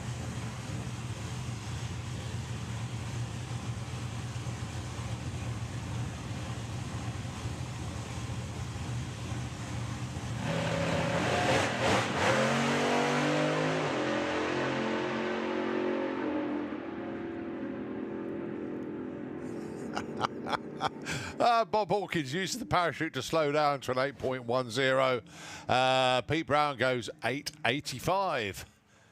So Bob stays 3, Pete Brown stays number 1. Well, ladies and gentlemen, that is a wrap. Well done to everybody today. As Ian Marshall and Dave Warren take the headsets off.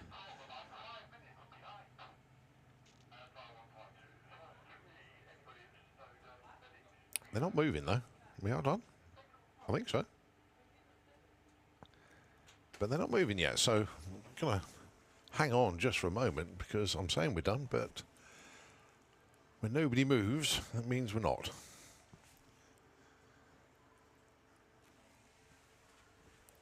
But nevertheless, absolute cracking day here today. Don't forget, we kick things off tomorrow morning with the continuation of qualifying. It's going to be 9:50 bike that starts us off tomorrow. No, sorry. Yeah, it is. Sunday tomorrow. Lost track of where we are. 9:50 bike kicks things off tomorrow morning with the ET bike following them. Then it'll be Nostalgia Superstock, Junior Drag Bike, Funny Bike, Compike, Sportsman ET. So that's where we are tomorrow.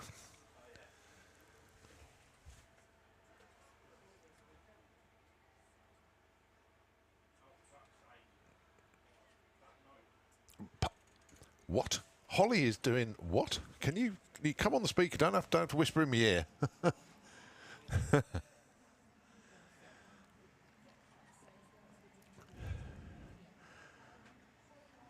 Yeah.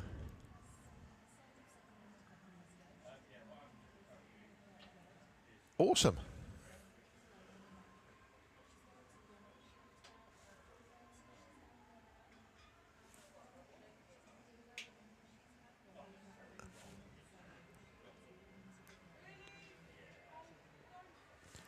Well, yeah, and a pat on the back as well, because that's quite an achievement to do that, especially after being working the drag strip for the day. So yeah, Holly, best of luck. Hope it all goes well. Right, we are done actually, because the start line crew are now moving back, so I just had to wait for them to withdraw. So we are done for today. Thanks ever so much indeed. Nitro FM going to take the airwaves over. What time are you on till tonight, actually? 10 o'clock. Yeah, we certainly will do. Camping? Glamping? Yeah, the old wagon. Yeah, never mind. Right, have a great evening, everybody. We will see you tomorrow. Fuelers Bar will be the place to hang out later on. Until then, we will see you tomorrow. Cheers then.